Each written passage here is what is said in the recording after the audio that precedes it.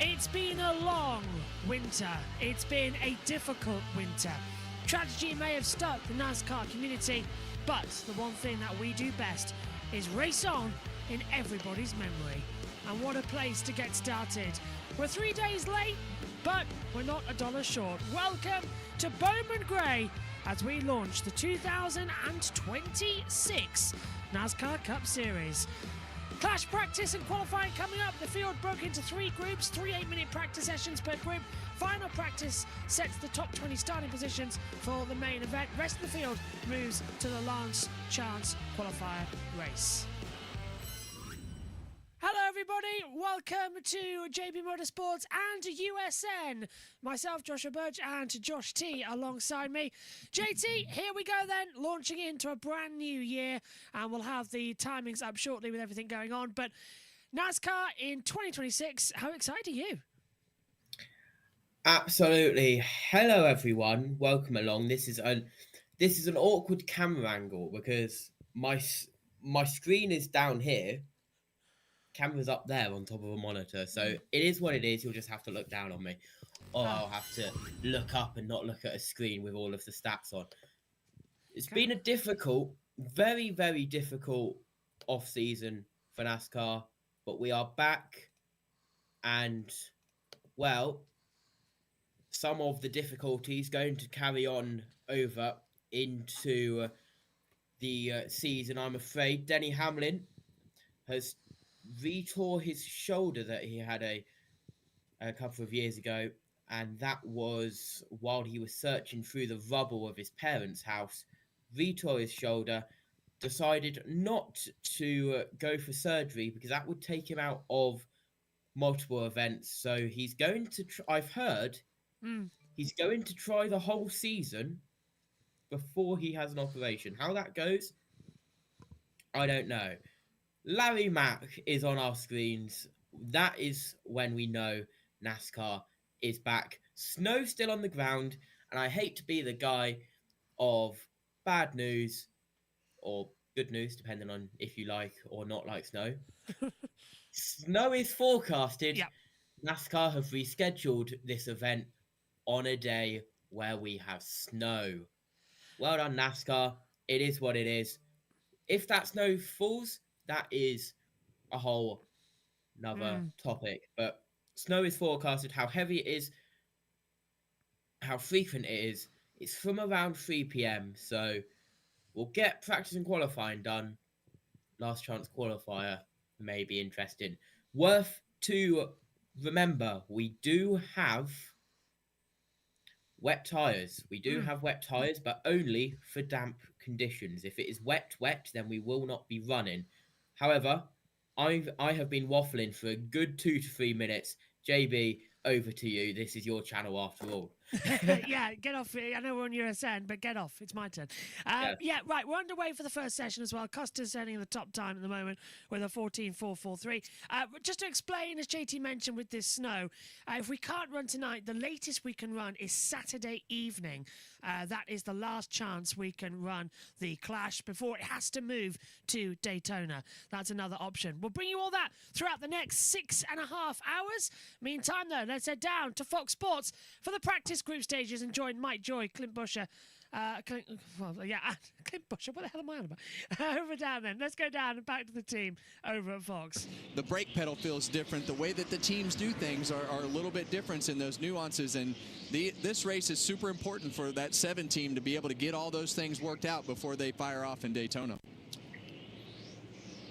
He just passed Burt Myers, who has 102 victories in modifieds on this racetrack. All right, boys, quiz time. What 2 drivers in this field have regularly raced modifieds at Bowman Gray? Well, I know one's Burt Myers. And the other is Cody Ware. Wow. Yeah, he grew up in High Point. He and his brother, in fact, his brother Carson, won a modified race here, something Cody's not been able to do. So you got 2 mod regulars here that know their way around the madhouse pretty well. I know Priest has showed up here a few times as well. How about Riley Herbst? We haven't really talked about him much, obviously, last year with his new season, but looking pretty sporty so far here at the madhouse, Kev. Yeah, and when you talk about Riley, you've got a year under your belt now. You've got all those learning curves out of the way. You look at him and this team, see him down as low as you can get. We saw a lot of guys do that last year, but gets that left rear on the curb as you come up off the corner and you slide the back out. So we know that the fast laps in these cars are going to come around lap 10, but for Riley, in his second year, I think the expectations have definitely grown. A lot of pressure off this 2311 team without the lawsuit and everything that has happened over the last year and a half. So looking for some improvement out of this 35. Let's go back to that, what you saw there on the curving on the bottom of this racetrack. Kind of unique. There really isn't an out of bounds. There's grass, and then there's drains down there, and he actually was clear down, had the left rear in the grass when it got loose up off the corner. Now, coming out of turn 4, we see a lot of drivers hook that left front wheel, a tire, down there on the curbing. What does that gain you? Well, let me show you why you do that. Look at this wall right here. Yeah. That is exactly, see how the natural transition, the rubber right there, if you watch them, it takes you right out by that wall. If you don't hook that and get a straight drive off, you really struggle to have the speed down the straightaways.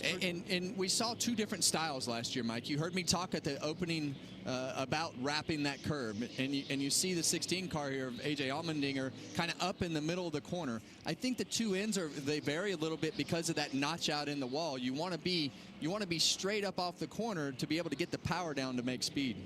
I think he was saving his tires. You saw AJ just pull off the racetrack, Kevin. Before this practice session, it's P&Q, we were talking about it, and you told me you probably look for some of these guys saving their tires. Why? Well, you got to practice them in the second session, and you got to be able to get a good read on your car in that second session. I think that this first group is probably at the biggest disadvantage because of the track being green. And when we say the track being green, having no rubber on the racetrack. So to be able to get your car dialed in, you got to have those tires underneath you. And on these green racetracks like this, it will tear up the tires more than when it gets rubber. About a minute to go in this first practice session. Each group will have 3 rounds of practice. The final practice will be qualifying. And I don't know about you, Clint, but these first practice sessions of the year always made my heart rate get a little bit higher than all the rest of the practice sessions during the year, because especially today, you know that you've got to lay down those perfect laps. And the hard part for a lot of these guys, they probably haven't raced anything for the most part since they got out of the car at the end of last year. So getting that last 10th out of the car is always something that you talk about in mid-season form. But today, it's going to be the main priority today is make the race. Especially on a short track. These things are rhythmatic. You have to find your rhythm, get in a rhythm, and make this place slow it down. This is a very fast racetrack. Things happen so fast. No more than you come out of the corner, you're already setting up for the next entrance. So you have to be able to slow this thing down, find that rhythm, and it starts as soon as you get on the racetrack. And it happens fast. We see our session over right here. A lot of guys have run 30, 31 laps, so a lot happens in a short amount of time. Now, of the 13 drivers that have been on the track, half of them ran their fastest lap in the first 10 laps of the session. Cole Custer, fastest of all.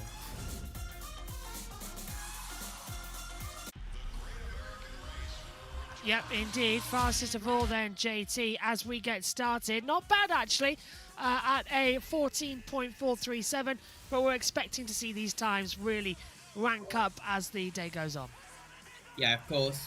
We have, as already mentioned, three rounds of practice for each group, 3 groups. Hey there, everybody. The Gonna last ask off my chest real. is effectively qualifying. So two practices, 1 qualifying, you could say, even though it's called practice. NASCAR being NASCAR, you could say. But Group 2, Round 1 coming up shortly. And here is something else that should be added to the USN bingo card, but I don't know what one I will have to replace it with. UK short oval stock car mention incoming. This is effectively third splits. Group 1, Group 2, Group 3, 4, 3 heat races. Now, heat races have been cancelled. Boo! But in short oval racing world, you have Heat 1, you have Heat 2, you have the final. Heat 1 and Heat 2 are the practice sessions, and then the final is qualifying. If that made any sense to anyone, you get a gold star. Rest in peace TV pictures behind the scenes, so I'm going to keep waffling so JB can sort that out. If you are unaware of the schedule today, do not fear. Yep, JT's got it for you. Oh, he says that, and then he's disconnected, and now he's back again. He said, do not fear, because I have pressed the wrong button. Yeah, do not fear, and then disappear before coming back again. Okay, back to you. Go on. I accidentally pressed manager's chat instead of the schedule chat. So I teleported to the manager's voice chat. Anyway, do not fear, because the schedule is here. That rhymed. Yeah, now r/IndyCar Discord server has renamed this event from the NASCAR Clash at Bowman Gray Stadium to the NASCAR Snowball Fight at Bowman Gray. If you do not believe me, look it up on their Discord. It is there. But we've got P&Q now. Last chance qualifier is at 9:30 p.m. GMT. That's 4:30 p.m. Eastern time. That is the last chance qualifiers. 75 green flag laps. Caution laps do not count. No overtime rules. When it ends is when it ends. People will like that. People will not like that, depending on which side of the fence you sit on. That is 11 p.m. Eastern is the cookout class. Wow, 11 p.m. GMT, 6 p.m. Eastern is the Cup Cookout Clash at Bowman Gray. The main race, 200 green flag laps, but I believe overtime is in effect because there's no mention of no overtime. So 200 green flag laps and the fun there. Caution laps do not count. JB, do we have the halfway break like we normally do? He is plugging. As far as I know, yeah. We will have the halfway break as usual with a little halftime show because they've got to refuel the cars. So hopefully that's going to still happen. Who is the halftime performer? I've got no idea because I think they've had to change it. Right, let's get back and Mike join the team. I've been asking for more power, so in 2026, all tracks under a mile and a half, start right here at Bowman Gray, plus the road courses. It's a bigger taper spacer, 750 horsepower, which is 80 more. And if you watch our broadcast tonight on Fox, I'll show you that, and I'll show you all the things that go along with increasing horsepower. Thanks, Larry. Now, you note the 6 car, that is not Brad Keselowski. Brad had an accident on a ski trip, but not while he was on skis. Had a leg injury. He is healing up. He plans to race Daytona, but they've kept him on a very, very short leash. So Corey LaJoie is the designated substitute driver for RFK Racing, and he will be in the 6 tonight.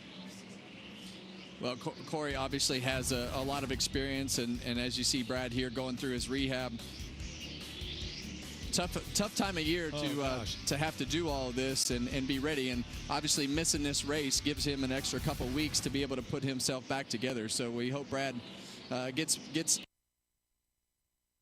Stream's gone offline from our TV provider at the moment, so we'll hopefully have it back underway shortly. Well, Corey LaJoie is the designated substitute driver for RFK Racing, and he will be in the 6 tonight. Well, nope, it has disappeared, so we'll just try and change server at the moment.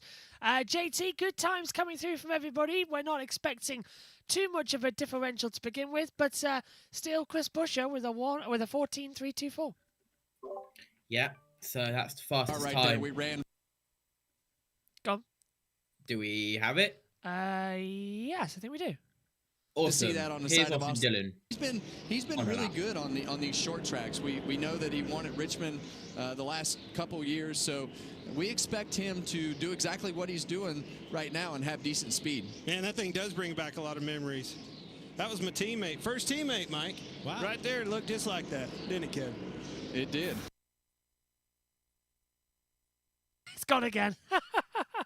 Saw that coming.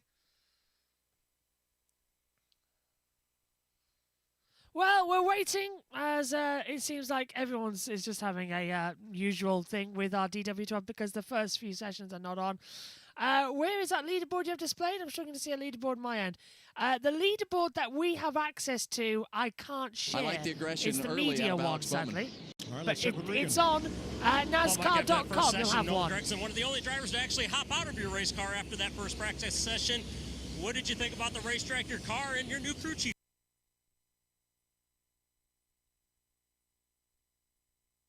Well, it's incredibly unreliable at the moment, this network connection to come through, as we are just going to wait to see. Great if it hunching so far. changes. Yeah, kind of shaking down So we'll see if it comes back through. We've got another one. Let's go back over. last year. Luckily, we made the race last year, and we're looking to go at it again. All right, good luck. Thanks. Thanks, Regan. So here in the Carolinas, it's not like up north where it snows and then you salt the roads and you plow. They put brine down on the highways when snow or sleet is expected, and that keeps it from sticking to the road. Well, they did the racetrack too here about a week ago, and of course Mother Nature had other ideas, but I don't see any trace of it remaining. Truth be told, the racetrack itself has been the best scenario of the whole winter mess, right? I mean, It was the roads getting here and everything, all the infrastructure in between, getting people here. It was a mess up here. I live here. Mike, you live here in Winston-Salem. It's still bad. Kids still aren't in school. A lot of the side roads still have not been plowed, and there's been no school for a week and a half. So the racetrack was ready, getting people to the racetrack, especially from the Charlotte area where they had as much. Okay, well, as expected, because they've only decided to stream this on Fox 1, there is a small issue with our trackside audio to come through. We hopefully will be able to keep things going. JT, out of interest though, just to go through, we can't share the leaderboard because the leaderboard we've got, it is NASCAR media only. So I've got a NASCAR media pass, so that's how you see the information you see on the screen, or bar timing 71, which is in the bottom right corner. Not a bad first session though coming up, and hopefully by the time we get into it, Larry? oh, never mind, Larry. Yeah, if you look, Cole Custer in the 41 car, he was the fastest in that first group, and he's all the way back to 9th. The top 8 is in this group. I talked to Paul Wolf, Joe Logano's crew chief this morning. They'll be in that third group. He said, Larry, I feel like because of temperature, heat in the racetrack, rubber on the racetrack, this track will continue to get faster, even through the qualifying sessions. Watching Kyle Busch in the 8 car, coming off a winless season and rededicated to getting back to victory lane this year. New crew chief Jim Pullman, so they'll get to work together. He has the best long run average of anybody in this group, and looks like the cars ahead might be holding him up just a little bit here. Well, I know that we want to talk about the long run average, but the main race today is make the race. That car has got to take off in that last practice session and fire off in those first 10 laps in order to get yourself qualified into that top 20. Make the race, Kevin, man. The 8 car is flying out there. He's fast. He's good on a short run. He's good on a long run. I think he would make the race. We're ready to start up front, baby. Well, I definitely like the way that Kyle's car looks, and we talked about Austin Dillon, so obviously those cars are handling well. But I'm telling you, this whole thing is going to get shook up when the money's on the line, and you gotta put down those laps to make that top 20. Time for one more lap here if you want to try anything. One more lap. All right, this will be it for round 1 of Group 2. I like what he said right there. If you want to try anything, what can you try on here? You alluded to it a little bit earlier, Kevin. Diamond in the corner, wrap in the bottom. This is a hard track to get a hold of. Very flat as a picnic table. You have to be able to roll the corner so you free that thing up, but it'll get loose on the throttle. Have to be careful with that. Chris Buescher was fastest here last year, qualified second and one is he. He's fastest right now. Fastest right now, which is a brilliant start to the session. So fingers crossed. No car wash and no sense paying. And adverts still playing on in the background. JT, Chris Buescher then looking strong as we get ready for the afternoon for the next session to go out. Yeah, absolutely. So we'll have round 1, group 3 out on track momentarily. And no, nothing is deceiving you. You are not dreaming. Cars are on track. Do not worry.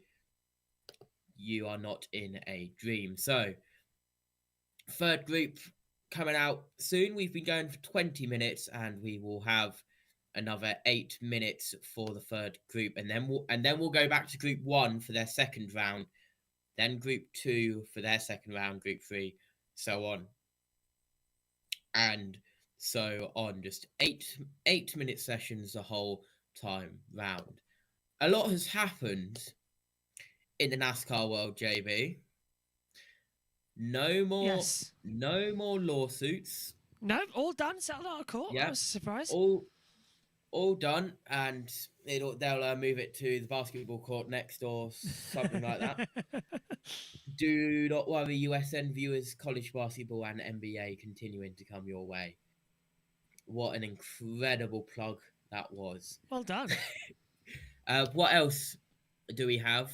But I'm going to quickly load up the schedule for later on because I believe, JB, we are about to go green or are green for the third group. Whether we have a stable connection is another that is a good point. Topic in itself.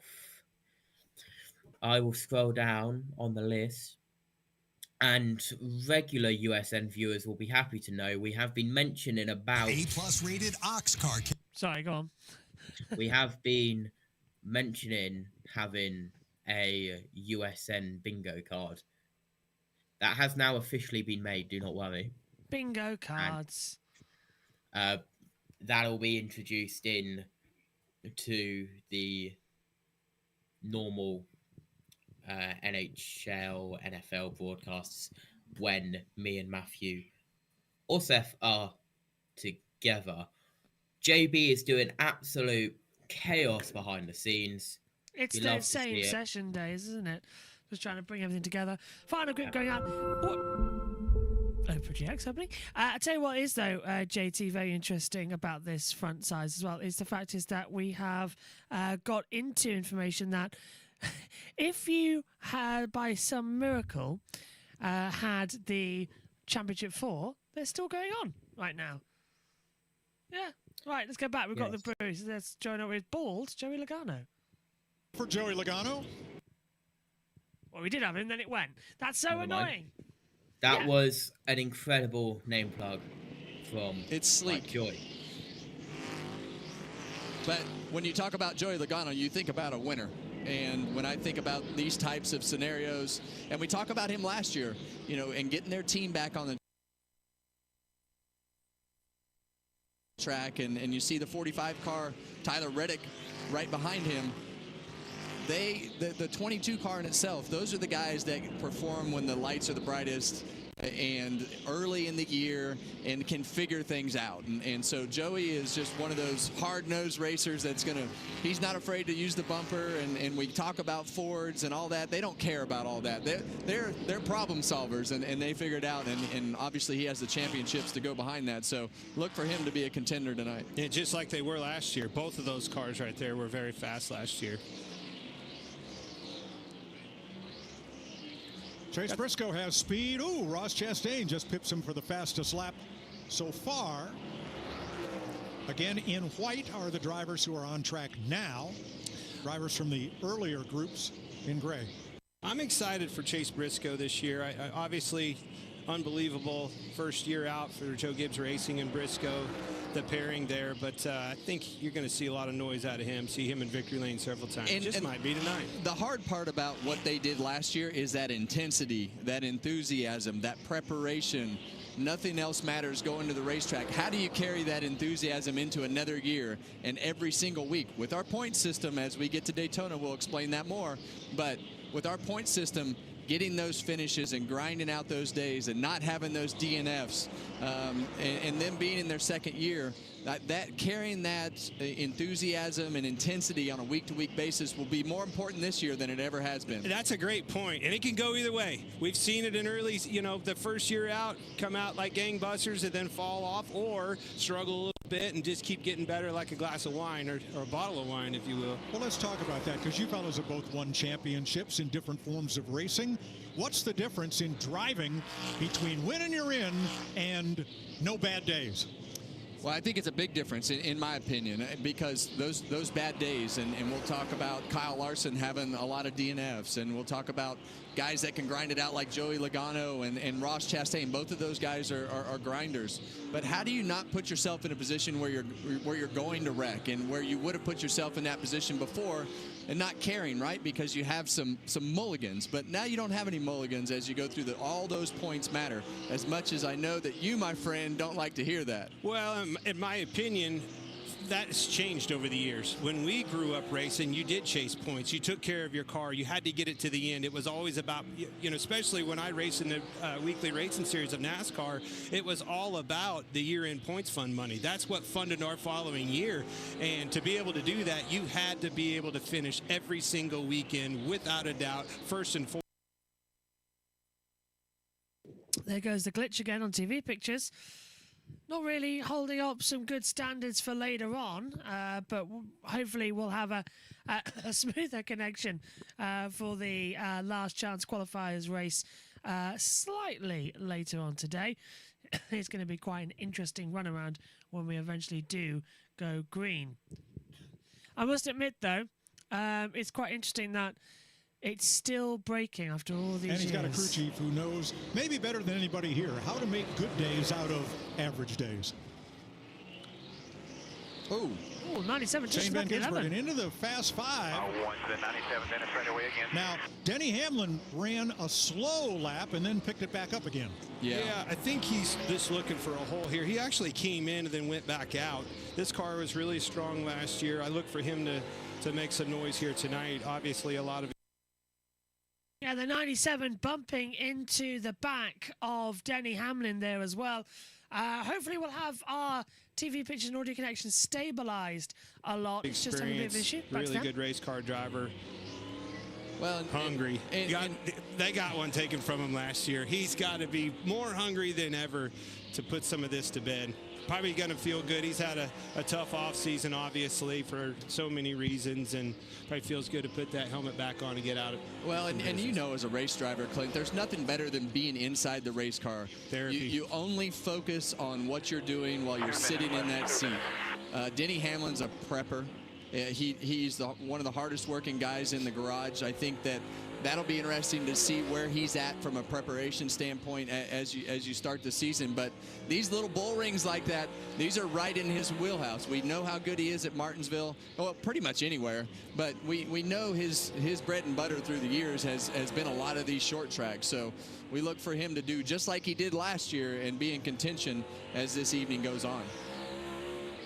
So Bob's IPO drops tonight. I wonder if that's coincidence or something in the planning. I'm not sure. Bubba Wallace, 2311, looking pretty good. Good looking hot rod. Bubba got to victory lane last year at the Indianapolis Motor Speedway.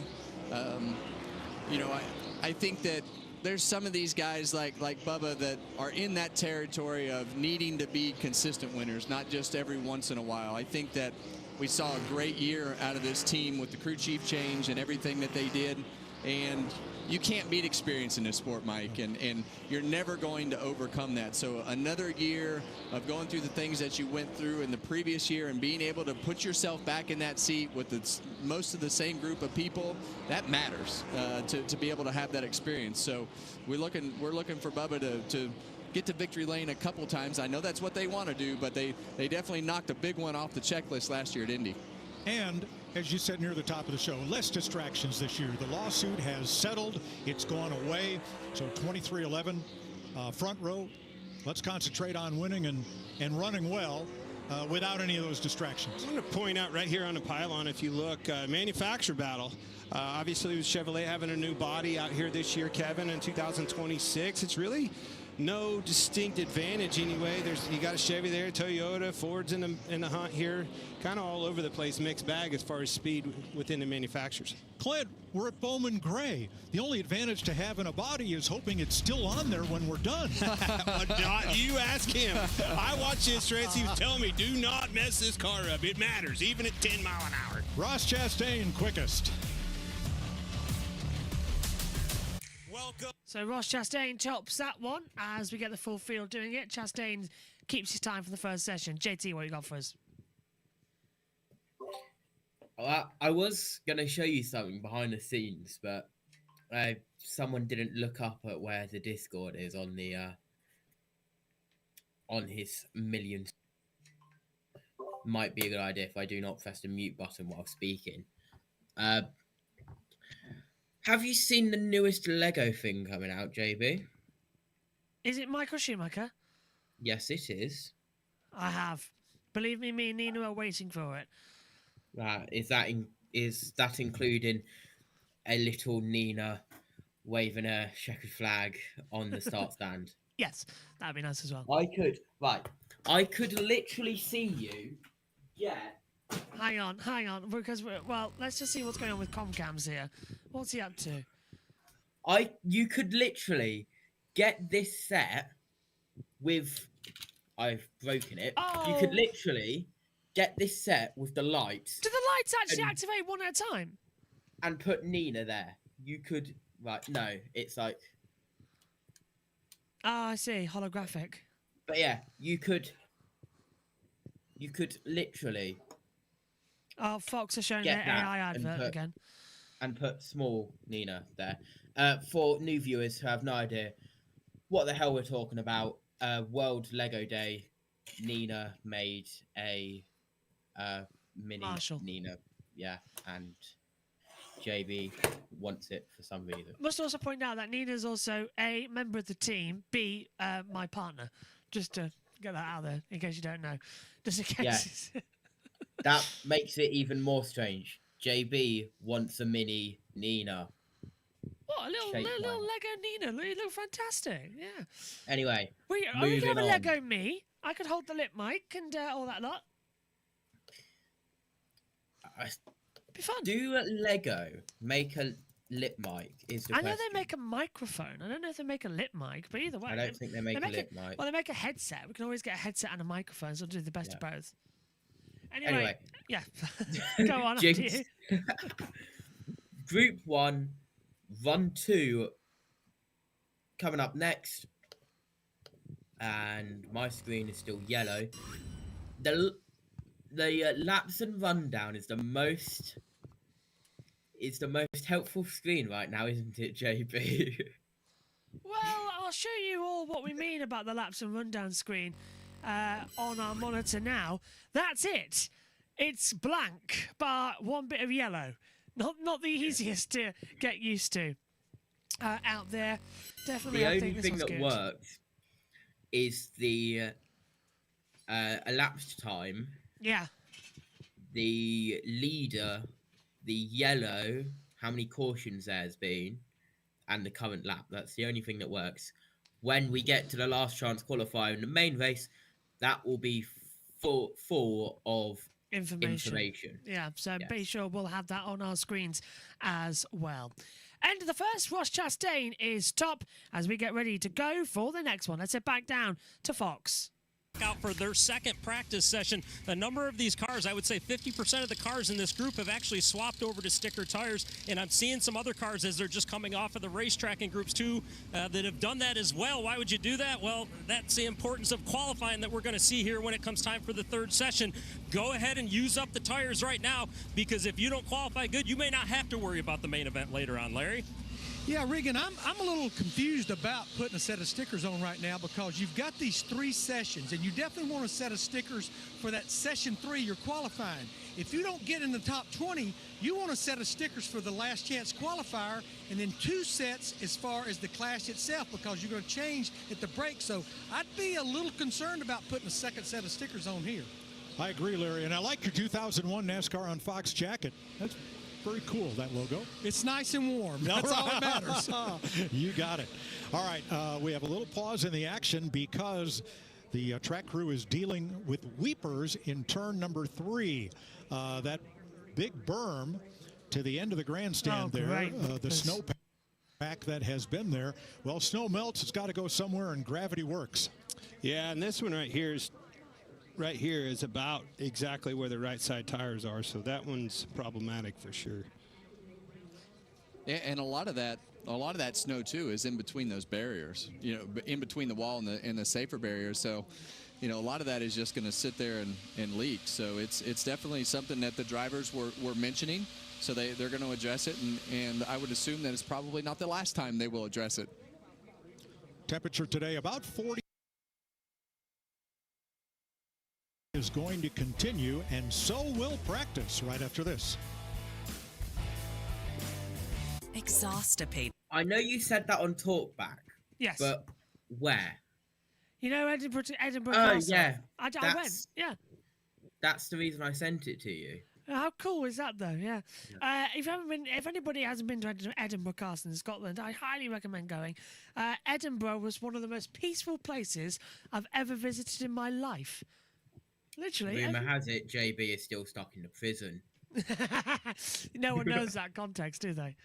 No. Should I try and get that video up on screen? Nina put JB in a prison cell and left him there. So for around a minute,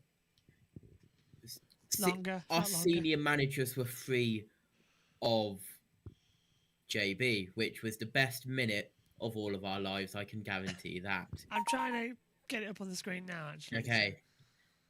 Do I need to be the sensible one, and do I need to remind you, is it broadcast friendly? It's broadcast friendly. So does it need to be muted to be broadcast friendly? No. Look, I'll just put it on. There it is. So here it is. I'll play it now. Okay. So this is me in prison. Enjoy your time. I'm not coming back.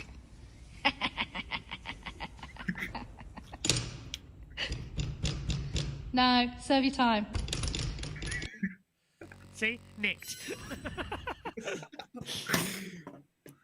She nicked me. That wasn't fair. I suppose, what part of the girlfriend code is it that you can send your partner to prison in an old Scottish tower? Then again, to be fair, you did get payback in the form of sacking her. I didn't sack her. She took that completely out of context. That is more context that the viewers do not have. No, I didn't. We didn't know. It's fine. Well, I'm going there tomorrow, so I'm up now. I've been awake since 4 o'clock. I don't go to sleep until 4 o'clock tomorrow afternoon. That sounds like you're doing a 24-hour race, but you're not doing a 24-hour race. Yeah, pretty much. Because I've got to get the train just after we finish the MotoGP broadcast, which is what I'm also trying to do. Let's head back then. Racing for the seat has been a bit controversial. Let's hear some audio. And change your lives forever. Go get that money, boy! This is all I've ever wanted to do since I was a kid. There's no friends on the racetrack. Oh, we gotta spin! You want to make friends, go to summer camp. Oh, we missed it! Oh, they ran into each other! Oh, 3 wide! 3 wide! This is everything. It's do or die. And the stream died at that point. Right. Go on. Oh, it's back.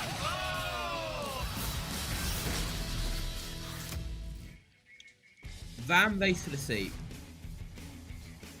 Have a look at what's happened here over the last 11 days. A snow-covered Bowman Gray Stadium. And then, beginning Monday, well, they tried to clean it all off, and Justin Swilling and his crew from NASCAR, folks from Winston-Salem State. There were even people from the local minor league hockey team shoveling seats here as the sun came out. Heck, they should have got this track already. Could have played hockey here for quite a while, several days. I don't know that I've ever seen him use the jet dryer on the grass, but... All right, now, help me, because I'm a New England boy. I spent 40-some years in New England. I have never, ever, until this week, used a leaf blower to move snow. Well, I learned spending some time in Wyoming that when it happened, you could use the leaf blower, and you better use it quickly because when it packs together, you're not moving it without a shovel, and that leaf blower is way easier than a shovel. Yeah, the second snowstorm we got was just light and fluffy and got about 8 inches at the house, and you could do just that. Well, we've seen them working on these weepers, and right under this camera that we're looking at right now going into turn 1, there's also a weeper that is all the way across the racetrack, and I think at this point they're like, well, fellas, I think you're just going to have to deal with it. And you see that one has run all the way down the racetrack and got a fresh stream. So there are some, it's like Mario Kart. You're going to have to go around the hazards or through them. All right, let's check with Regan. Well, Mike, Ryan Blaney, one of the drivers that has climbed out of his car, the new look Ryan Blaney this year. Ryan, I got to ask you, you were part of the show last year, going from last to almost winning the Clash. Looks like, though, 7th quick right now. Maybe a little bit less work for you to do this year? It's still early. Don't say anything yet, but no, it's just nice to be back in a car. You know, I haven't been in a car since Phoenix.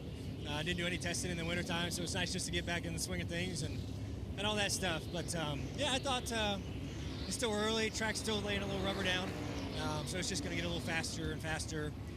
But, yeah, I thought our Great Lakes Menard Ford Mustang was pretty decent. Obviously, a little bit of work to do. I'd like it to hang on a little bit longer. I thought it fired decent, and we just need to keep some drive in it later in the run. But, yeah, it's nice to be here. Props to the racetrack and NASCAR for putting a lot of work in over the last handful of days to get us here. Appreciate the fans all being out here, and it's just nice to get the year started again. Mike, we were talking before we came on camera, watching all that snow. It was a lot of fun, but, man, a lot of work. And nobody knows what that car needs better than him. Last year drove from the back all the way to the front. I did not think that was possible, Kevin, but he sure did it. Well, Ryan has become notorious for being the guy that is the long run guy. He's definitely been the one carrying the banner for Ford. I know Logano has been hit or miss, but from a consistency standpoint, Ryan Blaney has been the guy for the Fords and has a great long run pace.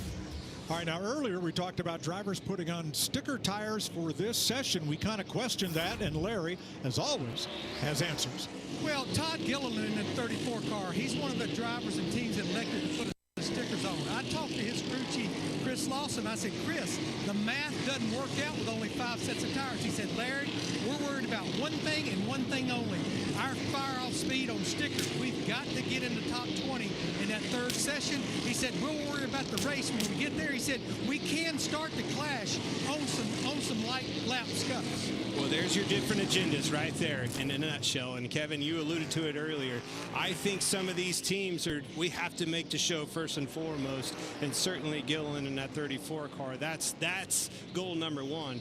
I think obviously some of these cars that were extremely fast have a good setup underneath of them off of last year. Those guys probably have a little bit different agenda in mind. Well, and as these first 3 sessions cycled through, all of these cars, Cole Custer was the first one in 21st. He was the highest ranking car from that first session. So these guys are already at a disadvantage because of being in that first group.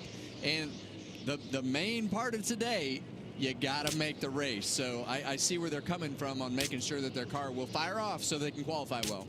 Since we all thought that Group 1, Run 1 would kind of be a throwaway because it was a totally green racetrack, I understand what Larry's saying and why these teams really didn't know what they had at the end of Run 1. So now, with fresh tires on, they should be all dialed into qualifying in Run number 3. Well, it's going to be an uphill battle because it's almost... Oh, and there goes the signal again, coming in from the circuit. So this is practice group 1 on their second run. Now, everybody else is kind of down the list on this sheet. I've been watching Noah here, Gregson, in that 4 car. He's really struggling with the point in his race cars.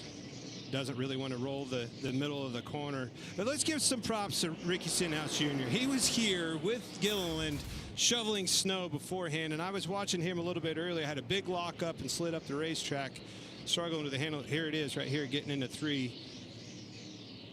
Boy, that thing did not. That was getting pretty close to the wall there, Kevin. Well, that left front tire gets light when the car goes down on a banking under braking. I'll spit it out in a minute, and that left front tire gets light. But it's like we talked earlier. When you lock up that tire, it finds that flat spot, and it's almost one of the most detrimental things that you can do to the car is get that flat spot on the tire, because it affects how much you can brake and how hard you can brake going forward. But very easy to do. The other thing I saw right there with him in that wheel lockup is he had his wheels turned. You want to try to get as much braking done as possible under straight conditions while you're still straight in the corner. Come off the brake, let that car do its work and do its thing, roll in the center of the corner if the setup allows. Well, you see those new tires going by a couple cars right there on the 34 cars. So we obviously have noted that there is some fall off with what we have going on with the horsepower and the softer left side tire and everything that we have going on with the changes. So there's definitely some things that are going to affect how much fall off we have tonight. So this is Group 1, practice round number 2. Next time these cars are on track, and they will be split into 2 groups for qualifying. So there'll only be 6 or 7 cars on track at a time when we go to qualify. Well, you said it first, Mike. 6 or 7. Oh, no. Did I? I have kids, so yes, you know those silly sayings just instantly ring a bell in my mind. Inside. You're clear behind them. Yeah, you see Daniel Suarez going by his old teammate right there, SVG. Shane Van Gisbergen right there. He actually did really well here last year, and I think when you talk about his road racing background and everything that he has going on, definitely fits his driving style and the things he does with the brake pedal. Whoa, Daniel Suarez just got in the back of Riley Herbst there to move him up out of the groove. That's the way you pass here at Bowman Gray, and made it work. 2 minutes to go. You got to remind me, Clint, right in the middle of those things, we got a number switch. That's Zilich. And those cars are tough. I did it last year with Suarez. The paint schemes are kind of the same. The numbers are the same. It's all good. We got Connor Zilich. That's going to be a fun car to watch. See if this is where the 7 helps himself to the bottom lane and a little more. Okay. Persuasion. You got to do it. Yeah. You know, like I said earlier, these cars are tough, and you can lean on each other, and you're going to have to be aggressive to win this race and pass cars and do the things that you need to do. But as fast as these laps are clicking off in practice, your patience needs to be short. Ricky, I've been watching him in the 47. That car is giving him fits under braking, getting into the corners. See him looking to the inside of Riley. Probably a little bit nervous with that wheel lockup too, but you definitely need to get him a little more comfortable. And you see right there, he's down on those drains. Street strip, there are drains, and the thing that you'll notice about that is the car bounces around a lot. There's little curbs on the inside down there, but when you get too low into the drain, it really pops that left front up, and you see the front of the car moving around when he's on that, and you see him slide up off the corner off of turn 4. I think you can hook the left front. When that left rear hits that drain, is when that thing really scoots out from underneath of it. Well, and you got to remember that the bump stops and everything are set as low as they can go, so when you start hitting those bumps and those stops start bottoming out in the shocks, that's really when the car starts to hop around and do things that you don't want it to do, and then it's not turning and bouncing, and it makes it hard to get through the center of the corner. And then you want to rush the throttle, and then it snaps the back out. So a lot of things can happen when that car starts moving around like that with the bump stops. All right, round 2 of practice for Group 1. Gets the red and black flag. Cole Custer, 14th overall, moving up here. Round 2 of practice continues at Bowman Gray.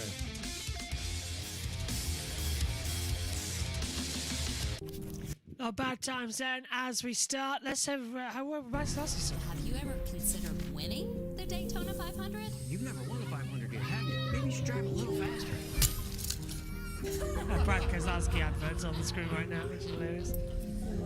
do you see here? The Harley J. Earl Trophy.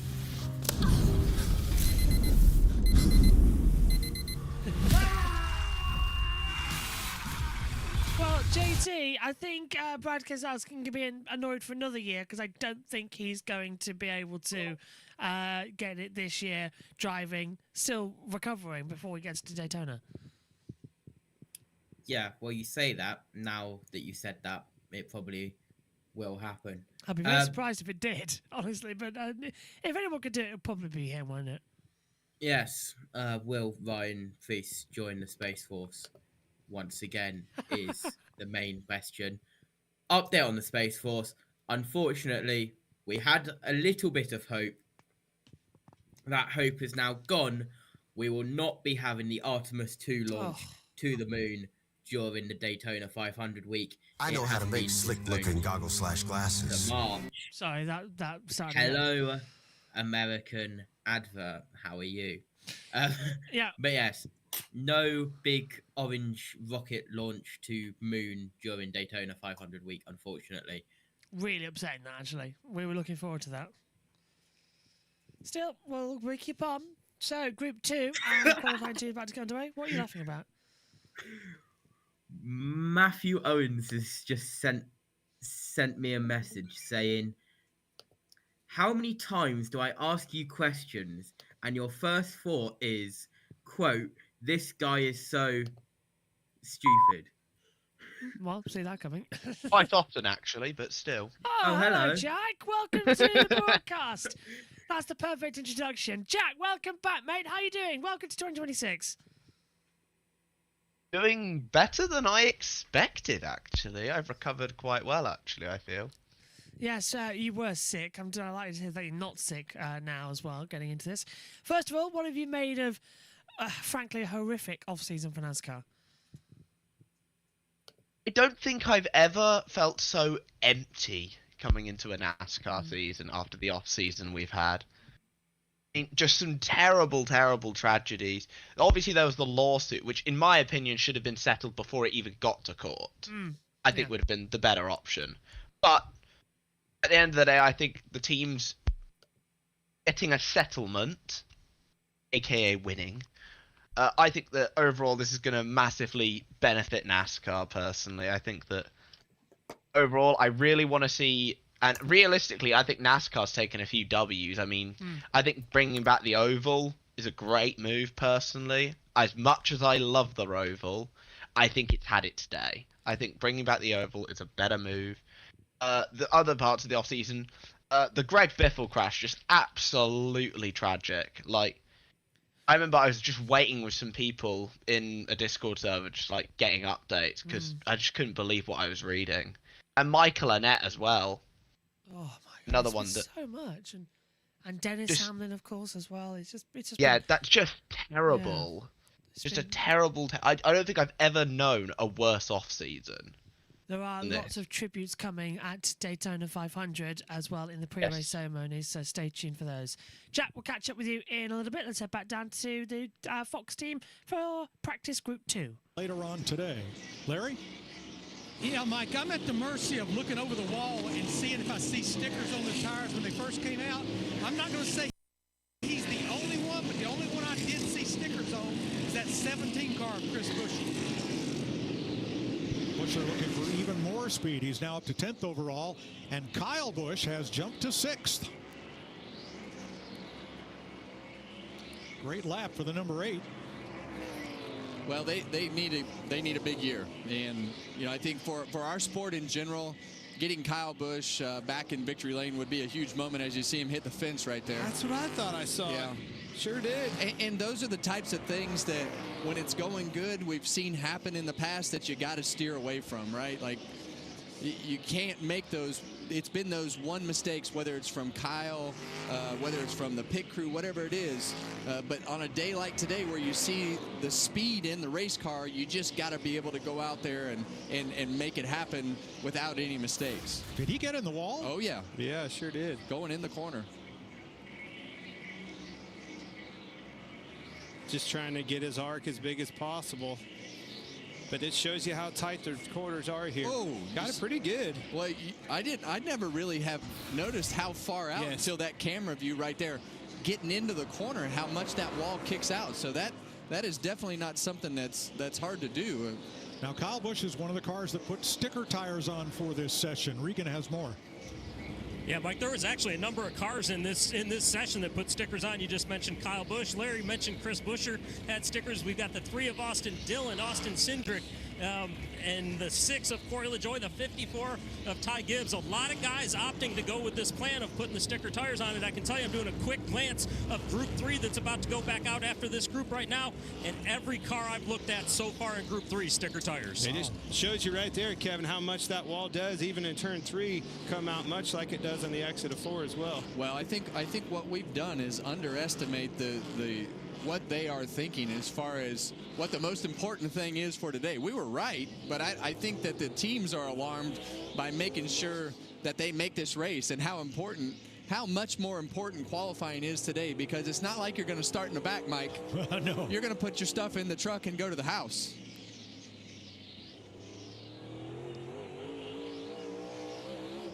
Oh, I love that. I love that in-car shot right there. You could really hear the car as it comes up off the corner. You could hear it, whoa, whoa, whoa, just kind of hopping up off the corner, and that's one thing you'll listen right here. Baby's eating. I shoot over the 51.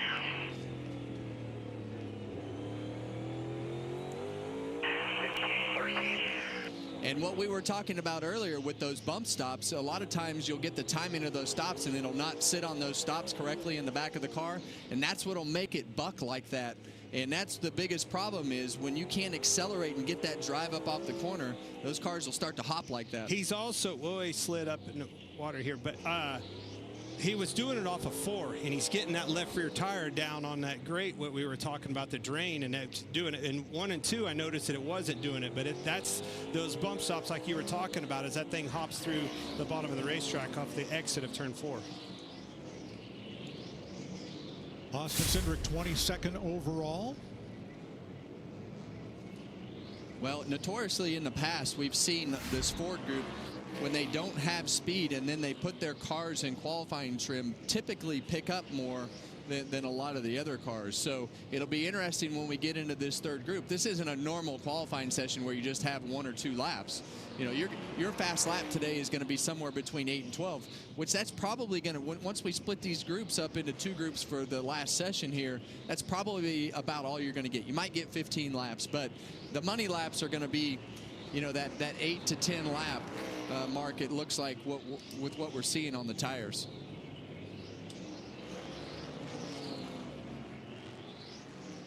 Two minutes to go in round 2 for Group 2 of 3 groups. See Ty Gibbs right here. We've seen a lot of speed out of that car, and you see that car right around the bottom. John Hunter Nemechek in that 42 car right there. He's definitely been one of the worst cars as we've gone through practice. So they're really struggling with what they need in that 42 car right now to make some speed.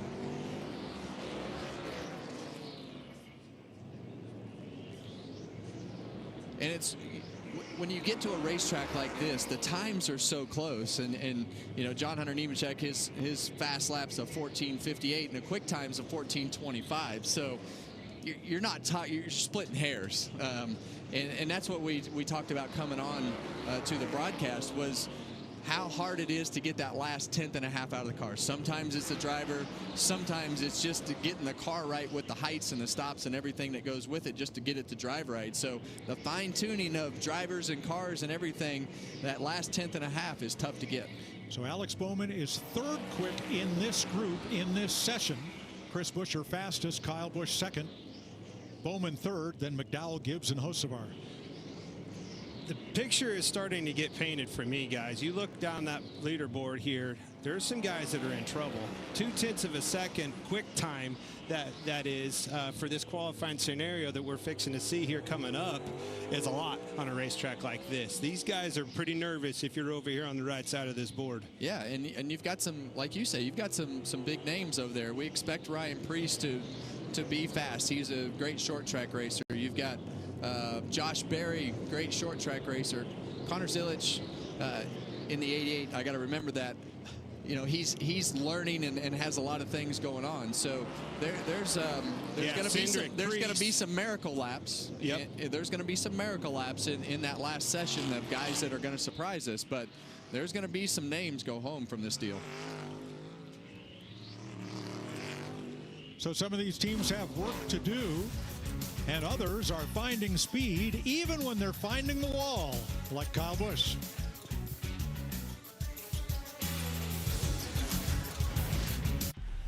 Group 3 going to go out shortly then as well. No real-time improvement. Still Ross Chastain at the top. And I suppose as well, JT, we saw this last year.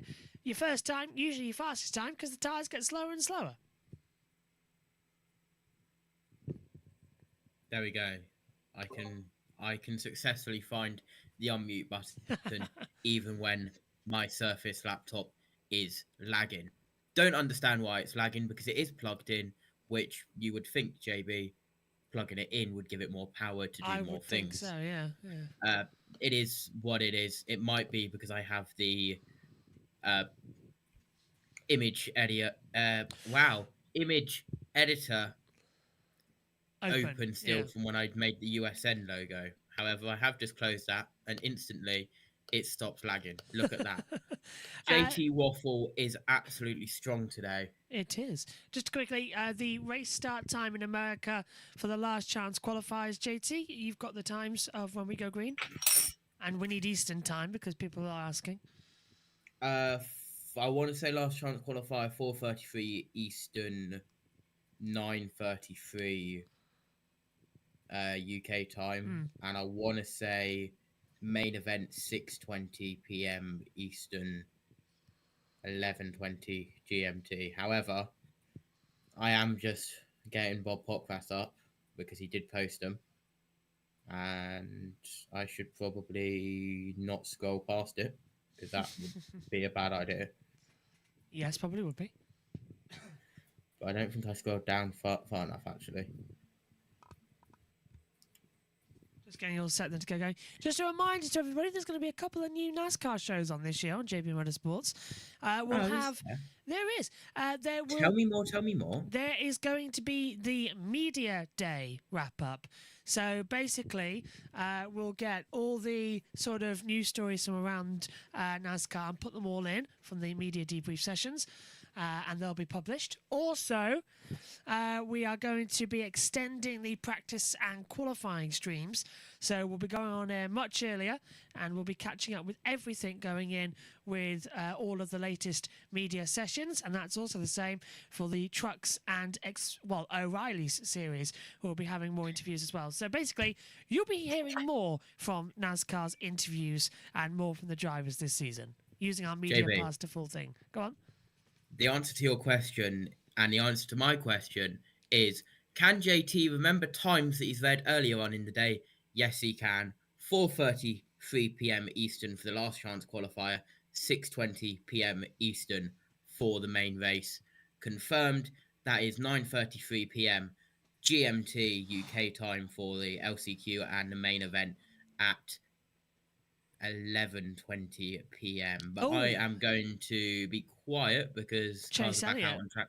Yeah, Chase Elliott just having a little knock against the wall across the start line until the first corner, and then went deep into turn one. Had the 45 coming through on the inside. He caught the water. Yeah, those weepers still having problems. Let's head back down to Fox. Ross Chastain. I think he did a good job of getting off the brakes and not locking that tire up on low air pressure, right? That's what I think you saw right there, is he just aborted off the brakes a little bit and let the car have its head and drive up the racetrack. Well, the thing that Chase Elliott is really good at is getting that car pointed and up off the corner to be able to put the throttle down. And we talked about it earlier, to be able to get the power in the right spot. So we'll see if that translates to another win tonight. Christopher Bell, top of the chart, 14.19 seconds. Here they come. Blaney as well. Chastain, fast laps here. Yeah, and what they're doing is they're going to pump their air pressures up to where they think they're going to be in this third session for their qualifying runs, and they're going to try to mimic that 8 to 10 laps where they think that sweet spot is in a tire, so that they have a firm understanding, knowing that the most important thing that you have to do today is make the race. It's a good point, Kevin. They keep getting faster here. 19 and a 21, 225s, 26. Here's Regan with the driver who was fastest in Group 2. Well, that's right, Mike. Chris Buescher, good in the clash here last year. Actually won your heat race finish 10th. Good again today so far. I want to ask you, though, we've been looking at the bumps in turn 4 quite a bit. Is it different than last year? Is it rougher over there, or what's going on? I'm going to say our team's done a fantastic job because I've been happier there. So they're there. Let's not get it mistaken. But I don't know. It's been okay. They're going to be there in the race for sure. That's definitely a tricky standpoint. But we're also not running far enough into runs in these 8-minute runs to see how much we're really going to be fighting them on the grip side. But yeah, from a ride quality standpoint, this fifth, third bank Mustang's pretty good, and that's a decent start. A lot better practice than we had last year. So now we just got to keep the qualifying effort up.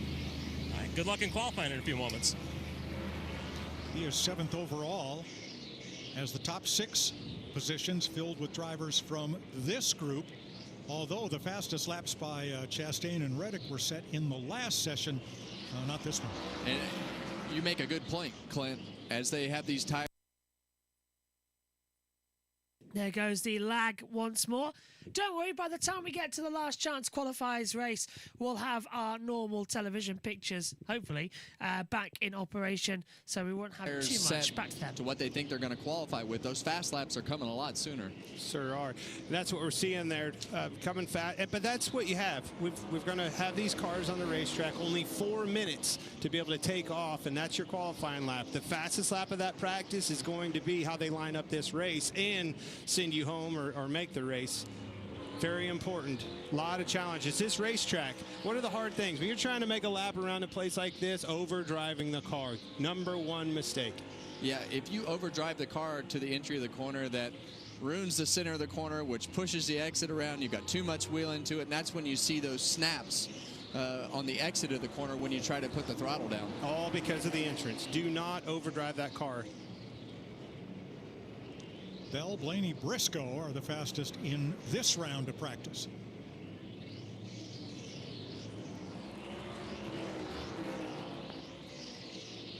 One thing that I noticed watching Christopher Bell's car earlier, he definitely had some moments where his car is loose into the corner. Typically on a racetrack like this, you want to run as much rear brake as possible to try to help that car rotate. So inside the race cars, the drivers are going to be busy with trying to keep their brake bias where it needs to be, because you want the back of that car to be right on the edge of being too loose getting in the corner, so that it has a little bit more rotation than too much front brake where you lock the front tire up or it makes the car tight. And that's that setup as well. You want that thing as free as possible to roll these tight corners. Better, just need a little. Such a fine line. Keep freeing me up too far. Laterally, it slides out from underneath me getting in. You need a car that can be aggressive on a track like this. Yeah, and when you look at his wheel right here, you're going to notice him hold the wheel pretty straight. It's not like he's not turning the wheel until he gets to the end of that first third of the corner. It's like on the entry, he's holding the wheel straight. Nervous. Yeah. You're not turning back to the right, which is, you want to be right on that edge, but it definitely doesn't have a lot of wheel into it until he gets down to that curb for sure. Now, look how nicely spaced these cars are in this session. Look, these are the champion level drivers right here. This is what you want to see in round number 3. Plenty of room to work forward and back, not to be impeded by anybody ahead of you, not to be occupied in your mirror with somebody trying to get by you. You need good, clean laps in that last session, and this group has spread themselves out better than either of the first 2 groups. Good observation, but I feel like the cars are equally as matched in this group, about as good as any as well. And we talk about the guys all having new tires on. I look out the window, which I'm not supposed to do, but I'm going to do it anyway. And Ross Chastain, he's on the old tires out there. It's kind of like he's that jammer car on the racetrack. He's having to get out of the way from all these guys with all these new tires on him while he's out there on old tires, because they catch him so quick. 1 minute to go. You can just see the entry speed, the difference in the grip level on those tires. Look how much he has to back the corner up compared to the 9 car behind him. He's going to let him go right here. Oof. Yeah, they're working together pretty nice right now. That won't be the case as it gets dark tonight, Clint. Can't afford it. You're going to block. You're going to do everything you can do to make that car wide. We've seen it every Saturday night. The Madhouse has existed. This was built as a football field in 1937 during the Depression. It was a Works Progress Administration project to put people to work and get them some paychecks. They played football here, then they started racing midgets, and then NASCAR came along in 1949, sanctioned the track, and they've raced here ever since. It's kind of still a football field, but it is. Automobiles now. Yeah, it started out Wake Forest played here. They played Duke in the first game ever. No, I mean when you come here on a weekly Saturday night, it's still kind of a football game. Looks like football, a lot of blocking and tackling. Yeah, I get it. Winston-Salem State now uses this as their football stadium. They're just up the hill here. Christopher Bell, fastest in practice. Qualifying coming up. Qualifying is coming up, but there will be a short break as we are going to be dealing with some weepers out there on the circuit. So, as you can see, we're all getting set. And JT, I think you've got news on where to view NASCAR around the world. Do I? Well, you put some in the comments section. I believe that was you. Oh, yeah. Just the international link of where to watch it in the world. However, a lot of countries are not listed, so that is unfortunate. But then again, that is just NASCAR. Well, the track is weeping. There are some weepers. And I've heard, JB, that something else has been weeping. My the purple bank account. ghost after it infected me. Yeah, JT's dyed his hair with roots.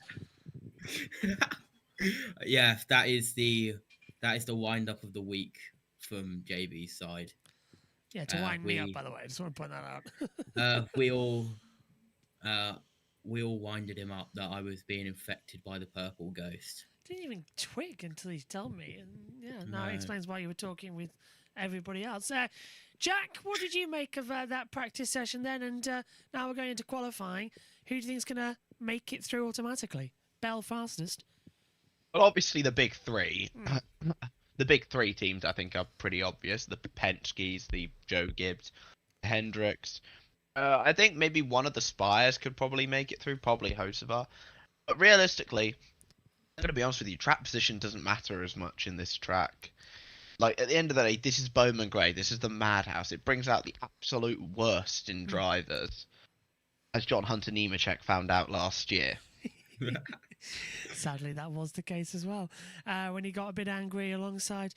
Right, just to explain, the Fox team will take you through the qualifying session as well. Me and the gang will be back for the last chance qualifying race and the actual cookout clash later on. That's because TV providers are not the greatest to try and work with across the broadcast. So we're sort of doing a billion things at once as well. And by the time we get to the last chance qualifiers, we'll have a reliable stream available as well. So that's how it's all going to work out. Well, hopefully. We're using it. Just because Premier Sports isn't showing it until 11 o'clock tonight, which isn't the greatest to try and work with. But we are having a little bit of a break to come into it. Then hopefully we'll be green again. Let's go back. And NASCAR's got a new documentary out after 25 years. The world that we lost Dale Earnhardt today. One of Dale's very best friends was Mike Hilton. This is undoubtedly one of the toughest announcements that I've ever personally had to make. And those words flew across the world. We've lost Dale Earnhardt. I'm a rookie at Daytona 500. I was 8 years old. Fox hired me. We were all there. Malcolm in the Middle had premiered. I was probably one of the last people to talk to Dale Earnhardt the day he died. The badass of all badasses. Dale Earnhardt takes the checkered flag. It's what you call a ass kicking. All of us were lost puppies without an owner. You remember what life was like before that day, and you remember what life has been like after that day.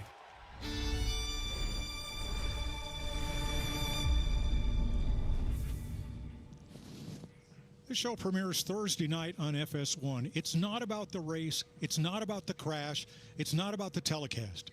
It's about what we lost in this sport. You'll want to watch it. There's downtown Winston-Salem. You see the Winston Tower. And they're still addressing the weepers entering turn 1 and entering turn 3. Want to get that dried up before qualifying begins. I feel like that's been my life for the last couple days. Backpack blower and a shovel. Here are the 10 fastest drivers after 2 rounds of practice. When did they win the... They're not even going to tell us. Just they are. Can't point out, by the way, they are on Fox 1, which is a. They're paying for it basically. It's a subscription like Peacock, and yet they still got adverts. But then again, it is also on the Fox Sports app for free, so that's why it's probably got adverts. Ah, I see. Yeah. Didn't realize they were doing that as well. Yeah, it's Fox One and the Fox Sports app, which is why there's adverts. We've got an advert on our screen right now, and you'll know exactly what advert we are looking at right now by me saying 3 words. Wait, 4 words. Liberty, liberty, liberty, liberty. Liberty Global. God, we've had that a long time, haven't we? However, qualifying coming up soon. Unfortunately, the track's still weeping from all of the snow because, well, I sent something in the USN chat, and I guess I'll send it to you, JB. So this is officially what have we got? Our first NASCAR chasm mention of the season. I will send it in the I will send it in the Madhouse. Right. No, not Bowman Gray, the Curry Madhouse. Gets worse, doesn't it? And I have sent it to you now. The first ever NASCAR chasm mention of 2026. I'm reading down this practice leaderboard like didn't help shovel, didn't help shovel, didn't help shovel, didn't help shovel.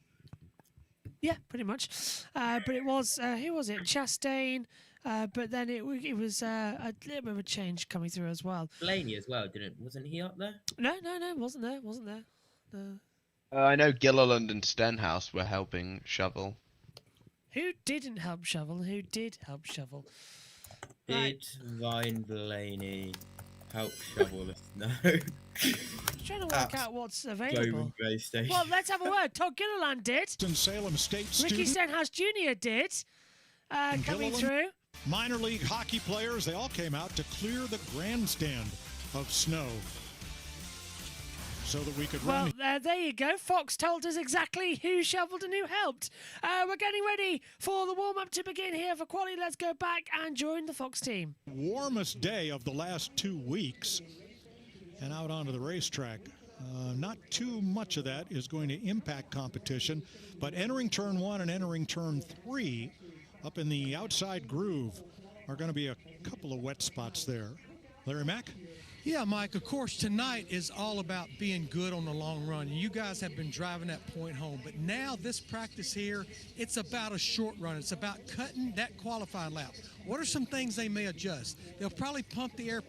Not too much of that is going to impact competition, but entering turn 1 and entering turn 3 up in the outside groove are going to be a couple of wet spots there. Larry Mack?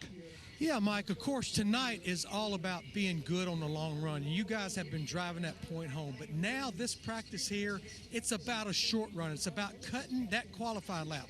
What are some things they may adjust? They'll probably pump the air pressure up, get heat in those tires quicker, maybe get the shocks a little more aggressive.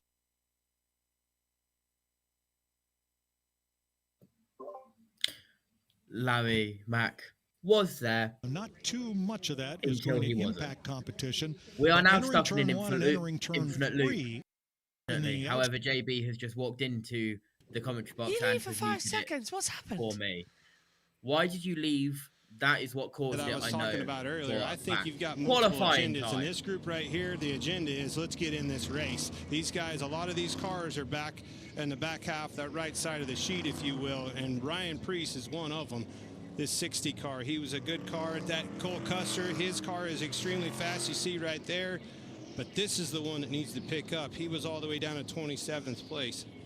Yeah, and Ryan Preece has been so good, and we know his history on these short tracks. So you're going to have to find some speed right here to be able to put yourself in this race. And you see Cole Custer trying to stack the field up because the car in front of him is Burt Myers, who's been a little bit off the pace. And he does not want to catch that car at the wrong time when his tires are in the premium spot to make a fast lap. Well, Myers now fastest over Fincham and Priest. Change that, Ty Dillon. No. Noah Gregson. No. Riley Herbst. Changing faster than we can say it. And that's a great point, and this is going to be hard to keep track of here because these speeds should, theoretically, if you look at these practice speeds, pick up as we go through these groups. So these guys are going to have to put a lap down as best they can and then be patient and pray. Look at that pylon. It changes quickly. Now Priest establishes himself quickest in this group. And I'd say that that's going to be the way that it's going to happen until you get to lap 7 or 8. That's a little bit faster than he ran in practice. His best lap in practice was a 14:47. There's a 14:29.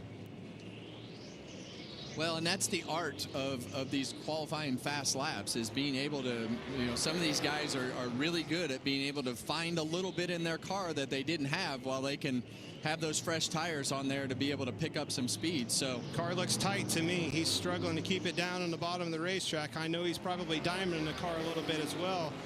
There's a little bit faster, but look how far he's up the racetrack. 2 minutes to go.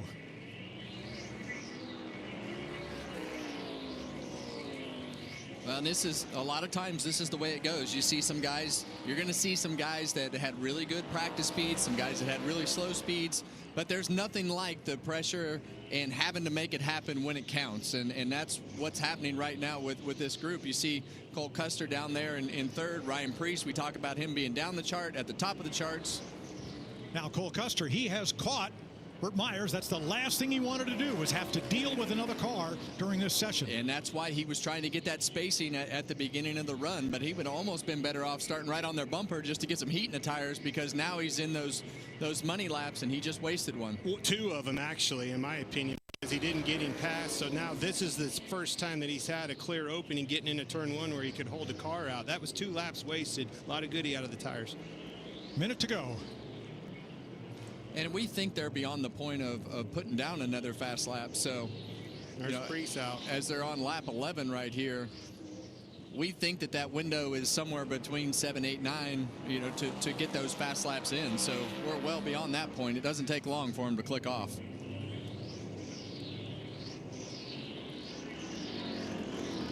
Ty Dillon fourth in this group of 7. Yeah, and the cutoff point in practice to make that top 20 was a 14:40. So, and that's about a 2/10 pickup, Kevin. I'm glad you said that. It took me right where I was needing to be. That's 2/10 overall for this group, with their pressures built up and everything Larry told us that they were going to do for qualifying trim, faster than they were in practice. About 1 more lap, and we'll be done with qualifying for Group 1. Now, I think those laps are, I think the goodie is out of those tires as we were talking about, and I think you've got what you got here. Now you got to be patient and wait and see how much these other groups pick up. All right, time has expired. They'll come back to the line. But to your point, Clint, over the last 3 laps, nobody improved over their fast time. So Ryan Preece is quickest. Will that hold up to be one of the top 20 when we're done? We'll see.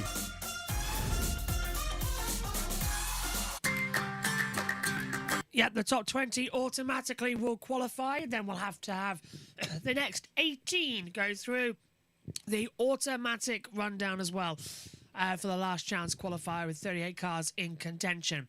Jack, Ryan Preece fastest, kind of slightly unexpected, that one. The astronaut as he gets ready to return to Daytona in a couple of weeks' time. Hopefully he'll do his best at Daytona to stay on the ground this time, but I don't know if it's that unexpected. I mean, I don't know. I mean, he's a modified guy. I expect him to do fairly well here. But I think modified, this is one of the few tracks where you really see modifieds beat and bang, to be honest, because it's mostly a non-contact sport. So it's good to see Preece doing well. I think that he had a really good season last year. I think, just from my recollection, just barely missed out on the playoffs. By the way, Which, by the way, thank God that's gone. Yeah, playoffs gone. Chase is in. We'll have more of that when we get to Daytona with our very, very long pre-race show. I can tell you about that. Just quickly, Fox have had their first big doo-doo of the year. The qualifying session is green, cars are on the track and setting lap times, and they're on an ad break. But JT, it's a 4-minute qualifying, and they're showing a 5-minute ad. What are they doing? Or is that because of TV delay, because of over the States? We shall see. I'll try, but I don't think it is. If I see a car, I'll be surprised. Nope, it's definitely not. So, yeah. Customized themes. Not going well, is it, from Fox to go to advert when the cars What, do you expect anything less from a Fox broadcast? Well, I was hoping a bit better because they've got a brand new director this year. JT. Yeah. Oh, not JT. JB. There we go. Yeah. Did you watch any of the truck races? New director for NASCAR. Did you watch any of the truck races last year?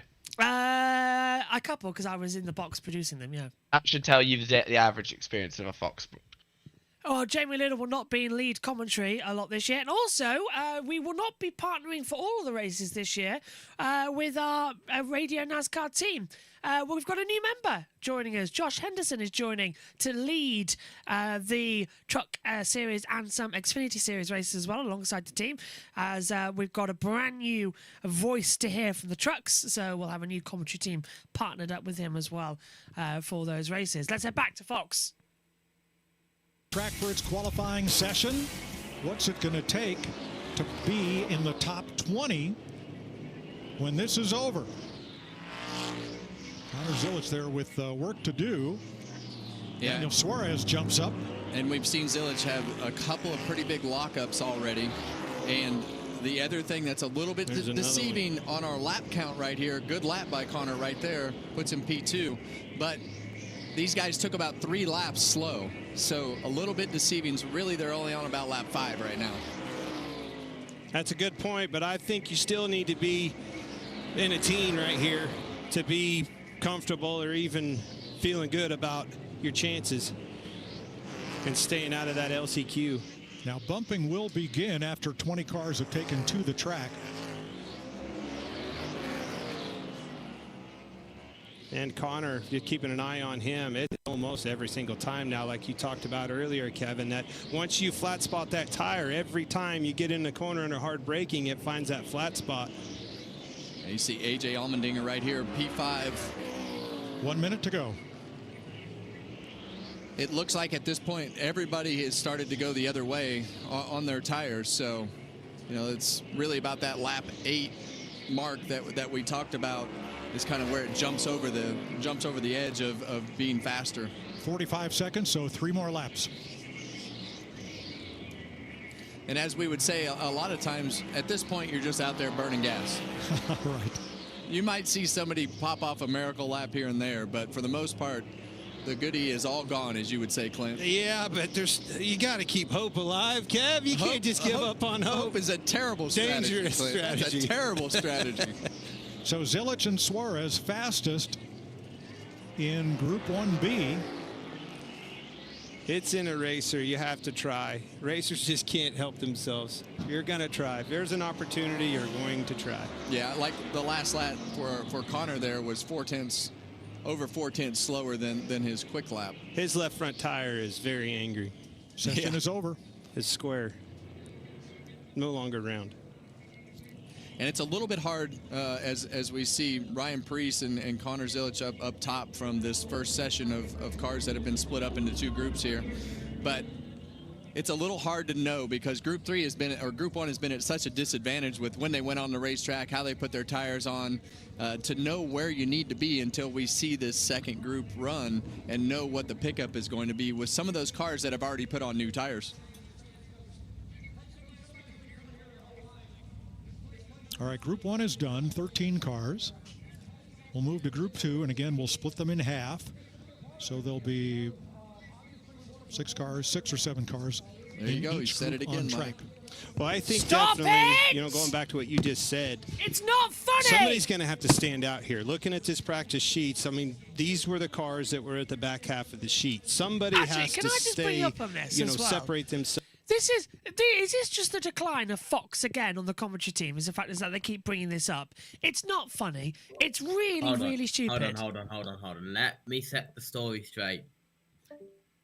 You are the person who tried to bring it back in 2026 on JBM once we all forgot about it. Thank you very much. No, I saw some NFL hats in I did as well, the crowd, which means one thing. We are 4 days away from the Super Bowl. Live on USN Sports. Now, by the way, we're just doing a quick lap around for that. Do you know, can we try and get that on JB Sports as well? Is there a simulcast option? That'd be amazing. Even afterwards. They don't have the multi-RTMP set up. Well, even if afterwards they just add us as a collaborator so we can have it on JB Sports, that'd be great. But yeah, okay. USN will have all the action. And we're green for Group 2, so let's go back. Well, it's one of the cars that'll go out in group number 5 in a little bit, but you've had a chance now to watch 2 groups go in these qualifying sessions. What have you learned? And I saw your teammate Riley Herbst over here talking to you. Get a little tip from him maybe or anything? Yeah, just with the 2 different groups, he's on track while Tyler and I are over here debriefing. So finally got a chance to catch up, and all 3 of our balances sound very similar. So yeah, it's good to be in a race car here at Bowman Gray. A little cold, but I feel good about our Robin Hood Camry. I told the guys over the radio, like rolling out, like, let's use this as a test session, figure out where our weaknesses are. I'm already nervous. I want to make qualifying. I want to make the show. Mike, there you hear it. These guys all want to just make the show. That's the main focus still down here. Well, and those nerves are tough because that just like when you go out on the racetrack for the very first time for practice, all that anticipation and all that adrenaline, that starts again right now because you know that the money is on the line and you know how important it is to put yourself in a position to lock in the field. So there's a lot of pressure on these guys to make these laps as good as possible, and so easy to mess up, so easy to lock a tire up, so easy to get the car locked sideways, getting in the gas too soon. So much speed is made by being right on the edge, but so much speed is lost by tipping right over it. And because of this format, or basically about half the cars go home, this is really, in my opinion, the most pressure that these teams will face all year long, without a doubt. I mean, yes, we go to Daytona and there might be 2 or 3 cars go home, but not half the field like here. 38 cars, 15 go home. 20 qualify through time trials here, 2 from the last chance qualifier, and then 1 to the highest driver in last year's standings, not yet in the field. 23 will start, 15 will not. Give or take. I knew it wasn't half, but that's a bunch of cars. I wanted to see. Hocevar to the top. At a 22, man, just barely right there, still in these 20s. And that's pretty early in this session. I mean, we saw him ride around for 2 or 3 laps, and now we're starting to see Kyle Busch to the top of the board, but Hocevar was the first one to click it off there. So 4, 5, 6, 7 lap count here. There it is, Gibbs. They just did it again. I'm going to scream. A lot of lockups. He's talking about overdriving that corner when we were previewing these qualifying laps. That is the #1 thing you can't do. So 20 cars make it on time. Expressed another way, you have to beat 18 cars. So when this group is done, we'll know at least 2 cars that are going to be locked into the field on time. There's that team that I was talking about. And that's the fastest lap that we've seen all weekend so far, that 14-14. Wow. Christopher Bell was 14-19 in practice, so.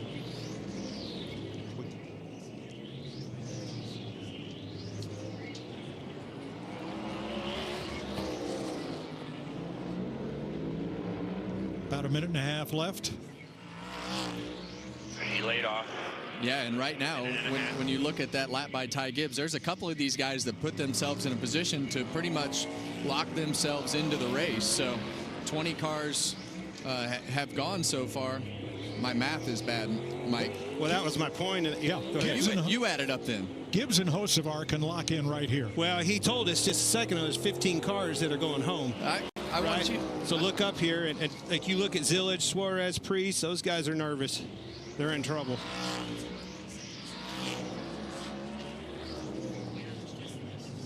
Probably a LCQ in their future coming up. Well, and I think what we were talking about earlier when you looked at that first group and what they picked up, you know, I think that now we're seeing some of the cars that we thought were a little bit better than most of those cars in the first group. That speed hasn't increased by as much as what the speeds did from Ryan Preece and Connor Zillage. Now, those two won't lock in automatically. We've still got the rest of Group 2 to run here. But if I was the 54-77, I'd be feeling pretty good right now. I think so, and I think you nailed it with those. We might dip into the O's to be on the front row, but we're starting to see some pretty good cars with those lap times that we can get a good reference off of. Going into this, I was just telling myself I wanted to see a teen in my lap time, and I think I would be comfortable staying out of the LCQ.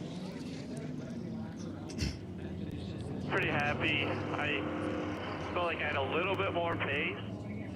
That was Carson Hocevar, and indeed he did. So with 18 cars behind them, Gibbs and Hocevar should be locked into the top 20, and they will not be in the LCQ.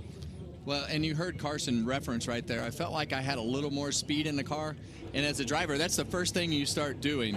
But I felt like I could have got into the corner a little harder. I could have released the brake a little bit to get the roll speed up. I could have, you know, rushed the throttle a little bit more, but it's such a fine line to be able to not step over it. So instantly you heard the driver start analyzing himself on what he could have done better. Well, he did just fine. Now the Great American Race returns with back-to-back champ William Byron looking for an historic three-peat. Doesn't get any bigger than the 68th running of the Daytona 500, February 15th, only on Fox. Well, that's where you can watch the action, but we're going out ready again for the next group. On the edge, these drivers are trying to get a quick lap in qualifying. Entered really low, stayed low. Ooh. And that's the same type of scenario that we talked about with Christopher Bell, that, you know, you got as much rear brake in the car as you can. That's a left front lockup right there by Corey LaJoie. So two totally different braking strategies right there as far as their balance and the way that the car is set up. And this car, the 43 car of Eric Jones right there, he and his teammate have both struggled a little bit to make speed. And you see him right there like, what the heck? My tire keeps locking up. Won't stop. Bad news here when it won't stop. No good. Now, the drivers below Hocevar could still qualify on time. We'll look at the bottom 18, and that will help us develop the top 20 as we go through Group 2B here.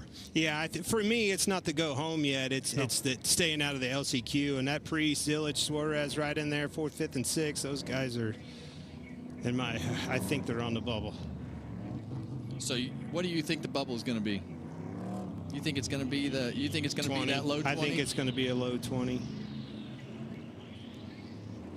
A 22. 22. There you go. We have pinpointed. You asked. I delivered. Precise bubble number. I think it's going to be a little slower than that. Not much. 22 and a half. All right, so after this Group 2B runs, anybody who is above that point, top 6, will be locked in. Here, you can clear this because they moved it. Oh, there it is. Okay. Got you. Thank you. 48 car right here. Alex Bowman had a fast car in practice. See if he can back that up. Come on, baby. Whoa, big lockup. And that's, we've talked about that a lot today, but on these cold tires, and that's part of the thing that you have to do from the driver's standpoint. You got to get the temperature up in these tires the proper way and not slide that tire, because when they're cold like that, that left front tire is super easy to slide. Well, the other aspect is you get that the cars have more grip in them on the launch up off the corner. That means they get off in the corner, in the next corner even harder with more speed, so harder to slow down. That's a little bit of what you see with a wheel lockup as well. And hey, I need to go faster. Let me get off in the corner a little deeper.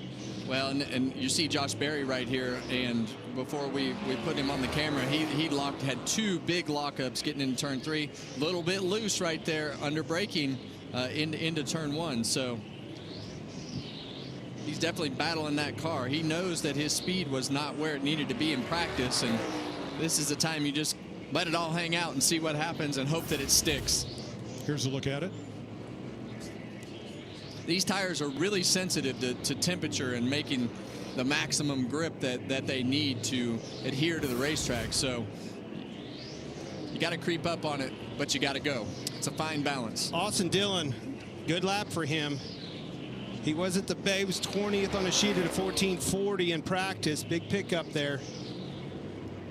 And that's the unique part about this racetrack and how fine of a line it is. He ran a 21 as his fast lap, and he backed it up with a 42. So it just doesn't take much to really knock a tenth or two out of that lap time. Larry, we're seeing a lot of these left front lockups. Is this not a new left side tire for these teams to wrestle with? It's pretty much the softest left side tire we've run anywhere, Mike. But you guys are talking about corner entrance speed. Remember earlier in the show we talked about 80 more horsepower. We looked at the numbers from Bowman Gray last year and calculated the numbers for this year. They're entering the corner 5, 6, 7 miles per hour faster than they were a year ago. What does that lead to? Over 100 more pounds of brake pressure. And when they're in traffic tonight, it couldn't even get more than that. So that's another thing that just kind of adds to the lockup. And it's exactly why we all have been asking for more horsepower. Kevin, you and I have been on the same page in this for so many years. Horsepower usually doesn't mean that it's going any faster, because you got to slow that thing down. Your center corner speed goes down. Your brakes become an issue like we used to have in the past, because that thing's going faster down the straightaways, just like he just said. Now, I don't know where Ryan Preece is watching from, but right now he is on the hot seat. 6 drivers will lock in at the end of this session. Where's he at, Kevin? Okay, say it. Say it. He's a 14:23 is his time. You said 14:22. But I just don't believe that these groups are going to pick up as much as the first groups did in some of those cars that were off, like Preece. We've seen the pickup be a little bit smaller than what that first group had. And let me correct. Enough about 6s and 7s. 8 drivers are going to be locked in at the end of this, because that means there are 18 drivers behind them. See, this so is why I didn't go down the math route, because there needed to be somebody way smarter than me figuring this out. I made a right. I should have taken a left. Oh, TV picture's having a bit of a freeze at the moment, as we've got 23 minutes in. So we are going to lock in 6 coming for this session after the 18 that will probably have to go through the last chance at the moment. JT, what are you expecting we're going to see at the end of Group 2? Ryan Preece locked in. See how that wall bows out there. Oh, and Sinjik hit the wall. That's after the bow. Coming out of turn 2. Go on. I mean, I could say something just to wind you up, but I'm not going to say it. Who was that also hitting the wall? That was the Bass Pro Shops car. Quite a lot of them are touching it, hitting the wall. Right, let's head back down pit road. First group, you told me earlier today you were nervous about that, so how nice is it to know that you're good for the main event tonight now? I feel a lot better than I did this past week, I can tell you that. And, you know, I've run a lot of short tracks, so I know if you're in the first couple sets that go out, you're at just a massive disadvantage. So, you know, Derek made some great adjustments between the first and second round, and then going into qualifying, you know, we leaned on Chris a little bit, and I feel like we have a pretty solid car. So at least we're in the show. I'm going to go back to the trailer, get myself a nice cold Coca-Cola, and I'm looking forward to seeing this Kroger Ford Mustang in the race tonight. I enjoy being able to relax for just a moment here. I don't relax. All right, Preece, Zilich, and Suarez locked in from the first group. Everybody else in the top 8 were in the second group. Larry, what is this? Is this a little sun coming out? Could this heat this track up a little bit? You think that'll dictate a performance, the speed of these cars a little bit for these guys? Clint, a little bit of heat would be wonderful right now, trust me. Yeah, it definitely would put a little more heat in the racetrack, but I think the sun is maybe what provoked some of these weepers coming out from underneath the safer barriers earlier as well. All right, 6 cars, Group 3A, 6 cars at Group 3B. So at the end of 3B, we'll know who the 20 drivers are.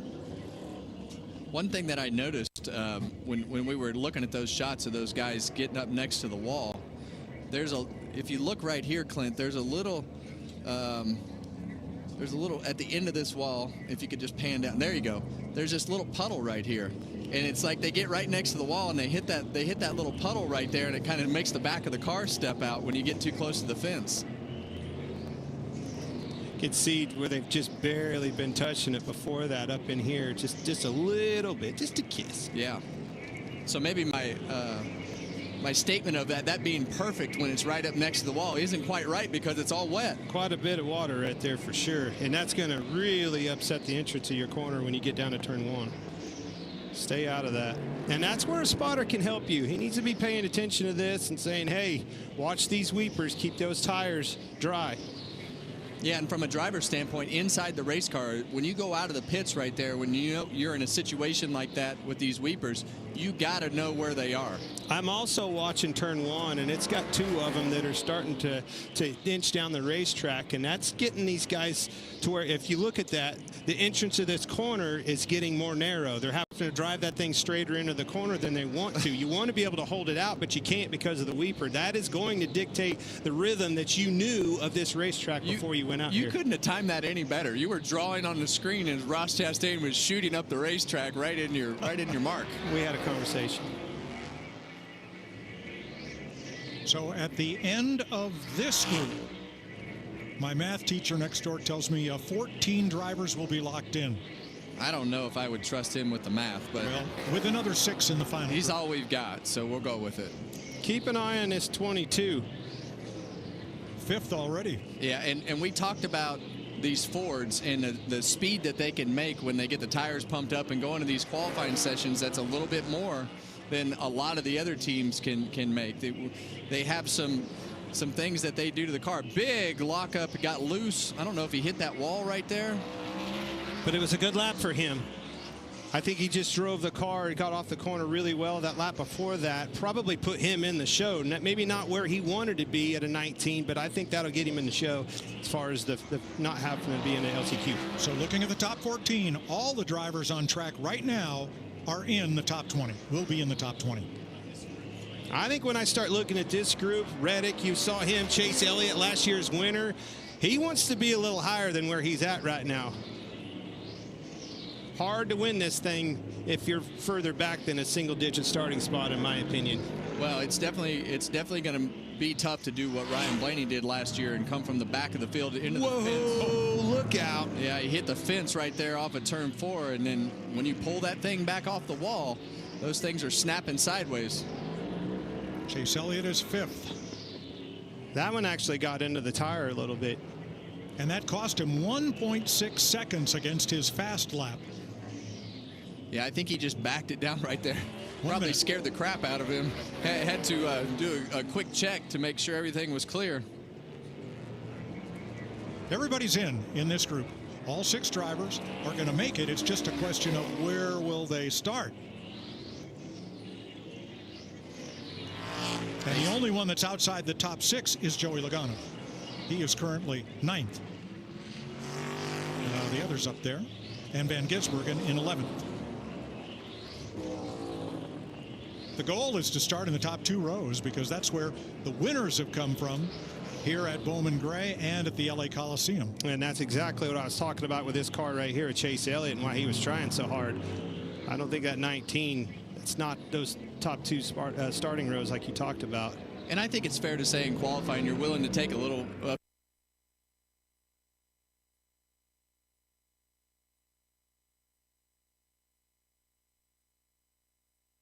few more chances as far as how close you are to the wall, how soon you get to the throttle. In your mind, from the driver's standpoint, from practice to what you do in qualifying, and especially these guys, they've been able to watch the other drivers and make those adjustments in their mind to say, okay, a little less brake, a little sooner on the throttle, whatever that adjustment is from the driver's seat. So right now, the one driver with a possibility is Josh Berry, but his only way into the top 20 is if one of the drivers in the final 6 has trouble. Otherwise, he's on the pole for the LCQ. Let's go back and show you what happened to Chase Elliott that resulted in a lap that was a 1.5 seconds slower than his fast lap. Yeah, he just tried to get too much right there, and you got to pull you don't want the thing to sit there and grab the right front on the wall, so you pull it back off the wall and it snapped the back out, because as you see that little knob that hangs out of the racetrack, yeah, I agree. I think he may have got in some water there, guys, even before he hit the wall. And I think that 6 inches up next to the wall where we saw on the front straightaway, I think that whole thing is wet all the way around the racetrack. I do too. I was just looking at him getting into turn 3 even before he hit the wall. That car got pretty sideways, and I think I see some weepers coming out of the backstretch wall there.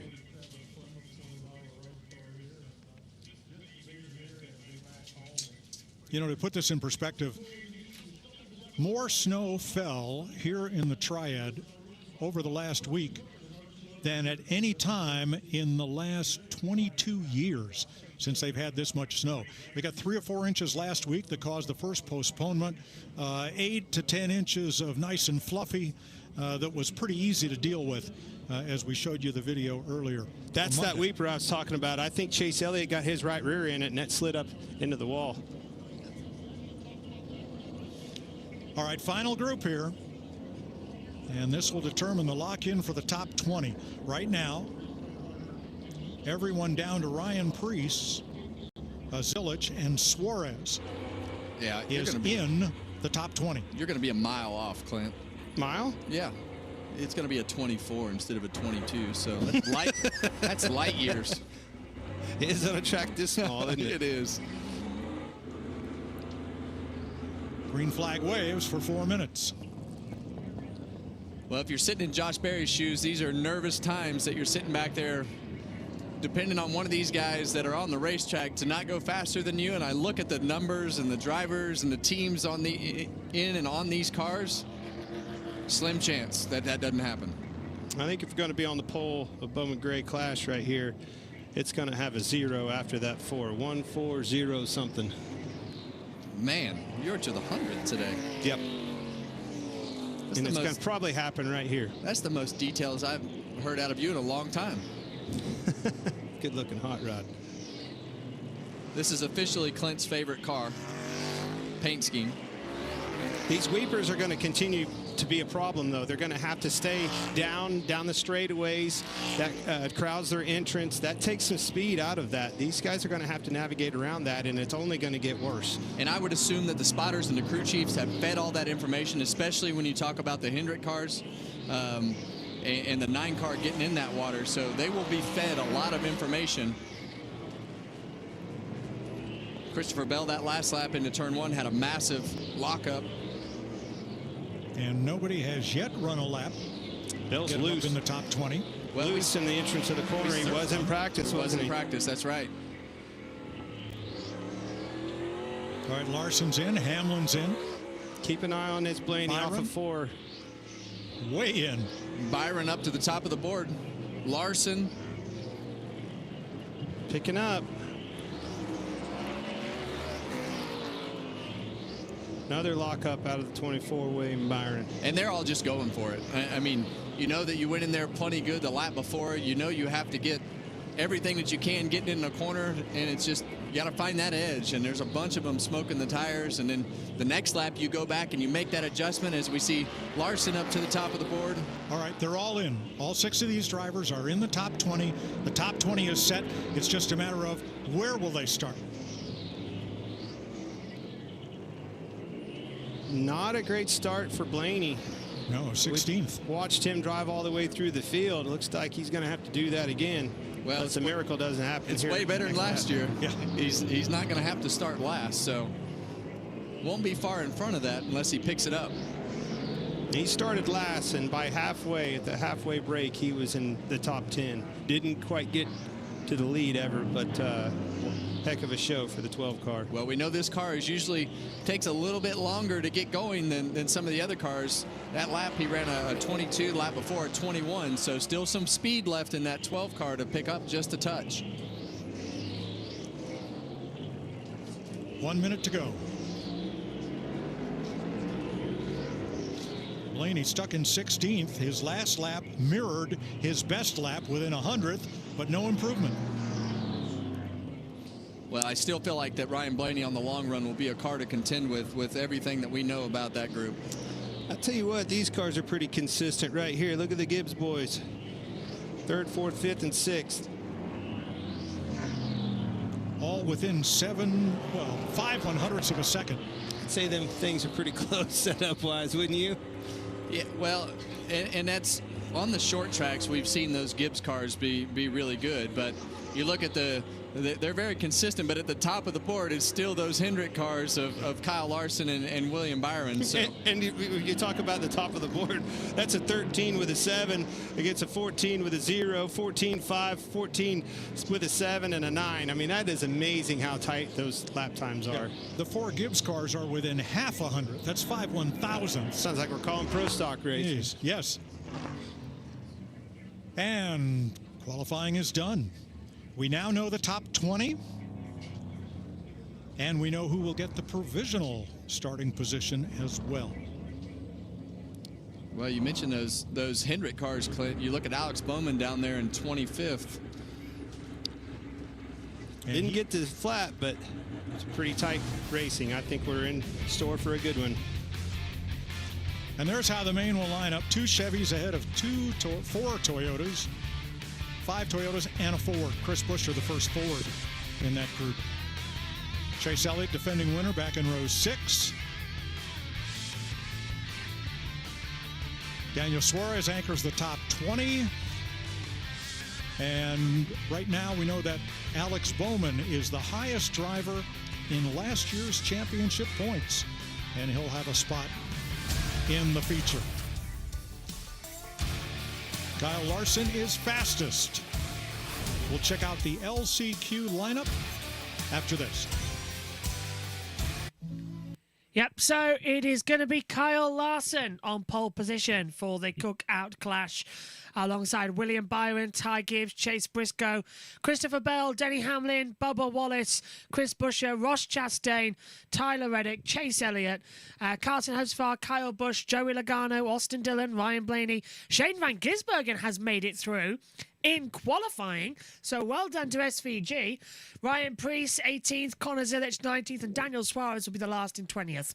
The last chance qualifying will now see Josh Berry on pole from Micah McDowell, Austin Cindric, Corey LeJure, ahead of Alex Bowman, Riley Herbst, Cody Ware, AJ Allmendinger, Cole Custer, John Hunt Nemechek, Todd Gilliland, Ty Dillon, Noah Gregson, Ricky Stenhouse Jr. alongside Zane Smith, Eric Jones, Chad Fincham, and Burt Myers will be at the back. Well, JT, no one can stop our champion, Kyle Larson, on pole for the Cookout Clash. Yeah, absolutely. I have no idea if you've already mentioned this already. A great, great broadcaster I am indeed. Alex Bowman is currently the provisional for the driver highest in last year's points standings, not already locked into the NASCAR Clash. I think Mike might have said it, but yeah, that's now officially confirmed. As Fox are about as reliable, as O'Reilly Auto Parts. Yeah, I've never really. Boris Johnson making a good statement in Parliament. He just keeps talking about rhubarb. All right, about as reliable as... No, I can't say that either. There's so many jokes I want to say, but you can't say them live on air. It's just so annoying. About reliable with semi-permanent hair dye, because it's only semi-permanent. It's not permanent. As reliable as Manchester City whenever they play Tottenham, guaranteed to lose or draw. And they lost. Yeah, true. Go on. As reliable as quote-unquote permanent pothole fillings. Yeah. Well, we are live all night here on JB Motorsports and USN. What could go wrong? So everything. We do actually have some interviews from the track. We're going to hear from Denny Hamlin, along with Connor Zilich and Corey LaJoie before tonight, but let's head back down to Fox. Well, Mike, 2025 Series champion, Cup Series champion Kyle Larson. What a difference a year makes in terms of the Clash. Last year in the Clash, had to race through the LCQ to make the main event. This year, you're going to lead the field to the green. Yeah, it'd be fun to be a fan and actually get to watch it, because that's a really stressful race, at least it was for me last year. So, yeah, caught a bit off guard there. I was not expecting to get the pole, and two, we have lap times on our dash. I never saw anything close to a 13 on my dash. The quickest I saw was like a 23, I think. So I was like, at least I'm in the show, but it's not very good. And then so I was like trying to push, and then Cliff came on and said we were, quick time for the moment. So I was like, wow, I wish I would have had the proper lap time on my dash, because I maybe could have went a little bit better if I just settled down. So, but yeah, thanks to everybody on our HendrickCars.com. Chevy, good to be back in a stock car here, and you'll see if we can take care of it here in the race. Glad to qualify well, but it's still, a lot can go on, and the increased horsepower I think is going to make things a bit more challenging for saving tires. So we'll see, but I feel like we made our car better throughout practice, so hopefully we can have a decent shot here. You mentioned that increase in horsepower, and we've seen more fall off and everything that's going on through this practice session. So with all that said, what do you anticipate the racing overall is going to look like? And this is the second year. I think everybody knows a little bit more what's coming at them. Is it going to be a little rougher tonight than what we saw last year?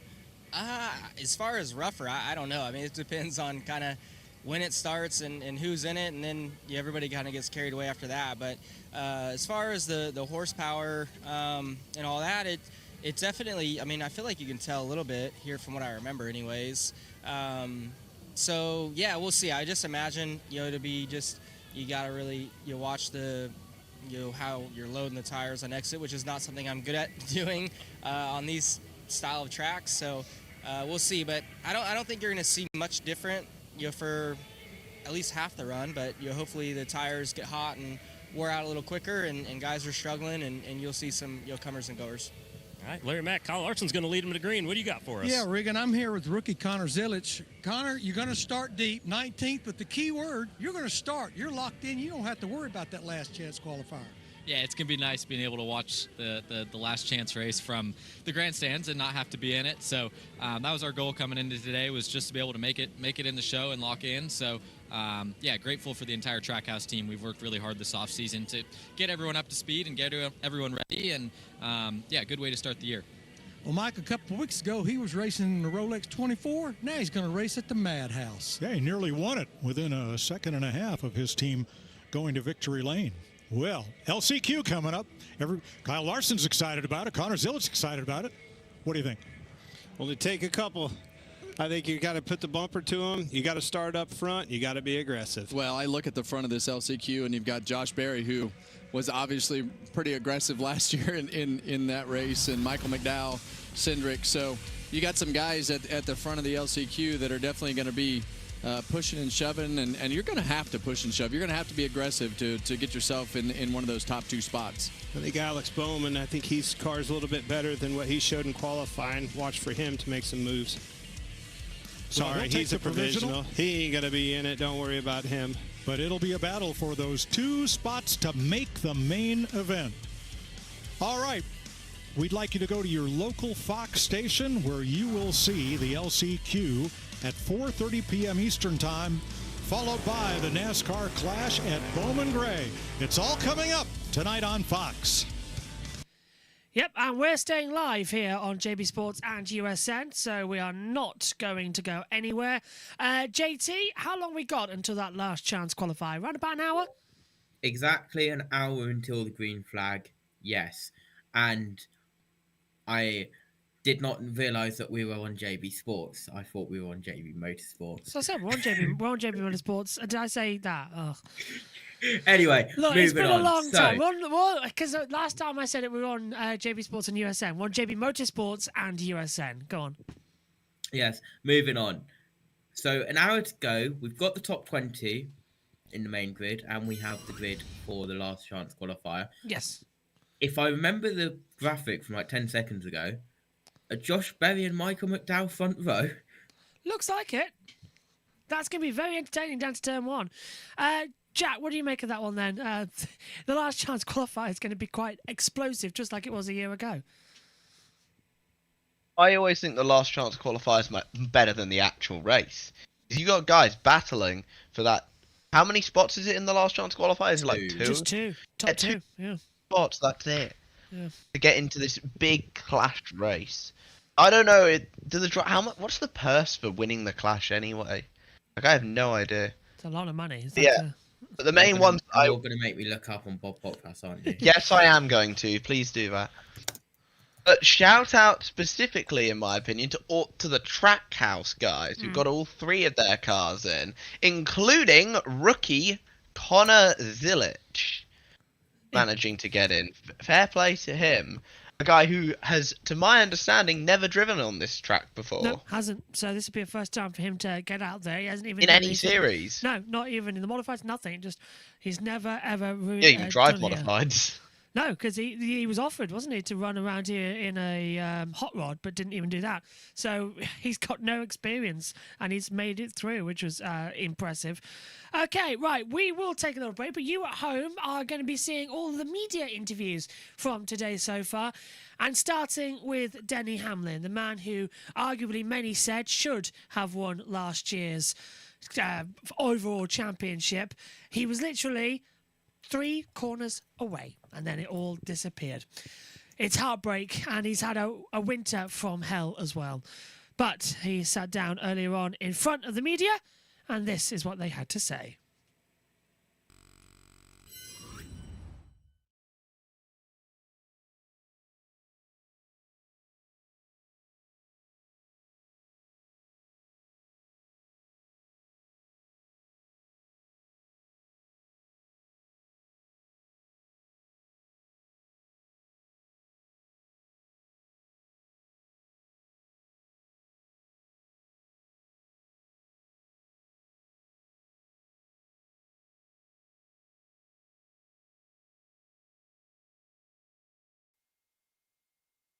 So we're just waiting for their microphone to be switched on, and then this happened earlier on in the broadcast. You can see they were having a few issues. This is our live.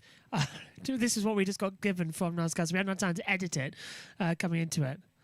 But yeah, they were waiting to get going and waiting for everything as well to get started. I suppose JT, he's had just an absolutely horrible, horrible winter. Yeah, of course. He said that 2025 was probably going to be the last championship attempt with his father around, and we didn't expect it to happen in the way which it did.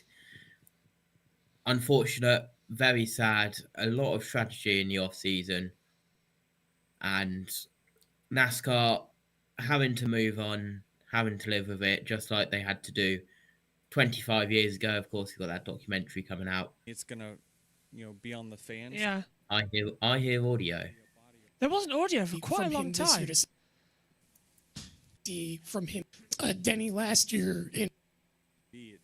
I'm just trying to find out where they started it. Okay. So yeah. There wasn't audio until 6 minutes in. My God. Hard winter for Denny. Didn't help by re-tearing his shoulder. That's an injury that he's deciding to live with for the rest of the season. Okay, let's go down. They fixed the mic.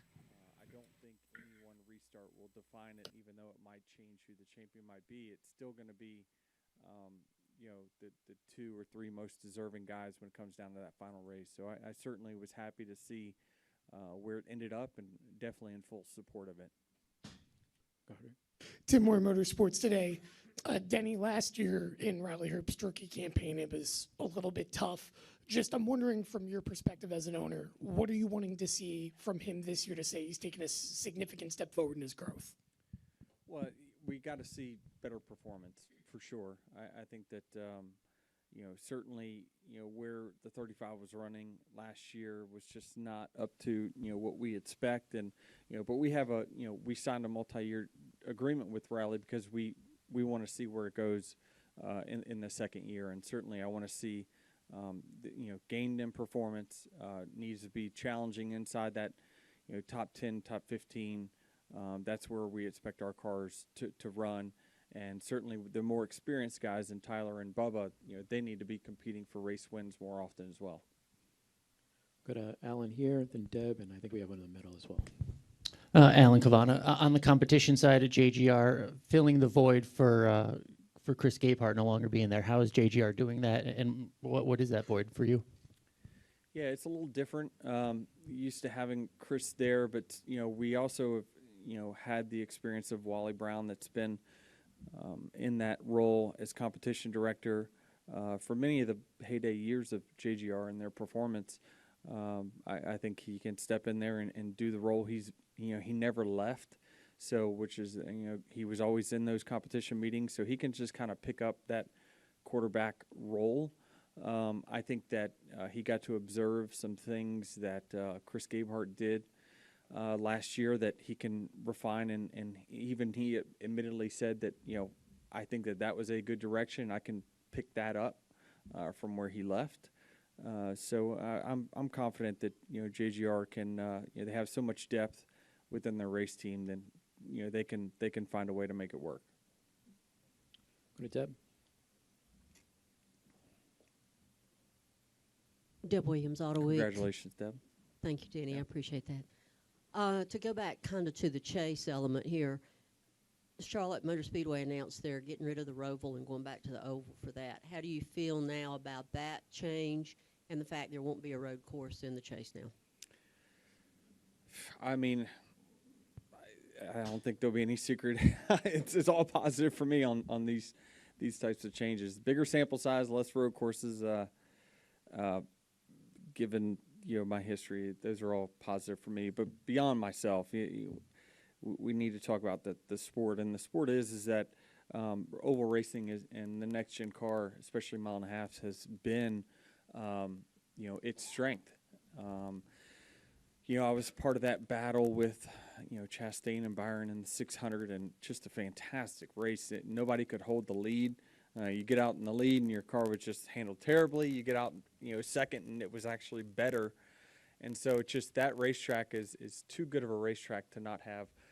If you have any track that's going to have multiple races at the same venue, same track, Charlotte would be one that you would think would be at the top of that list. And so good to see that come back.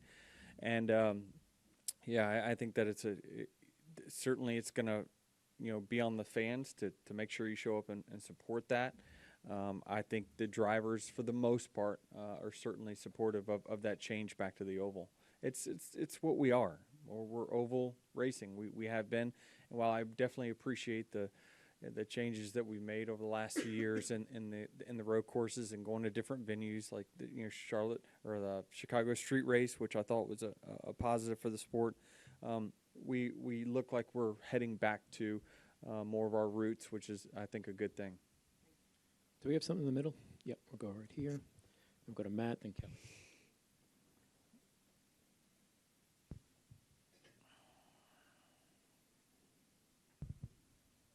Over here, Denny. Christian Gladney with ABC 45. We're finally being able to get to the Clash after all these snow delays. The history that's at this track, some of the greatest drivers that have driven in this sport, being able to be here. Can you talk about the importance of having the Clash here at Bowman Gray in the NASCAR schedule for the sport?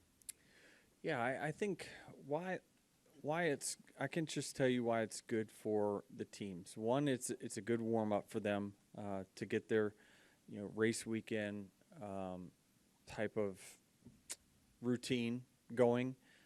It's close to home, so there's not a big haul travel-wise for the race teams. For the drivers, I mean, certainly like myself, I don't know that I'd love to barrel it off at Kansas right now into turn one for the first laps of a new season. So short track is good for the drivers, is a good warm-up.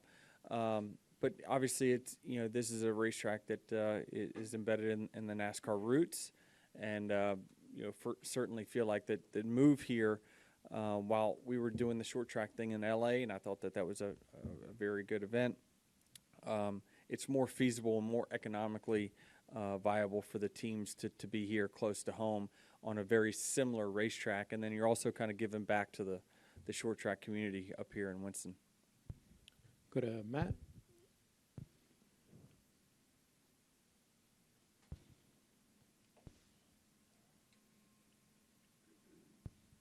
Matt Weaver, motorsport.com. So much of your success has been credited by your peers, to your preparation, your physical fitness. Given everything that's happened, have you been able to start locking in yet? What is that timeline going to be like for you to do sim, be able to hit the gym, dealing with the shoulder?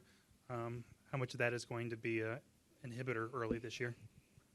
I mean, TBD. I wish I could predict the future and tell you, but I just don't know. I mean, I certainly give my team the preparation that they deserve as the leader of the team. So there's no way that I could actually show up this weekend and face my team and not be prepared. So I've done as much as I feel like I can to be prepared, given amount of time that I've got and given the all the stuff that I have going on. But they know they'll, once I get in that car, they never have questioned whether I'm capable of going out there and competing and giving them their best opportunity to win, because that's ultimately my job, is to get the result that team that's been preparing all during the offseason while I've been doing other things, is give them a shot to reap the benefits and the rewards of their hard work. Go back to Jordan and then Kelly. Jordan Bianchi, The Athletic. There's been a leadership change atop NASCAR. Steve Phelps is obviously no longer here. OD's kind of moved into the more of a prominent role. How do you feel about that and the direction the sport is now heading with OD kind of as the only Steve? I don't know too much of the ins and outs of it as far as, how does the role change for O'Donnell versus what it was before. We've only had, one team owner council meeting. I overall left there feeling that the direction and the vision that they've got for this upcoming season is good. I certainly am a believer in the direction that they're going. Ultimately, the results will be seen in our TV audience and our people in the stands, and whether they, it resonates with them or not. But overall, I feel as though, the sport has got a good reset point at the end of last year, and then just now we're going into this year. The team owners are in certainly a better position for the long term than what they've ever been before. So now it's just up for, can we get the sport, back into prominent relevance in the sports market, and I think that's their focus as well. Kelly. Kelly, CrandallRacer.com. Denny, I want to follow up with a few things that you just said there. Since Jordan asked about OD, you said about the sport resetting, you like the direction.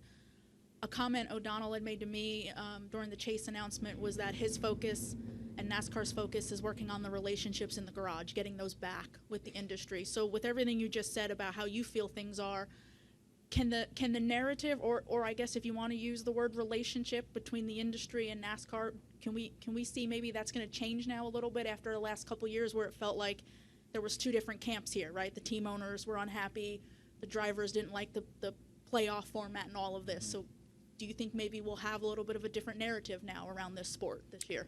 Yeah, hopefully. I mean, that's the goal, and hopefully we all use it as a reset, right? And certainly we need to think of the sport holistically when we're trying to figure out how to make it better, or maybe we're criticizing this or that. It's holistically, are we heading in the right direction?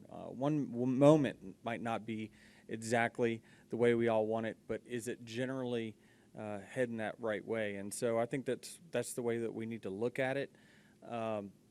Like I said, I've looked at kind of the inner strategy of NASCAR and what they put out to us of, here's our strategy to get back to where we were, and I think it's the right strategy. And so again, this is not going to be something that we're going to see right away. It's something that could take time within the garage.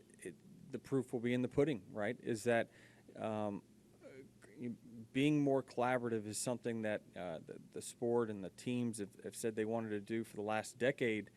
And while it is more collaborative, or it was more collaborative than what it was probably in the 1990s, it still is nowhere nearly collaborative is what other sports are.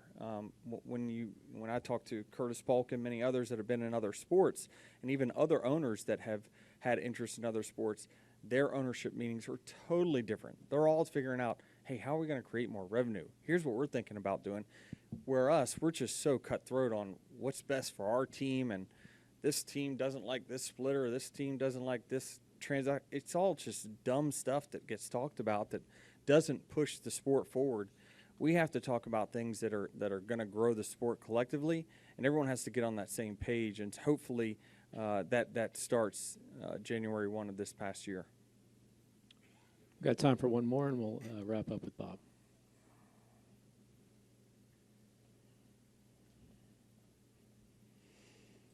First off, I just want to check, when you talk about your shoulder before, in the past, you had trouble like kind of lifting it full. So do you have that trouble right now, or is it about where it was?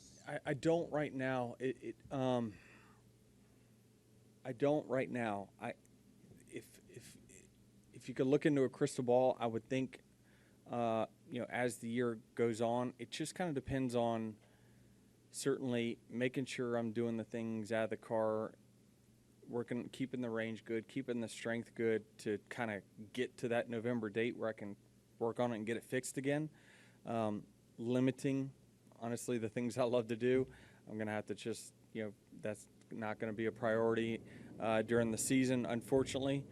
So I'm just, just going to miss out on a lot of the fun things. But I can't do some of the things I like to do simply because that aggravates it, and it certainly causes the tear to get worse. And it's kind of hanging on. It's torn, but it's still got a little few parts and pieces hanging on to that I need to keep intact for the full year. And kind of from the last race last year to now, has your perspective on life changed, and if at all, how? Yeah, I mean, I think that it certainly is different, and I think that the easy thing to say is, poor me, but it's like I still have a fantastic life, a great family. A lot of people go through tragedies. I mean, I can't tell you, while what happened with my family in the off season was highly publicized. There's probably tons of those stories of crew members that happen in their family this off season, that happens to them during the season that no one really knows about. So everyone kind of has their times where they have to go through tough moments, and I think that those are really kind of building moments of your character. It's how you respond to it. I think certainly that this season for me could certainly go one of two ways, and I think there's not much of a middle road. It's going to go really one way or really the other way, and it's up to me which way I decide to turn. And so I think that right now my focus is keeping this thing on the right track and making sure I spend these last couple of years accomplishing everything that I want to before my career is over. Well, thank you, Denny. Appreciate the time, and good luck today. Thank you. Yep, there we see as well a wonderful Denny Hamlin as well. Honestly, thoughts are with his friends and family, because what he's been through over this winter break is horrendous. We've got some tributes coming up as well in the Daytona 500 show that I can't wait to bring in, because honestly, Fox have put together some great stuff, so has NASCAR. So there'll be special tributes coming through. Right, well, we've got a bit more time coming through. Ready and steady. So let's go and have a word now with Connor Zilic, as Jack mentioned earlier on. He's about to make his debut at this circuit as well, and he was speaking to the world's media earlier on today. All right, we'll continue our media availabilities with Rookie of the Year contender, Connor Zilic. And if you have a question for Connor, we'll just wait for that door to close. If you have a question for Connor, please raise your hand. We'll get you a mic. Please, as always, state your name and affiliation. We'll start over here with Barry. Connor, last year definitely stellar year. Coming into Cup, the obvious question is how much of that success you feel like you can transfer into this opportunity, and then also, putting behind you a stellar season, but coming up just one short for that championship run last year. Yeah, last year definitely, lights a fire under me to go out and, chase something that I've wanted to accomplish for a long time. I know I couldn't win the championship last year, and I know it's going to be way different this season. So, I don't have any expectations to go out and win a championship at all, but I definitely want to work towards that and one day be able to be in the position to go out and win one. But I'm just excited for this season to go out and learn, have fun, enjoy it. I know it's going to be a challenge. I know it's going to be tougher than it was last year, and I'm ready for that though. I remember last year I asked a question about the goals that you and your crew chief set in the Xfinity Series. Have you all set similar goals in Cup Series for this year? No, I haven't really set any goals for myself. I don't know what to expect really coming into this year. So it's hard to set expectations when, there's so many news for me and my team. So I'm excited. My biggest goal is to be a better driver at the end of the year than I am today. And if I can accomplish that, then I'd be satisfied. Go back here to Matt.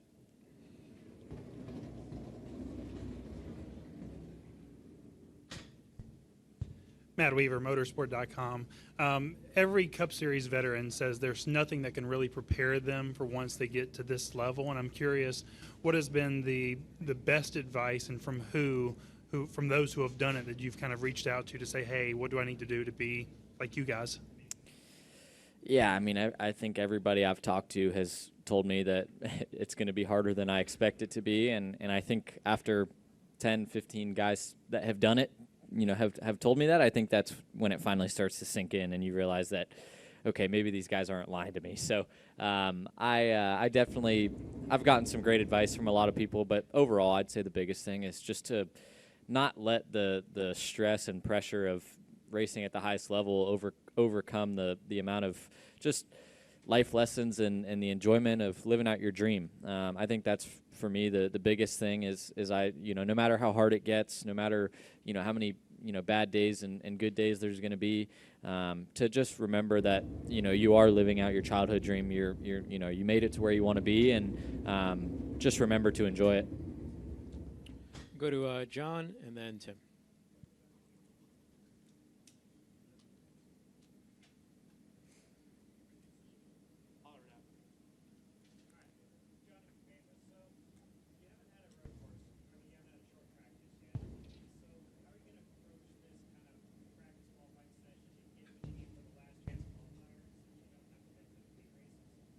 Yeah, I mean, it's going to be a lot of figuring it out quickly. I'm in Group 1. The track's obviously been sitting here for a while and hasn't had the best weather kind of on it the last week and a half, 2 weeks. So by no means is practice going to be an indicator of how qualifying is going to be. But I got to test at Wilkesboro a couple weeks ago and get a little bit of short track experience. But yeah, this track's going to be a lot different than Wilkesboro was. So, yeah, I'm just going to have to learn quick and adapt quick and figure it out on the go. But it's certainly not going to be easy today. I know that, already being in Group 1, it's we're all at a bit of a disadvantage just with how the track's going to evolve. But, everybody is kind of dealt the same cards. So you got to figure it out and deal with it and make the most of the situation you got.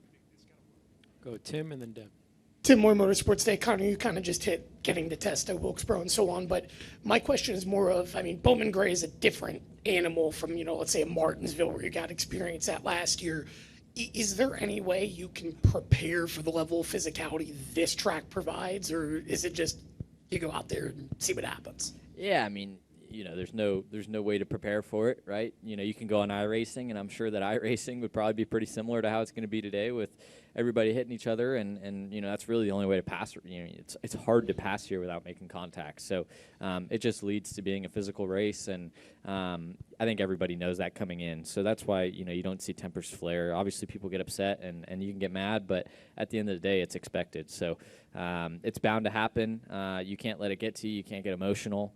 You just got to focus on making your next best corner and making the most of the next opportunity you have. So it's certainly going to be new to me. I've never raced at really a track like this before. I raced at Flat Rock in Michigan and ARCA once, but ARCA is obviously a lot different than the Cup Series. So it's going to be an experience for me, and I've got a lot to learn, but I'm excited. I feel like starting off the year here, kind of low pressure. We're not racing for points. Just go out and do your best to make the show.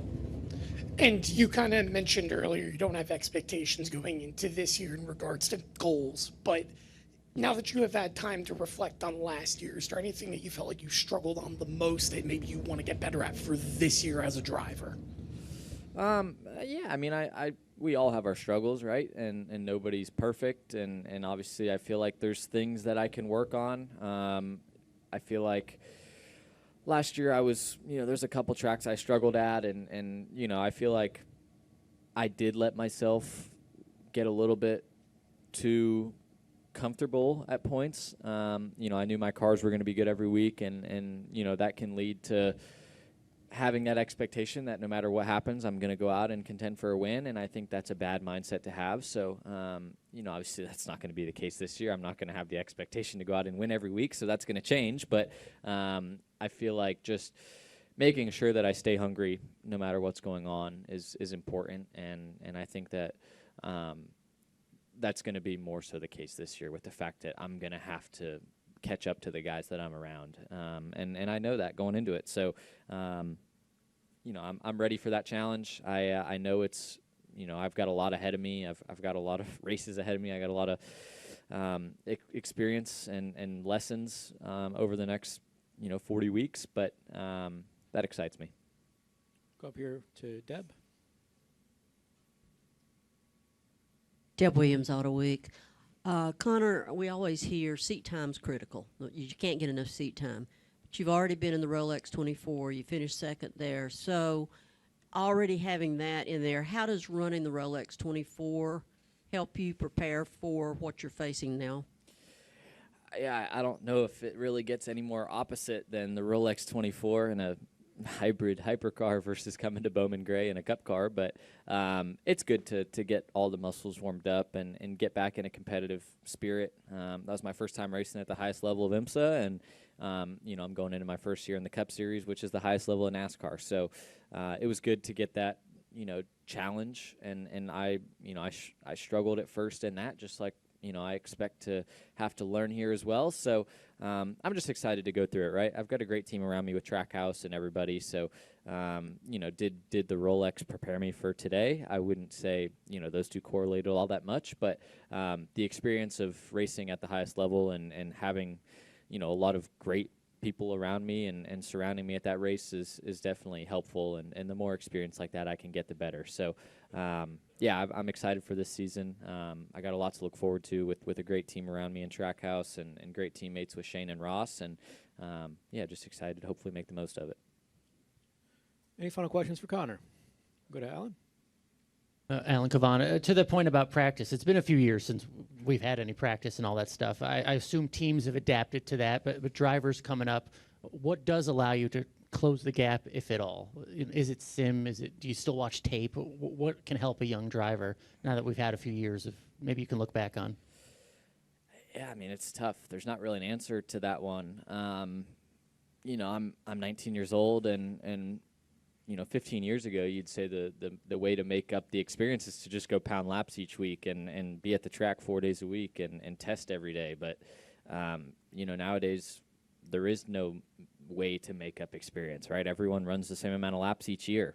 We all race 38 weekends, and we all practice and qualify each week, and that's all we do. So, no matter what I do, I'm lacking 4 years of next-gen experience compared to the guys that I'm racing against. So, you can do as much as you can. I've got a great group of people at Chevrolet with Josh Wise and everybody over there who I work with each week to prepare. But at the end of the day, there is no way to make up experience. And at the highest level, that's tough to accept. But I'm in a spot where I have to adapt and learn and figure things out quickly. And I think all the rookies who have gone into the Cup Series know that, and they understand that you can't sit here and complain about it because there's nothing you can do about it. So you just got to figure things out quickly and adapt and be adaptable. And I think that's the only way you can do it. And the simulators are great; they help. But at the end of the day, it's nothing like strapping into a race car and going out and racing for real.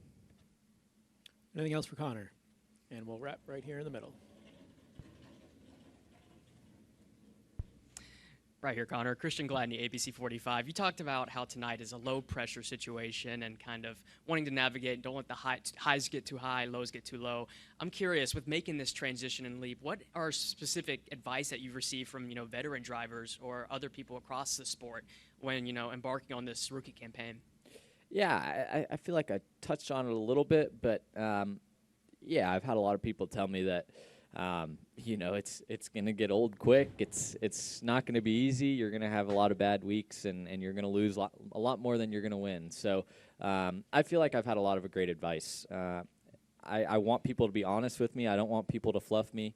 I want to be able to have honest advice from people that I can trust, and I feel like I've gotten that. And I feel like going into this year, my biggest goal and kind of my mindset is just to try and get better each week and kind of ignore what the results are, because the results will fluctuate.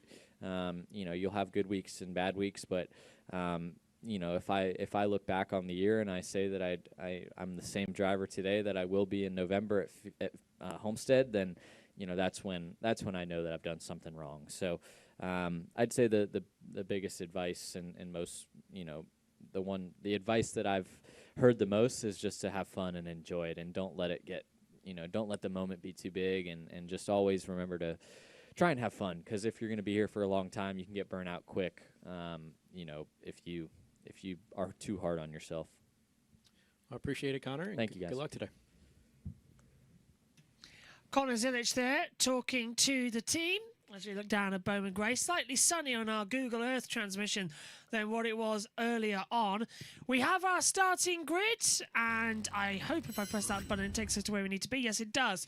So Josh Berry lines up on pole for the Clash Last Chance qualifying for Micah McDowell, Austin St. Drake, Corey LaJoy. Then it's Alex Bowman, Riley Herbst, Cody Ware, AJ Allmendinger, Cole Custer, John Hunt Nemechek, Todd Gilliland, Ty Dillon, Noah Gregson, Ricky Stenhouse Jr., Zane Smith, Eric Jones, Chad Fincham, and Burt Myers. So they are the 18, JT, that will go out on the next run. Yep, 75 laps. That's 75 green flag laps. Cautions do not count towards the lap count. No overtime at the end of it. So if there's a caution, we'll have a green flag lap. And all of that with the 75 green flag lap rules. Yep, that's how it makes sense. So we could be here for quite a while coming in, because we have to run that. That counts later on as well. The Clash is due to end about 1 o'clock, which is fine. Just a reminder, I've got MotoGP coming up at 2 a.m. For all of the action, as we're non-stop for about, around about 18 hours. Jack, good grid, do you reckon, lining up there? Who do you think is going to be the top two find their way in? I'm going with Josh Berry. And I'm going to go with, I don't know. This is a tough pick. I'm going to go with Corey LaJoy. I think he gets his way in. Corey LaJoy could get his way in as well. That could be an option. And you've done a brilliant segue, my friend, to our next intro, because the number 6 RFK Racing Ford sat down with the media earlier on today.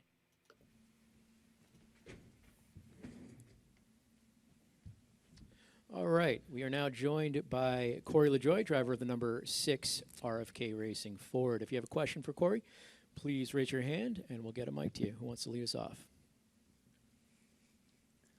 We'll go to Jeff here in the center. What are you wearing, bro? How do you view this opportunity for yourself? I mean, do you feel like you can just go out in a relatively low pressure environment, or how are you looking at it? I'm just distracted by your coworker's outfit, bro. What is that? I am jealous. Brad wouldn't let me wear that today, but I think it's house money. I was gonna be, a carbon guy, still working on that, still working on standing up a business over there at Dad's shop. But, I was just when I was almost not content per se, but starting to grasp the idea that, like, the window is closed being a race car driver, then this opportunity arose, and I hate it for Brad, and I saw him yesterday, and he's as sharp as he's ever been, and he's getting around well, so I'm excited for him to be back in the fold here next week. But this opportunity has been awesome. I think there's always pressure. If you don't feel the pressure, then you don't understand the gravity of what the opportunity is. And just to remind myself that I've been doing it a long time and I've been doing it at a high level. So for those guys to tap me as the guy that can be in the 6 car and they feel like I can do a good job is certainly an honor. So, yeah, it's been cool to be in the mix, in prep, in the sim again, kind of knocking the rust off. But when the rubber hits the road here shortly, hopefully we shake out pretty good. Go to Matt. Matt Weaver, motorsport.com. I get the impression over the last couple of years, as you've been presented with numerous opportunities, things that didn't work out, moving to the TV side, that you might have had to wrestle with like your identity in the sport, like who you're supposed to be the next couple of years. Yep. What have you kind of landed? Where have you landed at this stage of your life and career, and what do you want the next 5-10 years of your life to be? Man, that's a daily wrestle, because it's pretty straightforward when you're chasing being a race car driver, right? If you rewind to 2012 when we won here in the ARCA car, like the whole roadmap was more or less planned. You do whatever you could possibly do to try to be a Cup driver, and to be a Cup winner and a Cup champion was the goal. So I had got close. I had reached as top of the spear as I had hoped. Wish there was always more, but transitioning, not necessarily voluntarily, but transitioning into Prime, like that group was unbelievable. Excited running back with those guys, doing some truck stuff, hanging out with my kids more, like trying to stand up a business. Like all of these things are learning experiences, and I think ultimately it's just taught me to hold things much looser of what I feel like I need to take my life and just let honestly the Lord take it. If that's a race car driver for the next couple of weeks, great. I know I'm going to give everything I got to that opportunity. And if it's the next thing, then I'll just hold it loosely and just be present with every passing day, because it is ever changing. And it's been fun. It's been a confusing journey of sorts lately, but it's been nice to have a central focus, whether it be this week preparing for the Clash or certainly next week for the 500, to really lock in and focus and make in racing your goals are really clear, right? It's to prepare and do a better job than the next guy. And I'm glad I get to have that clear-cut goal for the next 2 weeks. Anything else for Corey? Go to John. John Newby Fanbuzz. So I'm curious, when you are going to be driving the 99 for the 500, what's, I guess, the biggest difference between past situations where it's 2 or 3 cars working together in super speedway to now there's 4 of you guys and multiple super speedway winners in that group? It gives me a lot of confidence. I went down there with no friends and made the race as an open car my first time. Went there last year with relatively no friends, with Rick, and we executed the duels great, and we made the race. So to have more or less a factory-supported Ford car trying to make the race and just strengthen numbers is why RFK is doing it. And to have Brad and Chris and Ryan, all three, no matter how the duels shake out, I feel like we're going to have some good backup to put ourselves in a good position, but we also can't let our guard down, right? We got to press and we got to go attack to make sure we cover everybody else. But I know the guys at the shop, even today, are working on the 500 car to make sure that thing can go qualifying on speed on Wednesday night. I know that's the priority for the team, but for me, I go down there with all eyes focused on executing the details on Thursday night to be in the race. Any final questions for Corey? All right. Well, thank you for your time, Thanks. Corey, and good luck today. Well, there we go. That's always nice to hear from the drivers out there on the circuit. JT, we are hopefully going to be green in around about 20 minutes' time. And Fox still not on air, so that's always a great idea to come into it. What's the weather looking like over there at Bowman Gray? I hope it's good. You're asking me the weather when I don't even have it open. Wow. Well, you usually have the weather idents. We were talking off air for a good 8 minutes, and at no point did you ask me to open up the weather, throwing me in the deep end of Totally the under the snow, bus. you could say. Let's zoom in to. There's Nashville, so I've gone too far. There's Charlotte. There's North Wilkesboro, so we are there. Well, we are under a winter weather advisory. Aren't we always? For mixed precipitation expected, total snow accumulations up to 1 inch and ice accumulations around a light glaze. That is from 6 p.m. this evening to 10 a.m. Eastern Thursday. So that expires in 17 hours and 46 minutes. That is it for now, and I can report on the front lines that we have gone down from 500 warnings from when we were doing the Rolex 24 to we're now down only at 87. Okay, not so bad, not so bad. So US weather has calmed down quite a bit. I have lost it again because Don't worry. Bowman Grey is the one track I do not have marked. So That's a strange one of the Clash. There's Martinsville. There's Charlotte. There's Wilkesboro. So we are there. Awesome. I should probably pick a radar and have a look at the... All right. Well, while JT does that, getting ready for when we're back in 15 minutes, let's go and have a word with the number 21 Wood Brothers Racing Ford. This was on Wednesday, the 28th of January, so a week ago, before we knew we were going to go racing a week later. Josh Berry sat down on Zoom with the world's media. All right, we are joined by driver the number 21 Motorcraft Quick Lane Ford Mustang Dark Horse for Wood Brothers Racing, Josh Berry on the line here. Josh, we got you for 15 minutes. We'll get you out of here right at 11:30. We appreciate you joining us here. We've got them lined up here. So again, we'll start with one question for each, and we'll get through as many as we can here for Josh as we get ready for the Clash this weekend. Let's kick it off with Gary Gastelou. Gary, why don't you get us started?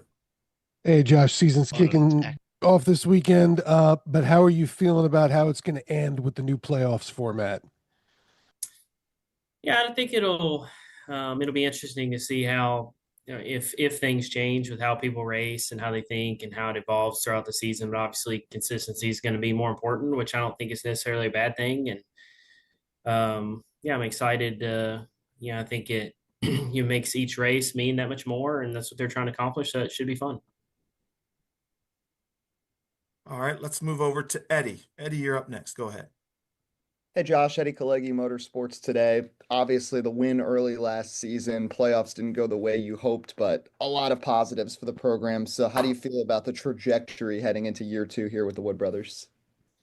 Yeah, I'm excited for it. Obviously, I agree. I think there's a lot of positives in our performance last year. Plenty of races where the finishes didn't indicate the types of days we had, and so that's been our focus, is looking through some of that stuff and trying to, figure out what we could do better and put ourselves in better positions to get, the finishes that we deserve. And obviously, going back to the points format, that's going to be even more important. And, but overall, I feel good.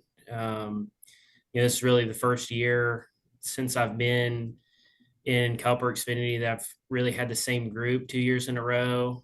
That's made the off season feel different. Kind of already working with these guys and knowing them and not, establishing that communication. So I think that should be a positive as well. And, we're ready to get to the Clash. All right, let's move over to John Newby. Hello, John. Thank you.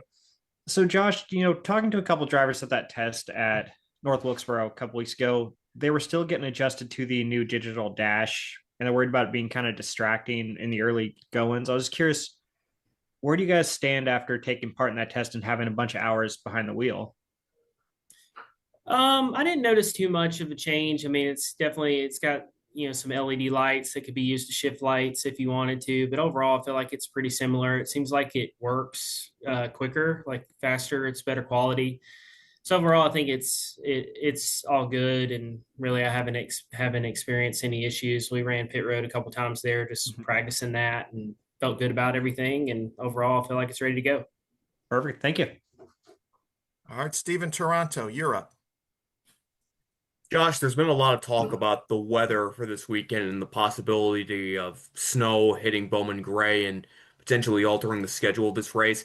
Have you heard anything in regards to what NASCAR is thinking and what might happen if it snows Saturday, Sunday, and we might have to push this race to a later date? No, I haven't. I think we're all kind of in the same scenario, just waiting to see, what they're thinking going forward. But, I would say that that's probably a possibility looking at the forecast. And I assume that they're just probably, waiting for it to get a little closer and, get a better idea of what the weather's looking like before they make a decision. But for us, we're planning on racing. All right. Sounds good. Thanks, Josh. Let's go to Jordan Bianchi. Go ahead, Jordan. Hey, Josh, appreciate your time today. What has your interactions been with Steve O'Donnell? How would you describe his leadership style? I haven't honestly had a whole lot of dealings with him. Really, I don't. Obviously, been a part of some of those meetings when he's been around, but I mean, I really don't have opinion one way or the other, honestly. Okay, thank you. Matt Weaver, go ahead. Hey guys, thanks for the time this morning. It's kind of a broad question, I know, but when you talk about how not having some of the finishes that you felt like you guys deserved, when you go back and look at the season holistically, is there like certain areas of execution that you've determined from behind the wheel that's something that you need to work on to be better at? And what is that one thing, if there is one thing? Yeah, I mean, I think, we sat down early in the off season and kind of broke it down and looked at each race. And I mean, it's a number of things, right? It's issues on pit road. There's a couple speeding penalties over the course of the year. I mean, obviously that stuff you got to clean up. Issues on pit road with penalties, mechanical problems. We had a couple of those along the way. I think the biggest thing is just looking at the decision making, towards the end of these races maybe is the biggest thing, right? Like, I think you're better off to take a top 10 than maybe put yourself in a bad spot that could result in it. But I mean, honestly, the key to that is not something that I don't think any of us really know. I mean, obviously you got to go out and race hard and fight for every spot. But just kind of learning with experience and, just trying to make sure we get the finishes that we deserve.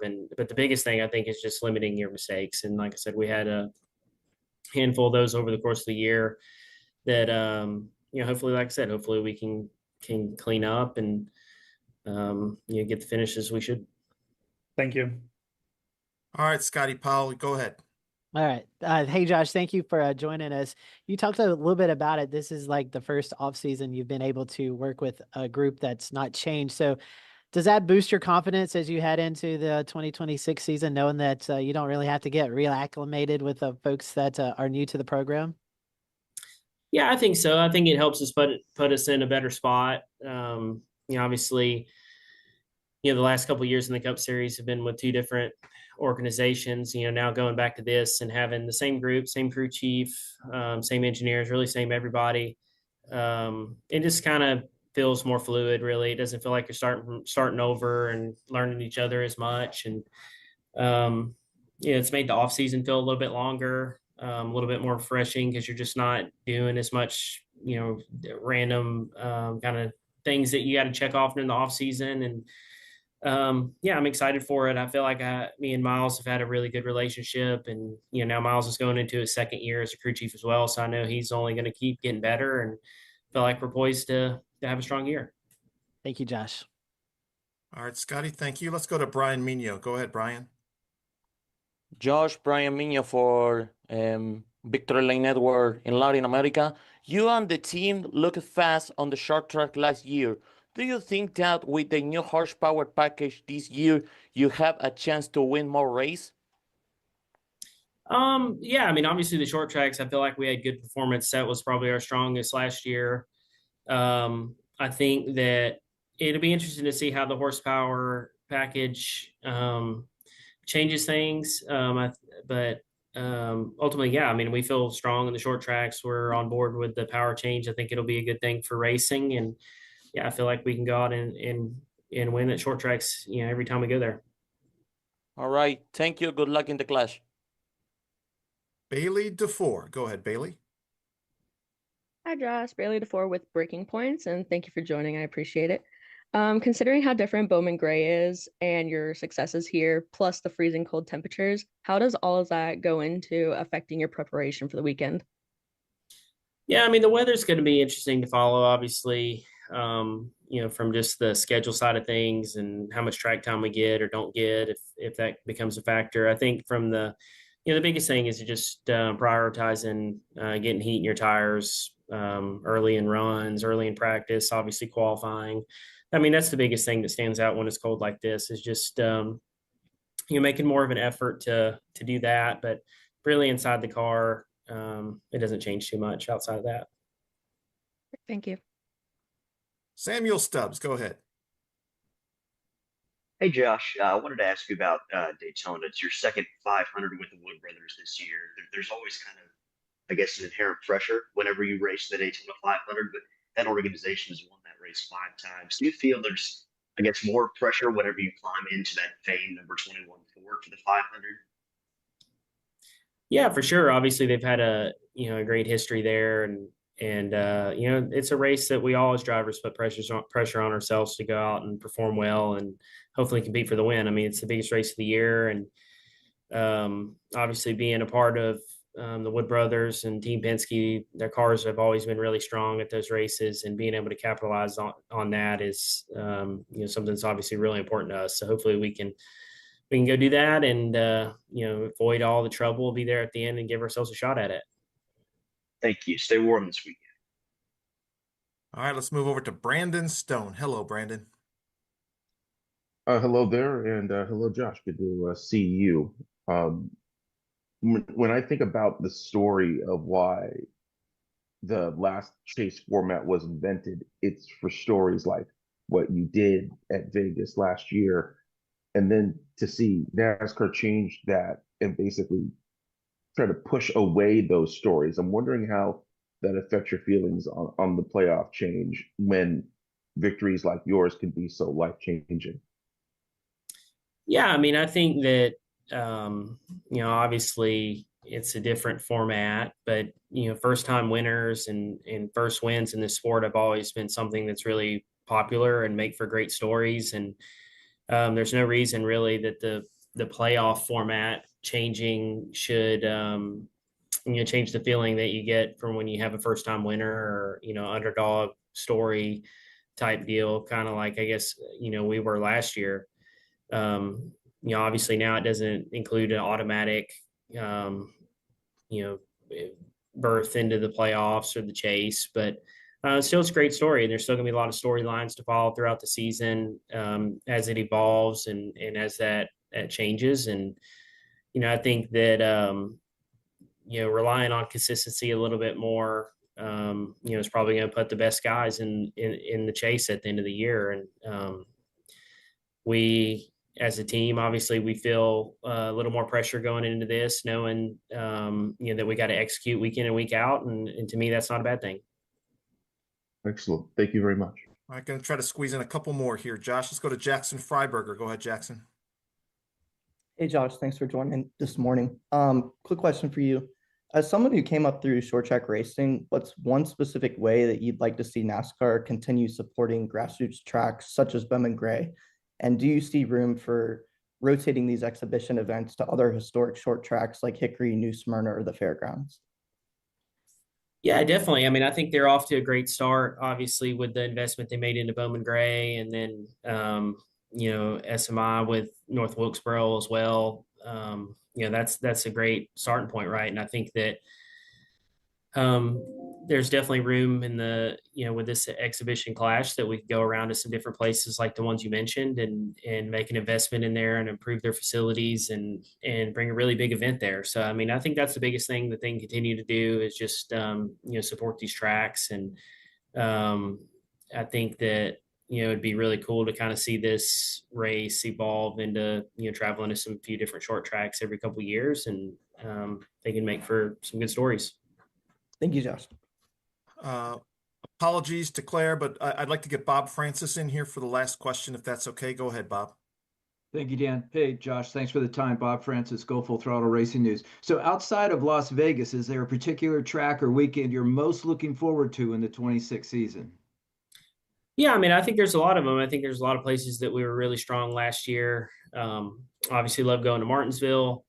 A lot of the short tracks, Phoenix, Richmond, we were really good at, and a little bit different on a few of the intermediates. Had some really good speed at a couple of them, miss it at a couple of them too. But I think generally, I feel like all the short tracks are going to be a really good opportunity for us to run really well and hopefully get a win. Thank you, Josh. All right, Josh, it's right at 11:30, 15 minutes on the nose. Appreciate all the short questions, the good questions from everybody on the group. Claire, I promise you'll be on the poll next week and you'll get the first question next week. So again, appreciate your time, Josh. Best of luck this weekend at Bowman Gray. Thank you all. To those of you on the call, if you are not on our email list on the Ford side, please shoot me an email. I'm going to put my email address in the chat here. And if you want to get on our mailing list for @track notes and quotes, all that kind of stuff, I'm going to put it in the chat and just shoot me a note. Let me know. Yeah, I think it's best probably to go to the orbit on that one before Ford Racing NASCAR take everything else coming into it. We're a few moments away then. The green flag should be going on shortly, so the TV pictures are standing by. JT alongside me and Jack up here in the comments box. JT, getting set then for an interesting last chance qualifying. Anything can happen as per usual. Absolutely. I was going to start speaking and then I thought it would be best if I double check the mic unmuted on that. Right. Are we on main Fox or are we on local Fox? Because I've been told main Fox, but that had golf on, but we were told by NASCAR local Fox. What Fox is it? I have no idea. What did the Fox say? Well, I think we're on the right TV pictures of Fox at the moment up here in the booth, ready to get started. Yes, we are. Right, let's go over. It's time to get started. Well, it should be, but there's no audio. We are so back, guys. Oh! Woohoo! Well done, everyone. You. Fox are not doing great here. JB had this whole hour and he's still... It's not me! It's not me! Winston-Salem, North Carolina, and the last chance qualifier for the NASCAR class. After a week of snow, we've had a day of practice and qualifying time trials here at Bowman Gray Stadium, one of the original NASCAR tracks from 1949, and 20 drivers have timed in to the 200-lap main event. From Kyle Larson, the fastest, down to Chase Elliott, last year's winner, and more. 10 rows deep are already filled. Now, that 11th row is going to come from the last chance qualifier, and then the highest remaining driver in last year's championship points will get the final starting position. This race will be 25 green flag laps. Cautions don't count. Top two finishers advance, plus the provisional driver. So 23 will start the main event. And that provisional, well, it's a little in doubt. Alex Bowman is the highest driver not yet in. But Larry McReynolds, what's he going to do? Well, Mike, I'm not sure it's in doubt anymore because I keep pulling more and more layers back on this. This is the 5th year that we've had this format on a quarter-mile racetrack, and whoever was highest in points after the heat races or qualifying did not race in this last chance qualifier. Alex Bowman is in that position right now. There was a debate at Hendrick Motorsports whether to race or not, but I'm telling you, he's on scuffs. He's going to drop to the back and use it as a little test session. All right, so he will take the 23rd starting spot. So 2 positions, 18 drivers for 2 positions. Kevin Harvick, Clint Boyer, this takes you guys right back to your roots. What are we going to see here? Well, I hope we're going to see something really aggressive because if you're going to win this race or finish in those top 2 positions, you're going to have to be aggressive. You're going to have to fight for your position to get down to the bottom of the racetrack. We saw the second group be pretty good last year, but I expect a lot of aggression out of this race, and it's an LCQ race, so that's what you need to do. Desperation, guys. These guys are desperate. They want to be in this thing. They don't want to be at home on the couch. That is the last place you want to be when there's cars on this racetrack. There's cars on the racetrack, ladies and gentlemen. It's Wednesday, but we've got cars on the racetrack, and I think they're ready for us. Well, to complicate things, this track, Bowman Gray Stadium, it's a football field surrounded by a racetrack and has been since the late 1930s. Wake Forest played football here. Winston-Salem State does now. But this racetrack is full of modifieds and late models and stadium stocks every Saturday night during the summertime. And they call it the Madhouse for a good reason. One guy leaves happy. Well, everybody else, you know, there's fist flying and things like that and cars in the fence, and it's quite a place. We're going to learn a lot in this race right here. The LCQ, Kevin, we're going to learn tire fall off. A lot more horsepower this year, softer tire. These things are going to fall off. Can somebody prevail because of that? Yeah, and everything that we've talked about to this point has been just make the race. Well, these guys obviously didn't do that, so now you're hoping all that effort that you put in for qualifying to make the race, now you're hoping that you have a long-run car, Mike. You can see a little of these weepers on the outside of the racetrack, some water, if you will, coming from that ice falling out from behind those walls. Keep an eye on that. As they weep down the track a little bit, it'll take that outside line away. Moreover, it'll take that arc getting into the corner away. All right, the pace car heads for home. It exits the track at turn 3. Off turn 4 with the wall jets out. Here they come to the green flag. 75 green flag laps. McDowell makes a statement, diving hard into turn 1 and comes out at 2 with the lead. That's impressive. Well, Josh Berry's car just didn't take off. He seems shooting up the racetrack still. Probably low air pressure, Kevin. Yeah, low air pressure. And we are green for the last chance qualifier as they head down. McDowell leads. Berry's dropped down to second place. JT already coming off of the start, but at least we are racing here at Bowman Gray. Yep, side by side with the 6 of LaJoy and Cindric. Can confirm, if my ears heard correctly, Mike Joy said 25, it's 75 laps. Do not worry, it's not gone shorter. Cindric rubbing with LaJoy. LaJoy cutting across once again, getting roughed up by that is the 51 of Ware. So, LaJoy all over the place. Yeah, unfortunately, he's all over the place coming into it, so fingers crossed it's not going to be too big of a issue at the exit, but I think red flags come out as well at the moment, so that's not the greatest sign to come into it. Watching Corey the Drive, that's why 35 in round 42, 41, Corey. 10, and the 51's gone back around as well, so the red flags come out to stop this one as well already then, Jack. Oh, Corey LaJoy.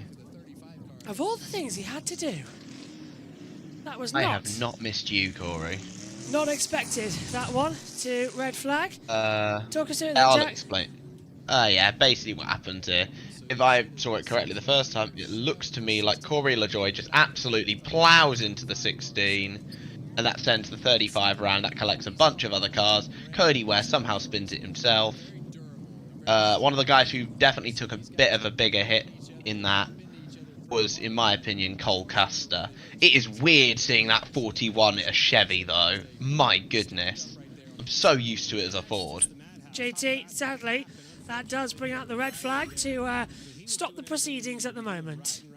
Yeah, it's a caution on the track, but effectively a red flag. They throw the yellow, then they throw the red, so it doesn't mess up the timing beams. That's basically the reasoning behind that, as only green flag laps count. Even though it says red flags on all of the timing screens, it is down to the rear. It is still the yellow lights and the yellow flag on top of the starter stack. Still, I suppose it's not a bad start there. As Jack said, McDowell is going to the rear of the field as the red flag confirmed. Lap 5 of 70. Pace car will come out, so JT's explained it correctly. We'll keep running behind the pace car, but it is green flag lap times, which means that we have to have this back and forth. Well, it's not NASCAR, is it, until we really do not have a great time trying to get everything started again coming into it. So fingers crossed it all goes well. But yeah, just holding it back at the moment as this session continues. First gear is one of his tires. Yeah, I don't think that's how that went. But if I was in the 71 car, that's what I would be arguing too. It's a very simple rule. You don't beat the leader to the line on the start. The control car is the first one to the line, and you can't be ahead of him. That was a costly error. I mean, you're in an LCQ. Obviously, we talked about the desperation, and you're trying everything you can do, but that probably took them out of this thing on the first lap. 71 has stopped, as Jack said. It is going to the rear of the field. JT, we're just now having to sort of keep on going and keep on hoping that this race will continue with the little bits of delays we have. It's 75 uninterrupted laps, as you said earlier on. Yep, here is Berry, now takes to the lead in the 21 car. If you're used to the dirt short oval track racing, this is effectively a B main. The race later will be effectively the A main. If you're in the UK short oval world, this is basically a consolation race, and then the final coming later. NASCAR, with the Clash, follows so many different weird and wonderful formats. It is what it is. So, as Jack mentioned, Michael McDowell's start violation will move to the rear. Well, it's in the workforce car. He's going to have to work and force his way through the field if he wants to get back up to the top two transfer spots. At the moment, those top two transfer spots, two Fords, Berry and Cindric, but then again, we still have 70 laps to go of this 75 lap race. A reminder, green flag laps are the ones that count. We're told they don't need to. They don't need defenders. He'd come from the back of the field as well. There's the flag. So this is the choose rule. So Berry's going to go down low. He'll be followed in by Cindric. AJ Allmendinger will take up into second position then. He's going up high as we keep underway here. Right, let's have another go then at starting this race and keeping this one together, because we had to run around the entire commentary box in order to get our TV audio working. Now, you could hear it back at home, we couldn't. It's just normal things for NASCAR, effectively. But later on, the Bush-out Clash, we will have correct pictures on our screens. Getting ready then for the green flag. The pace car will dive in and we will get going again. Michael McDowell going to have a little attack here as they come out of turn number 4. And we will get going. There's Burt Myers, 50 years old, 11-time Bowman Gray modified champion here as well from Walnut Cove in North Carolina. And he's just getting Matthew Owens will be happy that Walnut Cove got a mention. Yeah, when isn't he, to be fair, coming into it? Okay, all set then for the green flag to go back out. And remember, it is going to be continual laps, so we have to stay green until we get to the end of the 75. Berry's already pushing AJ Allmendinger out of the way. The green flag falls, and we are racing again at Bowman Gray for the last chance qualifiers. So Berry's gone in low. Coming up high comes AJ Allmendinger, and there's a lot of loose grip out there, Jack. You can see the weepers affecting as Berry tries to nerf AJ out of the way, and AJ went really up high. Oh, lots of contact already between Berry and AJ Allmendinger. Berry got a little bit wide and just drifted up into AJ. And are we going to get another stack up? There's definitely a lot of bumpers being used. And oh, up the track goes Austin Cindric there. He's been used got moved out of the way. I didn't see who by. Corey LaJoy and Todd Gilliland are in the mix. And coming out back is Zane Smith as well. So they're still pushing each other in. Oh, and unfortunately, Gregson's having a bit of a push-up from the back as well from Michael McDowell. All getting a bit messy there through the first couple of corners. Broken away at the front, though. AJ Allmendinger, followed by Josh Berry, followed by Nemechek just outside the top two. Allmendinger leads by just under half a second. John Hunter Nemechek in third, of course, from Mooresville, North Carolina. And his best finish 4th in the 2025 Darlington Full Race. Another lap completed now. On to lap 11, as this is the battle with Ty Dillon and Corey LaJoy. Ty Dillon up to 4th.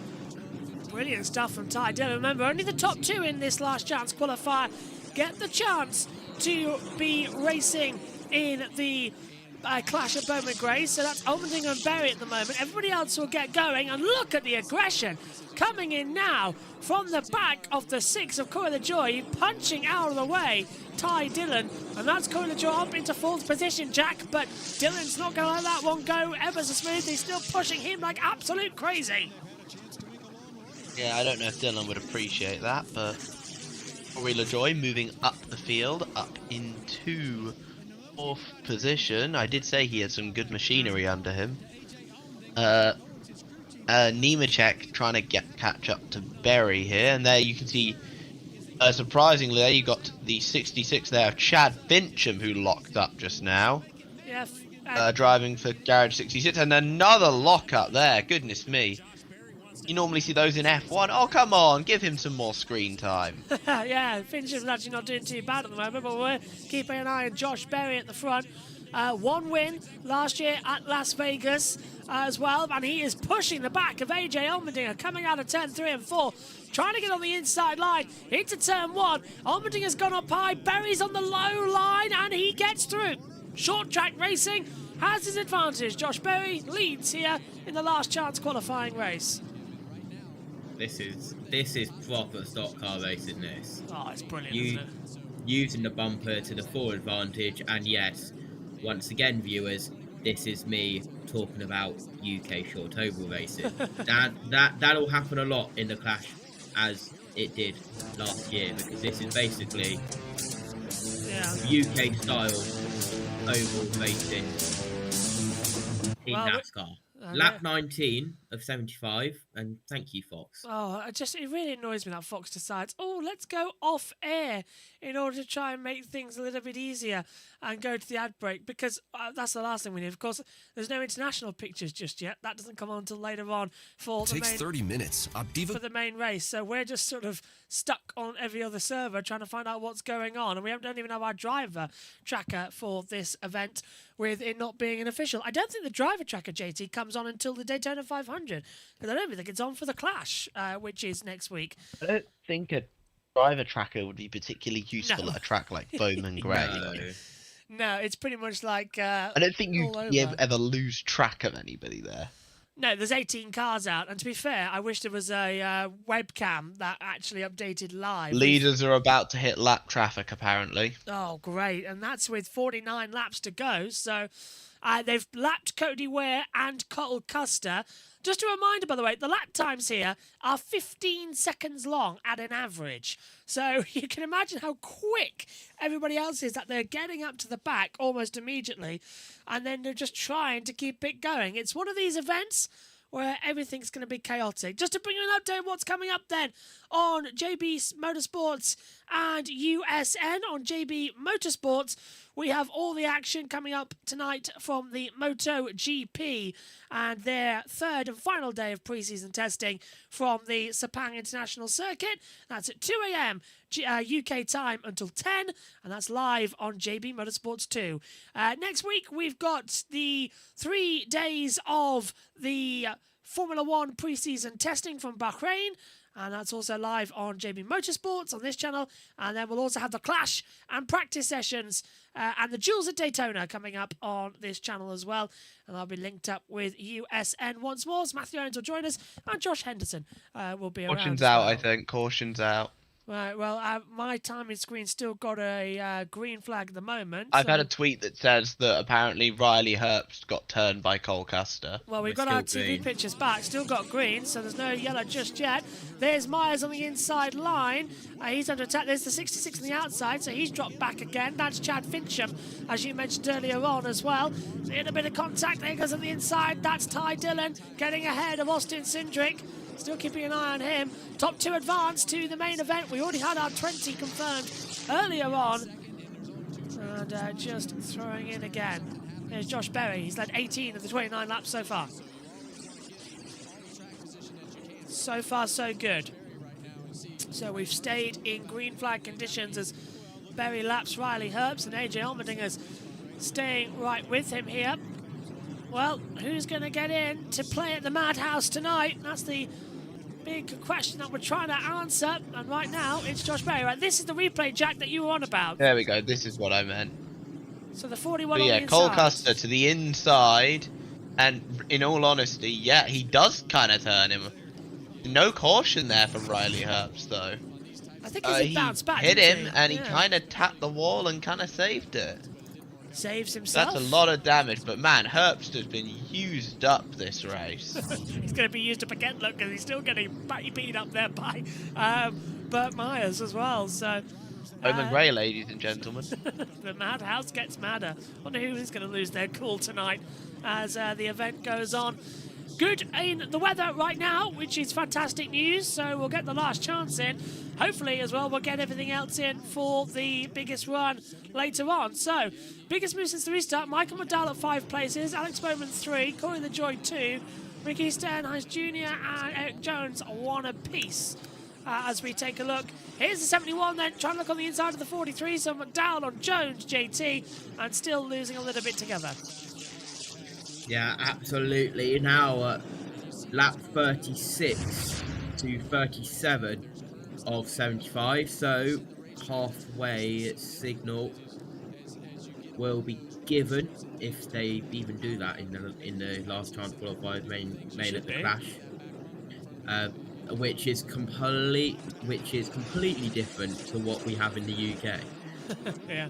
Believe it or not, because for some reason a green flag and a white flag crossed, as that is Berry round the outside, very close to the wall, with Bowman lapping traffic. Yeah, Bowman backed up there on the back straightaway, and he's now in between Berry and Allmendinger. So Alex Bowman in the 48, having a little bit in there. Jack, I think Bowman very lucky to still be in the number 48. A lot of rumours going over the winter. He might be replaced before Daytona. That has not come to pass, but it's very much going to be his last year. He's got a contract to the end of this year. Yeah, but this is going to probably be his last year then, won't it, with the 48 team? What I understand, Hendrick are looking at other options, dependent on his performance, but the current favourite that I've heard is someone like Carsten Hocevar. But I also could see it being someone like possibly Corey Day if he really impresses us all in Xfinity. Sorry, O'Reilly. Yeah, the O'Reilly, not Xfinity anymore. It's the O'Reilly Auto Parts Series. God, I hate. Matthew Owens will be covering a couple this year, but he's not going to be able to be full-time in Xfinity. So it looks like Josh Anderson will take trucks, and everybody will be sharing the O'Reilly Auto Parts Series. JT. We need a counter of how many times people say Xfinity. We're at 3 or 4 at the moment. Yeah, it's going to take a while. That's lap 44. I still say... And that is on the track. On the bumper of Nemechek side by side, brushes him into the wall, does LaJoy. And here comes Cindric. He's battling in that 42 so hard into the wall there. It's quite exciting and quite fun, actually, as he gets forced up the circuit. A little bit wide. Oh, and a little tap there. Nearly put him in the wall. Yeah, Nemechek getting a little bit of a rear stepped out. Is there a pit road there? Yes, there is a pit road, but it's behind the house. So you've got to go straight on at turn 3, round the back, and then out at turn 4. So there is a pit complex, but it's just not in the centre. This very much is a battle arena in the centre of this Bowman Grey Madhouse. As we take a look at Josh Berry, who currently leading the way. Lap number 50, 25 to go. Plenty of action still to come in the next 10 minutes or so, providing, of course, Jack, that we stay green, because I think Corey LaJoy really wants to get in. He's fought his way back up massively. Yeah, but he has been incredibly aggressive, LaJoy, and that's not going to help him make it to someone's. Is that the 34? Yeah, no, that's the 34 of Gilliland. Todd Gilliland going a bit slowly. He's here. hit the wall. He's hit the wall. Now, can he get in behind the wall before having to throw a caution out? So, yes, he is going to get behind the wall. So, Todd Gilliland is out of the last chance. Yeah, I think you're right. So, he's out of it. That's a shame for Gilliland.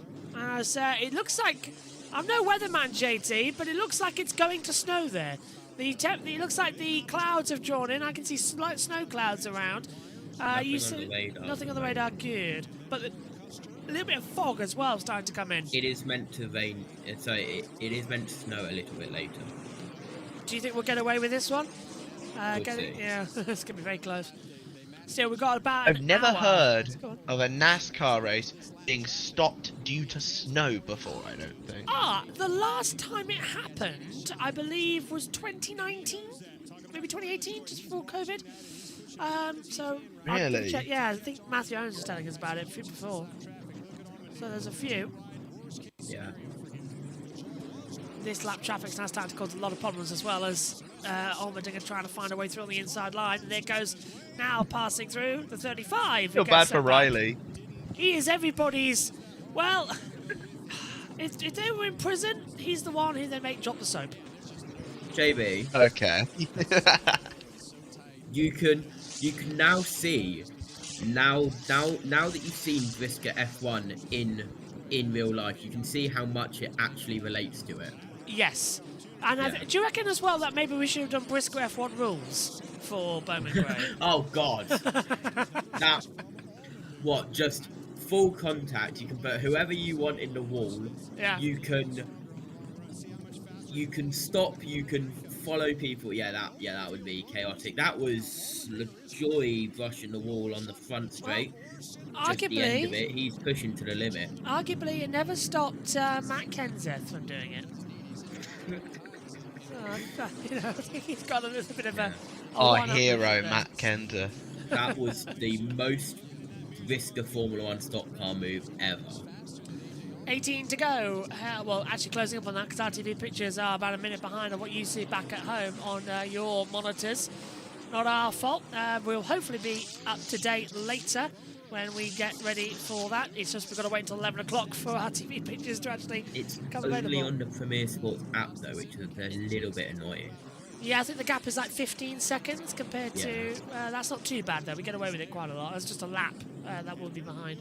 Hold on. Bowman's off. Bowman is off the track, yeah. So Alex Bowman... Parked it. Oh. He's through. He's through. Yeah, he is. He can afford through, so he's decided... LaJoy is caught up to the back, by the way, of Allmendinger.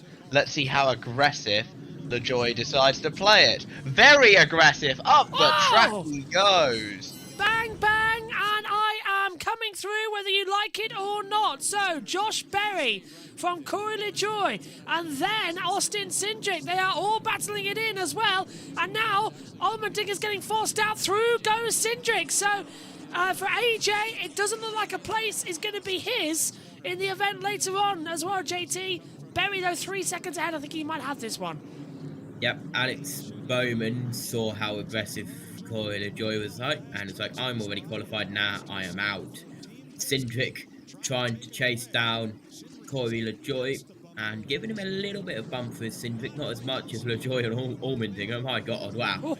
Never mind, a little bit of a nudge in the middle of 3 and 4. Let's get out of the way. Cindric starting to put the pressure on now. Yeah, because that is LaJoy coming through, and even though it's going to be a bit of a bang on the inside, they're still carrying the name on there for Brad Keselowski as it goes through on the inside, and through goes Cindric. So it is a bit confusing because Corey LaJoy's in the 6 and he's back up the inside. He's not going to let Cindric go whatsoever through turn 1 and 2. They're pushing each other like crazy. The 2's bouncing off the wall. On the inside comes the 6 as well. So look, it's still got Keselowski on the top, but with his injury and still in recovery, it's Corey LaJoy in the car, and he almost tags the rear, but he's through. LaJoy's going to get ahead of Cindric here for that second spot. So now he's going to have to defend like crazy. But goes wide. LaJoy there. And look at how he's still pushing him in, JT.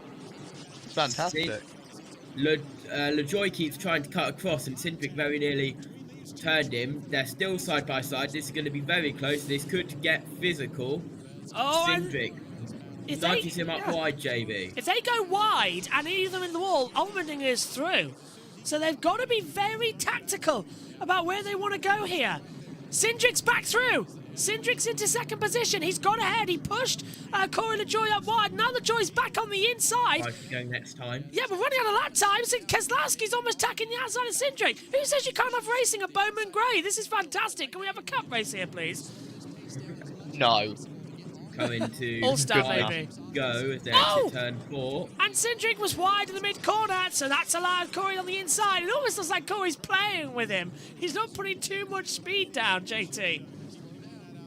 LaJoy out in front. Here comes Cindric on the nudge, pushes him out wide. Here comes Allmendinger, pushes Cindric into the 6 of LaJoy.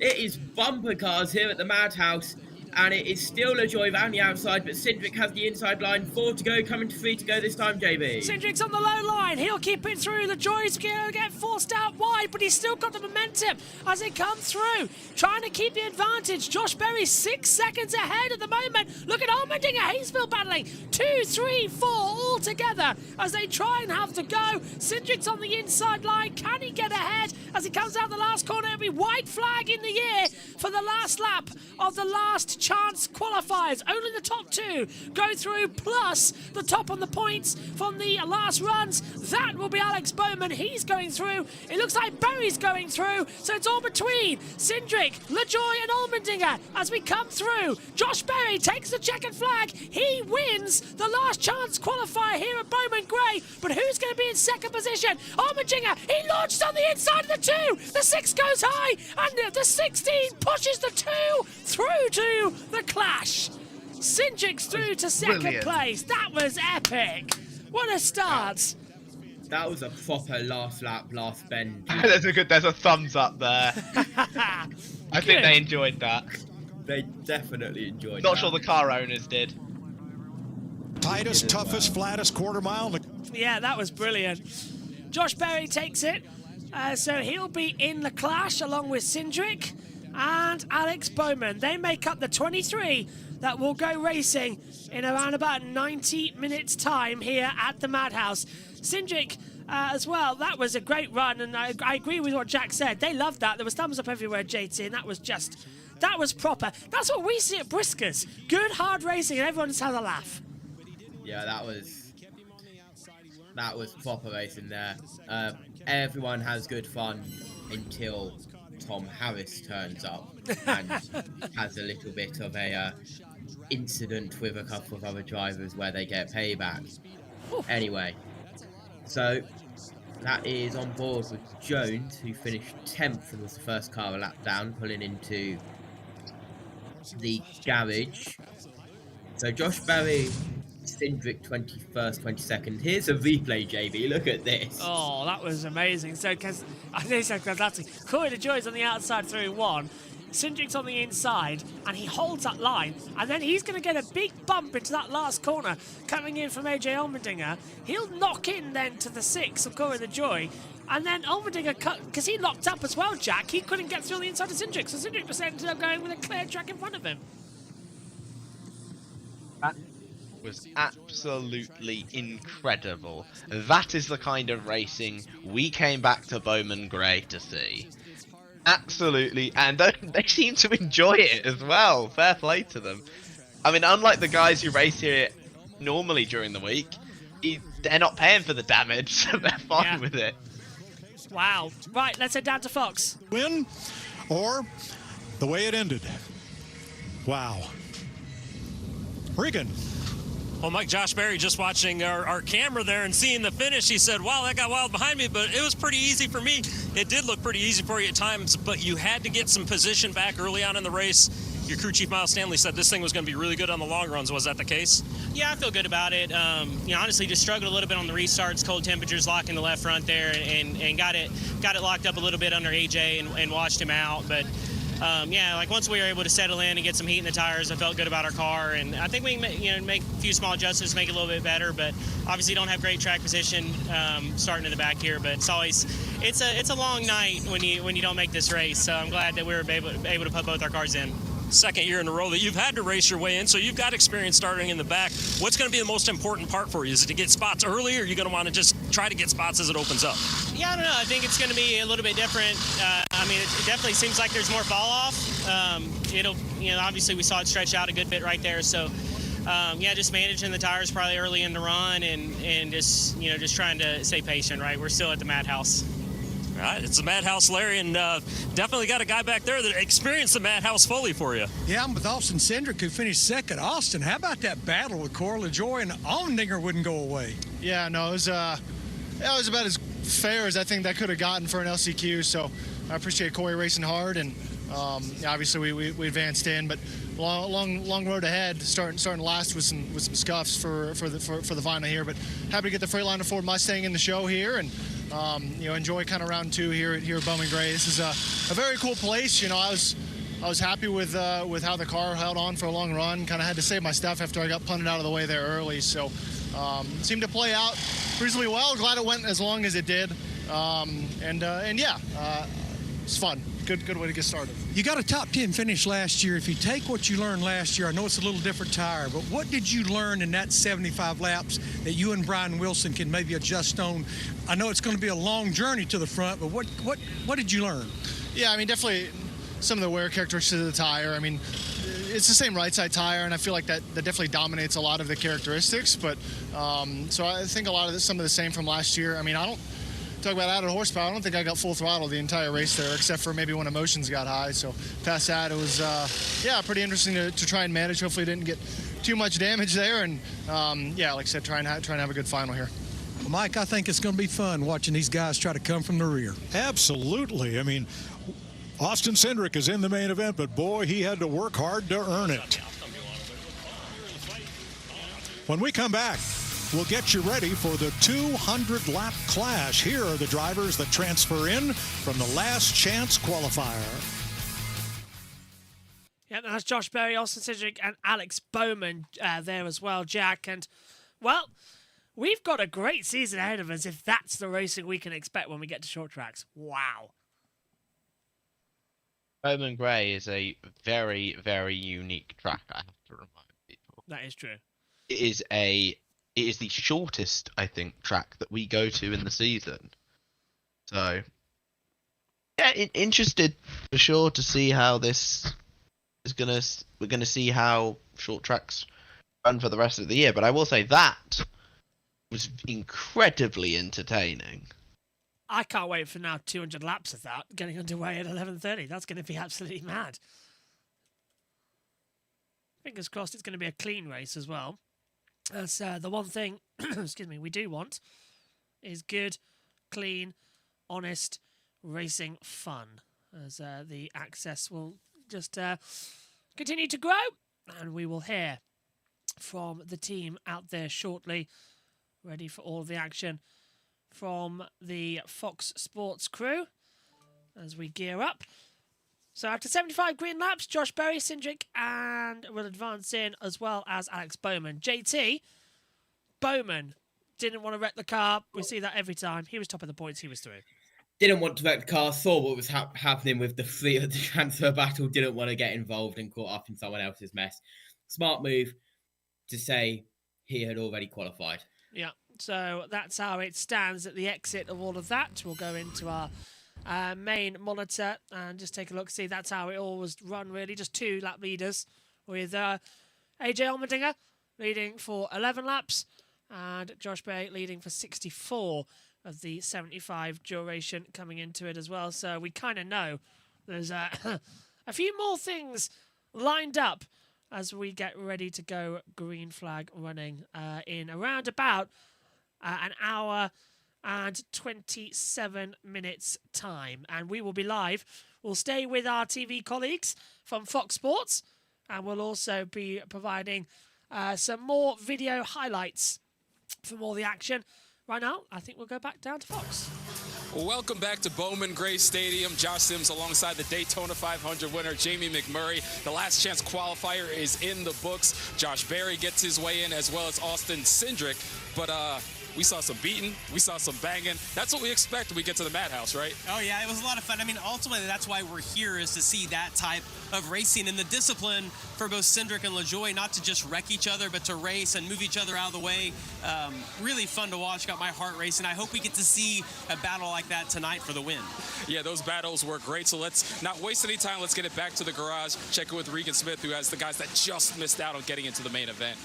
Well, that's right, Josh. Corey LaJoie was a big part of the show right there in that last chance qualifying race. I know it's not the end outcome you wanted, but what was it like? You guys going back and forth trying to position yourself in the right spot for that last lap? Yeah, it was like a game of chess at like 50 miles an hour you wanted to be the guy on the inside, obviously, but you didn't want to pass the guy because then he had the opportunity to get back to you, but came up a little short. It was exciting. It was fun to be in the fight. Hadn't been in the fight like that in a long time. So just kudos to the 6 team, man. They've had a lot to deal with over the offseason. I know Brad's watching at home. He'll be ready to go next week. But it was really cool to get in this 6-car system to knock the rust off. Unfortunately, we'll be watching the show from the couch, but we're really prepared, and I feel really good about next week. You mentioned that your car owner and normal driver of this 6-car, Brad Keselowski, will be ready to go next week at the Daytona 500 on Fox, but you are also going to have an opportunity to race in the Daytona 500. How excited are you to be in that 99 car 1 week from today? I mean, it's going to be without a doubt the best opportunity I've had at the 500. So we've been close with some other opportunities too in the last couple of years. So maybe this is the year, but nonetheless, we're going to have some strength in numbers with our RFK group next week. And I'm just ready to get out of the snow get south to Daytona where it's nice and warm, and we'll see if we can go sneak out a Harley J. Earl Trophy. Well, we'll see you in a week, and looking forward to seeing what you can do when we get to Daytona. Larry Mack, I know you got the third party that was involved in that wild finish. Yeah, I've got A.J. Allmendinger that was watching Austin Cindric and Corey LaJoie. Looked like maybe just not good on the long run. You had good short run speed, it appeared. Yeah, I mean, we kind of struggled with our Grizzly nicotine pouches car kind of all day. Trent and the boys made it a lot better for that race. It's cool to go 8th to the lead around the outside of everybody. But, yeah, we still struggled with kind of that forward drive. That's where the 21 was super good later in the run. That's where the 6 and the 2. But I seen where the plan was going. They weren't going to let each other get away, and I had the plan set up perfect. I just didn't execute. I went down in there to kind of shove them both out of the way, and we didn't have enough grip to throttle back up and beat them line. But at the end of the day, we learned some stuff. These are the types of racetracks we struggle on in general. So we got to be better, but I felt like we at least gave it a good run and got on TV a little bit. Are you about ready now to add about 2.25 miles of track? Let's head to Daytona for the Great American Race. Well, I've already been there for Rolex with the whole racetrack. I'm just hoping the weather's warm. It was warm the last time I was there. I hope we get back to some warm weather. So, yeah, always an honor and pumped to be able to be a part of the 500, and can't wait to get there. Josh, AJ, and I have a lot in common. We want warm weather. Yeah, those are my big takeaways from everything we just heard.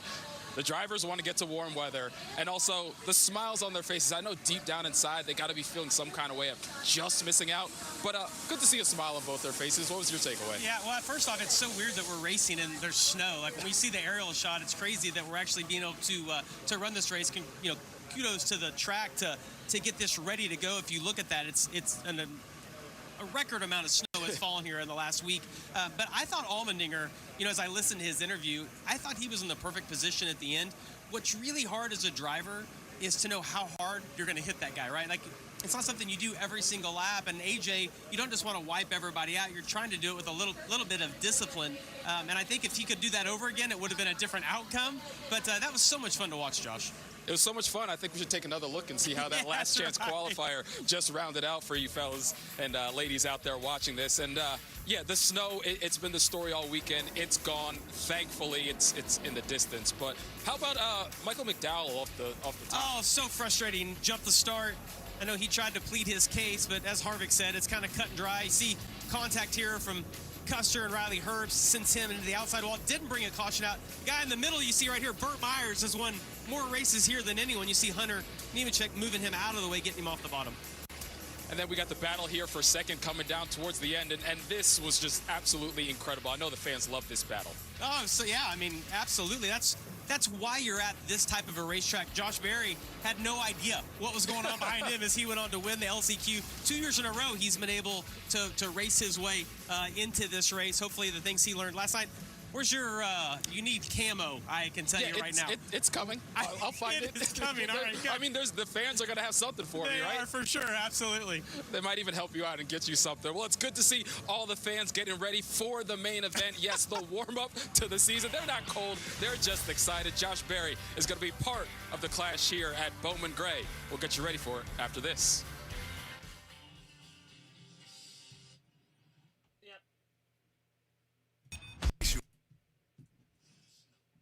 Yep, all ready for it as well, which is a brilliant news coming into...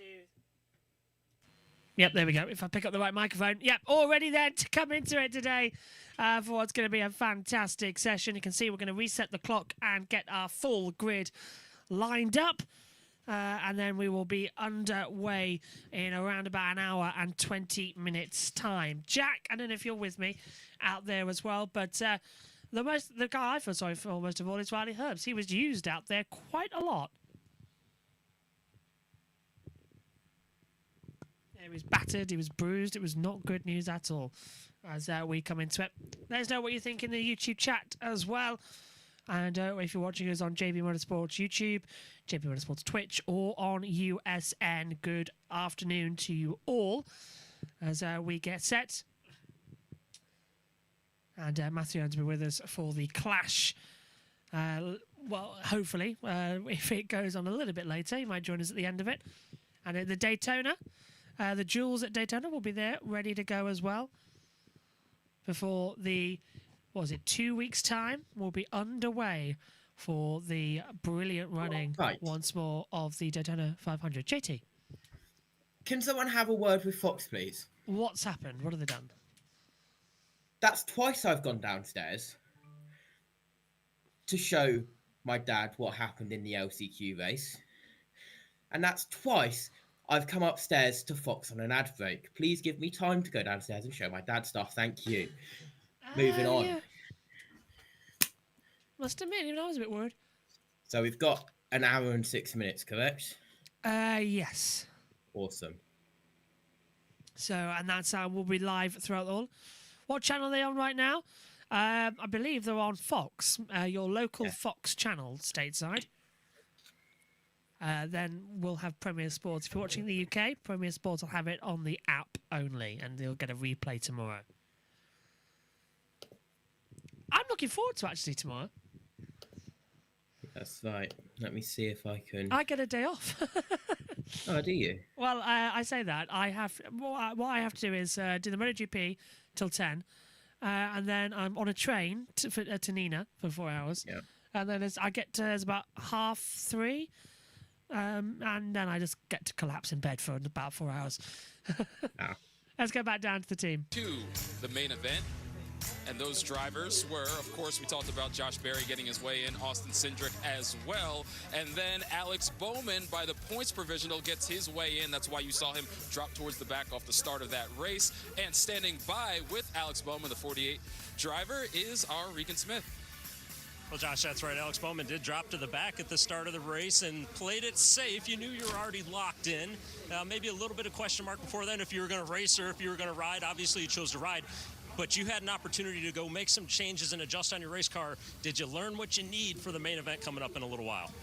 Yeah, for sure. Talking to you before the race told me I shouldn't race, so I just took your advice on that one. So, no, I think, we felt pretty good about our car in practice and then not so great about our car in qualifying. And I feel like we just really wanted to try some stuff, like see if we could get on the other side of it, and we did. So we probably learned from that, and yeah, it was a good test session for us. So yeah, hate to have to use a provisional to get in, but we're in, and we'll try to drive through the field here later tonight in the Ally 48.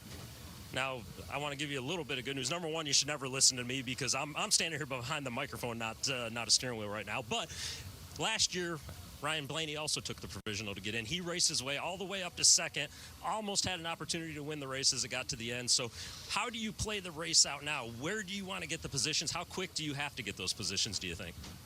Yeah, I mean, it's interesting. I feel like we passed a lot of cars in practice. That probably hurt us in qualifying because it was like I was in dirty air the whole time in practice and kind of never really focused on just making like that all-out fast lap. And hopefully that'll help us here with 22 guys to pass. But I also feel like you can beat your stuff up a little bit too much if you are like trying to make too much ground too early. So yeah, the 12 did a great job of that last year, and hopefully we can do the same. Josh, the one thing I heard right there that Alex just said, he passed a lot of cars in practice, so we'll have to keep an eye on him in the future here later on. Regan, I also heard him say he listens to you. I listen to you all the time. I don't know what he's talking about. But yeah, they talk about the challenge of the reward being you get in and now you got to start in the back. What are the challenges that poses for these drivers? Well, I would just say with Bowman, I don't think we really know what he has. The fact that they use that as a test session seemed like they got on the other side of whatever balance they had. That car didn't seem like it had a lot of speed. The flip side of that, though, if you look at Berry and Cindric, both of those cars looked really good on the long run. And Regan referenced Ryan Blaney driving from the back last year.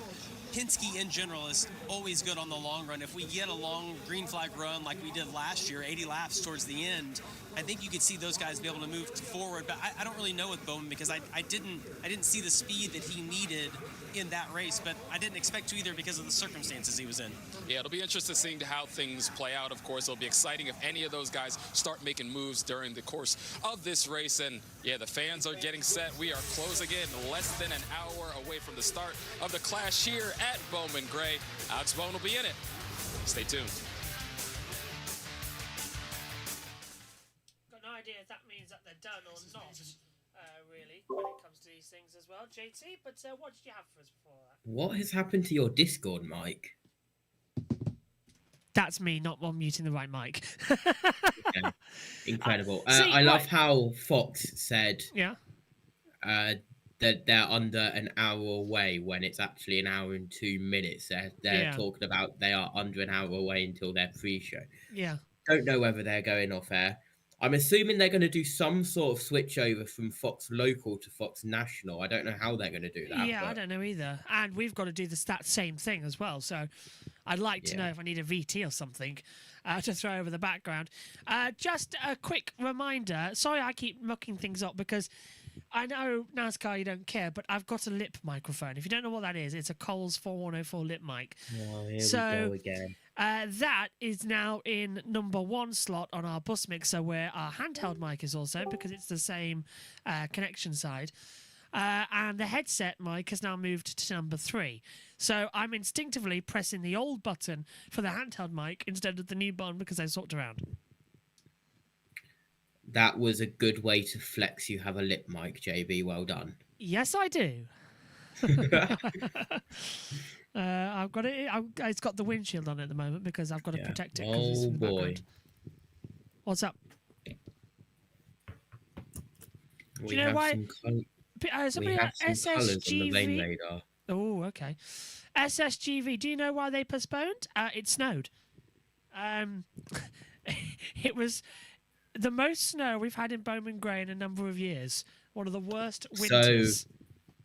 So the official stat is it snowed in 1 week in Winston-Salem, which is where Bowman Grey is. It snowed in 1 week as much as 22 years total in 1 week. 22 years worth of snow in 1 week. Yeah. There are some things where you just go, yeah, okay, maybe that's a bit much. Can I just also say something about that? Global warming.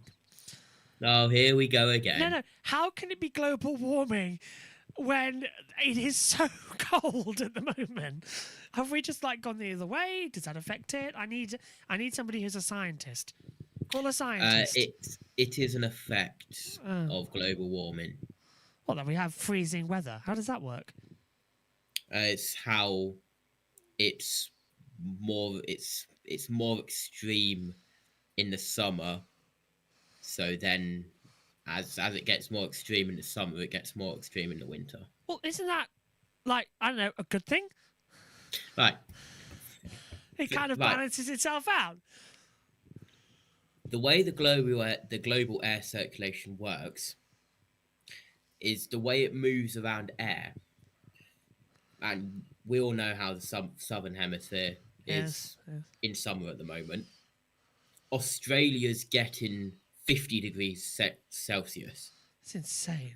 Absolutely. So we're getting all of the cold air from the jet stream and all of the Arctics. We might even have a mini beast from the east come in. Oh, God. Cheers, JT. Weatherman. That was not really a detailed explanation. I have been out of science lessons for 18 months, but there you go. Chief as well. He's over with Spire. Back at his old stop, Trackhouse. Brandon McSwain is now going to work with Ross Chastain.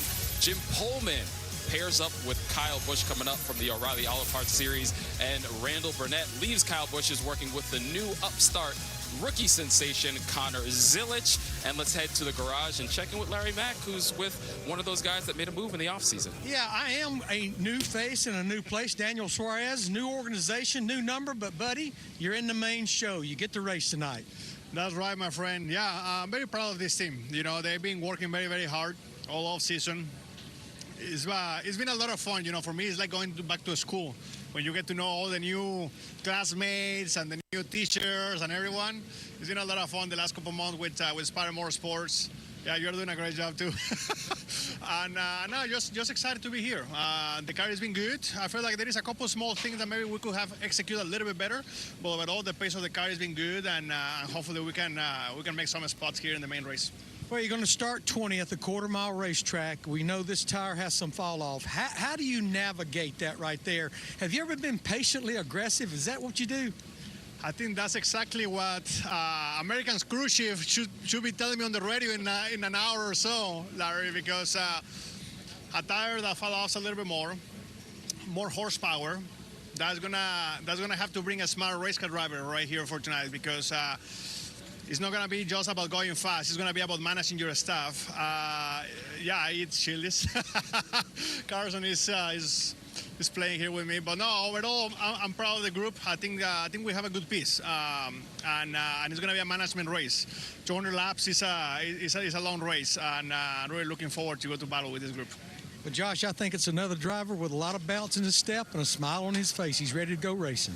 And that's what we love to see, smile on these drivers' faces, because we have action on the track. But what is your expectations from Daniel based off of what you just heard, and your thoughts on him switching to Spire? Yeah, I mean, definitely a lot of pressure on Daniel moving over to Spire. When I think about Trackhouse Racing, you know, he was the original driver over there, and I thought he would just be there through the duration of his career. Obviously that did not work out, and I think there's going to be a lot of pressure on him, and it'll be interesting to watch how he balances that, being in a new team, and I thought it looked like he unloaded really good here.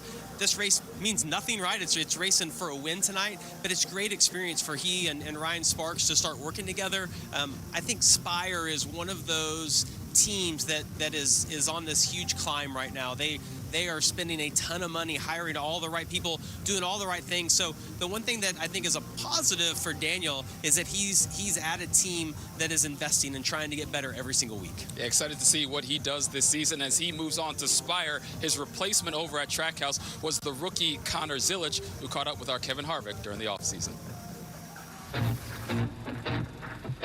I do miss the days at the go-kart track. We all went to the track together on the weekends, and that was really where it all started for me. An 18-year-old Connor Zilic. Finds a hole. You know, just wanted to find a way to make a career racing. Here they come now. But, you know, a lot has changed since then. Everybody in hot pursuit of Connor Zilic.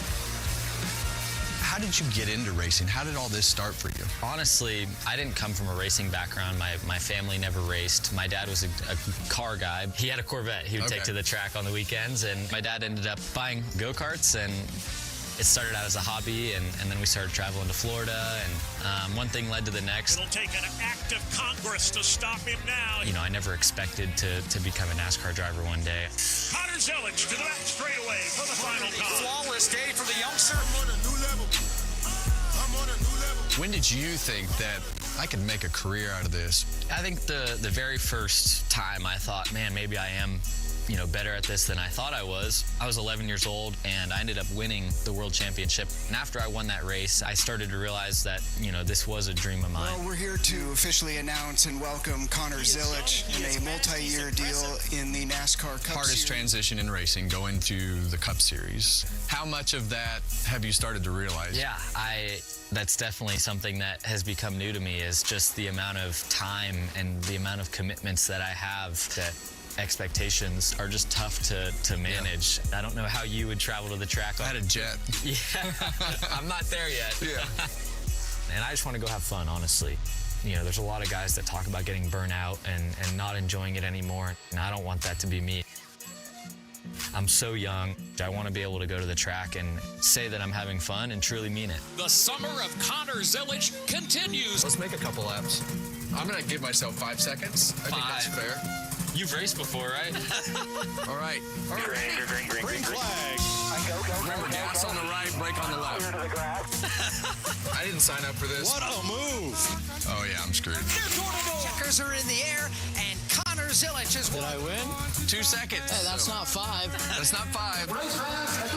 Welcome back to Bowman Gray Stadium. Have you ever been to a race at Bowman Gray? I have. As a fan, Okay. I have sat in the stands at Bowman Gray. This is the culture of racing here. These people are packed in. So you know that they could be hanging over the fence, flipping you off. So you're aware of that. I am.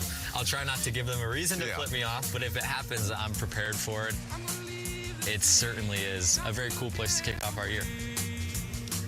And Connor Zilic, of course, will be in the main event later on tonight. But for a rookie, what is that balance between, you got to be excited, you're at this level and you're experiencing so much new, but also there's got to be some pressure too after the way we talk about it.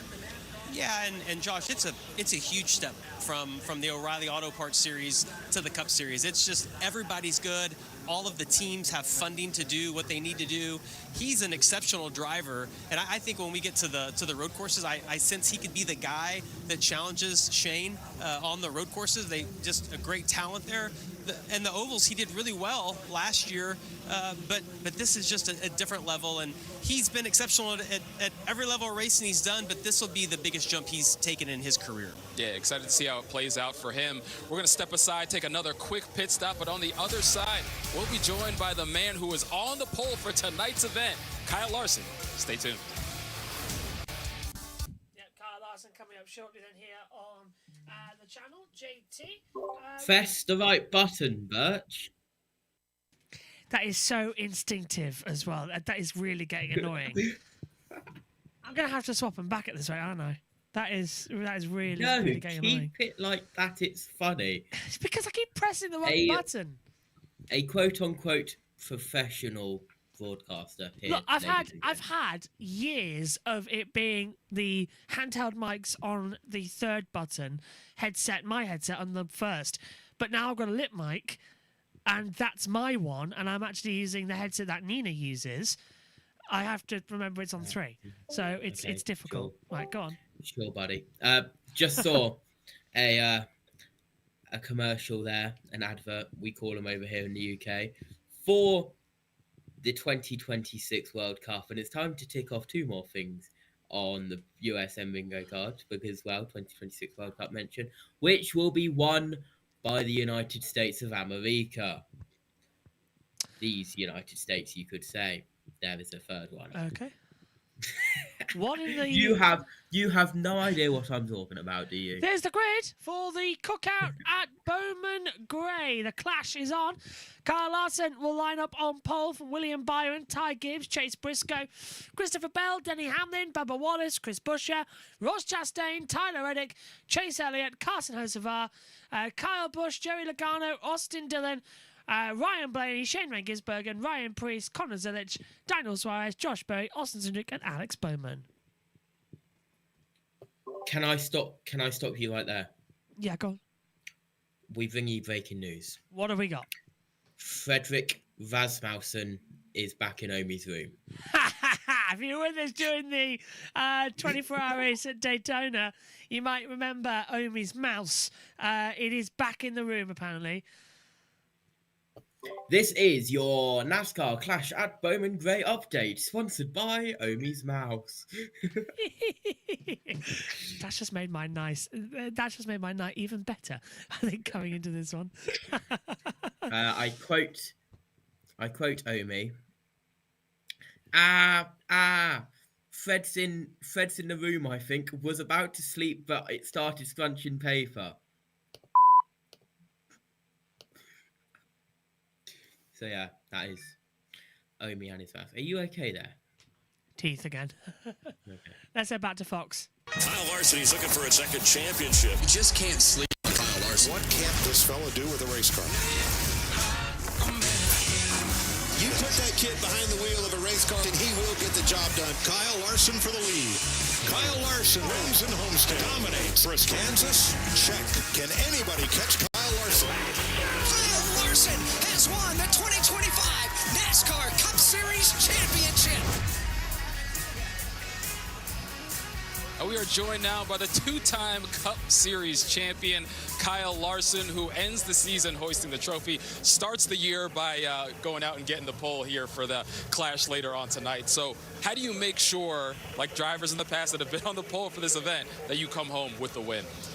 Yeah, I don't know. I think for me, it's just like qualifying good is awesome, but now it's like, how do I stay up front and manage my tires throughout the run? I think it's easy sometimes at these short tracks to like get carried away and get too, where you're beating your tires up on exit and you don't even really realize it. So trying to manage that will be important. What about the track itself, Kyle? I feel like it's such a cool atmosphere here with the fans and just the history of this track. What's your perspective on this? Yeah, I love it. Last year I was in that LCQ, and I was up here watching you guys, do all the freaking out. And then so I'm like, good, I get to sit up here and watch. And there wasn't like hardly any action, I know. So, but no, I've been here on a Saturday night before, and this place is, I mean, if you get a weekend or a Saturday to come watch any race, amazing. Come here. It's awesome. The atmosphere is great. So it's really cool to have a cup race here, and yeah, I just think it kind of touches to the past a little bit, and I enjoy everything about it. In general, for your fans, watching at home, what do you think of your car in practice? You feel like you feel good, bad, in between? It's so short. I don't really know how I feel about things. First practice, I was pretty, sad because I was just these places, like, it's just hard for me to get in a rhythm. I mean, you know how I am, like in Martinsville and stuff. So yeah, I know how you are. It's not all that bad. Well, but it takes me like 300 laps. It does. That's fair. So we don't have that here. So yeah, first practice I was just struggling, and then second practice I felt like we got our car a little bit better, and I was able to kind of get into a rhythm a little bit quicker. And I thought we were okay, but I don't know. We'll see once we drop the green. What about Bowman? They said they made some changes to that car to test. Do you guys get anything out of that? Do you even know like what they did? Is there any? I'm sure Cliff and Blake have talked, but I don't. That you I don't know. So no, I was just honestly just being a fan watching, and I think Alex is on like scuffed tires there too, so it's hard to get like a decent read. Well, this is the warm-up to the season, of course, and so much can change in the offseason or stay the same. But what excites you about 2026 as you go out and try and defend your title?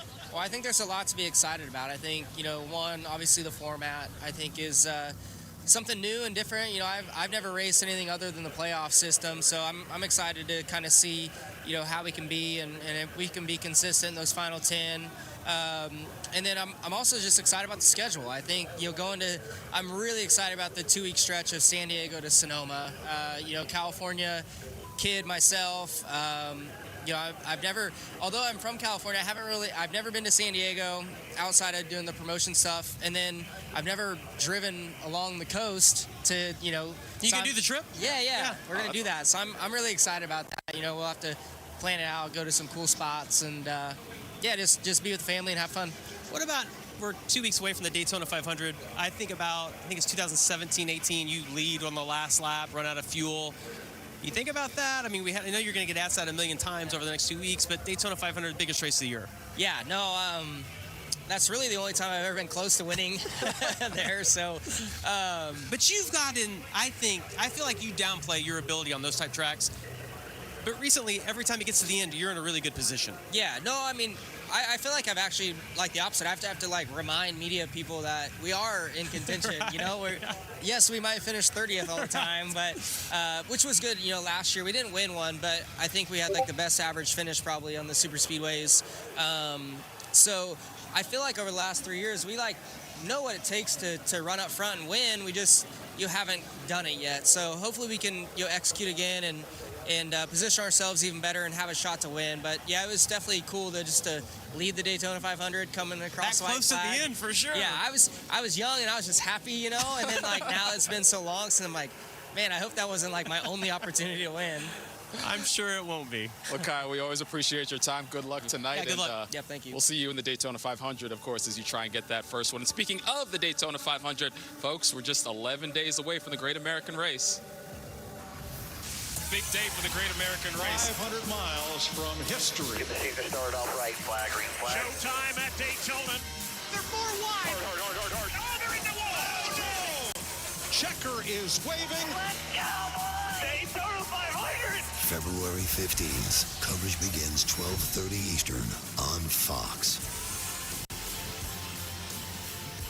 And Fox is your home for all the coverage leading up to the Daytona 500. Of course, we'll have you set with qualifying on FS1, the qualifying races on FS1 on Thursday. The Craftsman Truck Series, they're going to take action Friday night. And, of course, we have the ARCA action. You see the O'Reilly Auto Parts is going to be in action as well. And the Cup Series, of course, the Daytona 500, 2:30 p.m. Sunday on Fox. And, folks, don't go anywhere. We're getting ever closer to the start of the clash here at Bowman Gray. Can't wait to see who's going to win it. Stay with us. Yep, can't wait either. He's can't done wait it either. again. Keep doing it again. Can't wait either. It's going to be a lot of fun, this one as well. JT, who's your pick a winner for the Cookout Clash at Bowman Gray? Ryan Blaney. Oh, okay. Jack, have you got one? He's deafened. Oh, He okay. was so strong last year, and he went. That was from last. He's 16th. I think he'll be good again this year and get it. So yeah, Ryan Blaney. Update on Christian Rasmussen. as they come through.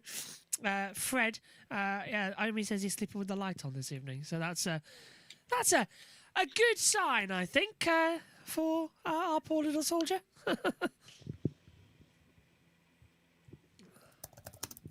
Liberty Media Insurance on our screen again as we're just waiting up. Race live at 6 on this channel. Yeah, we're live, the whole thing, whole timing screen, commentary, everything. We are staying on for the whole clash out, which is going to be a looking good day. What did you just put? What does a closed light look like?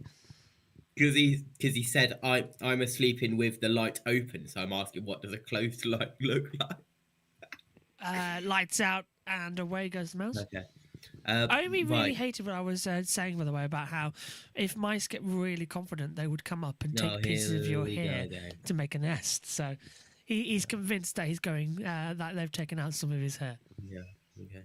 It's a true story. It's just hilarious that he's fallen for. Maybe you should probably look at radar. What's the radar like, JT? What have you got for us? If I share my screen, will it mess it up? Well, I had a screen set up for you, so give me a minute. Or shall I just send you a video ninja link? I won't be able to set it up in time. Okay. Didn't we have a weather screen? Let me just send actually, you a screen. no, I found the weather screen, JT. Okay. Go for it. I found it. If you could share your screen, I've got it. I've got it here. Yeah. So I stand corrected. I have your screen. There you go. Explain this then, JT. Right, we have different types of radars. This is where we can use a dual screen to our advantage. Yes. Right. Let me full screen this.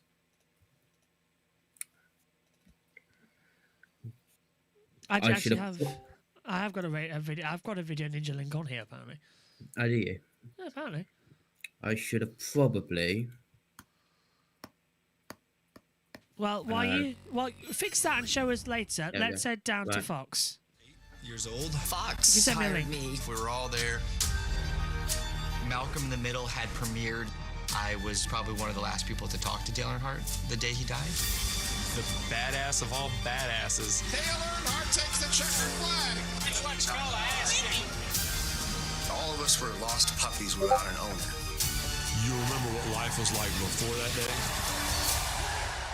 and you remember what life has been like after that day.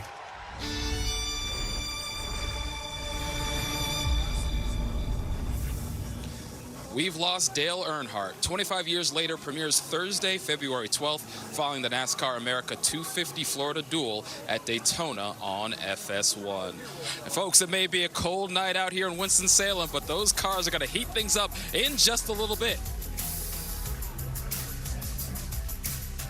Is that them going to another ad break? Yes, it was. JT, that is unbelievable. Hold on. From them as well. Can I change topic real quick? Yes. It's time to tick off another thing on the USM broadcast bingo card, and we welcome in the mayor of Indianapolis, the Oracle, Matthew Owens. Hello, everybody. Hello, Matthew. I don't suppose by some miracle you're with us for the race, are you?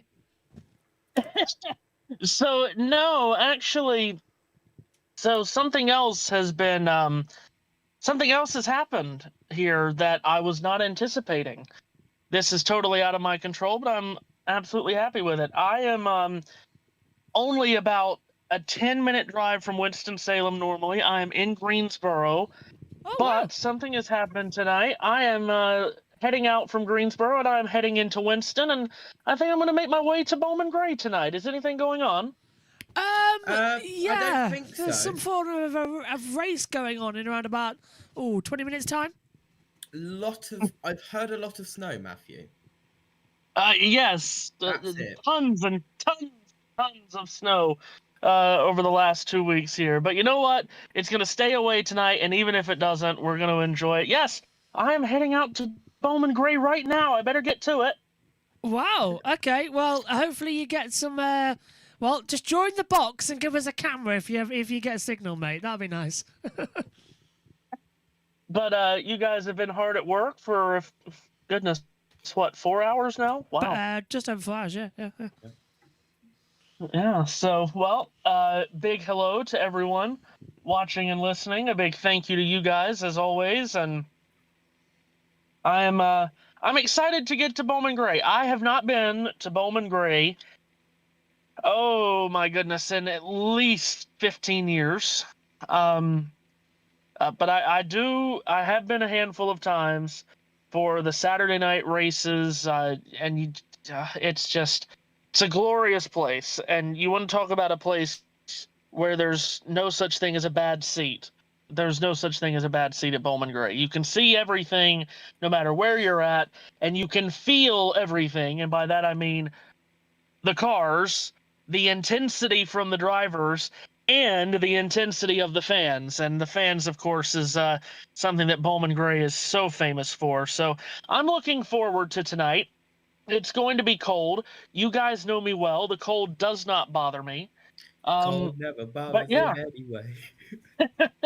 But I'm really excited. Talk about haven't been to Bowman Gray in 15 years. I have not been to a NASCAR race since the Daytona 500 of 2015. Jeff Gordon's last Daytona 500, which he won the pole for. Joey Logano won the race ahead of a charging Kevin Harvick and Dale Earnhardt Jr. So I'm looking forward to seeing NASCAR stock cars in person, live and in living color for the first time in about a decade. I can't wait for you, my friend. That's going to be brilliant for you, especially going to Daytona. And record everything you can camera-wise. Have fun, get some interviews, and see what you can do. Have fun. Matthew, you should definitely record tons of video and give it to me so I can make an epic montage. Yeah, going ready for the season. Yeah. Right. Yeah. Get driving. So, go. I'm looking forward to it. You better get Yes, the driving has... Yes, I have pulled out and I'm ready to go. Hopefully, hopefully all these roads are good to go. I think they are. Well, Matthew, very rarely do I get to say this for you. It's time to drop the hammer. Get to Bowman Gray. Very good. There's a check on the bingo card. Very good. Enjoy tonight, guys. I will try to get what I can. I have no idea what to expect because I do not have a ticket. I have been invited, so I do not know where I'm heading, where I'm sitting. If I will be sitting, I don't know. Well, we'll find out together. I can tell you from an aerial, there's not many fans in the area. Parking looks good, and the roads are good as well, so you should be okay. Very good. Well, enjoy the night. I thank you, as always, for everything you guys have done today, and we will be in contact for sure. Thank you, Matthew. Enjoy it. Take care. See you soon. So Matthew Owens is off to Bowman Gray, and he'll be there as well for all of the coverage, and hopefully he'll give us all the stats from trackside. We are covering the race as well, so we will be here with all our cameras as well, but right now let's head back down to Fox. Regan Smith. It's set to start 14th here in just a little while when we get this clash started. Had a couple teammates that just were in the last chance qualifier. One of them made it really exciting. One of them drove away from the field. So how much can you learn from what they just did, and is it anything that's going to help you as you need to get up through a few cars tonight? I talked to Dawson a little bit to see what he thought about his car, and they seemed pretty good on the long runs, which is great. And it's great to see all four cars locked into the main show. That's kind of neat to see that. So cool to be a part of that. But we got a little work to do because we're the first of the Penske cars and we're 14th. So we got a little work to do to get our way up there. But long race, we see what Ryan did last year coming from the back and almost having a shot to win. So a lot of things can happen over 200 laps. And you alluded to what Ryan did last year. Penske cars have been very good at passing, especially here at the clash right here. I got to ask you, this race was delayed a couple days. We're a little further along than we wanted to be, but I don't know if there's anybody that had more fun during that delay than you did, Joey. Take a look at this and just tell me what is going on here. You're tearing everything up. The only person that had more fun than me might have been my oldest son, Hudson, because he drove a ton of laps as well out there. Our yard is completely shot. But I tell you what, if it snowed tonight, I would have felt pretty good about this race because I think I got the most experience in ice driving here recently because there's been at least 300 laps driven around my house. Well, we'll keep an eye to the sky, keep an eye on the radar, and if there comes snow, people will know. Pull for Joey. He's got the advantage. Larry, I'm with Christopher Bell, who qualified 5th. Christopher, the last time we had a special event, North Wilkesboro, the All-Star race, you were celebrating on top of the hot dog stand. A little different race, but how do you feel after your car in practice and going out there qualifying top 5?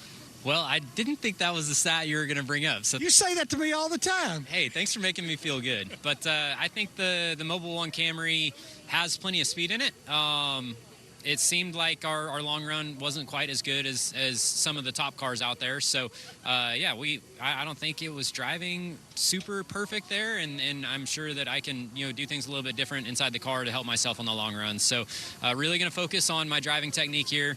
Last year, leaving this race, we felt like it was a really good test for Martinsville, and the guys that were good at Martinsville were really good here. So, yeah, I think it's going to be a very valuable day and very valuable race to see where we stack up against some of the best guys on these flat short tracks. So I'm excited about it.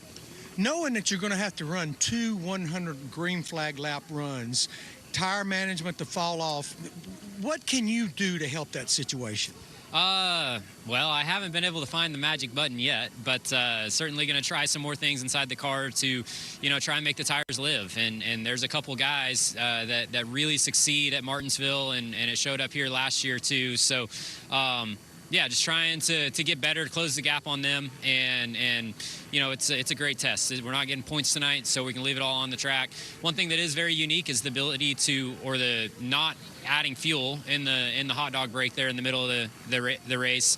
So it changes the balance a little bit on the second half, and we fell behind last year in that part of the race. So yeah, we got a couple things that we can do different, and hopefully I can learn from my past experiences and be a better driver here today. So, Josh, I've caught a lot of things, but a hot dog break is just not one of them. Well, you know what? No one started the season hotter than Christopher Bell last year, winning 3 of the first 4 races. And when it comes to this short track racing, he's pretty good at that, too. What are your expectations for him tonight? Well, he's good at just about every type of racetrack we go to. And I think they'll be good again tonight. When you look at Joe Gibbs Racing in general, all of those cars have qualified well. You hear all the drivers, though, talk about trying to manage tires and save to be good on the long run. And the one thing that I have found over the years is that the drivers can do a little bit, but it just seems like we see organizations that are good at that. Penske being the one that didn't qualify very well tonight, but we just saw in the LCQ, both of those cars had good long run speed. Blaney started in the back last year, drove up to second place, had good long run speed. And just traditionally, Penske is good at that. I think that Gibbs will most likely be fine tonight, and they have good fire-off speed. So that guy right there, Denny Hamlin, I think he'll be pretty good tonight too. Yep, for sure. Well, the cars are now out on the track as we draw ever closer to the start of the clash here at Bowman Gray. Stay tuned. Yep, stay tuned indeed. And I nearly did it, JT, but you'd be proud of me I didn't. Did he press the correct button? Well, I pressed the wrong one before I realised, so at least I'm getting a little bit easier there, eh? I found out why my pen failed during the Formula E Miami pre-weather demonstration. Oh, yeah, go on. It might have needed some charge. It was out of battery, so I've quickly put it on now before I do my magic again. So hopefully it'll have enough for the weather segment of the. Do you want that now? Do you want it now? Because I've got the weather screen up now on our Apex pad. How has Matthew managed to go to Bowman Gray so quickly? I have no idea. It's fantastic. I love how casual you guys are. It's how we roll. It's how we roll. Just enjoying the action. Right, what have you got for us? I should hold on. Let me plug my Surface in. It's lagging. Right. So this is the Apex pad, by the way, everybody. So JT can do loads of drivings on the inside. He has a private jet. Welcome to the proper Apex pad, not JB's Team U knockoff one. I'll have you know, actually, we found a little, one of those art pads that people have when they're animating. Oh, yeah. We're getting one of those in the box. Oh, are you? So, yeah, so before, well, actually, I think it's before testing we're going to get it hold of it. We're just finding the right one. So then we will actually have a little teleprompter Apex pad. Can I unplug my camera, or will that mess your stuff up? We're on the battle screen, so we're fine. Incredible. I need to plug my Stream Deck in because at the moment I have no way to control this radar screen. Well, that's going well. But yeah, this is the Apex pad, so we can throw up any image we like on this screen. Right now we've got the weather open, and JT can even show some footage from the race, because guess what, everybody? That's brand new this year. We can show footage. JT, go for it. Right. For context, Matthew was here in... Matthew was... Please, work there. Matthew was there in Greensboro. Winston-Salem is... This is going so well, isn't it? Winston-Salem there, Greensboro there. So that is the short journey that Matthew Owen had to make. Right. Weather. Here we have... I should probably not be in drawing mode when moving the map. Here we have the weather radar, and we'll move up and down frames. You can see just to the left hand side. Go on to them. This isn't now it decides to work. That, do not bother about it, nowhere near. It's down here, which we are worried about down here as well. Difference between the two radars. This left one is the winter weather radar. Yeah. This right one is the high res reflectivity one. In other words, on this one, blue is snow, green is rain. On the right one, it's all precipitation, and green, yellow, red is the to any kind, and the intensity of it. Down here, we zoom in. This is what I've been having a little look at. Now, this is me doing live working out here. So we put a dot there, and then we move it a frame. Dot there, move it a frame. Dot there, move it a frame. Dot there, dot there. Hold on. Yeah. Dot there. Oh, wow. Just quickly, Nathan's put, JB, YouTuber's new feature, it ranks the top 5 subscriptions, and your channel came in 3rd for most watched in 2025. Nathan, I'm very happy about that. Well, thank you very much. That's boosted our day, and thank you for watching. JT, what have you got for us then? This is where JT tries to draw a straight line. I should also note, Bowman Grey is around here in Winston-Salem. So if we just dot, it's going to pass north. Yeah, so it just avoids it.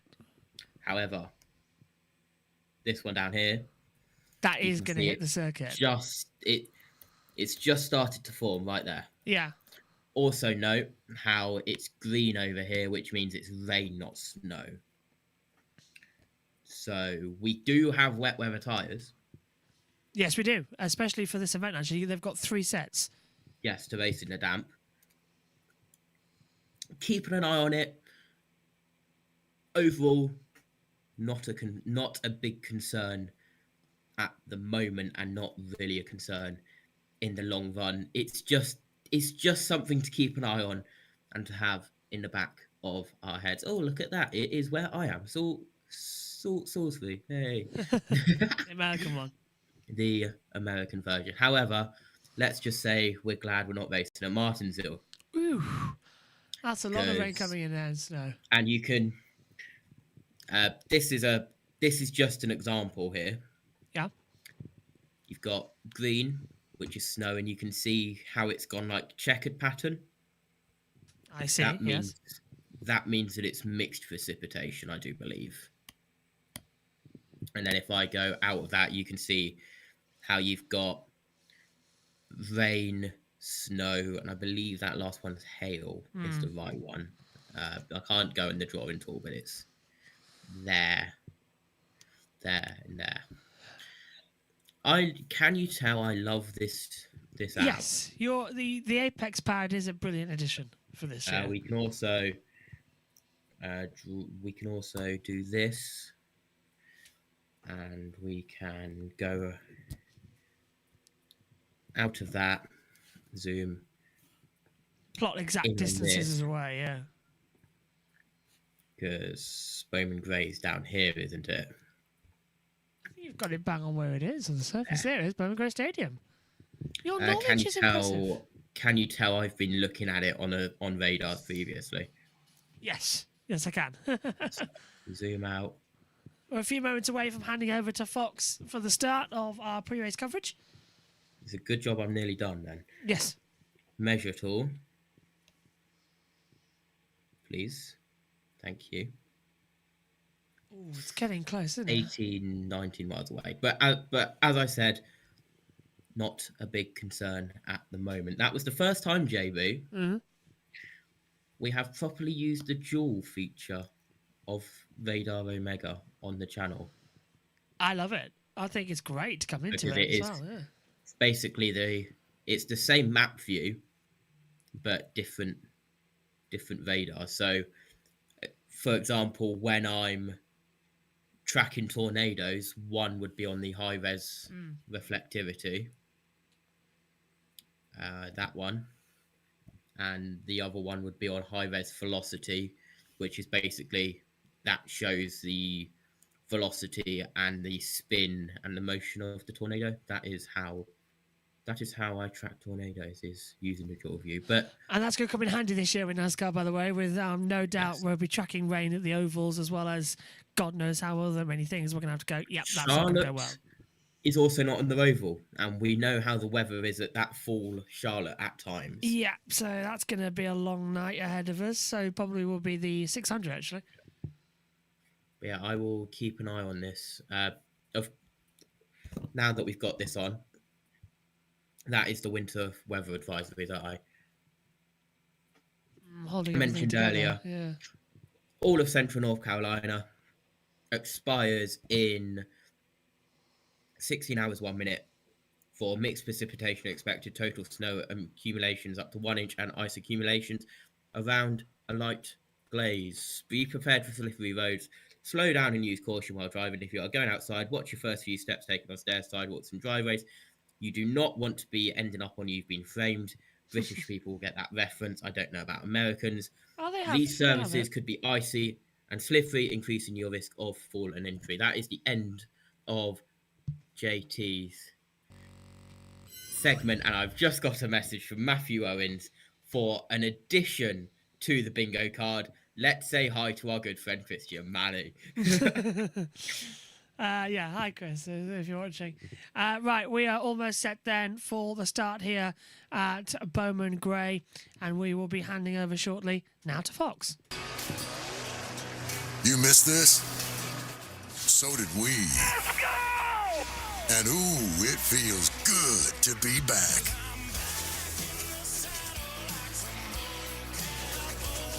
Unfinished business. Has had yet another championship slip away from him. Reputations to prove. Breakout stars. Everybody in hot pursuit of Connor Zilla. Pedaling it, baby. History revisited and rewritten. Is waving, and William Byron. 1 for 3 in a row, the first guy to do it. Before the season gets hot. Be ready down there. Say 8 over. We're getting warmed up. Time to pull your belts tight. Back at Bowman Gray to set the tone for another year of mayhem. Whoa, here we go. Cars go flying through the air. Turned into pandemonium. Yeah. Go. The Clash kicks off the 2026 season on Fox. Well, the off-season is on ice. The last chance qualifier, that's in the rear view. The main event is full speed ahead. Welcome to the Clash from Bowman Gray Stadium, better known as the Madhouse. Well, the storm that hit Winston-Salem, North Carolina over the weekend on Saturday really hard. That has cleared out. As you see, it's a picture-perfect night. Yes, it's a little bit cold, temperature 38, feels like 32, but it's perfect for some racing inside those cars. Those drivers will be red hot out there tonight here at Bowman Gray Stadium. And we're so glad these fans could join us, and so glad all of you out there could join us as well. Josh Sims alongside Daytona 500 champion Jamie McMurray. So we've seen practice, we've seen qualifying, and we've seen a last chance qualifier. Some tempers flared.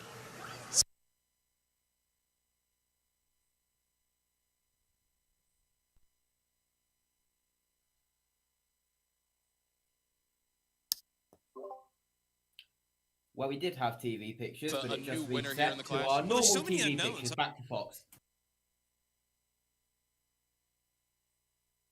What they don't want to see that we do want to see is a late race restart. Yeah, that would make things a little chaotic. But speaking of chaotic, we already had the last chance qualifier. So here's who raced their way in. Josh Berry, for the second year in a row, gets it done this time, picks first in the last chance qualifier. Austin Cindric got his way in as well. And as virtue of the points provisional, Alex Bowman is also into the main event. So the 23 drivers in tonight's Clash from Bowman Gray, that field is completely set. And like we mentioned, the man on the pole, that is going to be Kyle Larson. So let's hear from those drivers talking about what to expect here in the Clash. But it is known throughout the country as the Madhouse. We expect it to be rough, but I have never seen standing room only like this. It's awesome. Green flag, we're underway. Bowman Gray is one of a kind. We will see a little bit more chaos at the Madhouse this season. You are going to hit each other. It's inevitable. It's going to happen. The right two drivers getting next to each other can cause all the chaos you need. Heck, I think there's more fights in the stands than there is on the racetrack. No. I don't think there'll be any more chaos. I got to deal with the idiot outside of me. Carnage is fixing to happen. What the is he doing? 3 wide. Recipe for disaster. It's just getting started. Little bitty short track, you're racing in a parking lot. One way to go forward is through people. You move him out of the way. He is finished. Wham, bam, welcome to Bowman Gray. We had a little bit of excitement through the last chance qualifier. It was a show. Gloves are off, boys. This place is going crazy. The atmosphere there was incredible last year, and I think it's going to be even better this year. All right, so this is the official warm-up to the season. I think it's curious. We heard from a guy like Brian Blaney earlier and talked about not being in a car at all during the off-season. So how do you drivers change over that mindset without much, off-season practice to now go full speed ahead? Well, they've been focusing on this race, Daytona, everything that's coming up at the beginning of the year for the last 2 months. Even though it's an off season, you're still mentally prepared for that. The teams are preparing for it. All these guys want to come here tonight. It's another race. Even though it's not a points race, everybody wants to win tonight. And I'm curious about those guys that are going to be starting from the back of the pack, whether it's a Bowman or a Cindric. What pressure is on them, given the nature of this race, to start beating and banging early on to make some headway in the race? Well, Ryan Blaney has given all those people hope from last year. All these drivers would have watched the race from last year just like we would in preparation for this, and they would have seen that Ryan Blaney started towards the back, was able to drive all the way up to second, had a great car. If you start in the back, that's the hope that you're going on. What sort of a jump start to the year is doing well here in the Clash? There's so many new drivers working with different crew chiefs, and I know the races are completely different than what we're going to see here tonight, but how can it springboard your season? Without a doubt. I mean, it goes both ways. If you do well here, you use it as a huge momentum boost going throughout the season. If you don't do well here tonight, you say, we don't race at tracks like that anyway. It doesn't matter, so it can go both ways. And I think it's interesting. We saw, obviously, Chase Elliott, who won this last year. A guy like Denny Hamlin, who, of course, had a rough offseason, talked about the injury to his shoulder. Once again, he's going to drive through some pain this season. What do you expect to see from Denny? Denny's really good at tracks like this. You think about Martinsville all those years, how well he runs. He's very methodical. Denny's smart. The reason he has all the wins he has is because how methodical he can be. He doesn't tend to lose his mind at places like this. We see some guys get a hot hit. Denny keeps it under wraps and just does a really good job. Really good. We mentioned tire management will be a big word tonight. That guy right there is as good at it as anybody in the field. Speaking about guys that had some great tire management last year, Chase Elliott, he won this thing. Can he do it again? Well, he can. He seemed to be riding on that hope of Ryan Blaney, talking about how far back he started last year. But Josh, this is just going to come down to, if you're in the outside, can you get to the bottom? And then how, who are you around? Does anyone lose their mind? And can you keep your temper under control? All right, folks. Well, it's almost time for the green flag, but let's set it down trackside for opening ceremonies.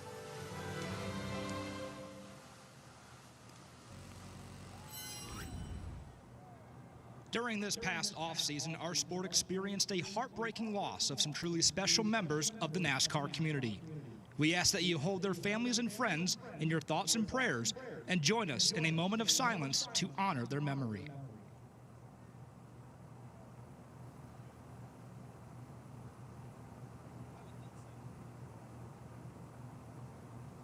Please rise as you are able, remove your hats, and veterans render a hand salute as Winston-Salem Police Department Honor Guard presents our nation's colors.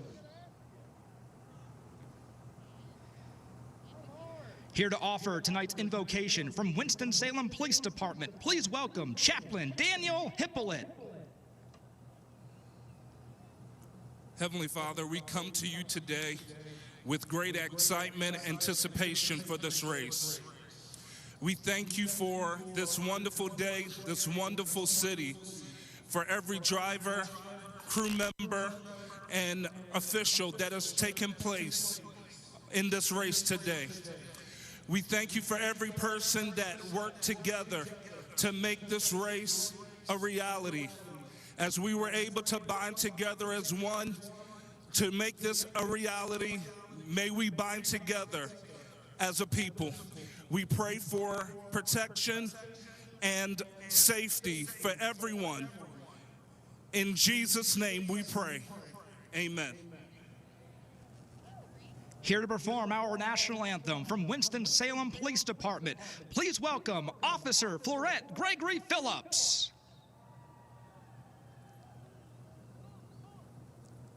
Oh, say, can you see by the dawn's early light what so proudly we hailed at the twilight's last gleaming, whose broad stripes and bright stars through the perilous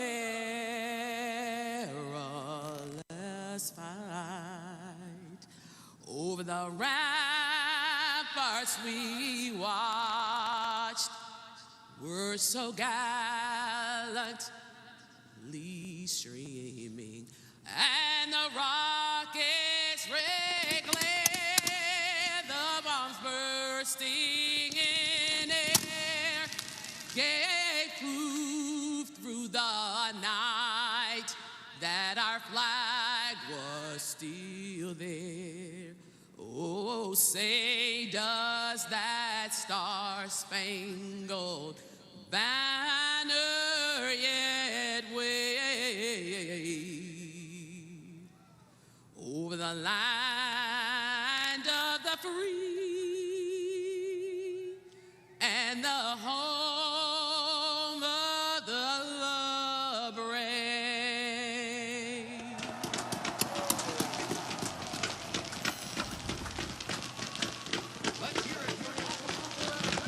The clash at Bowman Gray Stadium is coming up next. You're watching NASCAR on Fox.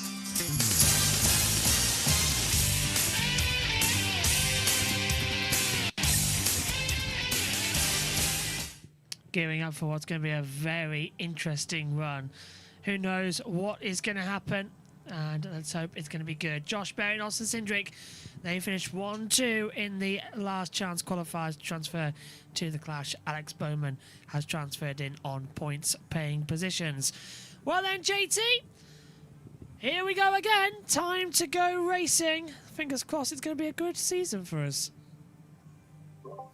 Yeah, absolutely. Now I'm going to have to get back used to looking at my camera being deafened and having to look down to my other account to see my mic actually working. But yeah, and something else that makes it NASCAR season, and you know it's NASCAR season, JB, when this happens, I will mute momentarily so I don't set everyone's Alexa off. Oh dear.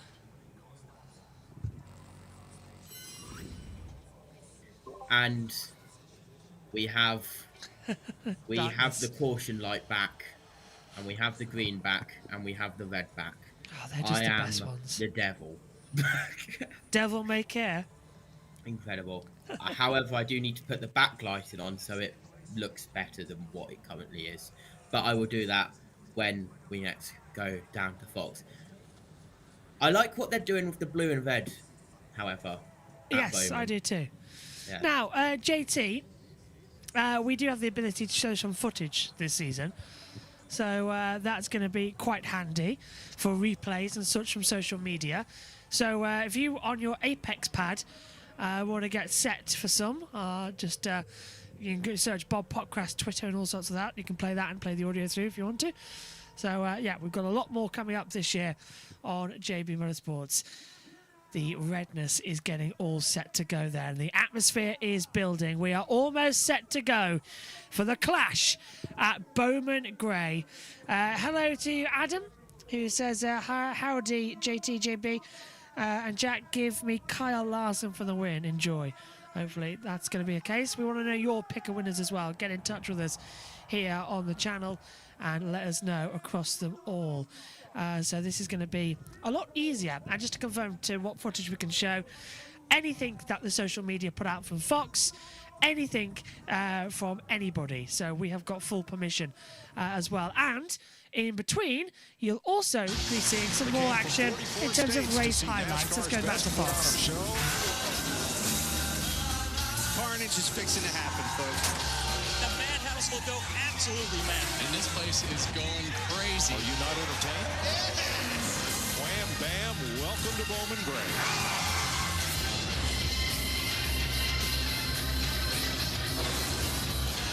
Welcome to historic Bowman Grey Stadium in Winston-Salem, North Carolina, for the preseason tilt known as the Clash. Second year in a row it's been run here on this little racetrack surrounding a football field that's been part of NASCAR since 1949. The race is modified weekly and has this great exhibition event to kick off the 2026 NASCAR Cup Series season.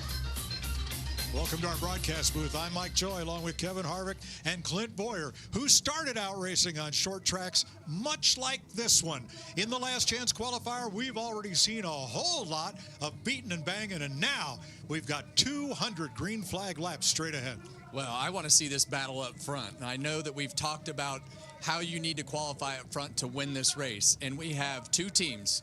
Hendrick Motorsports on the front row, and the next two rows are Joe Gibbs Racing, and those have typically been our powerhouse teams. We've seen Kyle Larson, obviously our champion, win the championship last year, and now he's on the front row of this. So what are we going to see, Clint? Is it just those two teams, or can anybody else make a run for them? Well, what have we learned so far? What we've learned in that LCQ is you've got cars that take off fast. You've got cars that are long run speed, right? They take off and come on at the end like Austin Cindric did in that 2 car, drove to the front towards the end of that race. I don't want my car to be fast on lap 2. I need that thing to be fast on lap 25 to 50, somewhere in there. 100 laps the first one, another 100 after that. We'll re-rack them.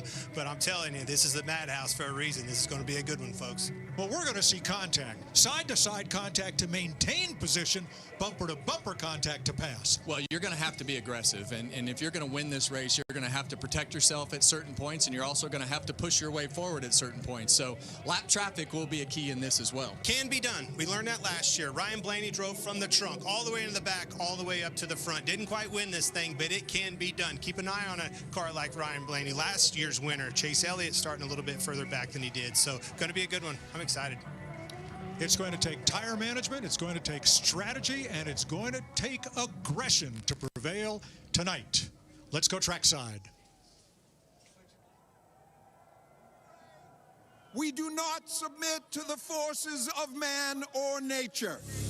Cold, ice, snow, we will not stand down. Always onward, always forward, carry the weight, advance the cause, never submit unto the breach. And these drivers will lead the charge. And now to the command. Last year, these people pushed the envelope and took glory here at this track.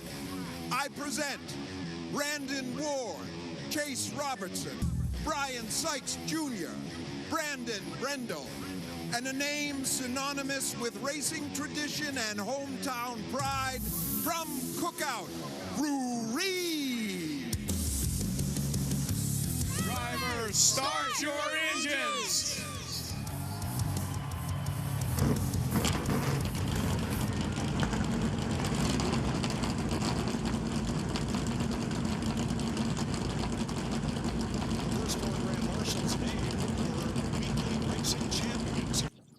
We are getting ready to clash here at Bowman Grey.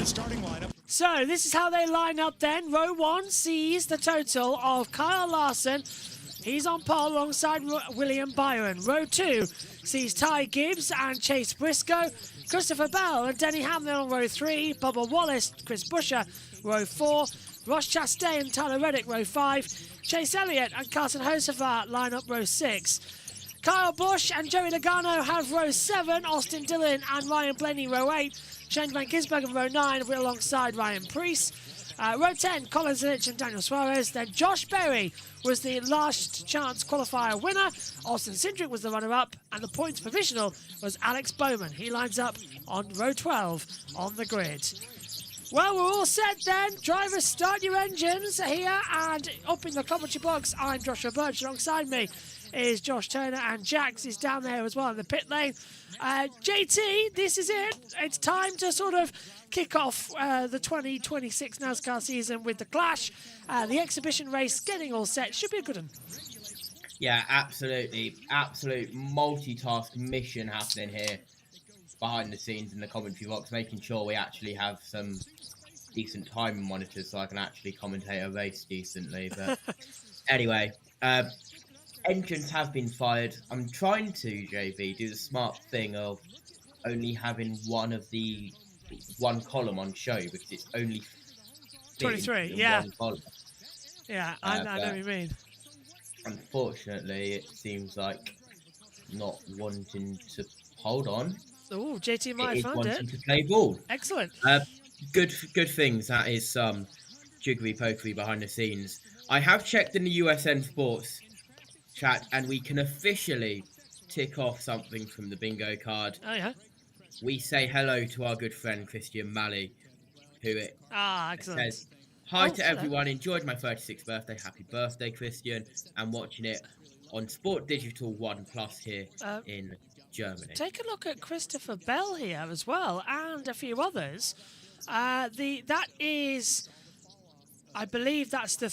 Well, they're taking that there. That might be out there as well. That's the Bass Pro Shops livery. I can't tell if that's the 3 or the 19. That must be Chase Briscoe there coming through. But yeah, just a bit of a low rear tyre there, Jack, letting some deflation down as the parade laps begin. Yeah, I literally just got back and tuned up my downstairs PC. So Oh, Jack's disappeared. But JT, this was earlier on. Not Keselowski. That is the 6 of Corey LaJoie being pushed out of the way by Austin Cindric. We had some close racing earlier on today. Yeah, absolutely. We did. Pace laps underway here in Bowman Gray. And, well, I've not got a message from Matthew yet, but hopefully he has got there in time. An absolute, a quick change of decision from Matthew, let's say. Been on the track today, so starting 6 is somewhere you can win with. Is you gotta have a few breaks go your way, and gonna need this thing to be exceptional in the long run. But overall, it's good to be back in the scene. So appreciate all the fans coming out today. Well, that's Denny Hamlin coming in. We have opened up the officials radio, so we'll be hearing that throughout the broadcast. How nice is it, though, Jack? Raining, says Matthew. Oh, so it is raining, and they're all on slicks at the moment. So, Jack, presumably, we might have a bit of a delay here so that they can pop on some wet weather tyres. A little race. Oh. Bit of water in it. No, I'm joking. It's not that Maybe. heavy. It depends, like, I don't know. I hope that they can get this race going, personally. 'Cause at the end of the day, I've been waiting days for this race. We've been waiting for so long since the off-season. Let's just forget the entire off-season. Let's just get some racing, to be honest. They're still circulating out there on the warm-up laps. Remember, it is 200 green flag laps that must be done. So there's no ifs or buts. We must get to 200. This is what the weather's been like. Let's say.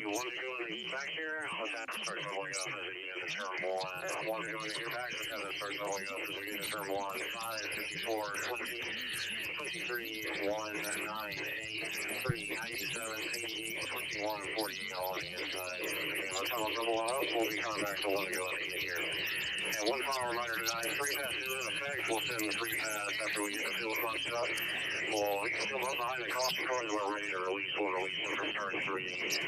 And let's double up if we want to go and get your 5, 54, 20, 23, 1, 9, 8. 97, 88, 21, 48 on the inside.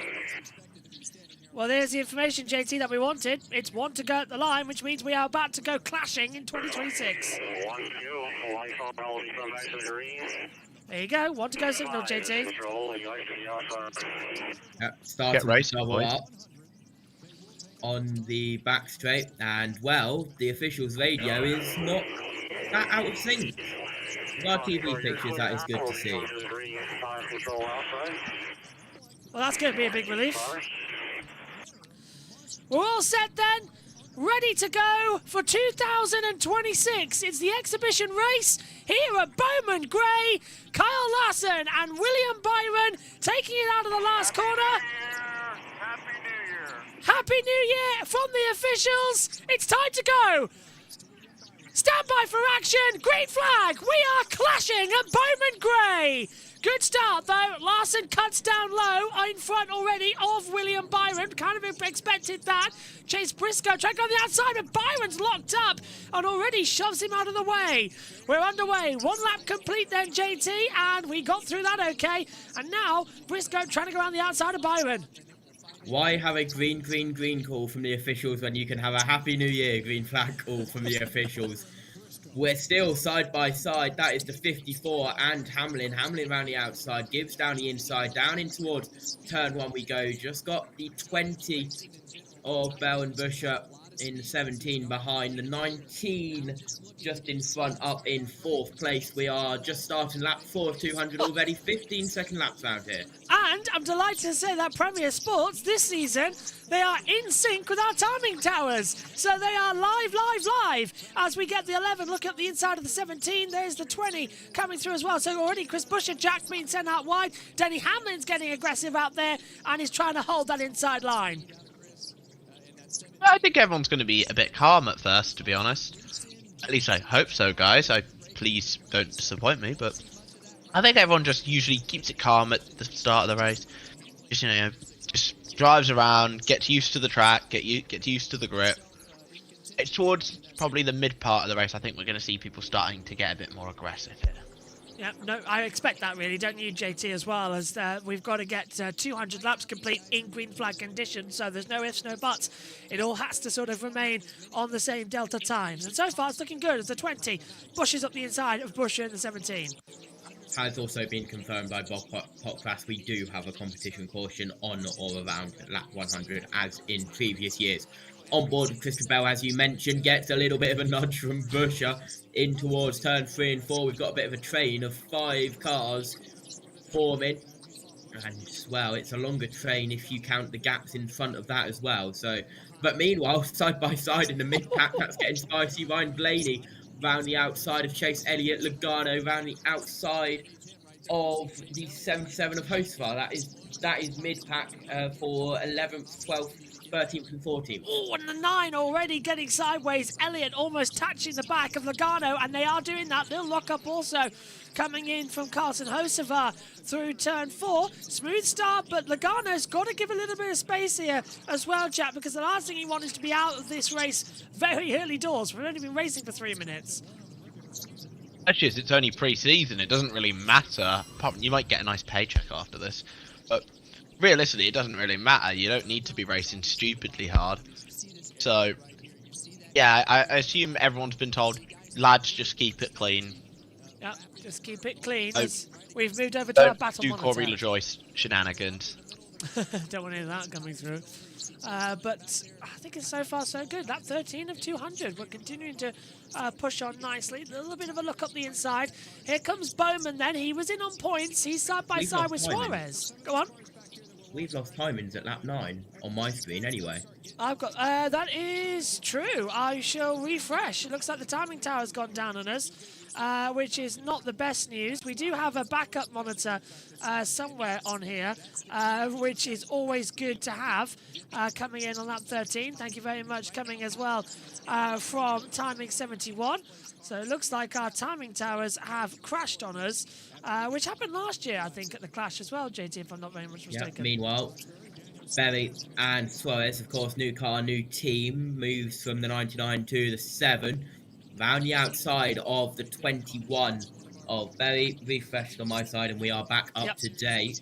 So they are back. Luckily, Zillage up on the inside, his first NASCAR Cup Series race, 19 from Mooresville, North Carolina, and he is currently sitting in 21st place. This is right at the back of the field, JB. Yep, right at the back of the field. Got a couple of new toys this year as well, thanks to the NASCAR app. We can take a look at time and speed and positions between each of the cars throughout this race, so you'll be seeing that shortly as well during the competition yellow parts of the track. We can really get in-depth and analyse the strategy of the race via the Apex pad in 2026. I think I might say 2025 earlier on. It's only February. It's February the 4th. It felt later for me as they keep on coming. Kyle Larson are leading by 0.7 of a second, Jack, over William Byron as the laps tick down, 20 down. Yeah, looking so far so good, actually. The lap time speeds are quite close together, and in terms of positions, no one's really changed overall. So far so good. Ty Gibbs cleared Denny Hamlin for 4th place as well earlier on. Let's hear the all scan then of the team radios that we've got open. So let's hear from some of the drivers out there on the circuit as we've opened up the all scan.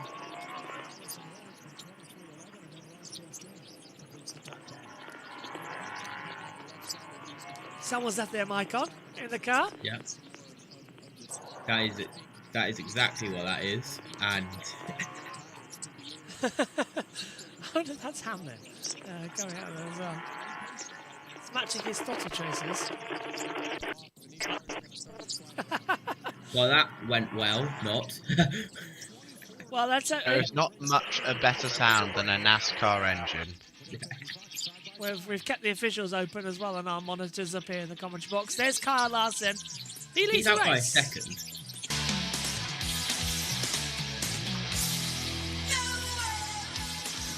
Well, you're still with us on the international broadcasters. Up the inside, Hocevar dives through on the one of Ross Chastain and Chase Elliott just behind him, which is looking good. Hopefully Wallace doesn't cause a crash. I'm hopeful too. And hopefully Fox remembers to turn up the audio because they messed up last time round, so now we've got our audio back again.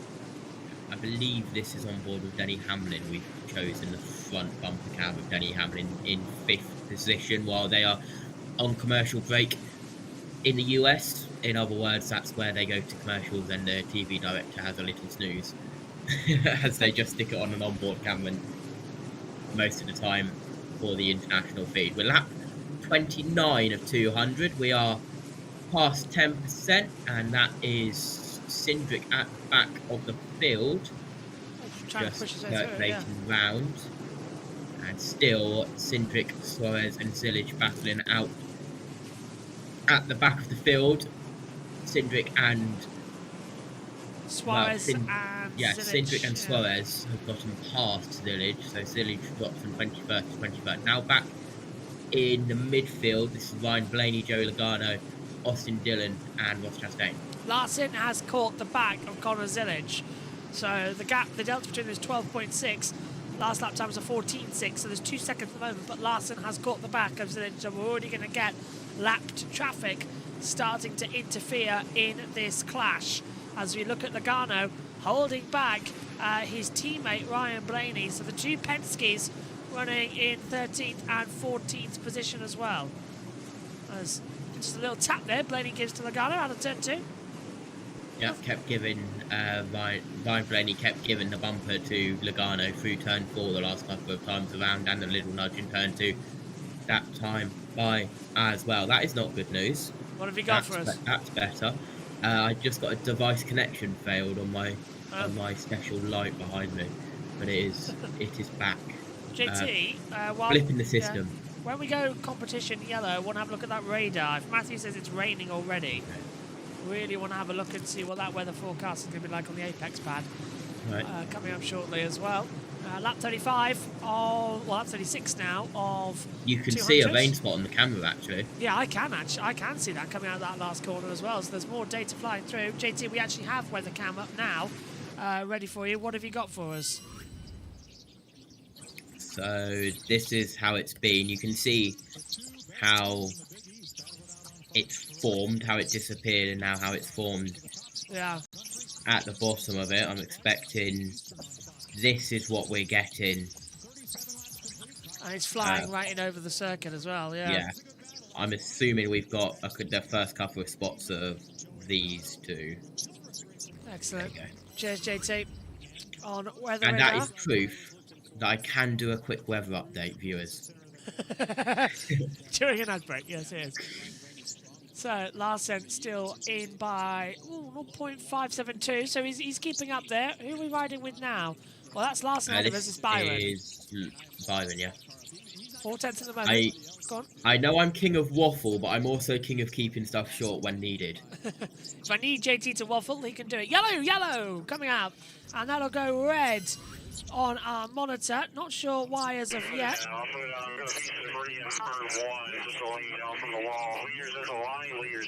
Debris at turn 1. Put it out. Put it out. So, We're going to run the outside wall, like we're doing between qualifying sessions. Leaders of 5, center of the back, last one's a 97, going to the turn 3 opening.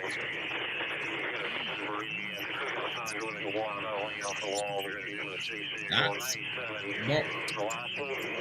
Are they calling that for debris, or are they getting the sweepers out? well, I think the sweepers are going out. That's not turn 1 though. That's turn but 2, yeah. they might be looking at the weepers here as well. Sorry, Ellison, you'll behind the chase vehicle spotters are going to move the engine around the top side of the racetrack. Take care of a couple of those things. You can see outside the wall while we have a moment. The outside lane, please don't ride the Ellison time. Buffalo to the sweepers, so they are bringing the sweepers out. Yeah, so Caution car dragging the Ellison out in front of you and behind the 97. yeah, JT, just explain to us why the red flag has been put out and the cars are still running, and how it works different for the Clash. So, because it is the Clash, caution laps do not count. 200, there's the debris, I'm assuming. Is that tyre rubber? It is tyre rubber, but I'm going to tell you, they're also worried about there's some snow that is melting at around the exit of the track, and it's So it is the drifting on. weepers. Yeah. So all these cars going around, it's melting the snow that's behind the safer barriers, and it's drifting onto the circuit. You can see it just below the start line there. Yeah. So they want to try and dry it up, some of it near the track. So yeah. Anyway, do explain why we're under red. No caution laps, 200 green flag laps. It goes yellow. The flag stand stays yellow. We are effectively under a caution, but it's a red caution, if that makes sense. Yeah. It's a caution, but they have to make the timing screens go red so it doesn't count the laps completed. It's just how the coding works. Yeah. So it's nothing. It's just. Yeah, we'll just stay out against the outside wall. We're going to do another lap. Gonna do another lap coming through, yeah. So it's just a red. Yeah, go on. Elgin and Buffalo are like the sweepers / pickup crew. Which you can see. Another lap here. Take care of what's coming out from under the wall and cover those areas. Couple more laps under yellow while they fix some of the areas out here on the circuit. Just some debris and weepers through at turn number 1. Officially, that caution was called for debris at turn 1. You can see it on the caution list just below us up here in the commentary box on the main screen. So that's the official word that has been brought to us. No points for this race, of course, and no driver tracker. So it is slightly different to how we run a JB Motorsports and, in turn, USN broadcast. We had to sort of increase the deltas on some things. Go drag your feet going on the back stretch time, and when I get that gap, I'll shoot off in front for you. effectively, yes, this is our first caution of the year. As it's not raining yet at the moment, so it still looks good here at the Madhouse. 97 is you ready to come under gales, under your left side door now. You can hold it home if you get past that. In front of you. I agree that they should have put them in Legends cars. That would have been fantastic.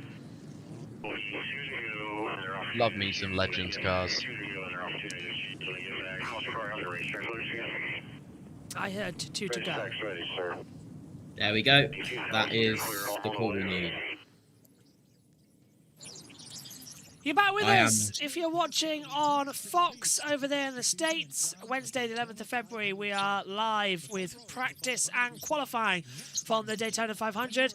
And then all the qualifying races on Thursday, the duels at Daytona. And then we'll be live all weekend long with the trucks. The first race of the Truck Series season. A new commentary pairing up there in the commentary box with us here at JB Motorsports. And then we will be live as well with all the action from the first ever race of the O'Reilly Auto Parts Series, as that gets a new name from Xfinity. And then on the 15th, we'll be live for the Daytona 500. JT, we're coming to the green flag to stand by. Yes, and do not worry, viewers, if you cannot work out or understand some of the vocabulary. Wow, I cannot speak. Vocab there. Do not worry if you do not understand the officials' radios at times. That is why I am here. I have been listening to it for around 2 years. It is NASCAR's secret code. That is like probably like 4 to 5 seconds delay. That's not bad, to be fair, for the officials' radio and TV pictures. Caution car coming to lane. Go on. Pace car normally pulls off to the left. It'll accelerate. It'll stay onto the outside wall. It'll then cut turn 3 and then turn hard to the right. And it is Larson, the control car, coming in towards turn 4 and the restart zone just on the exit onto the front straight. Green in the air, and we are racing again at Bowman Gray. Good start then. Larson on the outside gets a little shove from the 54 as they all make it through turn 1 safely. Now is Byron going to have a little go at Larson, who's led all of the 40 laps so far here tonight, as we're back under green flag running. Chase Briscoe is going side by side as well, and with Ty Gibbs, and Gibbs almost up into the wall there, but Jack, everyone getting through safely. Yeah, so far it's been pretty clean, to be honest, this clash. We've got... For now. For now, yes, indeed. It is Bowman Gray after all. Oh, a little twitch there from Denny Hamlin, almost taking out Christopher Bell. He's got no choice but to try and a little lunge down into turns 3 and 4. Well, actually, it'll be just turn 2, won't it? It's too small a track to call 1, 2, 3 and 4. Yeah, down in the back corners, he's now side by side with the 20. Hamlin goes late on the brakes, has the inside line, and easily takes the position away from Christopher Bell. So very good from Denny Hamlin, the man who is coming into this season with a little bit of an anger in his vein after what happened, of course, at the last race of the year when he was 3 corners away from being crowned a champion, but being on old tyres. Kyle Larson on brand new tyres, able to sweep round the outside and take the victory. That format, though, has gone. We are not running the playoffs anymore. We will have the Clash, which is going to be immediately better. 10-race dash to the championship later on in the year. So every single race matters as they continue pushing on in this race. JT, I wanted to get your thoughts. What did you think of the return of the Clash? I haven't talked about it on there yet, as the 19 dies at the inside of the 24. So Briscoe goes through on Byron. Go on. As in this year, or? Well, just having it back this year, no playoff format, just having a Clash. Having the Clash or the Chase? I mean the Chase, having a Chase. Okay. I was not alive when the Chase, well, I might have been alive, but I was too young to remember the Chase, so never seen anything from the Chase. Should be interesting. Consistency is key. Is this the 19 pushing up the 24 up the track? I believe it is. Yep, nice little Going dive in bomb. towards turn 3 and 4, and then down in towards turn 1, going up the inside, and William Byron giving a little nudge in turn 2. Should be good. It's a good compromise, and it'll be interesting to see how it plays out. Jack, what do you think? You all know that I'm a full season guy. So, Yeah. of course I'm not entirely happy, but I'm satisfied. I think that this is going to make it... I think this will solve there's a playoff format and a litany of issues. Oh, contact! Oh, 23. goodness me, Blaney! Ryan Blaney into the back of the 23. So... That's your best mate, mate. Yeah, Bubba Wallace That's no getting good. spun around in the Toyota Camry. He's got the Robin Hood livery on it. Blaney just sends it into the back down at turn 2. So red flag comes out again as we go to caution, JT. I came in like a wrecking ball. That was the most Brisker F1 stock car move you will ever see today, probably. That was a roast stock move right there. Watch Chase Elliott's on the outside. Bubba gets a little tap into the wall, and then... Okay, that's Chastain. That's on Chastain. Ross got into the back of Blaney there, I think. They're counting that on Elliott, Wallace and Blaney. Yeah, 12. Nah, Ross gets into the back of him for sure. Ross defo got into the back of him there.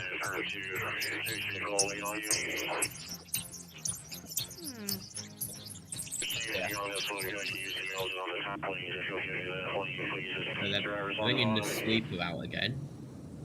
JT, can you do me a favour, please? Hello.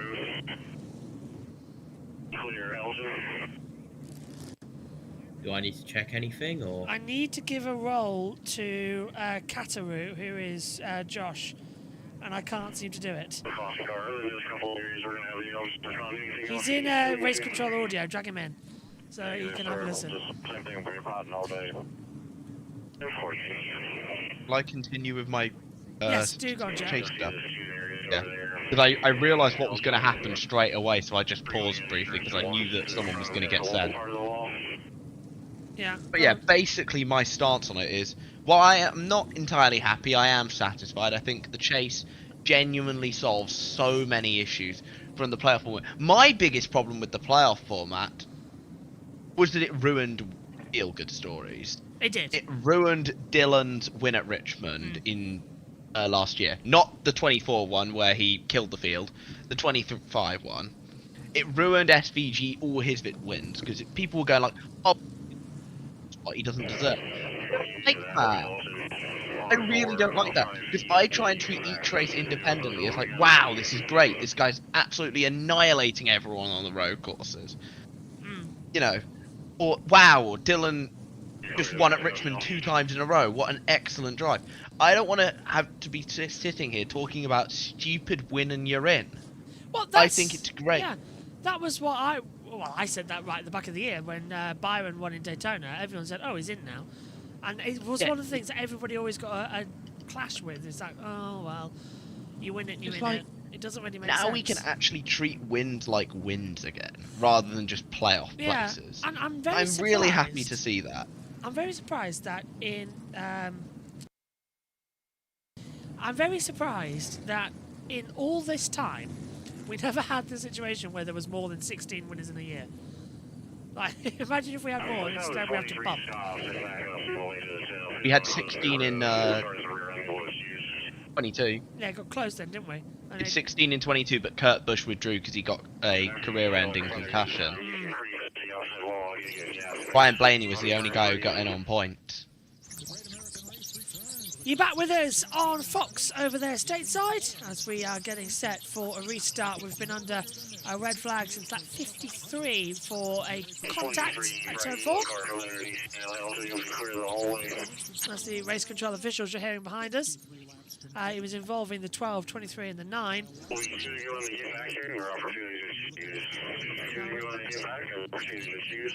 Coming to the choose then.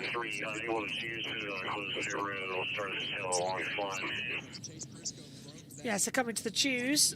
Interesting delta at the moment. Average speed is at 60.448 mile per hour. Average last speed was at 60.704. So we're not going extremely fast out here this evening, but that's to be expected. We'll come to the choose.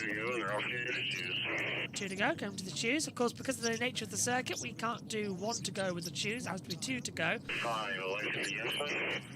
So Larson's going low. Briscoe's going high. Low coming in for Byron. High Gibbs. Low Hamlin. High Busher. Bell goes low. Reddick goes high. Hocevar low. Elliott high. Blaney low. High again for Chastain. Low for Logano. High for Priest. Double low for Bowman and Berry. Suarez high. SVG low. Dillon high. Coming in there as well. Wallace coming into the mix as well. JT, so it should all be good. Yeah, just like very quickly throw to radar if you can. Let's have a look, see. We're on radar, go on, what have you got for us? That is all I need to say. This, I believe, will miss us. But that's coming in. This bigger one, yeah, we shall see. Rain spots already have been felt by Matthew Owens, one of our own, on the ground. However, it's time for me to be quiet. We are going green this time. Carl Larson once again leading the field to the green, JB. You can hear it from race control.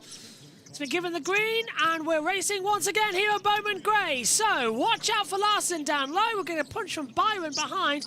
But Ty Gibbs is coming in for a little bit of a contact together with them as well. So, door panel's having a little bit of a swing into turn 3 and 4.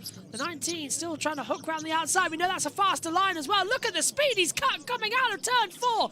Can he swing round the outside? Briscoe was the leader on that last lap time by. We're 3 wide coming out of turn 2. Once again, we're not focusing on what we need to. We're at the front of the field as there we go with finally Fox have learned how to do side by side. So the 45's in there, so that is coming in as well with Tyler Reddick. As the 19 still round the outside of the 5. Again, Briscoe just touching the wall. And the way the walls happen here at the exit of 3 and at 4 is that there's tightening in.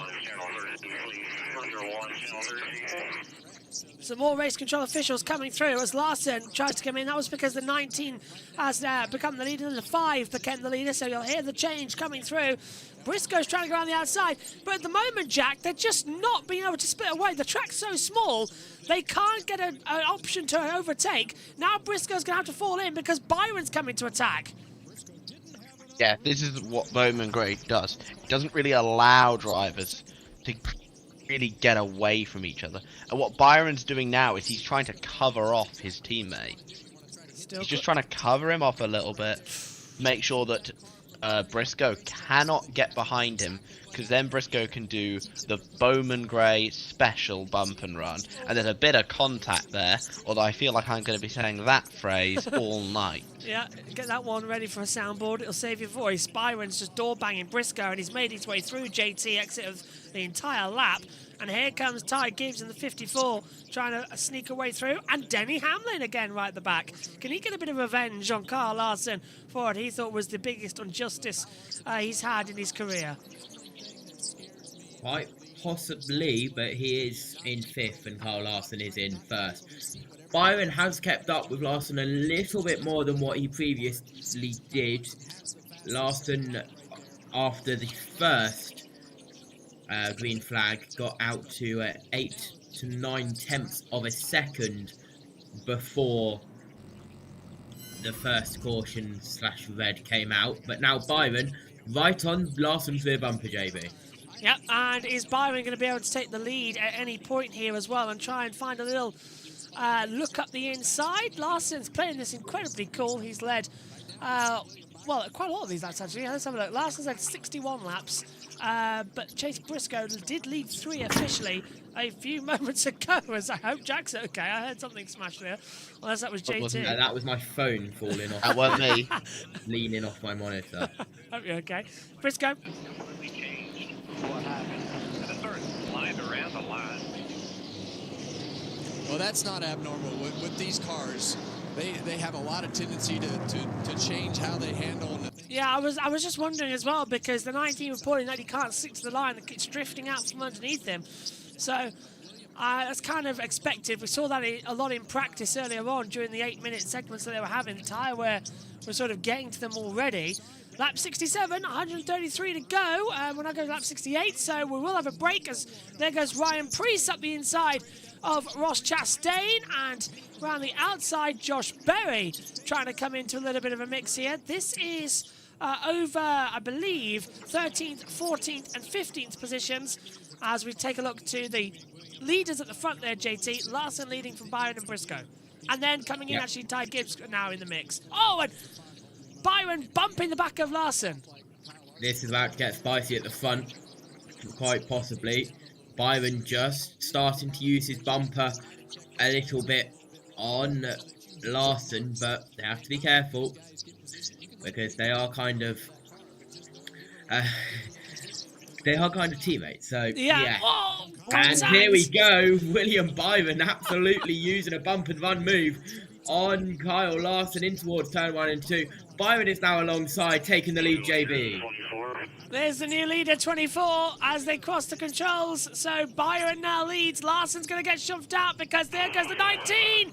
He taps the back of the 24 to get him clear. And now he's side by side, inside line, coming through into 3 and 4. Larson's dropped down 2 places, and now Ty Gibbs fancies a podium spot here in the clash tonight. And Denny Hamlin's right behind the man who took the championship away from him last time out at Phoenix as they come into the middle corner.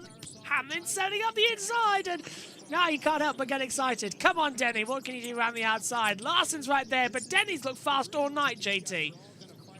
He has, and he's going to try to around the outside, but Larson squeezes him into the wall. Oh, and Hamlin didn't like that. No, and now up the inside, JB. Hocevar goes through on the inside. Hamlin really did get angry, and now Hocevar's going to barge him through. Blaney's coming in there. Well, he's going to Hocevar his way through. Well, we know it's the madhouse, but how much do we have to say that it's getting mad? Because there goes Hocevar, there goes Blaney. Hamlin's now, well, he might just face off Blaney. He does. Can't get through Hocevar. That's really going to anger Denny. Really going to anger him. Yeah. Denny, you won't like that. And now here comes Ryan Blaney on the inside of Denny Hamlin. Will he squeeze him? No, he won't, but they're still side by side down in towards turn 1. And caution is out. 48, that's Alex Bowman. That's Bowman. Bowman is, oh, hang on, that's the 2. So that's Cindric gone around, and he was in a battle. That would be the 3 past the 48, JB, yeah, yeah, correct. So,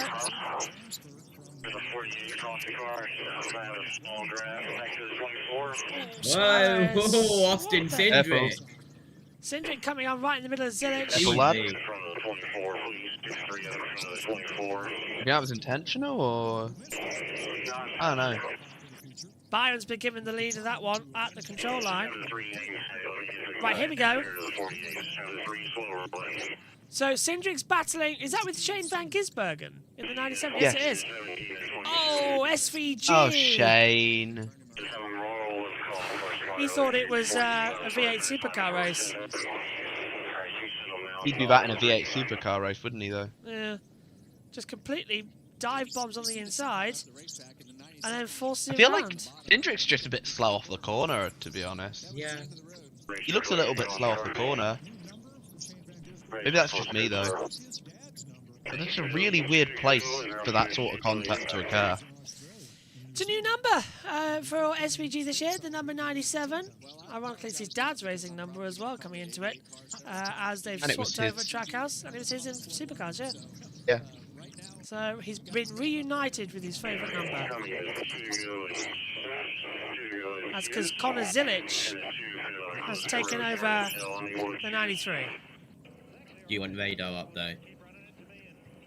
Yeah, I mean, it's the third time the 7's got me for nothing. Gets as excited off my teammate. He can hit me.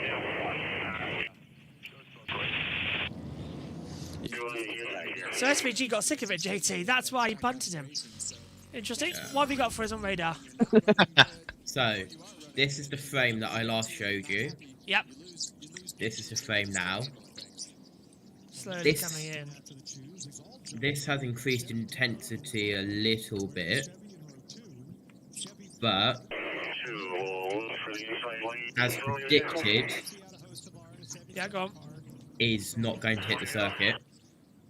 But still, this is what we are focusing on, and as you can see, it's forming a little bit.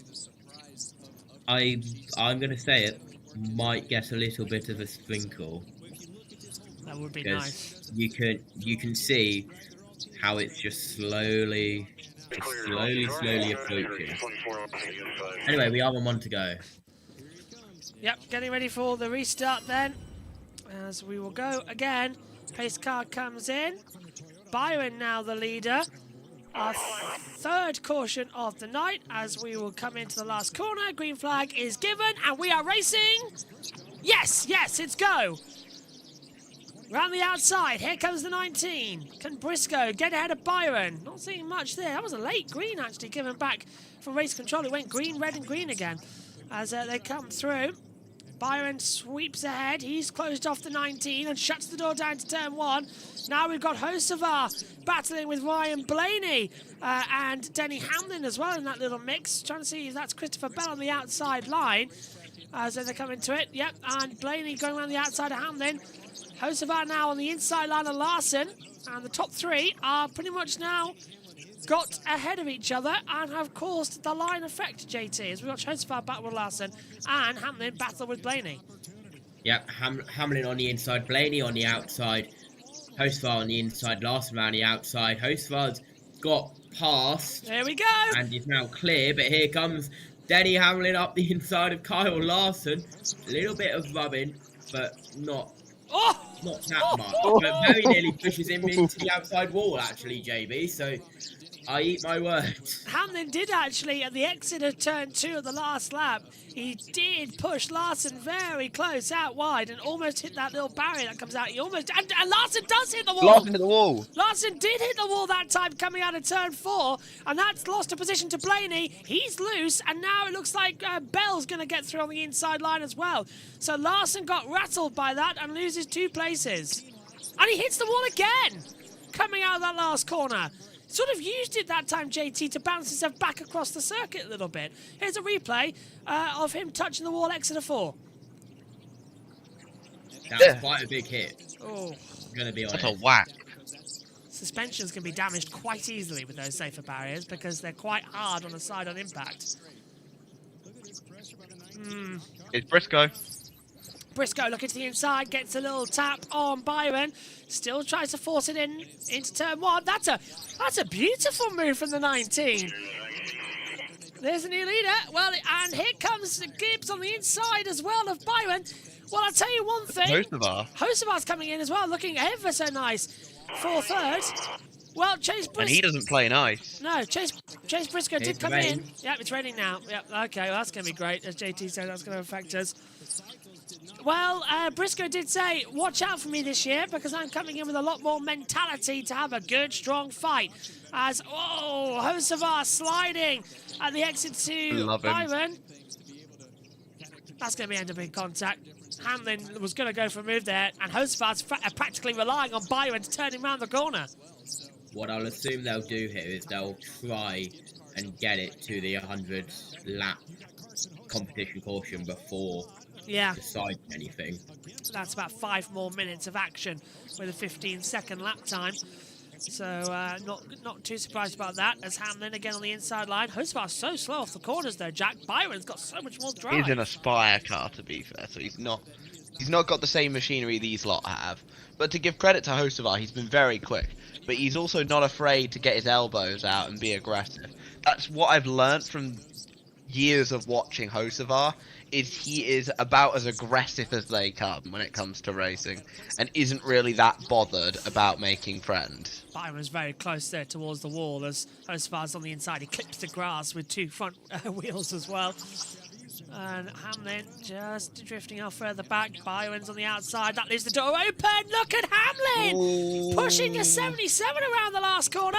And that's going to allow Byron, who's on the outside, to get a better drive. And Hamlin went in. Hamlin got punted. Yep, and here comes Blaney on the inside. So they've swapped over a couple of times, and Hamlin's going to get forced if he's not careful here. Bell's just waiting in the wings, and the 24 gets ahead of the 77. Byron did touch the wall, yeah. Did that help him a little bit, do you think? Possibly. Blaney's now got ahead. That's your name's Ross Chastain. Hitting the wall doesn't tend to help. That's only at Martinsville. Here's Gibbs right behind Briscoe. Punt coming into the last corner. Okay, well that was a surprise. JT, he wants it at the halfway stage because he knows if that rain comes, if we have to go to wet tyres, it could change a lot of things. And look, bang again. Punt Absolutely, and he's going to try and go up the inside. Is Gibbs in towards turn 1? This is going to be very close. Do they touch door to door? Not at the moment, but Gibbs is pushing him out wide. Beautiful. Well done, lad. Ty Gibbs takes the lead of the clash with 3 to go until the competition caution. Well, that's a lot better. I enjoyed that one. Well done, lad. Never sound more Yorkshire in my life. As he comes out the last... Oh, hang on. Suarez with SVG, Cindric and Busher getting a bit sideways. Oh. Cindric's way These wide. two came together earlier. They've come together Cindric again. and SVG. I think that was a bit of revenge there, because Cindric, I think... Might have been a lunged in. retaliation there. Yeah. Closing in once more here tonight as we get set. Just trying to share my timing monitors. Halfway next time, that will be the green checkered and the competition caution. It will be the halfway stage, and that is it now. We must complete lap 100.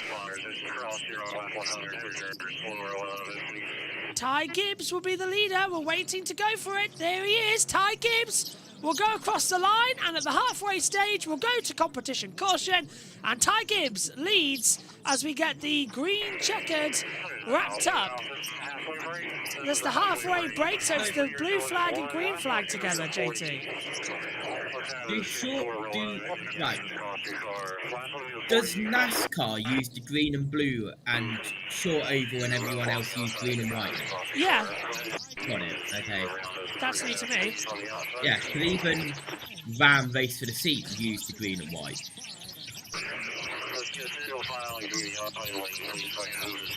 I would watch SVG and Suarez, by the way, for the rest of the night. Yeah. There was a lot of contact between those two in the closing lap. That and Cindric. And Cindric too, yeah. The radio behind us is the officials. The clock has reset to 100 laps to go. And it is lap 100. Gone to yellow, actually, as well, which is unusual. Also, shout out to Dillich. He's in 12th right now. Play to him.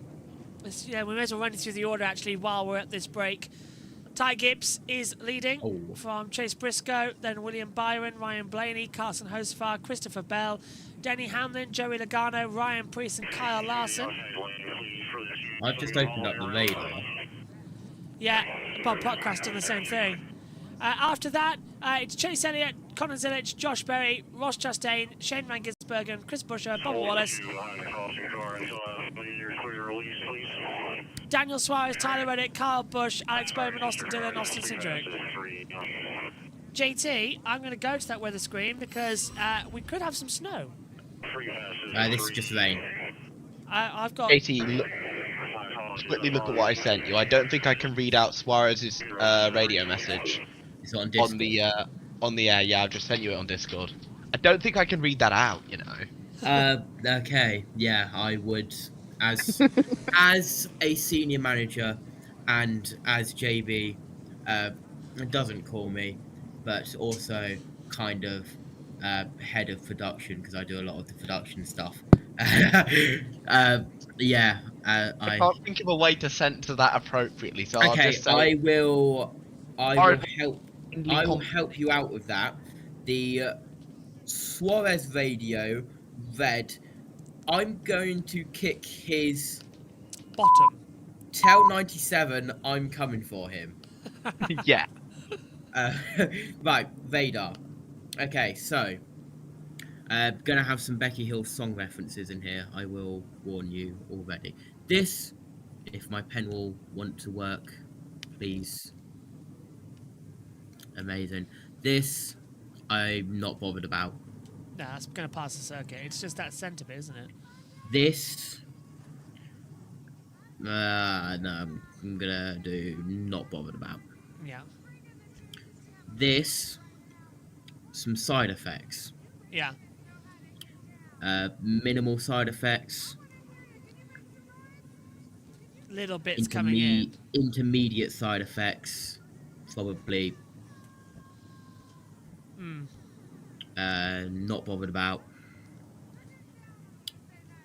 This bit here, I should have done it the opposite way of red is down. This is what is going to be the issue, and if we clear that, you can see how it's formed over the frames over the last half an hour. That's 26 minutes past. That's 6:26, 6:32, yeah, 6:40, 6:46, 6:53, 6:59, 7:04 p.m. Eastern time. So we and yeah, that is, in fact, the way it's going, we might have to include that as well. Would that be an option for? We'll have to stop it coming through, possibly. Is that a mentality we have to might realise soon? Hard to tell. Yeah. But if I was a strategist, I would have damp tyres on standby. Okay, right. In this case, then, let's cheers, JT. Let's take a look at some analysis there. Ferrari have hired him already. Right, this, we've got it on screen now. This was Bubba Wallace going around being taken out by Joseph Elliott. So Bubba's on the outside line, Elliott's on the inside. They swap back. Then look at the 12 coming in of Ryan Blaney. He just punches on the inside, but it all sort of locks up from Logano, hitting the back of Chastain, hit the back of Blaney, hits the back of Bubba. Jack, you've got that on. What do you make of it? What, the stack up from earlier? Yeah. It all starts on Logano. Hold on, just seeing what's on the TV pictures. Yeah, for me, I thought it kind of it's just a stack up, I'm gonna be honest. Yeah. This kind of thing happens at short time. I'm just watching the TV pictures so we can see if there's any footage of what happened between Suarez and SVG, because Suarez is incredibly unhappy. By the way, SVG's radio message I can actually read out. Yeah. Is the 7 beefing with everyone? Right, we've got the Apex The other one badge. is the other one was, guess now he's not my teammate. He thinks he can run into me. Right, if you just give me 1 second, I've got the Apex pad. So watch here for Logano. 8-minute clock has started, by the way. Thank you. So watch here for Logano. There's Chastain, Blaney. So Blaney's going to hit the rear back of the 23, trying to come in for position. So just watch as that happen. I'll clear the radar coming through. So just watch. We're super slow at it. So watch. Logano locks up. He hits the back of the 1, who locks up, hits the back of the 12. 23 hits the back of the 9, but the 23's already gone around and lost the outside line. So that's sort of the positioning of the anger bits to begin with. And Blaney actually did get a whack on the front right coming into it as well. So he lost out a bit more than what we were thinking of. So that was earlier on's accident as well. We'll have more so shortly. Let's go down to Fox. But on the tight side, his teammate behind him, as you'll see, Chase Briscoe's lined up right behind him. Similar situation, not a lot of complaints, but generally speaking, the one thing that I keep hearing on these radios as we got further into the run was loose, loose, loose. They cannot get the power down, struggling with that. Even if the car was tighter early in the run, Larry Mack, they ended up loose by the end of it. What are you going to do as my crew chief down there to help me out if that's happening? Well, Reagan, I've said ever since I stepped off the pit box, I do not envy some of the decisions these crew chiefs have to make, because think about it, a 200-lap race, this is it. This is the only opportunity you get to adjust on this race car. Jamie McMurray keeps talking about Ryan Blaney in the 12. I talked to his crew. They do have a little bit of damage here down near the front splitter that they've been working on. It looks like they may make a slight wedge adjustment just to try to help him get that drive off the corner. But to the point Jamie McMurray's making, Josh, Ryan Blaney very happy with his 12 Starting to get a car. drizzle. All right, thanks a lot, Larry Mack. And I know you talked a lot about Blaney already and what he's been able to do in the past, what he's doing tonight. The one thing I do notice is that it's raining. I don't want to talk about that. There's some precipitation. Well, it's either raining or freezing rain or maybe snow. As cold as it is, it feels significantly colder than when we got out here. But this could add a whole new element to this. Well, JT, I just want to bring you here as well. We're seeing it now on our screen. Would you say that's rain, or would you say that is more a snowy rain? More coming in. It's a mix of rain and snow is what we've got here, and in fact, that is exactly what the National Weather Service said. Where is it? Freezing. And they've actually updated it since we last checked. Well, that does not surprise me. Freezing rain, ice accumulations up to 1/10 of an inch. So it is sleet. It's basically freezing rain is what we've got here. Okay, well, we're in the halfway stage break here, as Ty Gibbs will officially be given the lead at the restart. It's a two-part race really coming in for the Clash, so hopefully we'll get back sorted soon. But yeah, depressing that it's taking so long. We'll open up the officials' radio as well as the clean-out begins. But, yeah, Jack, JT asked me a question. Do you think we'll see any drivers going to wet tyres in the break? I think we could see a couple. I don't know, to be honest with you. We have precipitation, so, yeah, I'd say maybe. It's definitely a possibility. JT, if they do go to wet, so they're going to be Oh, my brilliant or God, fools. what have I done? What have you done now? You're on the Apex bar. They've got the Have jet I just dryers opened out. up a 5 screen accidentally? You've got a 5 screen. 3 minutes. 3 minutes. You say you got a Have 5 screen somehow. Hold on, have I bugged it out so much that I've accidentally? Okay, I cannot use the dual screen because I messed it up. Anyway, unfortunate. What is happening here? There is the stadium with the weather radar. Well, excuse me. We will wait to see what's going to. There's one more just in front of your nose. Just keep creeping and I'll put you out before we roll the cars out. Of course, one of the options, JT, is if the rain does come down, then we do have wet tyres. But it's a question of they're not designed for if it absolutely throws it down. Yeah, they're just for damp. This is where I use this time to go into the settings and see if there's any keybinds that can fix it, because I know there are a lot of keybinds on here. Well, while JT tries to fix it, it's very cold here in the UK actually, where we are. Where the wind's picked up a fair old bit as we get ready. Let's head back over to our colleagues down at Fox. You're clear out. Just hang on in this open lane. Don't go up in your hole until the cars roll away. 90 seconds. 90 seconds then until the field gets back out there on the circuit, and we will go for this afternoon's session, the final part of the Clash, a 100 lap dash. By the way, that took 25 minutes to complete in green flag conditions. Just a little heads up for you there. Officially, though, I can tell you that that ran 34 minutes. 1 minute in the break.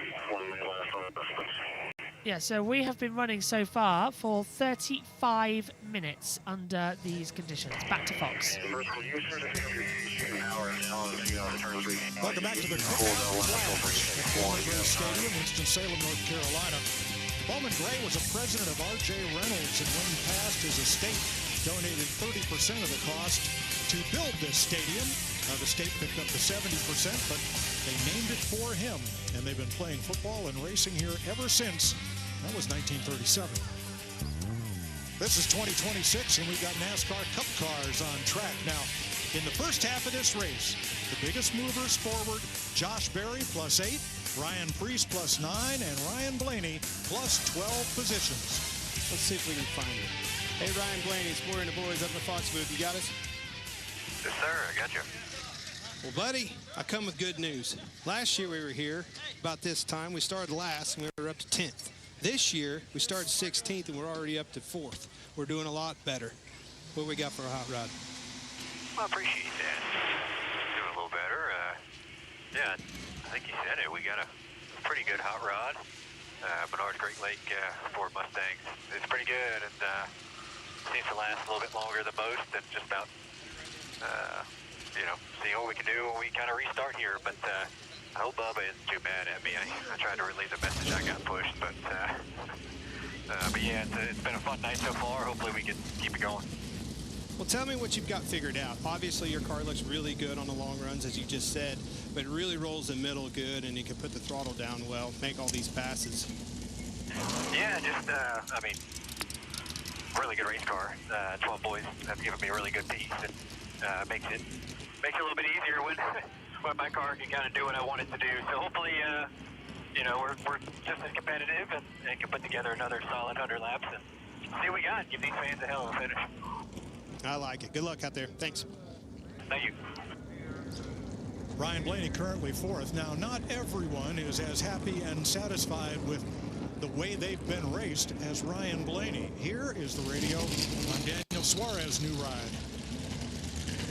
Aquí, go tell the spotter of the 23. If he does that one more time, when I kick him. On the 97, I'm coming for him. Copy. Will do. All right, so that was the 23, Bubba Wallace, and the 97, Shane. We've got a list. Yeah, Suarez, he can be a bit of a curmudgeon as he gets underneath and puts that helmet on. So you see Bubba not happy with him right there, gives him a little bit of a brake check, slams into the door. JT's got news for us, though, on Radar Watch. JT, what have you got for us?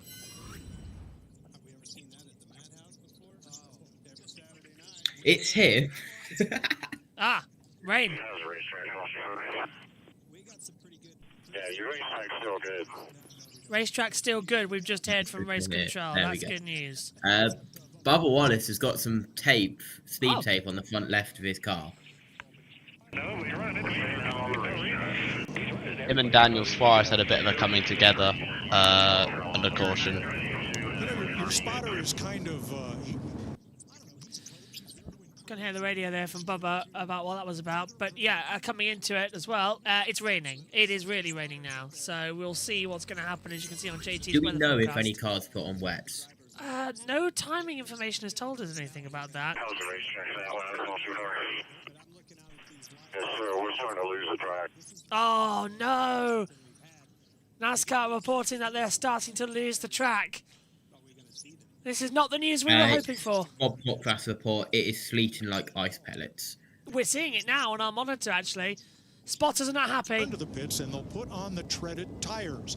Now, red flag. They're going to put on the slim tires. So, yeah, it's ice pellets falling. So we are now going to go to the wet tires. That's hail, that is. Yeah, this is what this is. It sleets ice. This is Red flag's out. Yeah, they've stopped the race. They have now stopped the this clash. is where we use NASCAR officials radio to our advantage. Yeah, because we've got the information that nobody else does. Larry Mack. It basically has zero stagger. These tires have well over inch of stagger. That means the right sides are bigger than the left when you go around these tight corners. But the wet weather tires, no stagger whatsoever. So the race is suspended. They will come back into the pit lane, JT, and they will change over. Now, the argument I must say is, why didn't we start this race earlier? Why did they make it 6:30 at night, where we were going to lose the track anyway? It doesn't make sense to me that we started so late. You are talking about NASCAR here. Yeah. NASCAR's sending drying equipment onto the track as well. Drivers will stay in. Drivers will stay in. So the They can't cover the cars. Drivers stay in. They can't cover the cars. drivers stay in the cars. The wet tyres are going to be fitted. We have 3 of those, but we are past halfway.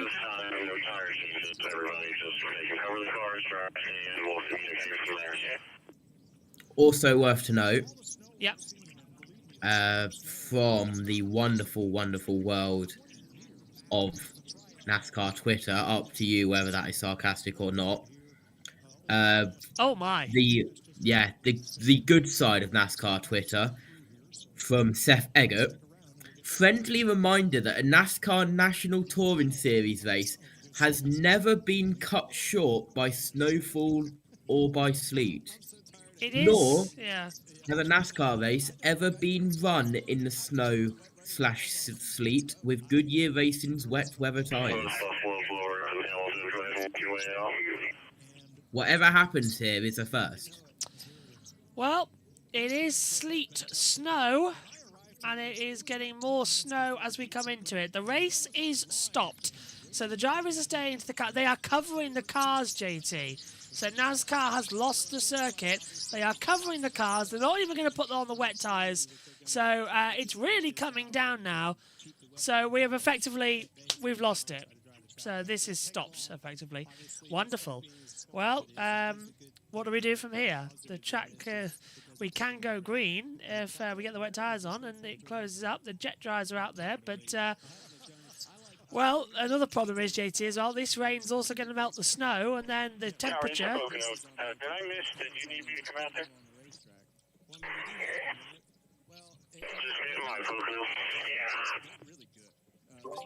So, you may hear the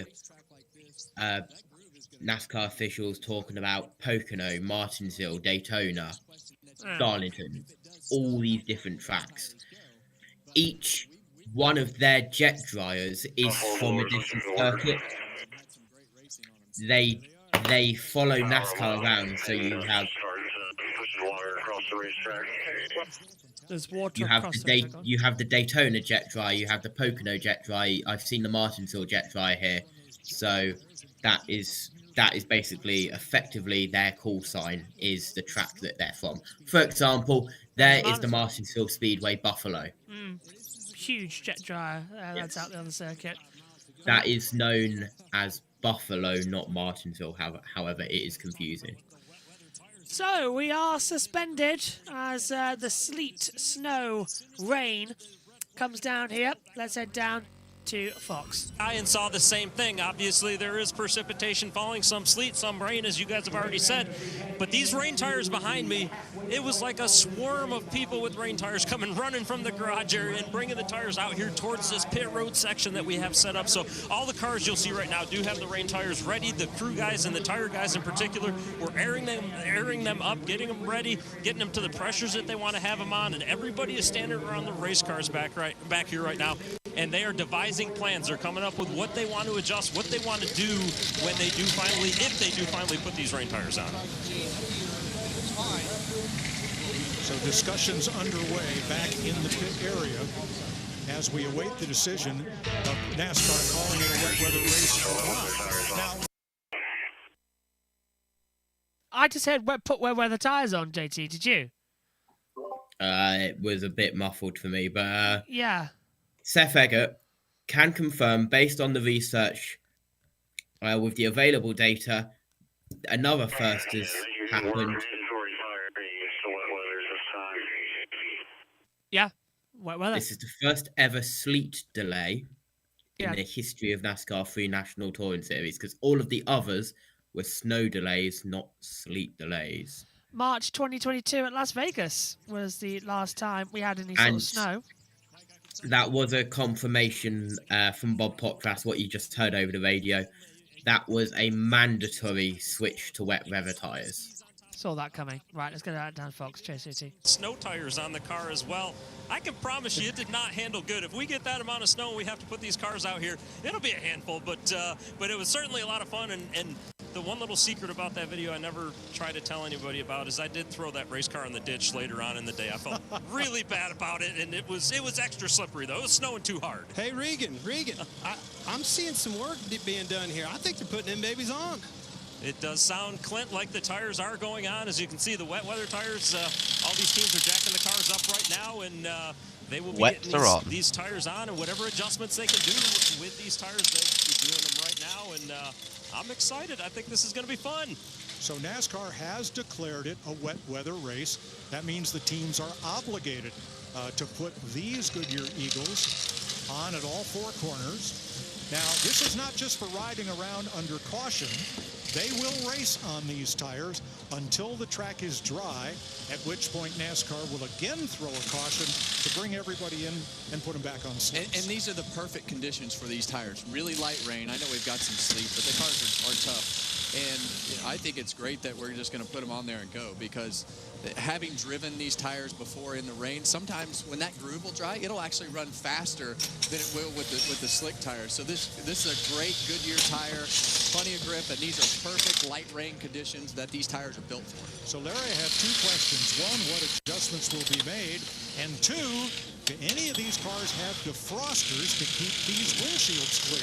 Now, unfortunately, if we're not on a road course, the only thing we really have is you've got the wet package, but we don't run the windshield wiper or any of that. They do have the defogger, Mike, but they don't have the windshield wiper, the running lights, the lights underneath the rear bumper. It's not like a road course. But adjustments, I talked to Paul Wolf, crew chief of Joe Logano.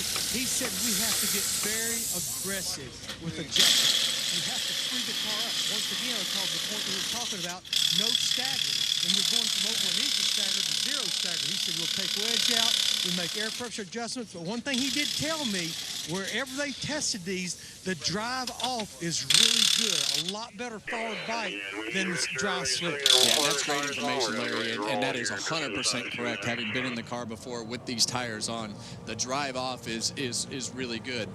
Now, they know a lot more than when I drove these cars on the wet weather tires. Now that they've run them so many times, they'll have an exact guesstimation of how much of the balance that they need to change to get these cars to turn. The unique part about what's going to happen is these cars they're going to move all over the racetrack in order to find out where the most grip is on this particular racetrack. But I think the important thing is exactly what you just said, the guesstimation. Yes, they have a good guesstimation, but it's going to play in the favor of some teams more than others. Somebody's going to prevail and somebody's not. I think one that, again, we're following along with this Blaney and how much ground he's been able to cover. Is that going to affect it? I think all that's out the window. I do too. I think that you're going to see some people that don't hit it correctly with their balance. You're going to see some people that aren't really comfortable in these conditions. I was never comfortable in these conditions because I just hadn't driven on these tires a lot. A lot of these younger kids have raced a lot of cars in the rain. You look at, Connor Zilic, he's been in Europe in go-karts. He's been in Trans Am cars. You look at a lot of these guys that have a lot of experience that have driven these cars in the rain. And there's definitely a split as to the guys that are good at it and the guys that are not. When you took the stagger out of these cars, they don't like it. They do not want to rotate the middle of the corner. The drive will be there because of that, in my opinion. Both of those tires are the same size, but they don't want to turn.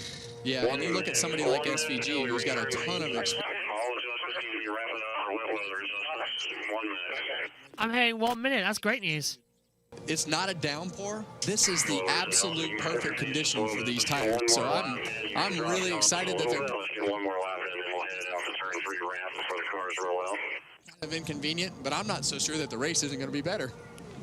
Now, the lens, focal length on these lenses makes it look like it is sleeting and raining much harder than it is, just due to the depth of field that they have. This is a light mix of sleet and rain, and hopefully it's almost over. I got to give these fans credit and give our Fox crew credit.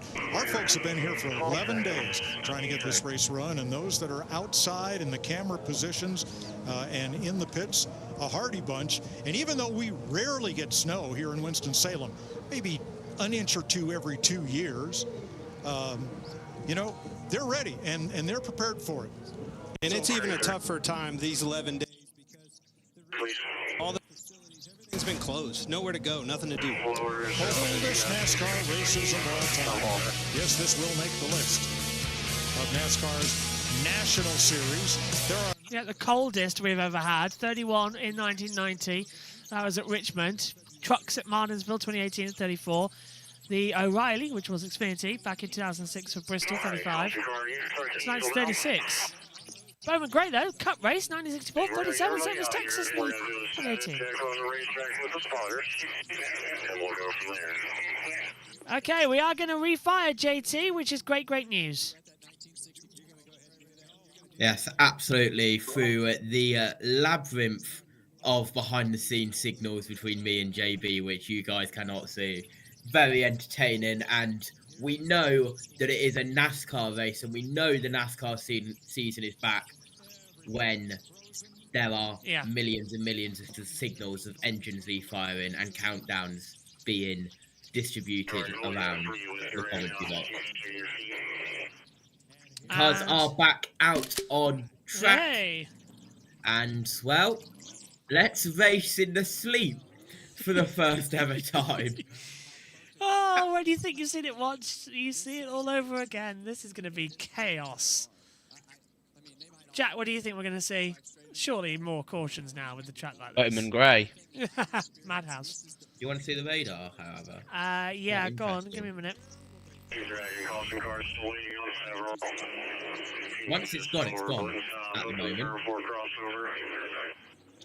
You say once it's gone, it's gone? Yes. Still it back.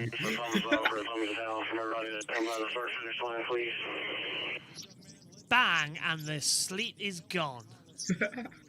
Right, what is Matthew saying? Matthew owns his trackside, so he will know. Oh, it's bad. Ty Gibbs' car right there, but back to the point, it's going to happen pretty fast without a ton of cautions or some havoc right here. I think you probably will see these tires last into the end of the race. Well, this just totally mixes everything up, right? Like we can't tell you who's going to be the best. We can speculate on, you know, SVG having rain experience. I think Ty Gibbs is really good in the rain. We've seen Chase Briscoe, you know, in the Grand National Series drive through monsoons at Charlotte Motor Speedway and win in the rain there. Hocevar is one of those guys that you never know. He's from Michigan. He chooses to yeah, but he's going to push it. Yeah.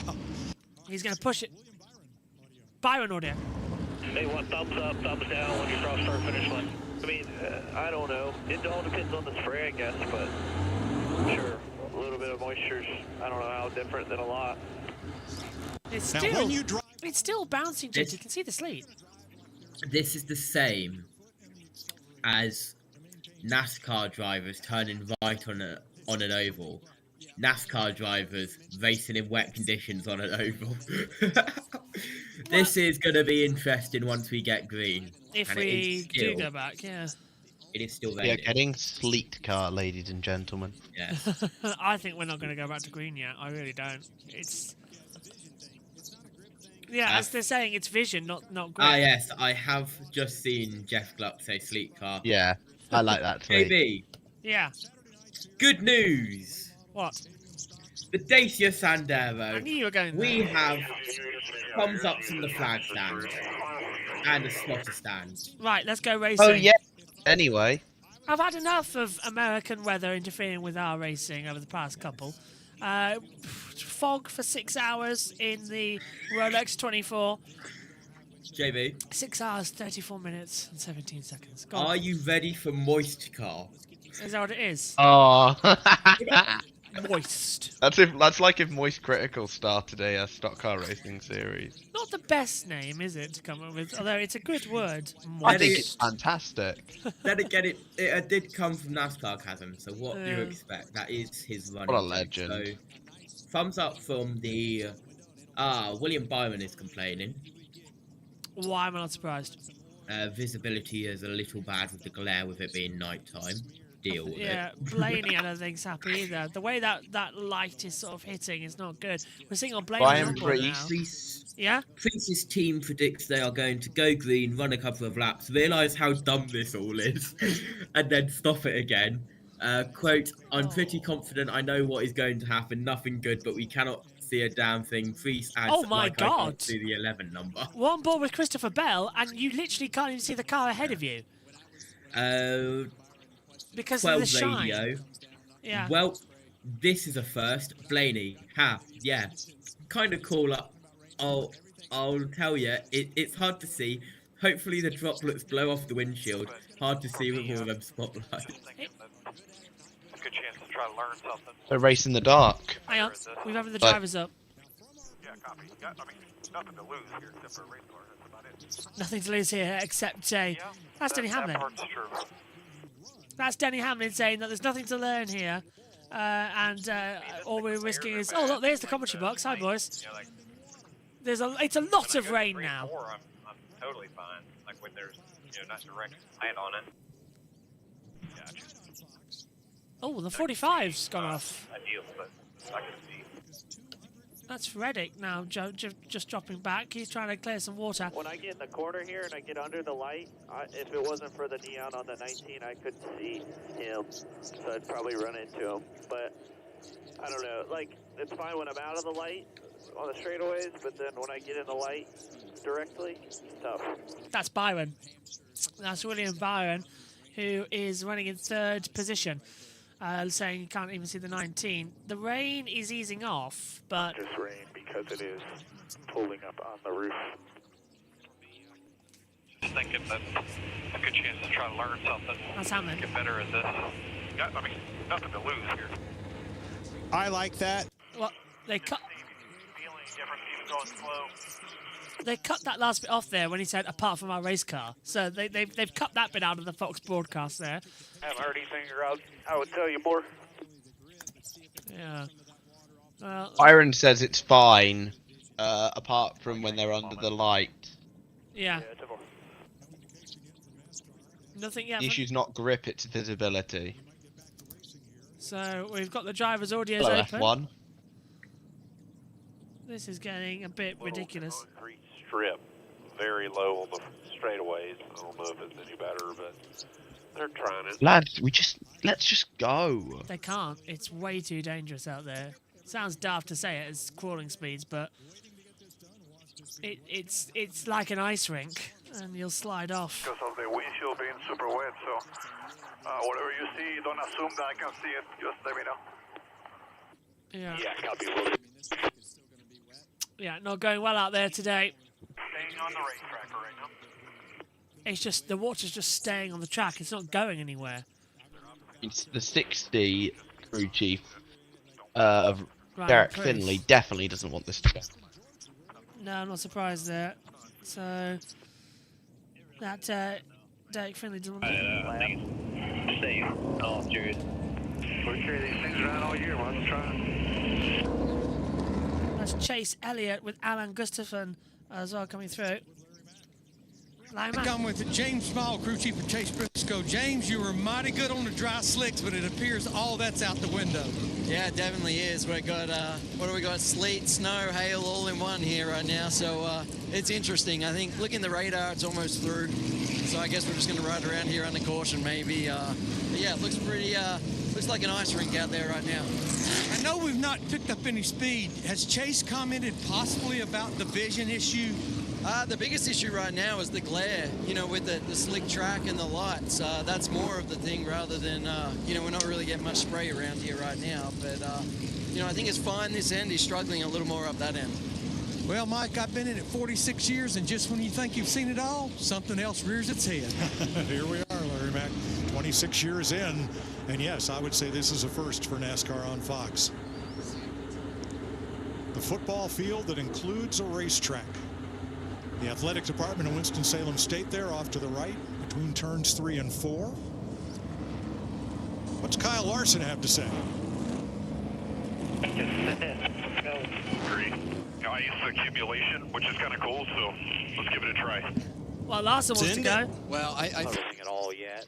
It's pretty, for the most part. Bottom of the ways maybe a little bit, but any big puddles or nothing. Okay. One thing you've also got to think about, JT, is the broadcast window, which ends in 25 minutes. So you've got to think of that. But look at this.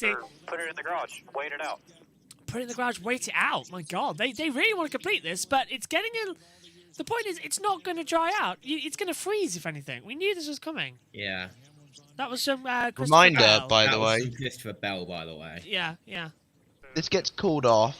Usually when we put the reins on, Ty Gibbs will be declared the winner for the first time in his Cup Series we have career. a comparison. I can look at my 1-0 here. Even though it doesn't count. Fingers will work. Won't count, but Yeah, I mean, he runs to the rear if he needs it for balance. Radio message getting very low there. Let's go and listen to Hamlin again. They run their commercials in our market and on say Fox, let 'em and race. every one of their commercials Right, we've opened up the officials' radio in case they... Tower check to me, turn 4. Right, this is the officials. Turn 3, inspectors, give me a way to get equipment out of the turn 3 ramp, please. Tighten up as much as you can. Elgin, you're clear. Red flag. Work the top side all the way around for Alaska. Those lowers, you're clear out. Those couple of hang tight. Cars going back to the garage. They're going to try and get some water off the track and let teams clean the windshield. So we are red flagged again. There we go. Red flag's out. Let's head back down to Fox. Where all you're going to do is slide. That's not good. Yeah, all you're going to do is Clint, slide. don't have a come apart. Please.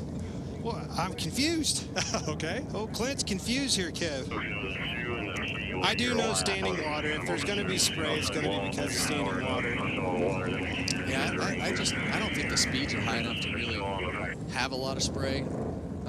Great. Well, there's only one way to find out. Those 3 drivers wanted to find out. And look how much that sweeper truck is picking up as it comes down the front straightaway and rolls off toward turn number 1. There's an insane amount of water out there, Jack, though. As well. You've got to think safety at the end of it. But just look at that. That's what's flying off the circuit now. I think if we'd have got these guys running quicker, I think we maybe could have got this standing water off the track. It's also ice water, which is going to be even harder to clear off because it's going to get freezing so quickly on the surface. Because I'm with the view, because I see it with F1 sometimes. We just don't seem to get going, and then the rain just gets worse. NASCAR have said that they've not lost the track yet, but they might have to have lost it shortly. So we've opened up the officials' radio. In fact, let's open up the driver's audio to see if anything comes from that. But JT, have you got your weather radar up? I assume yes. I'll put it on. What can you tell us is the latest from your radar? Well, it's all past. Yeah. 34 degrees. We are 2 degrees from freezing. Yeah, this makes fucking no sense. Apologies for the language there. That is the live radio. So they say it's 2 degrees below freezing. 2 degrees above freezing. Above freezing. So that's not good. Don't know who that was. With common sense, is listening outside of this team. Yeah, this is a good time to mention that the driver's radio is uncensored. Massively uncensored. Apologies for the language, but the drivers are very much heated. They want to get going as well. Don't know who that was who said that, do you? I'm waiting for someone on Twitter to post about it. Okay, let's send it back downstairs then. There's the current radar. We are red flagged at the Cookout Clash. JT, do you want to take us through the radar? Yeah, sure. It's all past, but it's still in the air. Is basically what we're currently at, which is why you can see it's all past the circuit, with the circuit being here, but since it's still in the air, that's why we're still getting spots. All those same situations coming in. Cheers, JT. Let's head back down to Fox. They'll just blow that top layer of water off that you see, and Mike was talking about that, kind of that standing water, and then they turn them loose. Okay. Yeah, you don't want them to all go in turn 1 and hydroplane into the wall. No. Okay, so this will address that.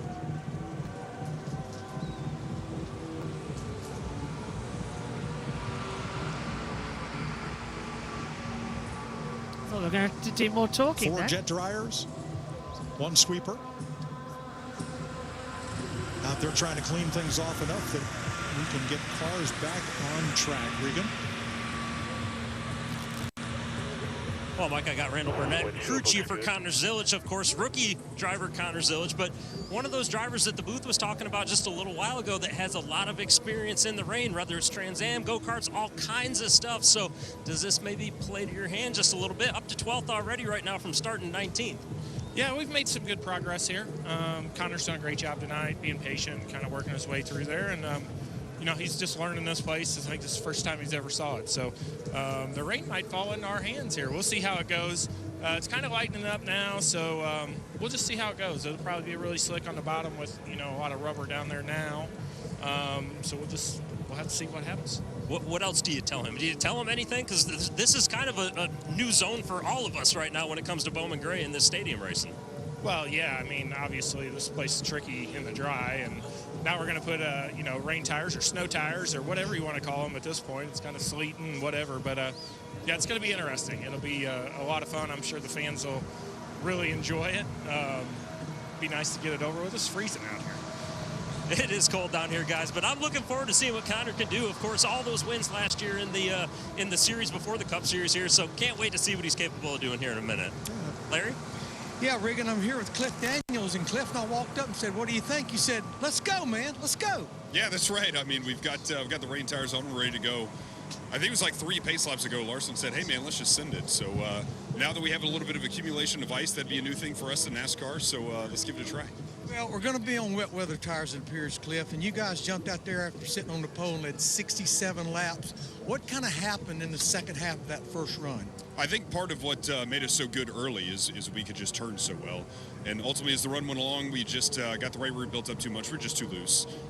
So made a few adjustments there for the dry, and now it's raining and icing. So we'll see what that does. But we've had a couple data points of running in the wet, Richmond and North Horseshoe a few years ago. So we have a little bit of an idea of the adjustments to make. But ultimately, a different track and just kind of a different environment with the temps being so cold that that'll be a little bit of an X factor here too. But it's going to be fun to watch. Hopefully our car's good enough. I know Kyle's he's going to have fun wheeling that thing. I know one thing is vision, and Kevin and Clint were talking in the booth. They're not sure the speeds would ever get high enough that would cause an issue. Has Kyle commented about that at all? Yeah, I mean, that was certainly an issue, if I remember correctly, maybe old car at COTA a handful of years ago, where visibility was a big issue. I don't know that car speeds would be high enough to just have that much spray.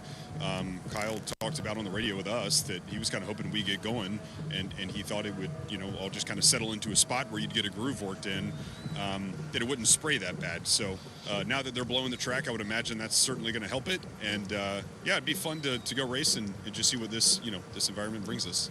I think that's a general consensus from a lot of drivers and crew chiefs. Let's go, man. Let's get after it. Yeah, I agree, Larry, and I'm not seeing any more standing water on the racetrack, so they're doing a good job of addressing this as the teams work on windshields and air pressures.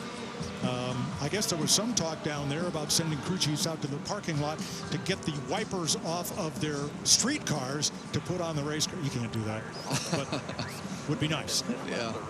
Well, in my opinion, we need this answered. Can we do this? And this is, if we get it too dry, we're never going to know, Kevin. I'm just telling you, from experience, it's easily doable, and that's why you hear all the confidence from the drivers and the crew chief who do this stuff all the time. They're confident with the tire that Goodyear has and our wet weather package. Yeah, our biggest hindrance is always the spray, and I don't believe the speeds are going to be high enough to worry about that. No, I agree. We had a big issue with spray at COTA a couple of years ago, and it did bring some changes about because of that. But yes, with the low speeds, shouldn't be too much of a problem. John Probst was just over here from NASCAR, and he said, we're going to do this. We just need to get the track in a little bit better shape, have a little less water on the racetrack, and we'll be ready to go. And from NASCAR's position, I mean, it's definitely when you do something new, it's hard to kind of step out on that limb a little further than you've been before. But this is the perfect race to find out when you don't have any points on the line. You're here for the show, and a lot of confident drivers and crew chiefs that it'll be no problem. Engines have fired, and here they come. We're going to try this again. JB. Yes, what have you got for me? Have you heard what Ryan Priest has said? No. We've been having the radar on, but what does he say? Brother, I think we should just run this track backwards. Now, there's one problem, and that's to the left-hand side of that safer barrier not covered. Yeah, that wouldn't be safe. It would be fun, but no, you're right. Well, if he wins it, he can drive backwards if he likes. That's usually a way that this goes. But we are almost ready to go. The fans are happy. Let's hear from the drivers. What's it like out there now we've got going? Wet tires. Still wet tires. So all should be a little bit easier and a little better to use. 2 to go. You're good to roll out. We're going to go green, Is that 2 JT. to go? Yeah, 2 to go. We are. That's officials. That was actually the last one. The 2 and the 3 continue on. We are going to go racing. Wonderful. Well, that's a surprise. I didn't see that one coming. Jack, we're going to get...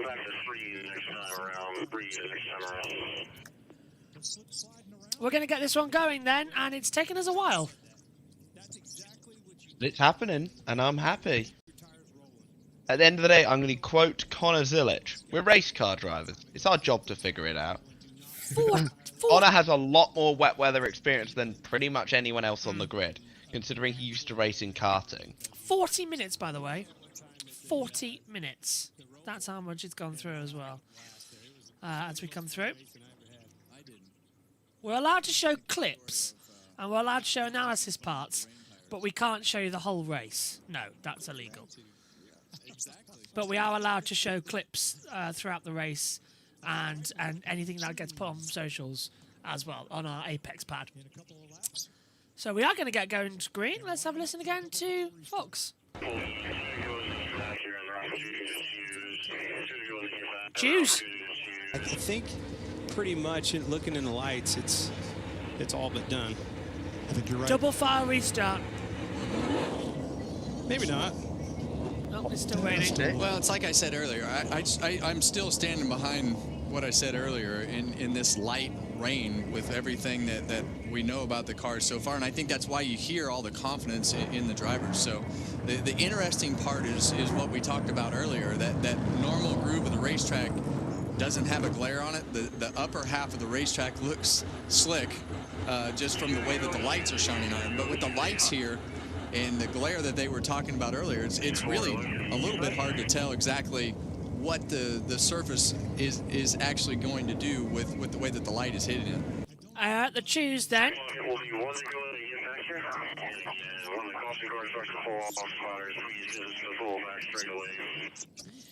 So JT, one half of the race in dry, one half of the race in freezing wet conditions. This is going to be a lot of fun. It's time for another bingo card reference which hasn't been added.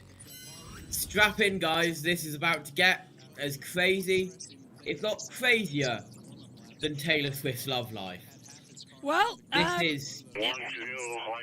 What are we going to see here? I think we're going to have chaos into turn one to go from the flag stand. Too hard through one. They are doing a double fire restart, so it will be not the single fire that we were anticipating in normal wet weather conditions. They're going to try a double, so it's a normal restart to get the second half of the Cookout Clash underway here at Bowman Grey. We've had to wait about 45 minutes, but finally we can get going again. There's the confirmation. The green flag is going to be dropped the second half. Stand by for action. NASCAR is green again, and look at the slides. Jeez, Carson. That was unbelievable from Hocevar. Down through turn one, we're 3 wide, and the 19 goes right round the outside and takes the lead. Down to the braking zone at 4. Look out, Hamlin spins Larson. And we got one around. Hamlin's round, Larson's round.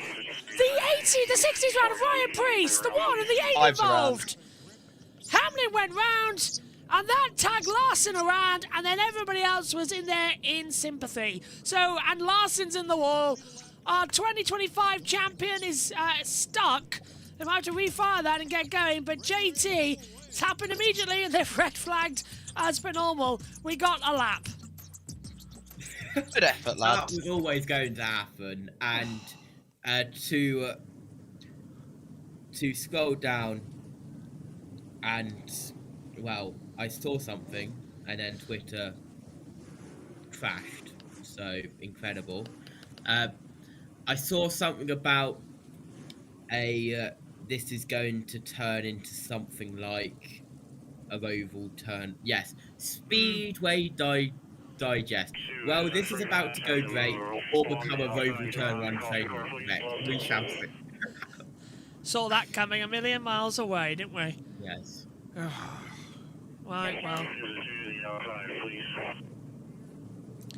54, 19, 24, 12, 77, 20, 11, 22, 65, 9. 88, 21, 1, 97, 17, 23. Yeah, so they're reordering the field, but that's how it ran a few moments ago when we were going to green.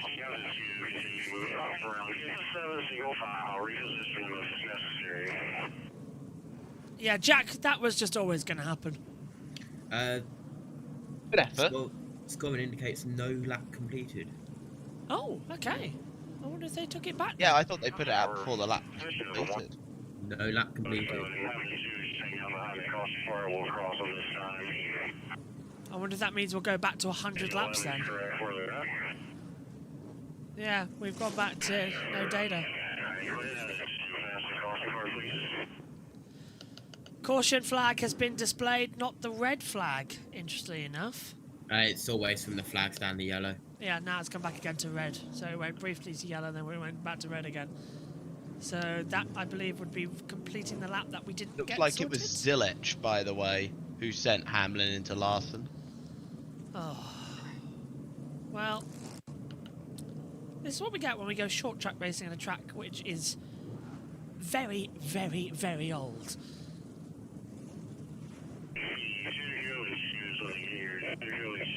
There we go. Yeah, so we are going to get this one restarted then with a 2 to go signal. So, Ty Gibbs has become the leader. Although on my monitor, I've still got Chase Briscoe for some reason in the 19 being given the control time. Leader is Gibbs, Briscoe. I wonder if does our lap timers need a refresh? No. So this is still going to be a problem as we're coming to the choose now. So Briscoe is leading, he's choosing high, Gibbs chooses low. Timing screen has now readjusted itself to the correct running order. Let's check in with Fox. Go. Yeah, well, they went straight to the top. We were questioning if it was slick, but we saw the SVG go all the way against the wall around the corners, and I think that the reason that that plays comes into effect is you get out of the rubber. All right, here's a look at it. What put us under caution here? Denny Hamlin gets loose, spins around into the 5, and then it's on. Denny Hamlin got help from Connor behind him, Connor Zilich in that 88 car. But if you look right here, look at SVG already going way to the outside, just like you were talking about, Kevin. Immediately went straight to that outside. Yeah, and I don't think you want to be in the middle of the racetrack in all that rubber. You saw Chase Briscoe take the lead on the top of the racetrack. You had me sold on these cars having a little bit more grip. Well, 1 to go at the signal. Jack, now that you've seen it again, what do you... Well, we're going to have to wait, actually, as we're coming to the green flag. Gibbs on the inside. Briscoe desperate to try and keep his advantage. That was the confirmation, that little message there. Green flag is back out at Bowman Gray, and immediately Gibbs wants the lead back. He'll go down low on the inside line into 1. Hocevar, he's taking the extreme inside. We've got 3 wide. Yeah, he hit the back. Briscoe's got the lead. Hocevar's got no traction. Into turn 4 once more, and they all got grip this time by. 54's getting a tap from the back of Byron in the 24, but it's going to be Briscoe who leads lap 1, Jack, but Hocevar's trying to come in. He's taking the curb, which is a smart move, helping the gully sort of to drag him around. Yeah, I'm not sure that's working for you, Carson. I am not sure that's working for you right now. Look at But look at Connor Zilich. Look at Connor. He's up into 5th place, I think. Yeah, he's really moved. Yeah, he's got ahead of to Blaney. quote Connor's dad, there is no better karter in the rain in the world than Connor Zilich. Great equaliser as Ryan Preece side by side with Bell and Josh Berry, just a little bit sideways. Bush is gonna, oh well, yeah, okay, Berry goes through, Bell backs out of it, Preece gets a tap, 45's gonna go round. Oh, how did he not? Saved it. He saved it, Tyler Reddick, almost sideways on the start straight, just kept it. And now Preece getting a tap over Bell, Austin Dillon trying to look around the outside. And, oh, Dylan's in the fence. Okay, just brushing it and getting back on. Well, this is just going to be a race of survival now, JT, isn't it? Which I think is quite a wise suggestion. We're only 5 in. Oh, happening on the inside of Bell. And I think the outside line seems more preferable, actually, than the inside line in the rain. A bit more grip out there, isn't there? Because there's lots of drains on the inside lane. So all the water got shoved inside there. So that's where all the water is. Yeah, and you can see it actually standing around, can't you? The high line is easier, so actually you can really see the amount of water on the inside line of the circuit here. So outside is best as we continue on. Camera angle's a bit weird here. Let's take a look at Connor's Village. There he is. He's running in 5th position. He's behind Hocevar as things currently stand. But first race... Not bad for your first race as a full-time cup driver. He's doing well, isn't he, in the 88? Lot of people expecting... Watch Bowen trees. Where are they in our time screens? Why? Getting a bit contacty between them. Bell is now dropped to 16th. Priest is 12th, so they're still touching. Well, just quickly, lot of interest about when we get to the road courses about what the battle's going to be between teammates Connor Zilich and Shane Van Gisbergen, both doing incredibly well. So that's going to be quite exciting. As well, I think Byron wants to get through on Gibbs now. Suarez are together, by the way. Yes, just to let you know. 8th and 9th. They beefed earlier, so keep an eye out. Yeah, we heard SVG saying now he's not my teammate. He feels like he can just punch me out of anywhere I go. So it's a cheeky move, JT. But yeah, at least Suarez has stayed in the Cup Series this year. Yeah, well, we've got on the front bumper car, front bumper cam of the 24 car. I can get my words out sometimes. Cannot see a thing. No. At all from the front bumper cam. As well, we see the nice underside of the 54. That is a good view to get. That's a good angle to get a good view of the rear axle of other cars. Oh, big snap from Austin. There from Austin Dillon. He's going to the inside of Blaney, and Bubba's going wide. They're going to end up in the fence if they're not careful. Oh. And is Bell going to think about a look on the inside? Maybe. Well, and Dylan's gone way wide and into the fence. Oh, he's put him in the fence. Ryan Blaney getting a little bit of a nose job there through the last 2 corners. JB. Yeah. What's happened here is we have gone from tarmac Brisker Formula 1 stock cars to dirt? To shale shale. Brisker Formula 1 stock cars. That'll do. That'll do. I'll take that. Basically gone from tarmac to dirt. Oh, 54 getting loose. Here comes Hocevar. Carson was... I don't trust Hocevar in these conditions. He's a menace, isn't he? I don't trust him in general, but I don't trust him in these conditions specifically. I love the guy, but I don't trust him. He is in the perfect angle to come in like a wrecking ball, and Byron's giving Gibbs a little bit of a knock on the bumper. Coming down the front straight in towards turn 1, backs off in the turn, but Carson Hocevar trying to get around the outside, not able to. Look at him twitching down the straight as well into 3 and 4. Why has somebody just tweeted, can these cars please get off my screen? I want to watch The Masked Singer.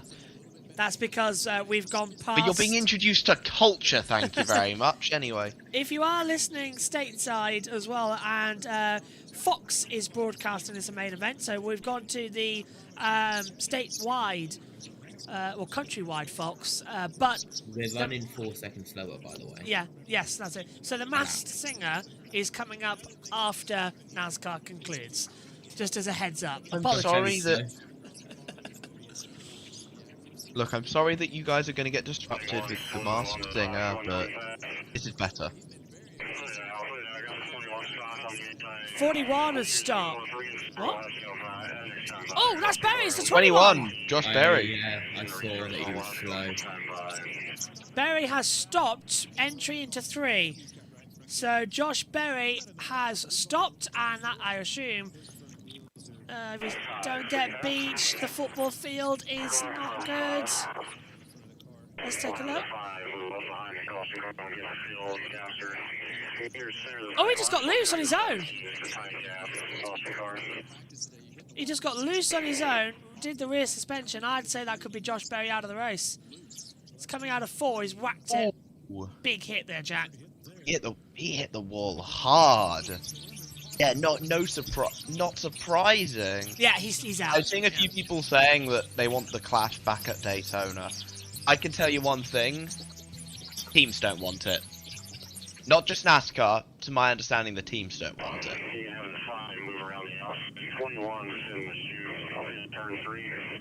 Yeah, they want to have a bit more fun with it and not have the... I like this. It's fun. It's a good way to... I like Bowman Gray. Yeah. I want to keep the... If this stays as the Clash, I'm totally okay with it. I'd like, actually... there's no reason why we can't have Bowman Gray as the All-Star race. I'd like that. That would be not a bad chaotic. idea. Yeah, well... That's the point of the All-Star race. Yeah. It's not the All-Star race. Not supposed to be some race. damage, by the way, on Berry's machine. He's struggling to get it off the track, apparently. Why are we on red? I can't listen. Well, how are we supposed to tell you if you can't hear us? I mean, we need Well, to... this is a watch-along. You are meant to listen to us, good sir. Or madam, I don't know.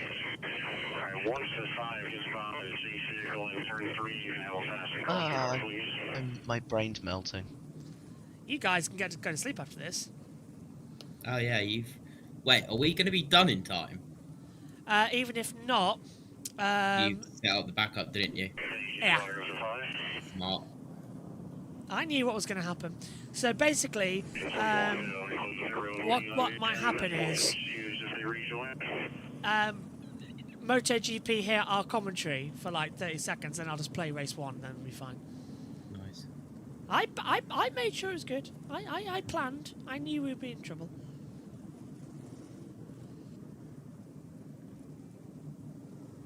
Plus, I let you know a secret. This is the first time I've been in the commentary box this week. No, is it? I did not do MotoGP from this commentary box. Doing it from his bed. No, I did it from my desk in my room. Doing it from his desk next to his bed. Well, I must admit, it was quite easy because instead of freezing in what has been the worst couple of hours ever in the UK for weather, the wind, the gusts, the storms. You can say that again. Yeah.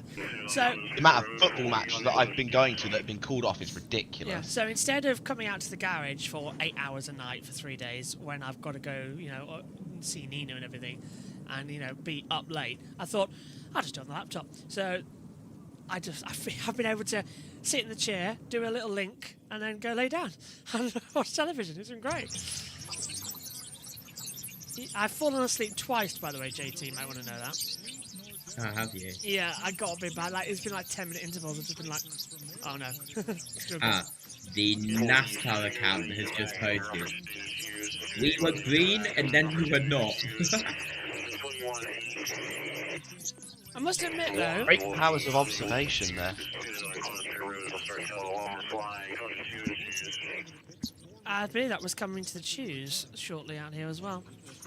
Shall I do the thing to confirm that was the choose? Yeah. We are coming to 2 to go, choose.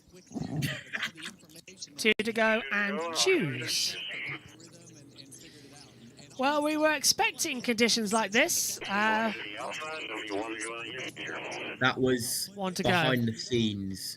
Well, that was on broadcast behind the scenes of JT's signals to JB when we were off camera in the long breaks. Yeah, there's been a couple of them tonight, hasn't there? A peek behind the curtain. I was just checking that the lip mic and the headset mic are identical now, so I've sorted that out. Yeah. But then again, this could mean double. Go on. This could mean double file. This could mean choose. It could be 2 to go. It could be anything. Yeah. In this case, it's all 3 of them. They happen at the same time. Of course, you've got the 1 to go. Right, can we go green this time? Come on. What was that one again, Jamie? The 1 to go. The flags. The 1 to go. Yeah. Also, halfway if you do that, but like do that. Yeah. Don't worry, Nina's been teaching me a couple of bits. End and start. Yeah. Yeah. What's this one? Green, green, green. That's what we are. We're racing. Down to turn 1. Flag goes out. Everyone a little bit squiggly down towards the first corner. 4 wide into turn 1. And Elliot's going up high as well. He's going to get shoved down. Look at the 88 trying to take the inside to go to 3rd place. Can we see Connor Zilic get through? Everyone just getting a little bit wide. Zilic needs to put the power down. But we were 4 wide coming into turn number 1. Everyone's getting very, very brave as they come through again. And there goes Blaney going a little bit high. You got Busher coming down low. That's the 88 coming into it. Something's happened at turn 4. We need to see. Fox, please show us what's happened at turn 4. Only shambles, that's what. Well, did we need a red flag for that? Or a caution? Because I think we've had... Turn 4 became a car park, JB. We didn't see it because Fox's brilliant TV direction, even though they've got a new director, is still terrible. So what happened there then? Honestly, I heard the commentators talk about it. Oh, and that's Cindric with a puncture. There was a crash blockage. And this is, let me guess, this is Matthew saying watch Connor. Right, so Connor Zilic in the 88, that's who we need to keep an eye on. Oh! There, so Bowman. it's Bowman. Bowman. It drifted up into Cindric. You then get a strike. You then get a strike and a spare from Larson and Blaney. Barry's been given the free pass. So I hope someone got the bowling reference. yeah, so Blaney's got more damage and trouble. God, NASCAR, can you get a race on today? Other drivers to do it. This race today has They been... can crash him. Yeah. We're going to position up at 12, please. Oh, well, 79 laps to go. We've done 21 laps in around about 13, 14 minutes. Come on, guys, we need to go racing. Let's move this 21 up behind the caution car. We'll move them around this time. This has worked all right for Josh Berry, who after causing the previous caution is the free pass, but then again it is very hard to get up through the field at Bowman Bay, so On the 21, we'll see.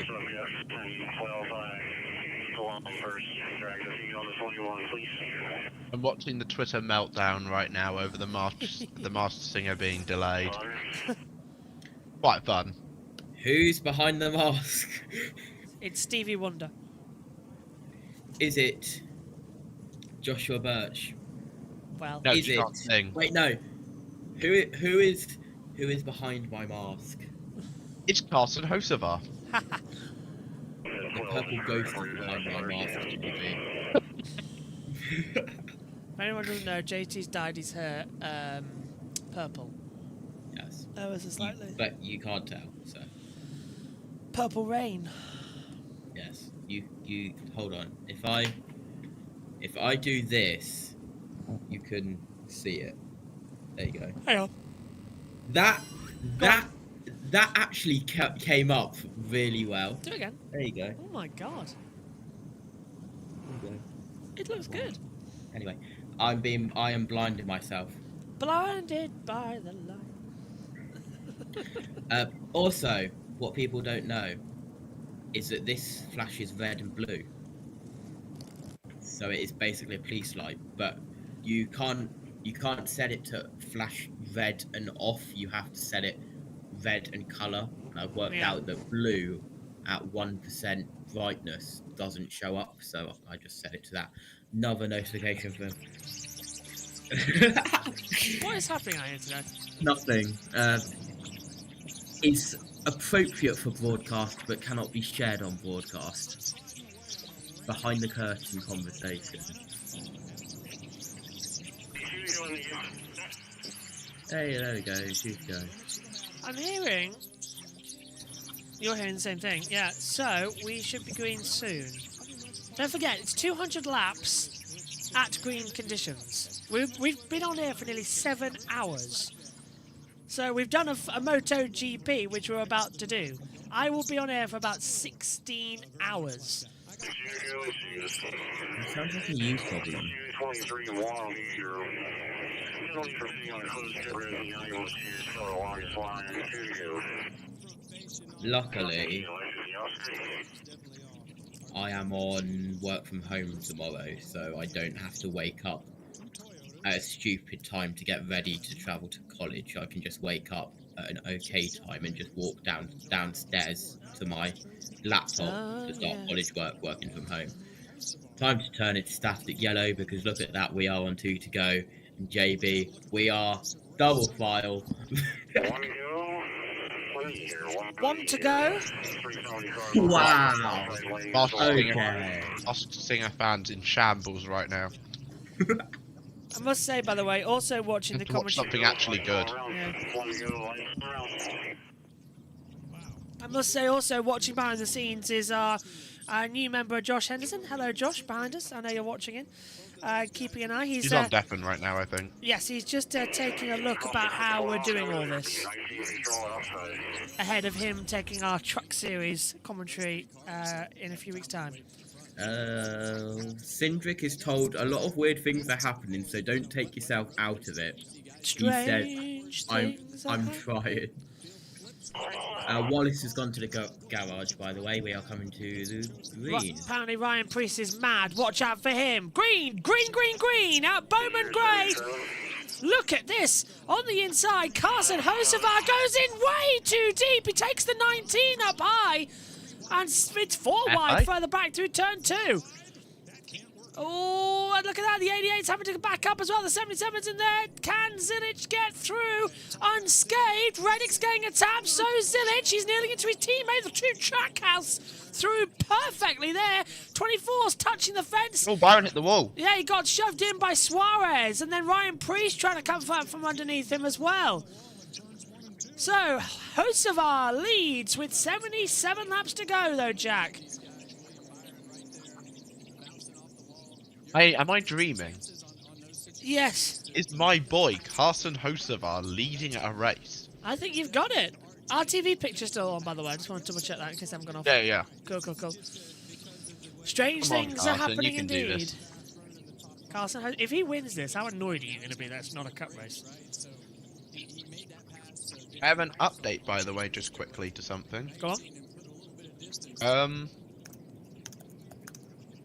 Cletus McFarland is testing a Nice truck. Oh. It adds to my theory that I've heard he might be running a couple of plate races. You did say that last year. You were thinking he was going to come in and do some of those. Yeah, on the broadcast. Radio? That throttle just barely on. 54 of Gibbs battling now with Chase Elliott. Trying to find way through. Here's Kyle Busch. And Kyle is running in 14th at the moment. But JT, Josh Berry, I was going to say he was ahead of Bubba Wallace there, but Josh Berry was in 20th. He's now dropped to 21st. Yep, so drops down even more. All the spray is still being kicked up. It is still moist car, do not worry. It's not dry car. There is still a bit of moisture in the air and going deep in towards turn 4. That time round, we are now on lap 129 of 200. And no, you are not dreaming. Carson Hocevar is leading by 0.8 of a second, but the car behind him, Chase Briscoe, is a man on a mission. He went in deep. Oh, contact! Gibbs in the side of Elliott, and can he keep going without a yellow? Yes, he can. Byron's in there too. They stayed caution-free, but Gibbs was completely wide there, and everyone gets through safely. Well, we were saying watch out for Ty Gibbs as well, Jack, and then bang, all sorts of chaos happening in turn 4. Here's a replay. Yeah, so Elliott to the inside of Gibbs. Oh. I think he just drifts up the track. Hell of a save by Ty. No, I'm not going to count that as a save. I'm sorry. No, he sort of... Well... I'm not counting that. He got on the throttle quick, and that was completely Chase Elliott, just knocking him 7 bells out of him before he even turns into the corner. Yeah, breaks himself as well. Just bang, round you go. Elliot well, did... to be fair, Yeah. I'll give him credit. Did well. Suarez apparently on the move. Yeah, Suarez in P3, and now Elliott's trying to take Zilich around the last couple of corners as well. Gibson Chase somehow not a caution. Yeah, even I agree with that, Nathan. Don't know how that happened. No, Chase, please. No.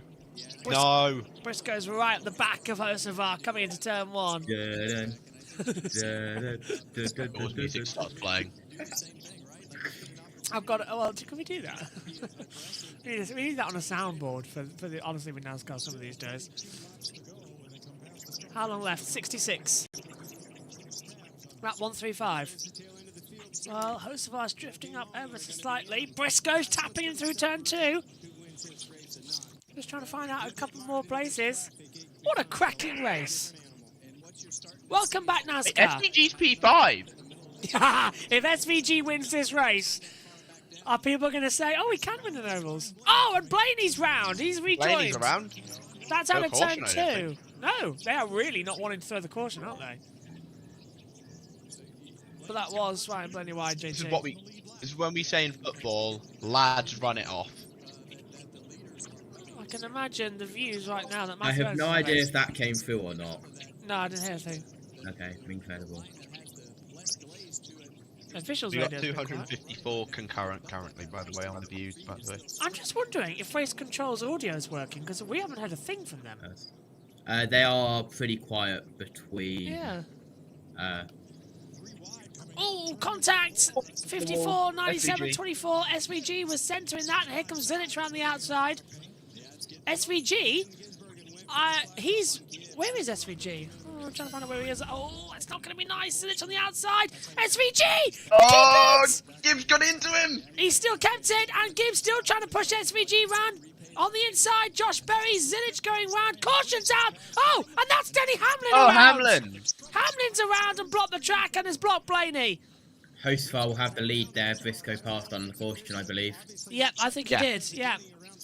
Hocevar is got the lead.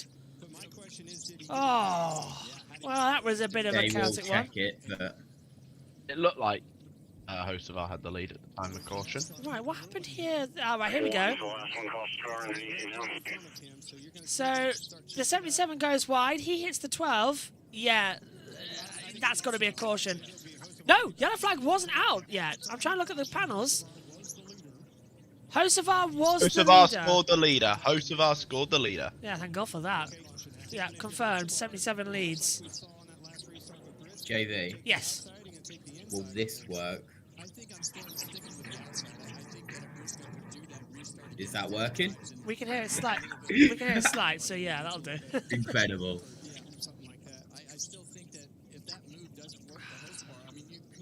Right, Hocevar then is the leader. And look at that, they're trying to get down on the low line and going up high. So they're trying to just drive the track out as many options as they can. 62 laps to go. Let's go down to Fox. The water is right there, so they'll go to where that water is standing a little heavier to get that water on those rain tires to try to cool them back off. The center of turns 3 and 4 has been the trouble spot tonight. That's where most of the cautions have taken place, is trying to transition between the entry of 3 and getting on the throttle and pointed out of turn 4.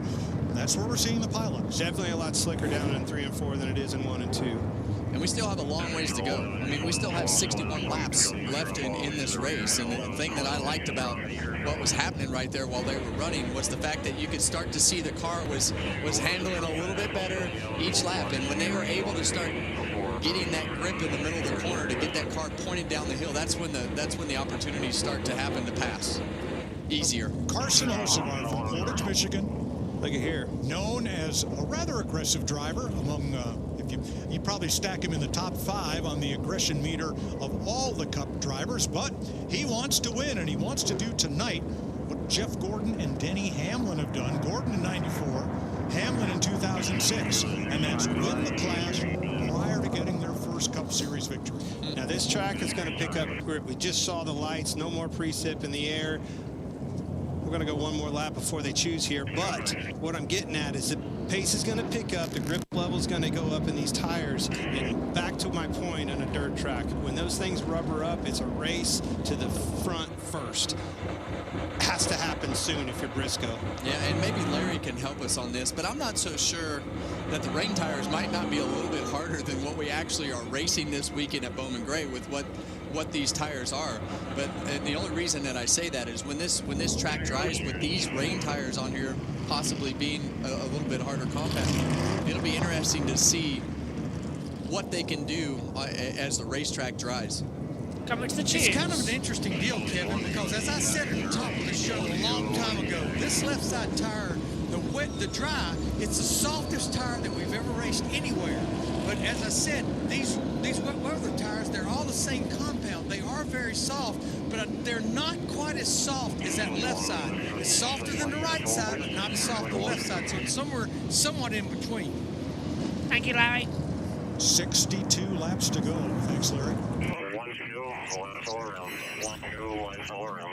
JT, you've got news. No, I just laughed how you said thanks, Larry, and Mike Joy immediately said thanks, Larry, straight after you. Yeah, we're in sync coming out there as well. Here we we're go. getting set. Come on, boys. just complete the race. 62 laps. You've got half an hour. Go. Looks like MotoGP might be starting slightly differently later on, as just a heads up. Hope I can get back in the house. All set, ready, steady, then we will begin. Green flag running on the inside line. The 77 getting forced out wide as well, trying to find in a couple of more positions, trying to find it a bit more dandy. And I think, JT, they've got it sorted, but down in towards the braking zone, they're still getting all wide, and they're all getting into each other down the fence. How do they all make it through? Hocevar leads. Briscoe's coming through. Down to turn one. And, oh, they're just getting through okay. Yellow flag. Caution back out again. Oh, my goodness, guys. What for this time? Who now? Austin Dillon has gone round, apparently. Yeah, there he is. Austin Dillon's round. No major loss.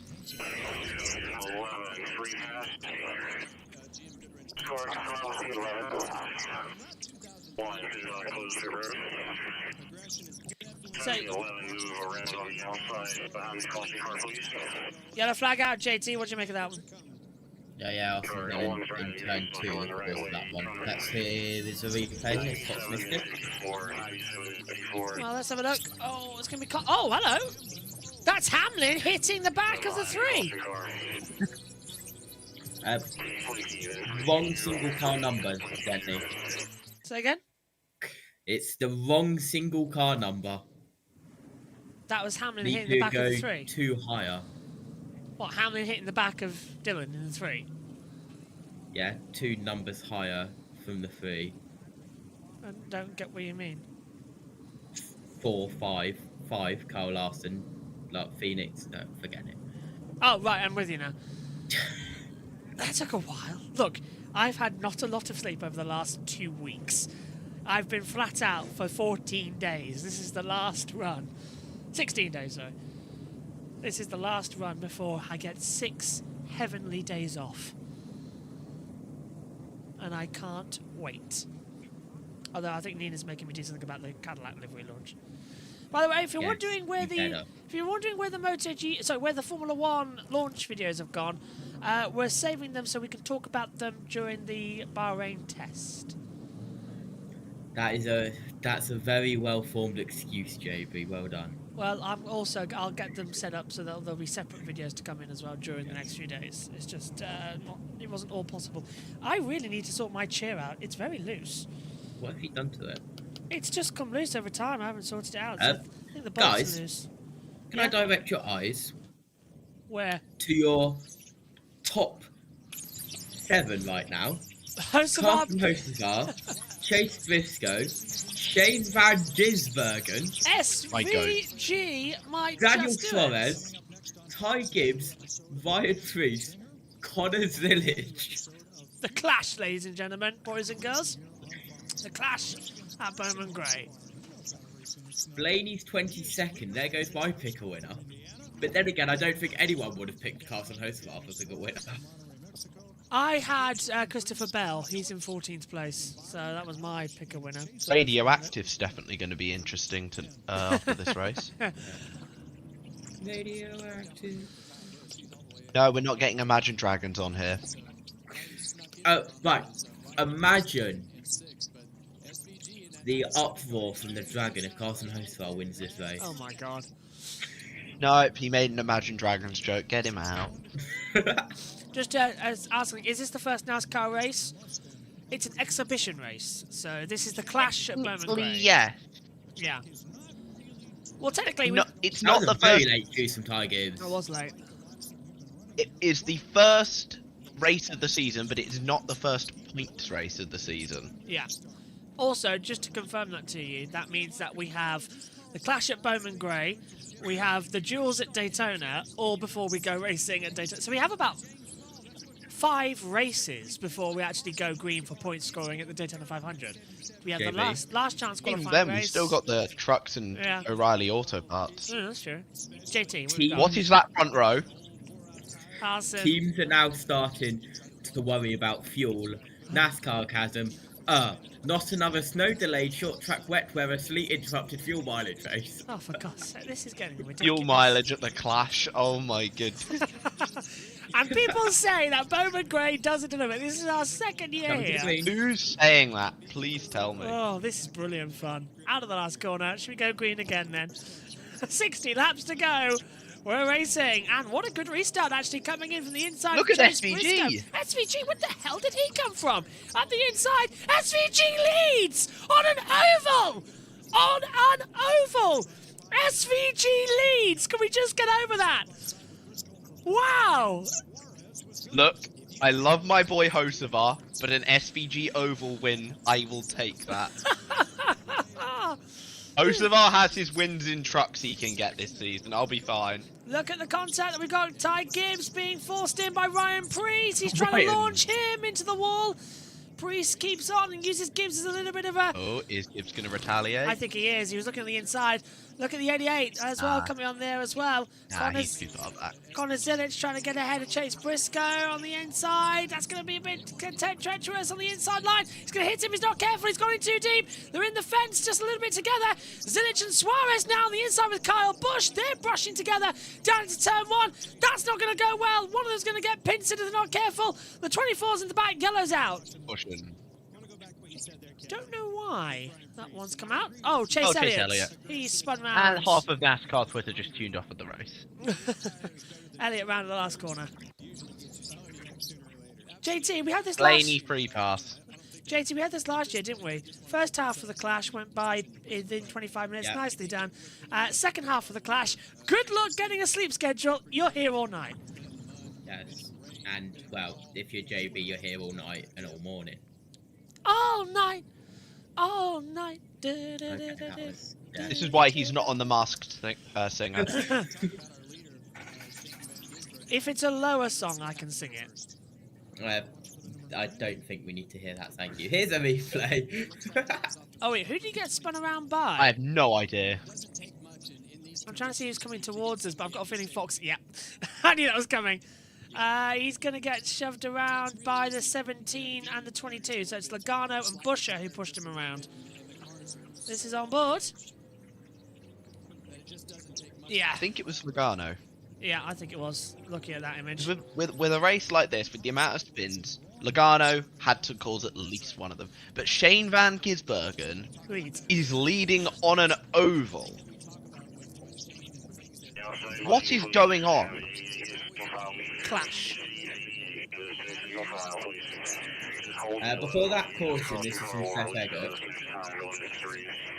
Go for it. SDG had opened up the biggest lead in the wet conditions that anyone has had so far. What? Over 1.5 seconds. This is a man apparently, now he's slowing. This is a man apparently who can't race on ovals, everybody. The 36-year-old from Auckland, New Zealand, is leading. There's damage. Yeah, Josh Henderson, by the way, who is from New Zealand and he's joining the NASCAR team in JBM this year, is currently sitting up watching this in the back of the commentary box. I wonder if SVG could win this one. Imagine if he wins the 500. That is true. The Shrew 8853, being a UK NASCAR fan is tiring. We know. We know. We get it. It's 1:36 in the morning. Talk about it. 9 hour rain delays later. Yeah. Is this? Are we getting the shoes? Yes, we are. Also a nice football club, by the way. He's gone high. Oh, SVG high. That's interesting. 12, you're going to close through 12 and 1.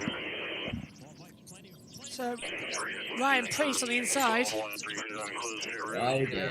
UE's control ethic, I've realised this. SVG front row, what could go wrong? About is the fuel in these cars to get through the end of this race. Ryan Priest is going to be aggressive. There's confirmation about the fuel mileage that we were worried about. So that's coming in a factor. How long have we been on here now? 7 hours. We're not going to be done. We're not going to be done by the time MotoGP starts, are we? That's going to be problematic. Yeah. Where are they in MotoGP? Is it? What? Sorry? Sepang, isn't it? Yeah, we're at Sepang for testing. That's live All on... places? It's the best for bikes, strangely enough. Live on JBMotorsports 2 coming up for that one. Are you ready? Watch it. Out of the last corner, SVG will restart in the lead at an oval for the first time in the Cup Series. Are you ready? Then we will begin! And he's got the lead in towards turn number 1. Ryan Priest trying to force it in, and SVG's turning in, but Priest keeps forcing him up high. Now, Carson Hocevar trying to take out. He's been in contact. Contact! Caution's out again, everyone! There's a car. It's out Logano! I saw some people at the back. Some people at the back went around. I think it's Logano. I saw yellow. It is. It's Logano and Hamlin. They've come together down at turn 3 and 4. Well, look up. Hamlin's not having a fun race, is he? He's about 2 minutes away from screaming. He probably is. He's got a torn shoulder in there. That's also true. He cannot catch a break. Right, let's take a look. Oh, Logano's got a punch. No, Logano's just dropped Logano got spun out by Larson. Elliott hits him. Oh, and Hamlin jumped. Hamlin really had nowhere to go there. He got pushed and he jumped over the back of Elliott and Blaney.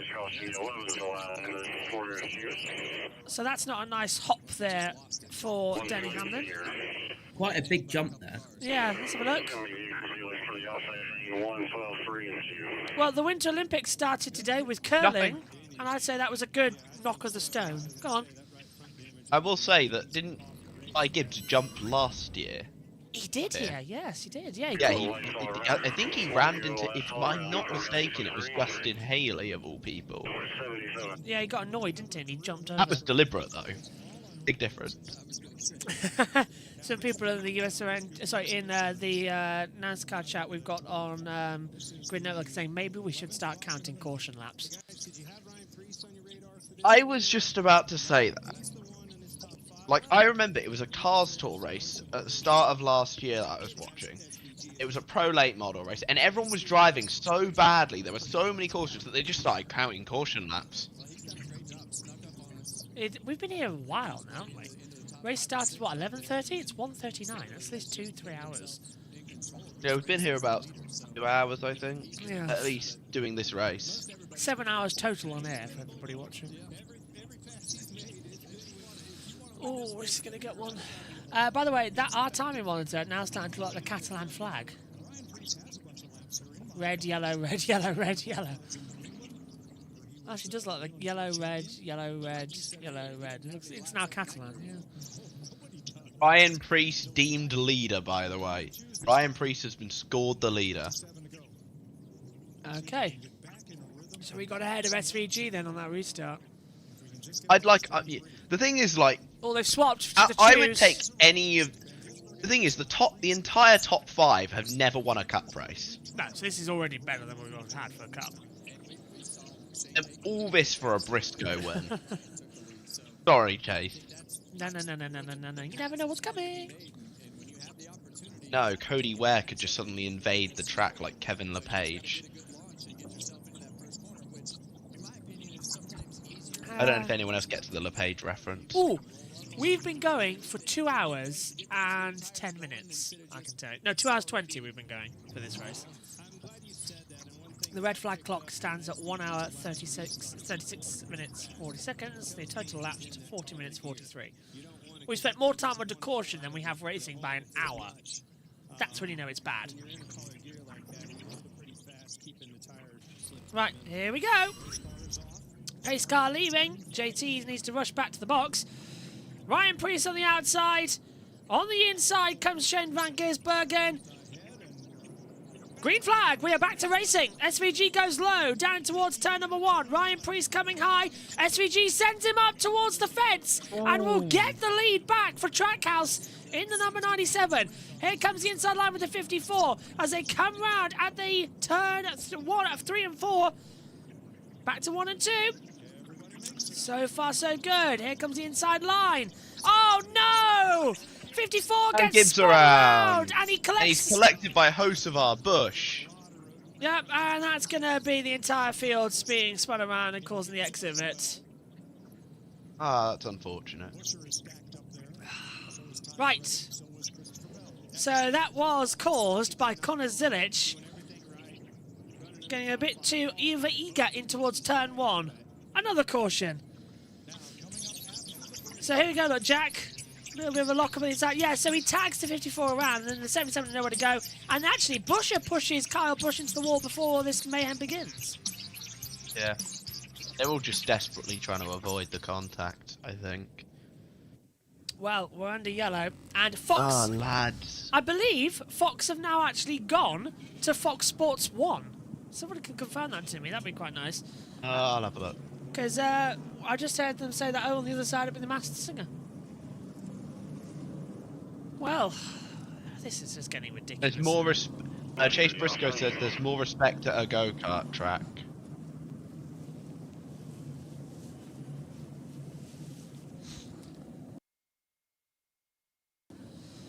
So here we go again then. We'll line up behind the yellow and see what's going to happen next.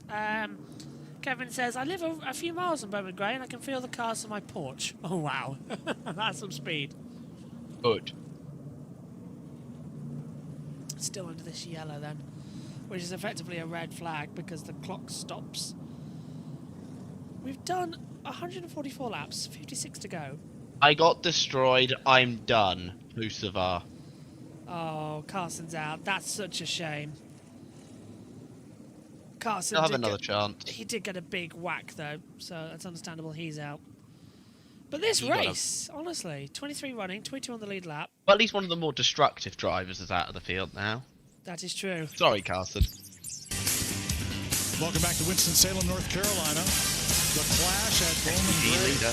Sleet, rain after a week of snow, and this is what we're faced with. 56 laps to go. And getting ready for yet another restart. Shane van Gisbergen, Carson Hocevar, Ryan Preece up at the front. Yeah, Austin Cindric just got the free pass, so he'll come all the way around and tag the back of the field. Yeah, and right now, you know, I think that they've figured out where to run on the racetrack. They know the grip levels. They know everything. They're running over each other a lot, Mike. Well, they are, and the design of this racetrack, remember, this wasn't built to be a racetrack. It was built as a football stadium. And they took the running track around the football field and made it a racetrack in 1938. But the stadium was built, and that jut out in turn number 4 has caused a problem for drivers ever since.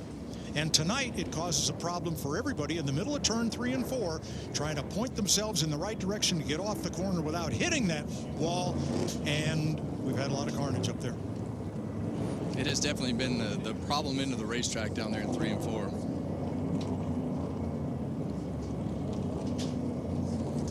Van Gisbergen makes a late choice to the bottom. Preece up top this time. See how this works. Well, it's a battle of attrition.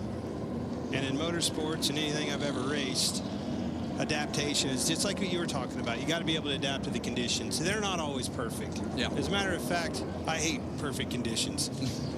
This is a little bit wild right here, but I like watching these guys adapt and seeing who can overcome these wild circumstances.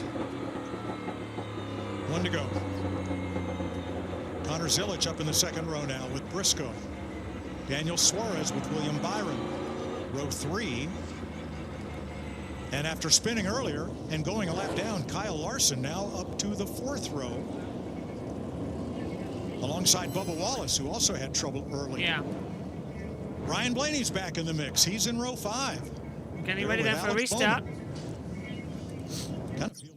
I think as well, JT, this should be a smoother go point this time by as we come out that last corner. Once again here at Bowman Gray, we're racing. SVG on the low line. Ryan Preece up high. Will we get through a lap this time? Look at the 45. Taking everything on the inside curb. Rumbling around. He keeps position. And SVG has a lap ahead. But this is where it gets a little bit tricky. That 45, I think, has got a problem, JT, on the inside line there. Yeah, absolutely. As down in towards turn 1 and 2 we go now. And SVG has got the lead in towards 3 and 4. Look at the 7 of Suarez up the inside of Zilic, giving him a little bit of a nudge. And Jack, as always, getting just a little bit too close for comfort. Bowman Gray for you. That's what I love about this place. Have you found this race entertaining today? I've actually really enjoyed the fun. Absolutely. This has been fantastic. The 7 getting up the inside of the 88, so Zilic getting ahead. He's had everything. Yeah, Zilic passes Wallace actually as well in that little mix. SVG's holding off Ryan Preece. Come on. Oh, hang on. Bubba's on the inside line. He's trying to get ahead of Suarez. Zilic has dropped back. And there he is. He's under pressure now from the 24, and he's been hit. Byron gets hit from Blaney, who hits Zilic. Zilic brushes the wall exit of 4, JT.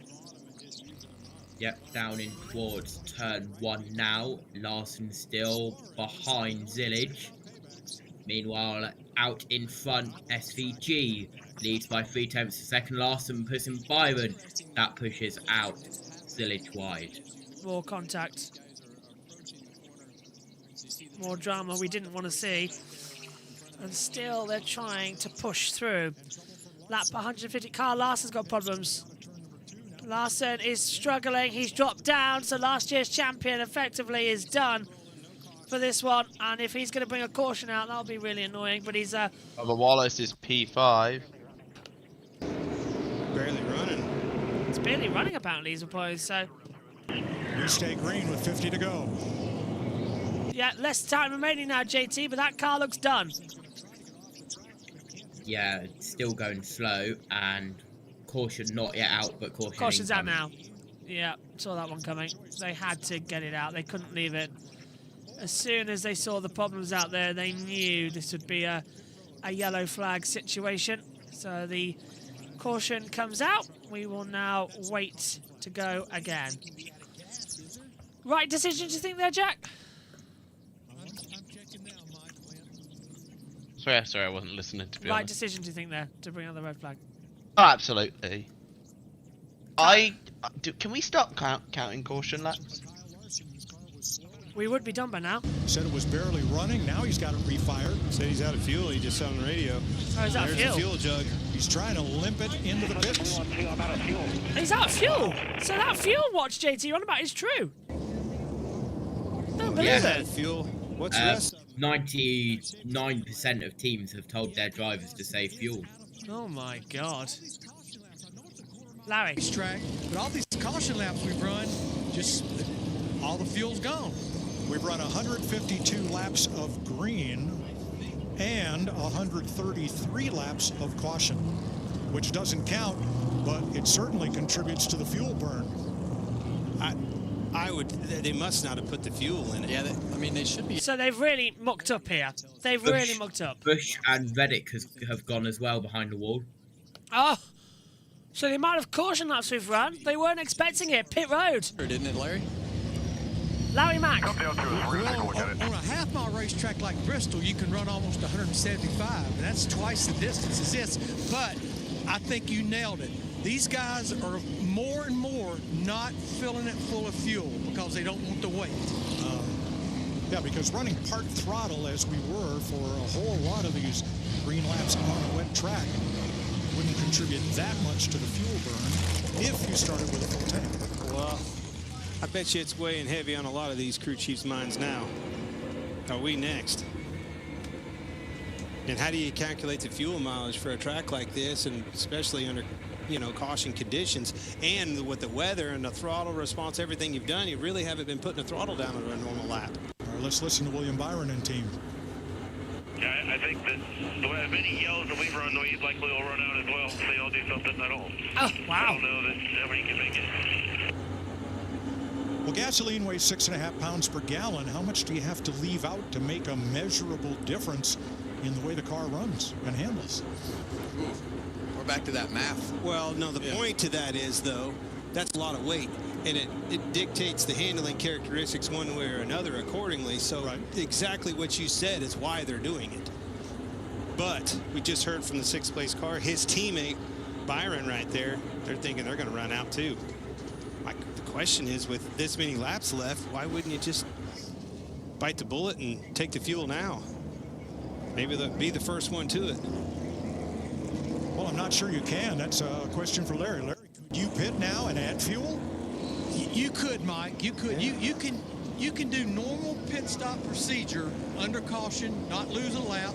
The only thing you can't do is change tires. Thank you. All right, it's Van Gisbergen and Priest once again. This has been a great show between these two. The veteran modified racer, the veteran road racer from down under. And, boy, they battled hard, but battled clean on each of these restarts. Reactions all... Just as a heads up, we might have to introduce the MotoGP alongside this broadcast, depending if they're on a green flag or not. But knowing our standards, they might not be, so we might have to do both. There in that shot, it's drying up even more and more. Well, correction, we will have to. Kind of getting dull in that racing groove there. That's going to gain grip. One to go. The problem is that's the only line there is. Here's Ryan Priest's radio. We're coming to green. Okay, no Ryan Priest radio because the green flag is coming out. Priest on the outside, SVG on the inside. Green flag's out here at Bowman Gray, and they're getting very mucky in towards the first corner. They'll try and get it in. Oh, into the wall! Priest has hit the wall. He's had to bounce it through turn 1 and 2, and that's going to allow SVG to hopefully try. He's just trying to get traction. Priest for a second time hits the wall. Priest is just bouncing. Now he'll get stopped by race control from doing that. You're not allowed to wall ride. If he does it again here, he'll be in trouble. Tapping. He's I don't nearly... know if they said anything about that. Well, it's helping him get through because he's having to wall move, so I'd argue the same thing. Though. Yeah, So. The inside line 19 is pushing, so SVG leading, JT.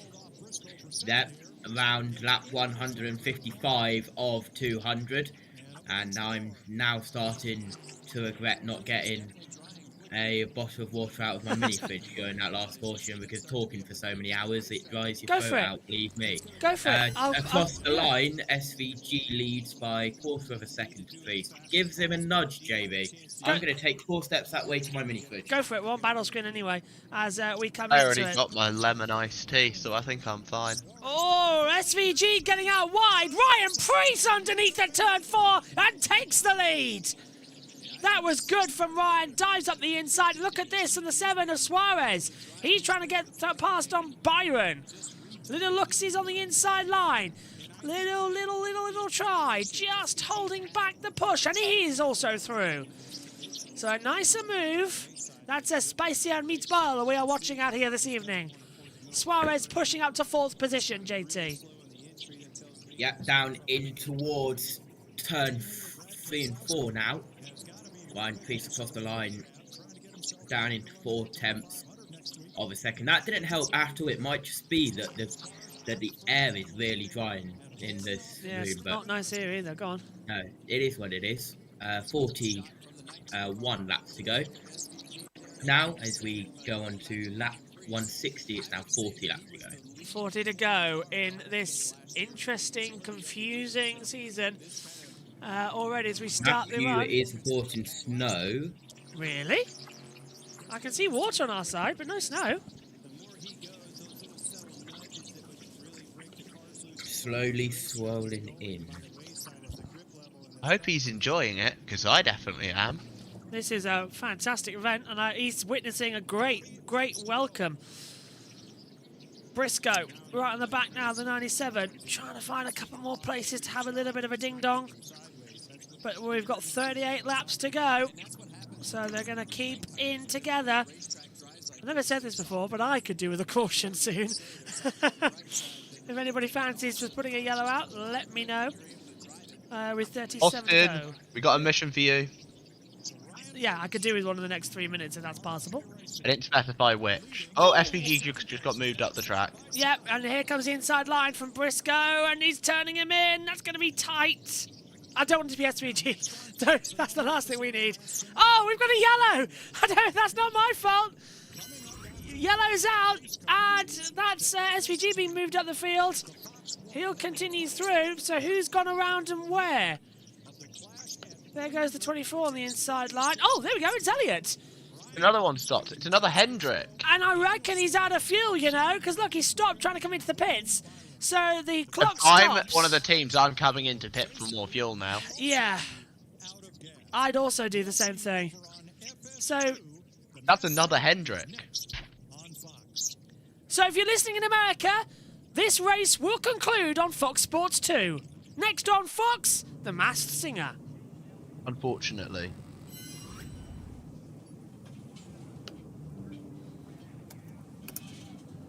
So we are also going to take this opportunity to link up and start our coverage for MotoGP.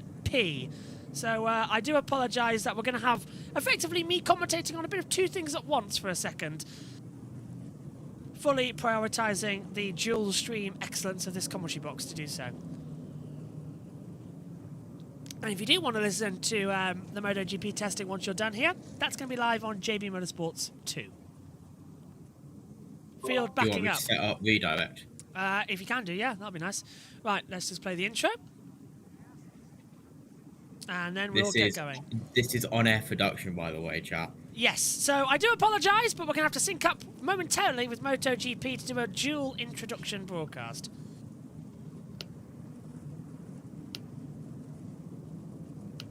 So Is the testing...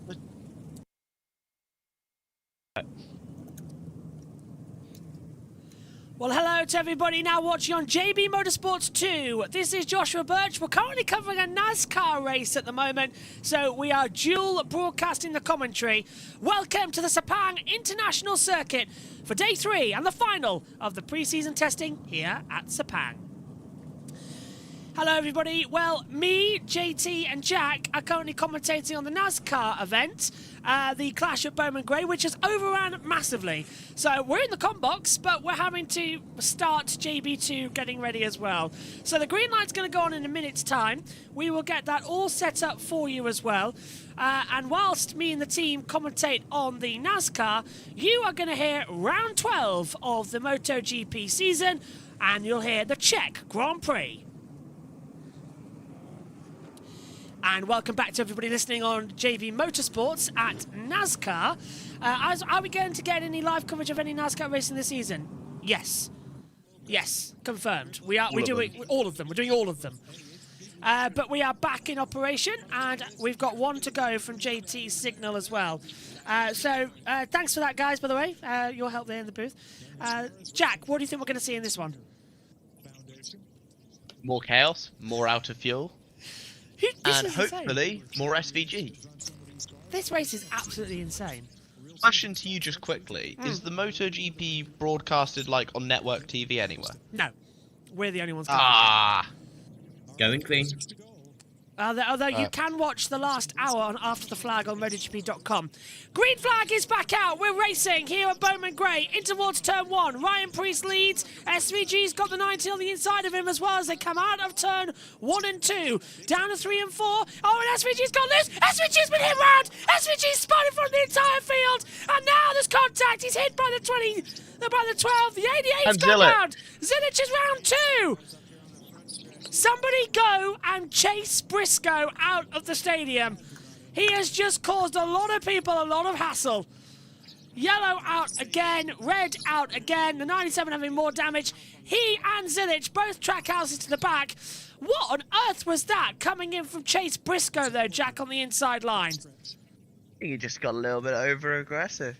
Yeah, he just misjudged his, quite literally just misjudged his turning. And Zilich actually gets hit round by SVG. JT, of all the things, that was ridiculous. This is gonna get a little bit spicy, isn't it?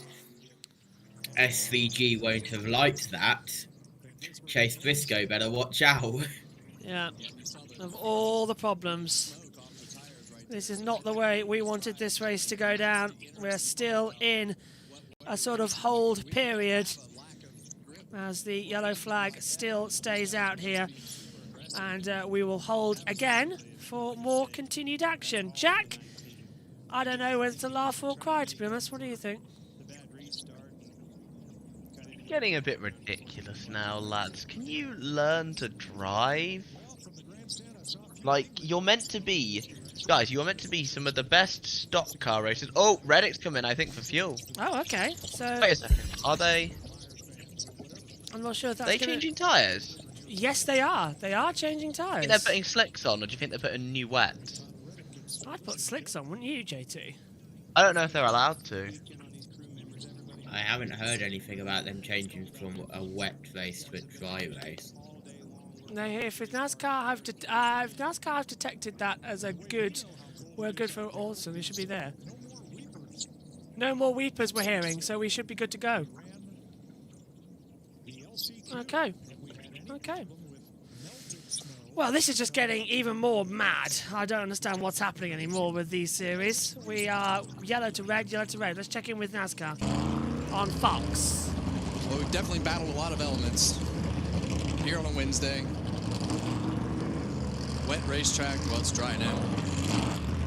It's not over. No. Chase was out of fuel. I don't know if I mean roll off into turn one, way down on the bottom against the concrete. That area still looks pretty damp. Yeah, I think that bottom lane is still wet, but from the, that one lane all the way almost to the wall, 3 or 4 feet from the wall, it's dry. Yeah, they say it's dry, but...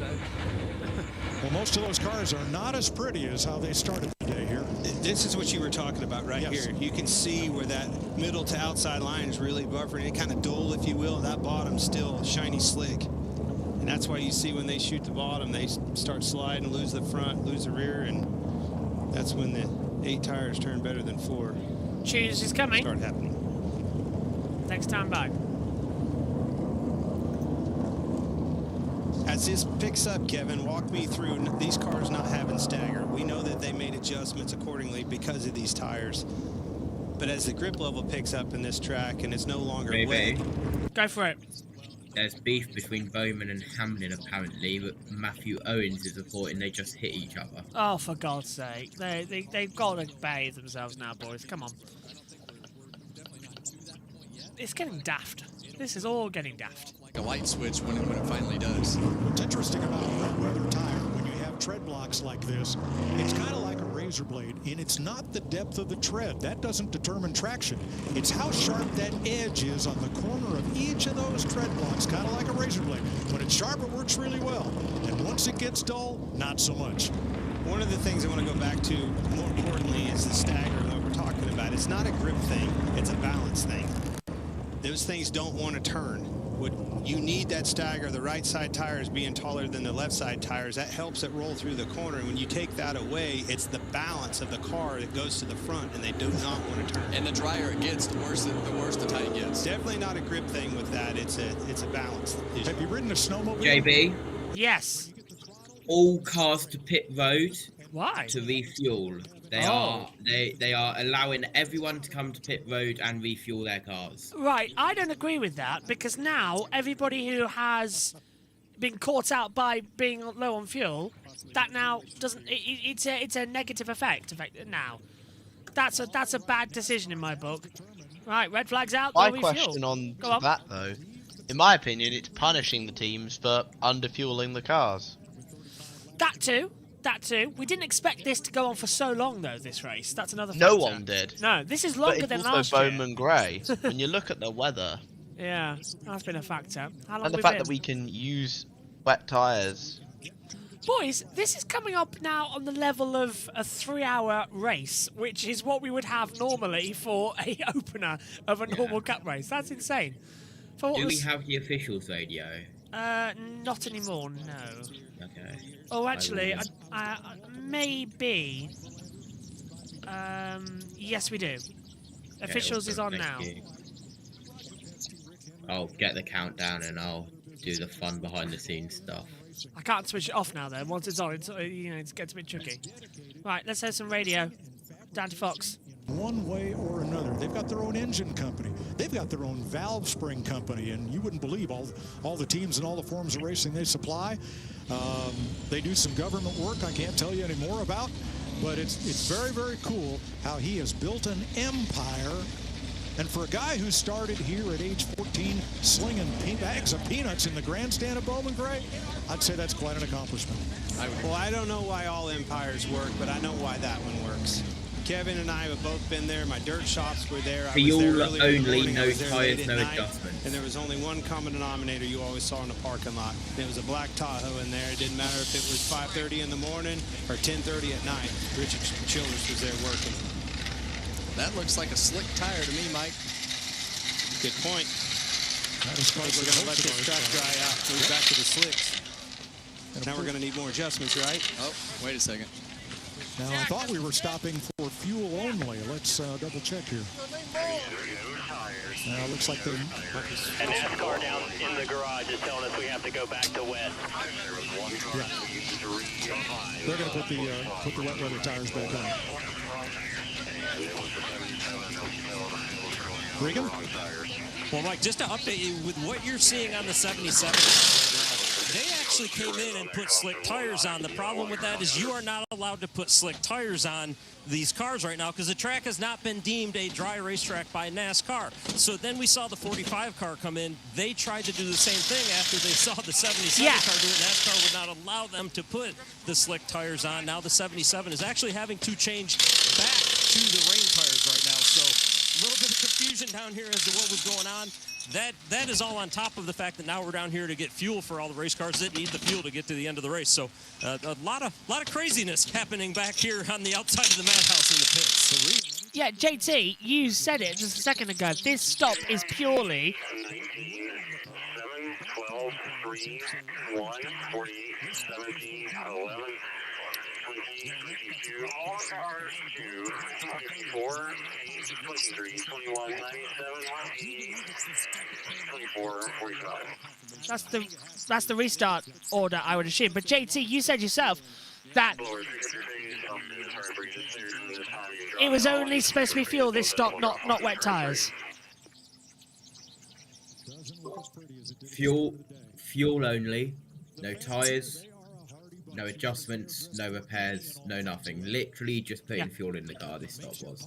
Let's go. By the way, thank you very much for saying that I seriously like this commentary team for NASCAR. Thank you very much.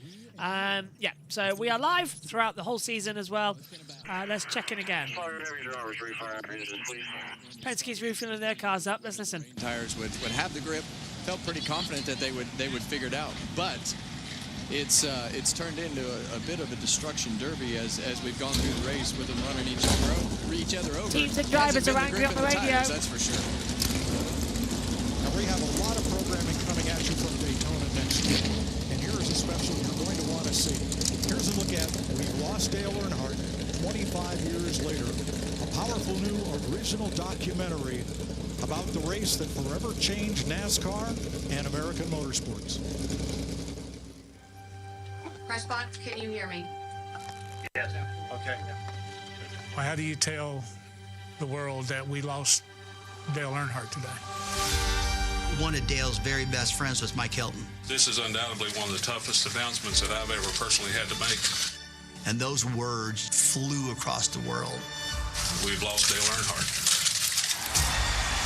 I'm a rookie at Daytona 500. I was 8 years old. Fox hired me. We were all there. Malcolm in the Middle had premiered. I was probably one of the last people to talk to Dale Earnhardt the day he died.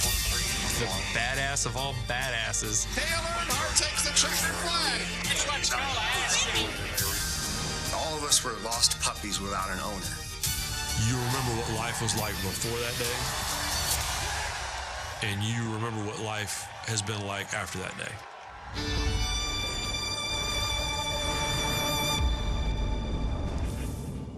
Now, this show is not about the race, the first one on Fox, not about the crash, not about the telecast. It's about what we lost.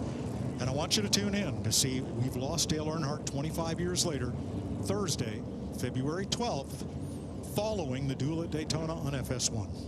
I'll be watching, I presume. And after the 45 is the 9, who is the last down, the 5 is the free pass, and the 77 under penalty.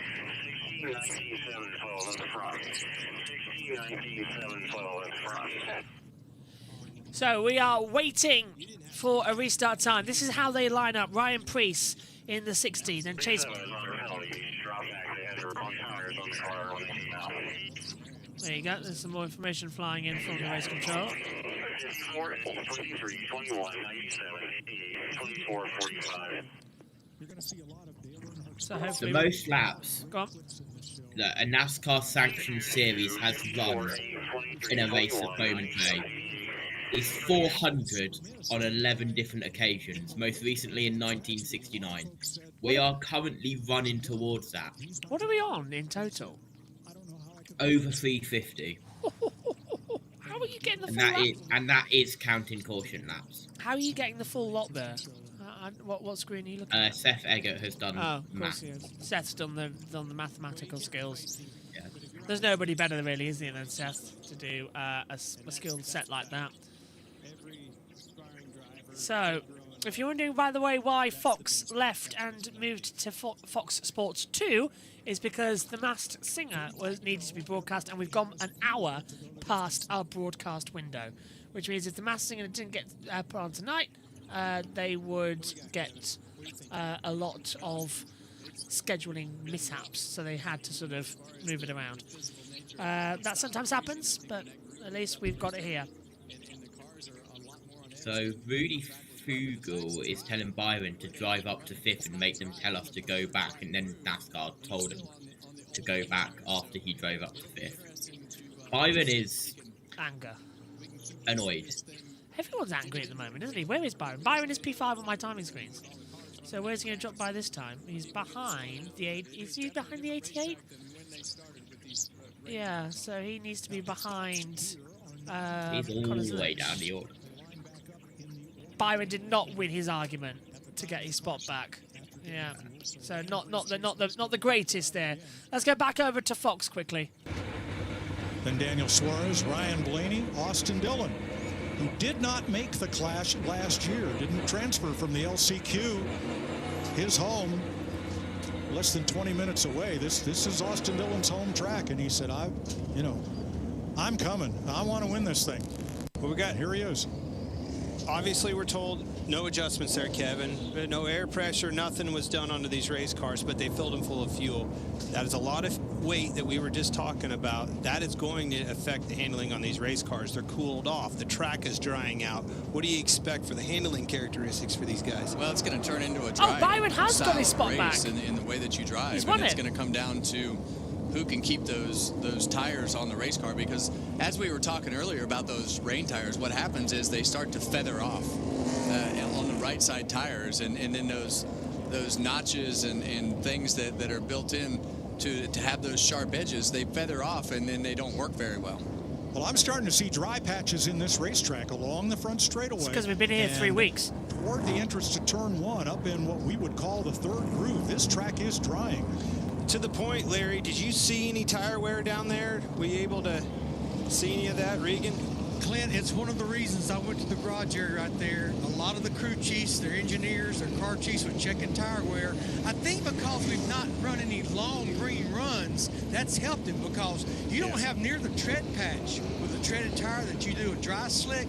But I just think they've had a chance to cool down. But I'm going to tell you, I'm with you guys. That dry area, that will wear these rain tires out. Get your cheese grater out. And it's drying out. I mean, it's all Yes. but just gray right there where the right side tires are running.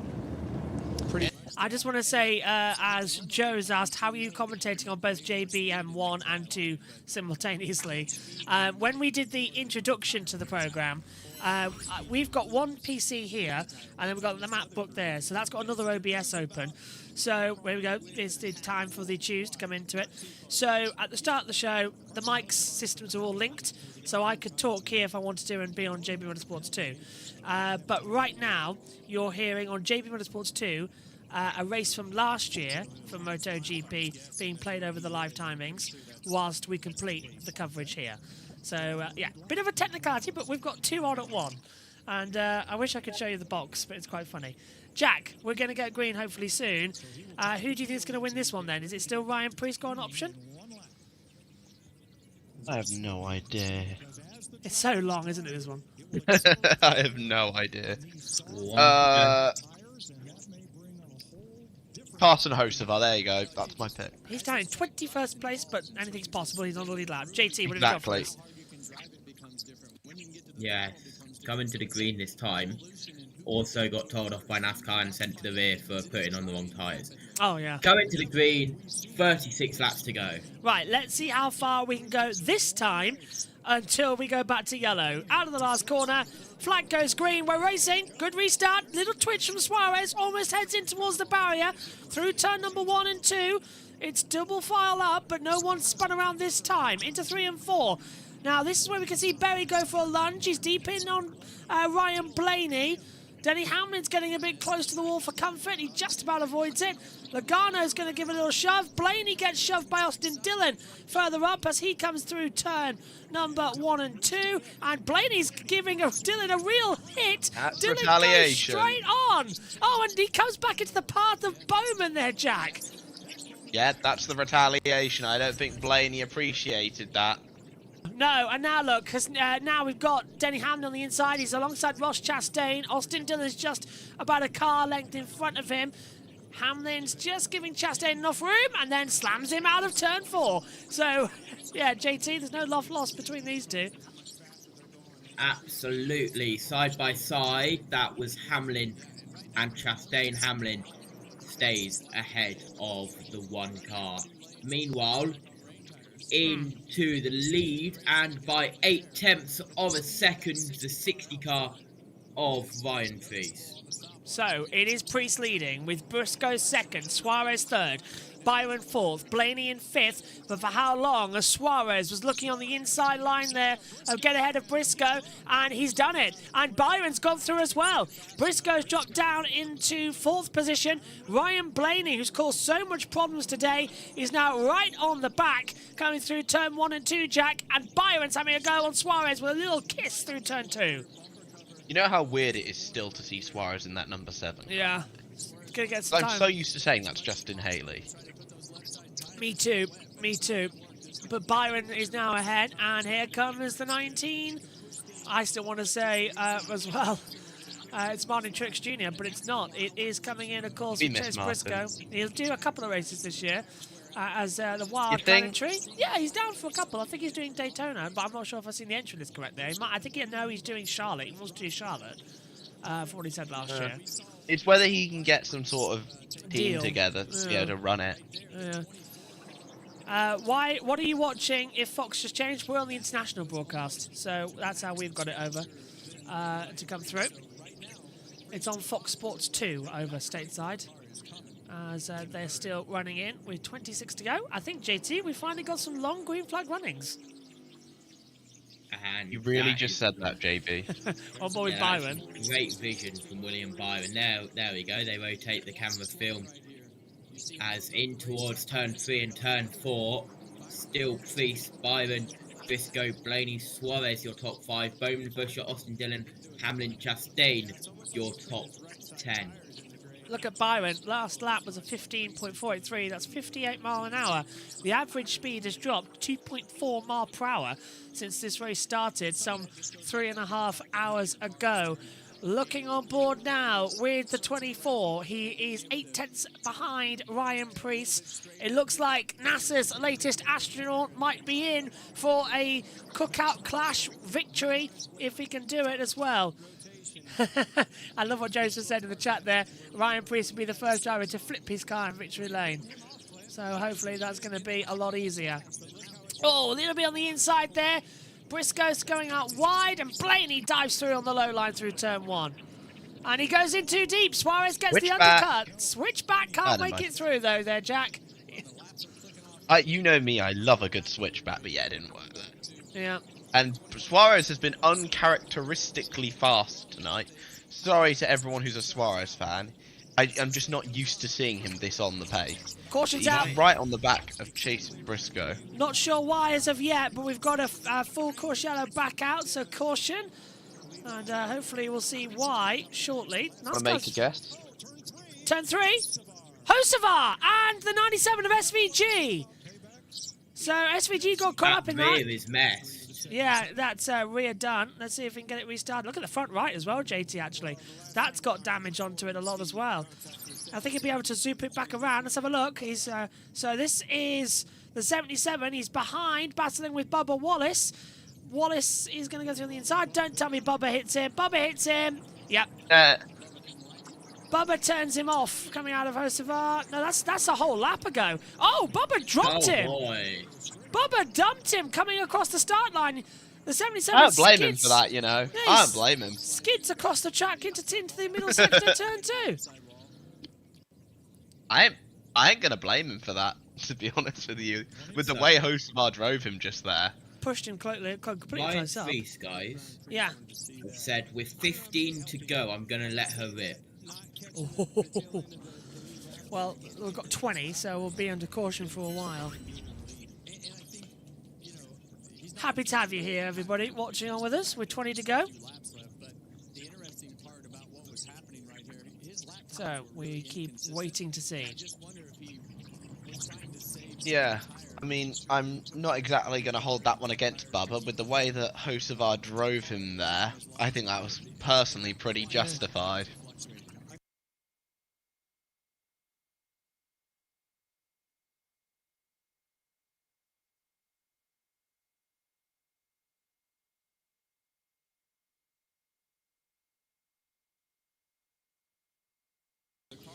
So, 20 to go, lap 180. It seems like a perfect dash, JT, coming up. Yeah, absolutely. And that is around the outside of the wall as that gives. Yeah. And that's Shane van Gisbergen with Bubba Wallace now. And Suarez just behind him. Well, SVG's in 19th. Trying to see where Suarez has got to.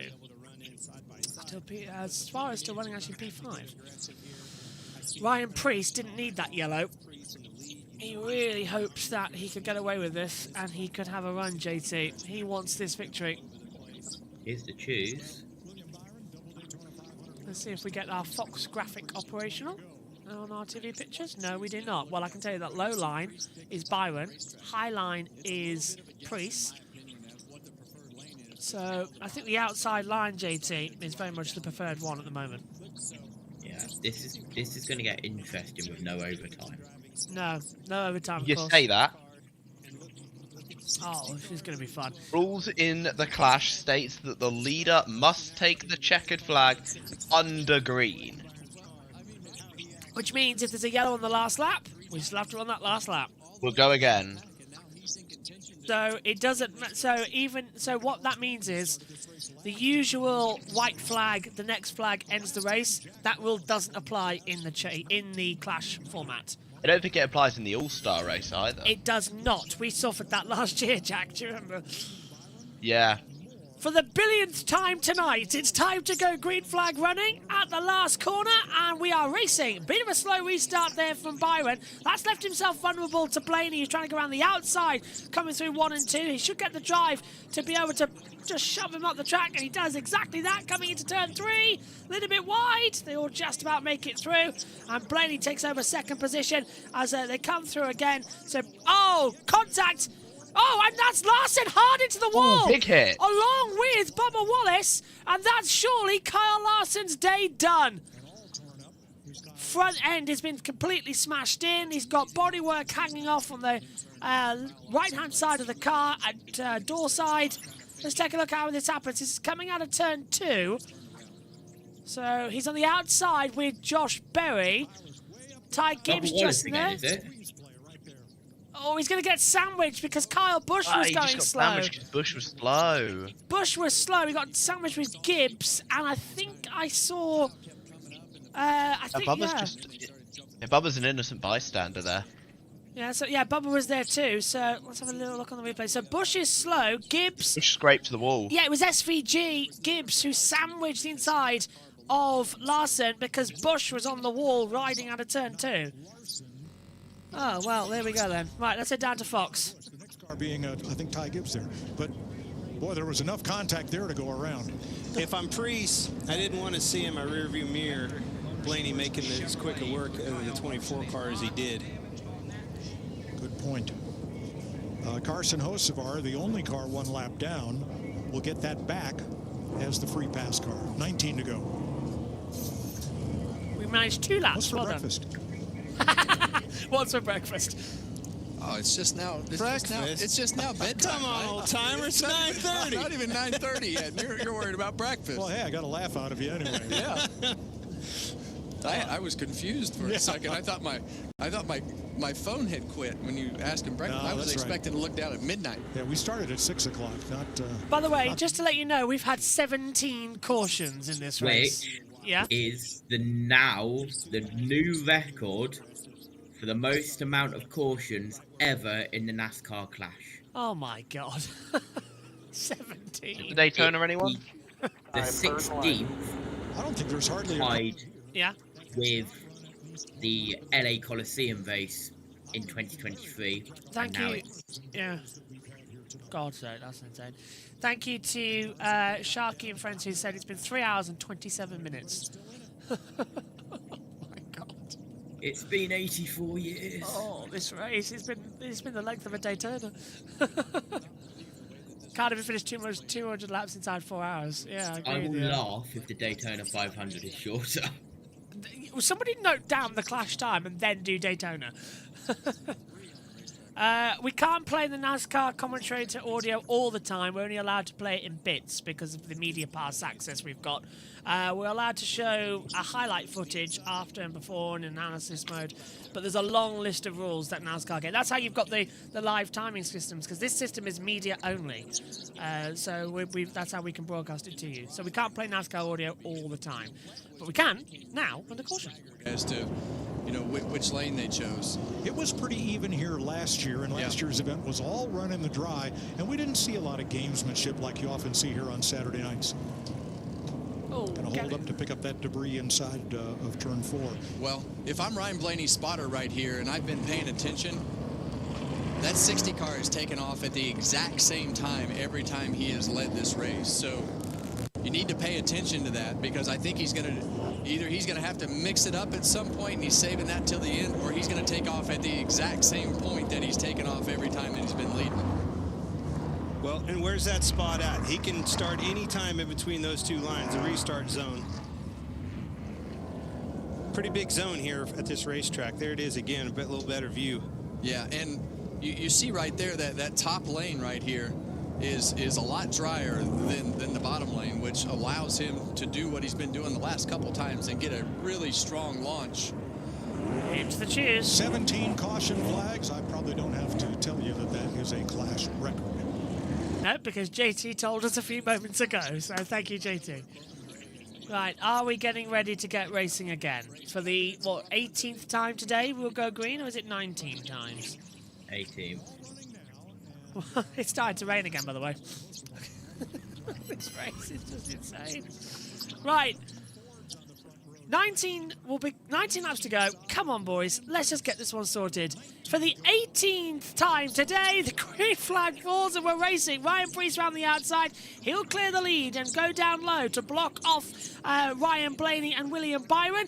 Hamlin getting a little bit squiggly. So is Chris Buescher. Buescher's going to get a tap from the 19 coming through there. Just, sorry, apologies. That's getting a tap from the back there of Joey Logano and Ross Chastain. They're all getting there. And there's Buescher hitting the back of Austin Dillon. It hits the side of Christopher Bell, and Bell goes up high. Yeah, that was just going round and round and round for the last few days. Now, look at Ryan Blaney. He's going to push Byron around the outside, but Byron takes second place, JT.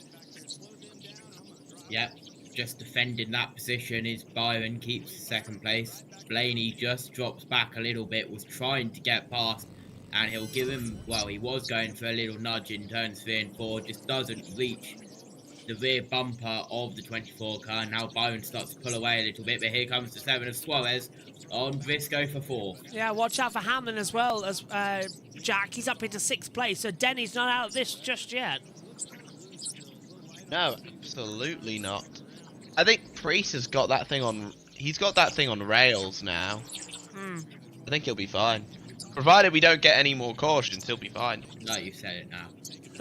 Yeah. There's going to be more anyway, JT.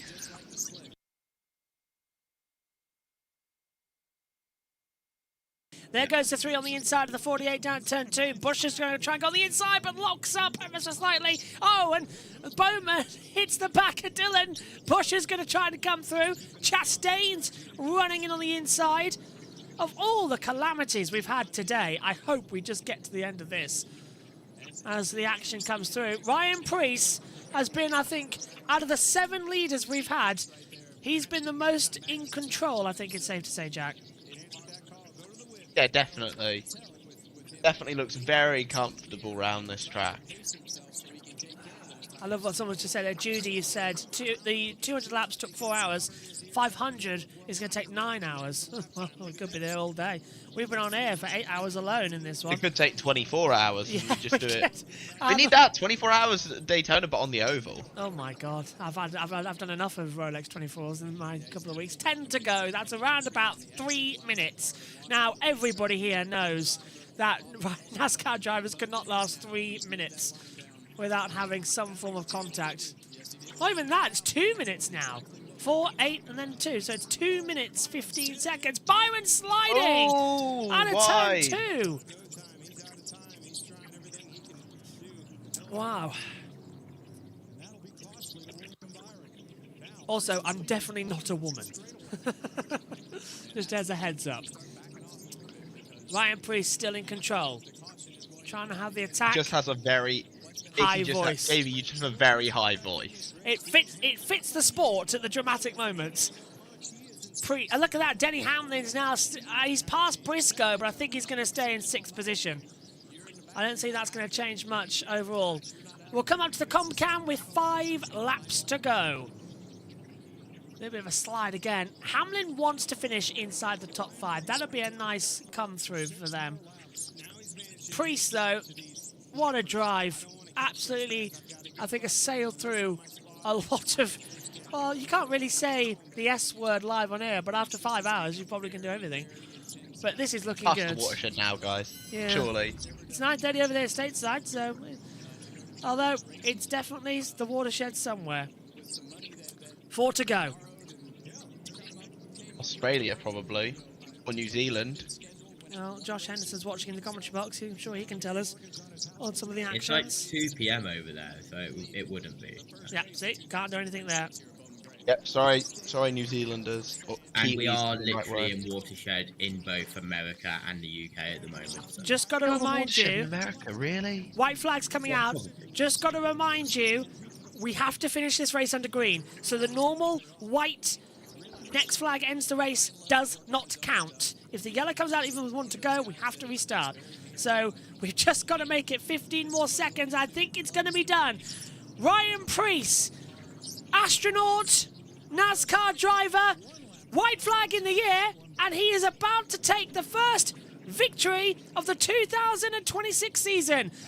It's been 5 seasons in 11 days here, but finally the clash is over. Ryan Preece launches himself to victory and wins the Cookout Clash of Bowman Gray. William Byron is 2nd, Ryan Blaney in 3rd, Suarez Hamlin the top 5, and it is Ryan Preece who wins. as winners of the Clash. And he's already donutting JT. He's won it. Matthew Owens has come in with 2 incredible stats. Drivers to win the Clash without having a points-paying cup win. Ryan Preece joins Jeff Gordon and Denny Hamlin. That's a nice 1994 for Gordon, Denny That's Hamlin. a pretty good winners club to be in, you know. Yeah. Because I don't. I mean, they're decent drivers, aren't they? I imagine they went on to too much success, though. Yeah. It's not bad for Jeff Gordon to be the first one to do so, and then changed over with But Denny Hamlin. totally not one of the best drivers in the history of stock car racing. Ironic, actually, that it was Ryan Preece who said it'd be nice to drive around the circuit backwards. Now he's getting to do just that, so he's getting applause from SVG there as well, who led the race. Got a feeling that it could have been SVG's day today, but that little contact, so many cautions ago, cost him. How many? Well, JT, your cautions graphic is going to be quite busy for this one. 17 in the end. Yeah, but it won't be as busy as last year's because we don't have the heat races and that is true, yeah. all of that. Could have been a longer night, my God. Okay, let's send it down then to Fox for the post-race analysis. And it is Ryan Preece, victorious at the Cookout Clash. Think about all the tough moments that he's had. Massive flips at Daytona and everything that happened there. But on the other side, has been consistently good and the best team at RFK in performance-wise in 2025. So starting the year off pretty strong.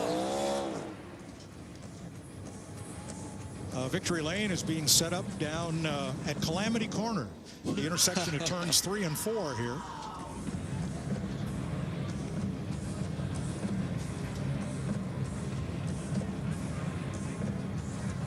I remember when Ryan was having difficulty finding a full-time ride in one of NASCAR's top 2 divisions, and he told me, I don't care where I race. I just want to race where I have a chance to win. Well, he's a winner now. I've just had a real admiration for Ryan and what he's done with his career and the chances that he took on himself to believe in himself that he could go out and win if he put himself in the right situation. We're good to come out. Fuck yeah, we're coming out, baby. Woo!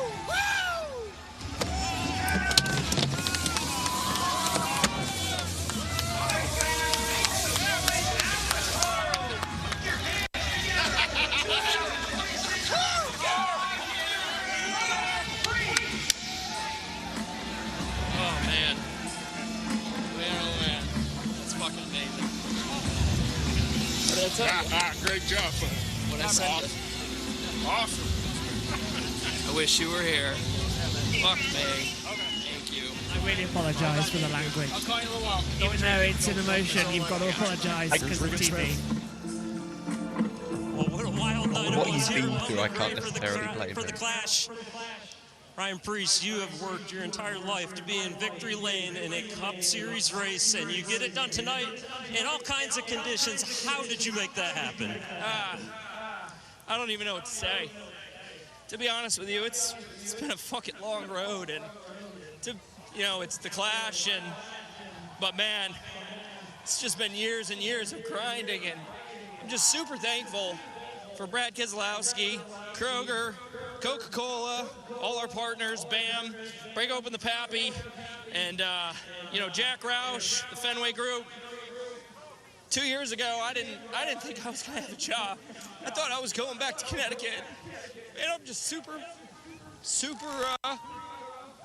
emotional. Well, we can appreciate that emotion, Ryan, and the hard work that has gone into this point to get here, everything that you've done through your career. Let's talk about the race tonight. Really, really quick when it was dry early, even quicker when it got wet later on. Was some of that short track experience paying off with these different conditions that we had? Just a good group.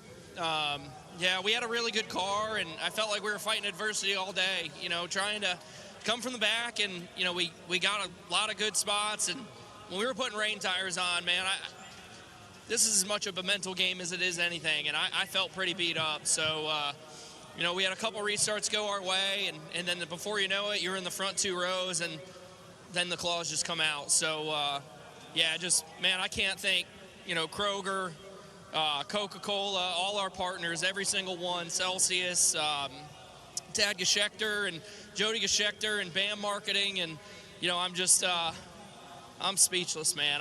That last 2 laps, I'm speechless. Well done, Ryan. Congratulations. Ryan Preece wins the Clash at Bowman Gray. It's quite funny, actually. Yeah, just want to clear up. We don't actually just cover NASCAR, so I know many people might put the connection to JB Motorsports like Junior Motorsports. It's not. JB Motorsports was around way before we were covering NASCAR. We only started covering that, what, 2 seasons ago now, JT? This is our 3rd season in the box. You're going to make me work it out, aren't you? 24, 25, 26. Yeah, it's our 3rd season in the NASCAR box. But JB Motorsports been around for ages. It started as Joshua Birch Motorsport Journalist, then it went to Joshua Birch Motorsports. F1. Yeah, just F1. And then it went to Joshua Birch Motorsports, and then it became JB Motorsports when we had more people in the team. And it was just a cool name. Let's go back down to Fox. Suarez, Denny Hamlin, the top 5 in this exhibition race to get us set for the season. We're going to pack our bags and our snow scraper and head for Daytona, where we'll see you next Wednesday getting ready for the Daytona 500 on Fox. Sounds like they've signed off already because they knew that they've been on air way too long. Right, let's confirm how they finished then at the Cookout Clash at Bowman Gray. Ryan Preece is victorious with William Byron in 2nd, Ryan Blaney in 3rd, Daniel Suarez 4th, Denny Hamlin 5th, Chase Briscoe 6th, Austin Dillon 7th, Chris Buescher in 8th, Ross Chastain in 9th, Alex Bowman rounds out the top 10, Joey Logano in 11th, Josh Berry 12th, Christopher Bell 13th, Ty Gibbs 14th, Carson Hosfar 15th, Kyle Larson 16th, Chase Elliott 17th, Connor Zilic 18th, Kyle Busch 19th, Shane Van Gisbergen in 20th, Austin Cindric 21st, Tyler Reddick 22nd, and Bubba Wallace 23rd. Everyone actually finished that race. No retirements. Even Bubba. Yeah, Bubba only finished a lap down. They're the only one to do so. Not bad at all. Okay, Jack, go to you. Oh yeah, I just want to provide a quick stat that somebody put. Apparently that is the first primary sponsorship win for Coca-Cola since 1974. Ooh, wow. Which was at a track that doesn't even exist anymore in Ontario. Oh, what a circuit. I've done that on the simulator. That's a and the first cup win for a number 60 car since 1950. 76 years ago. And finally, Ryan Preece has won a cup race. I am absolutely overjoyed. Yeah, technically though. It I know. Doesn't count. It's an exhibition race. That's got him some, I don't know what the word is, I'm going to say clout in the NASCAR space. I think he won a cup event. That's pretty big. JT, what about you? It's been 84 years. Premier Sports just putting up a "we'll be back soon" graphic. Please, no. Please. We've had enough. Good race, chaotic race, lots of fun, classic clash, Bowman Gray. Well, it definitely lived up to its name of the Madhouse, didn't it, JB? Every time we come here, I mean, so we said the same last year. First half of the race goes by without a problem. Second half, everything just explodes and takes twice the length of the first. It didn't help with the sleet, ice. No, that was new. No. Had everything. That was again, I'd still take clashing here than in Los Angeles. Yeah. Oh, 100%. This was way better. Way better. It's more. I still think that I'd have the All-Star race here. I would have All-Star here and give Dover back the point race. I'd take that. It just makes sense. And then move the clash. I don't know.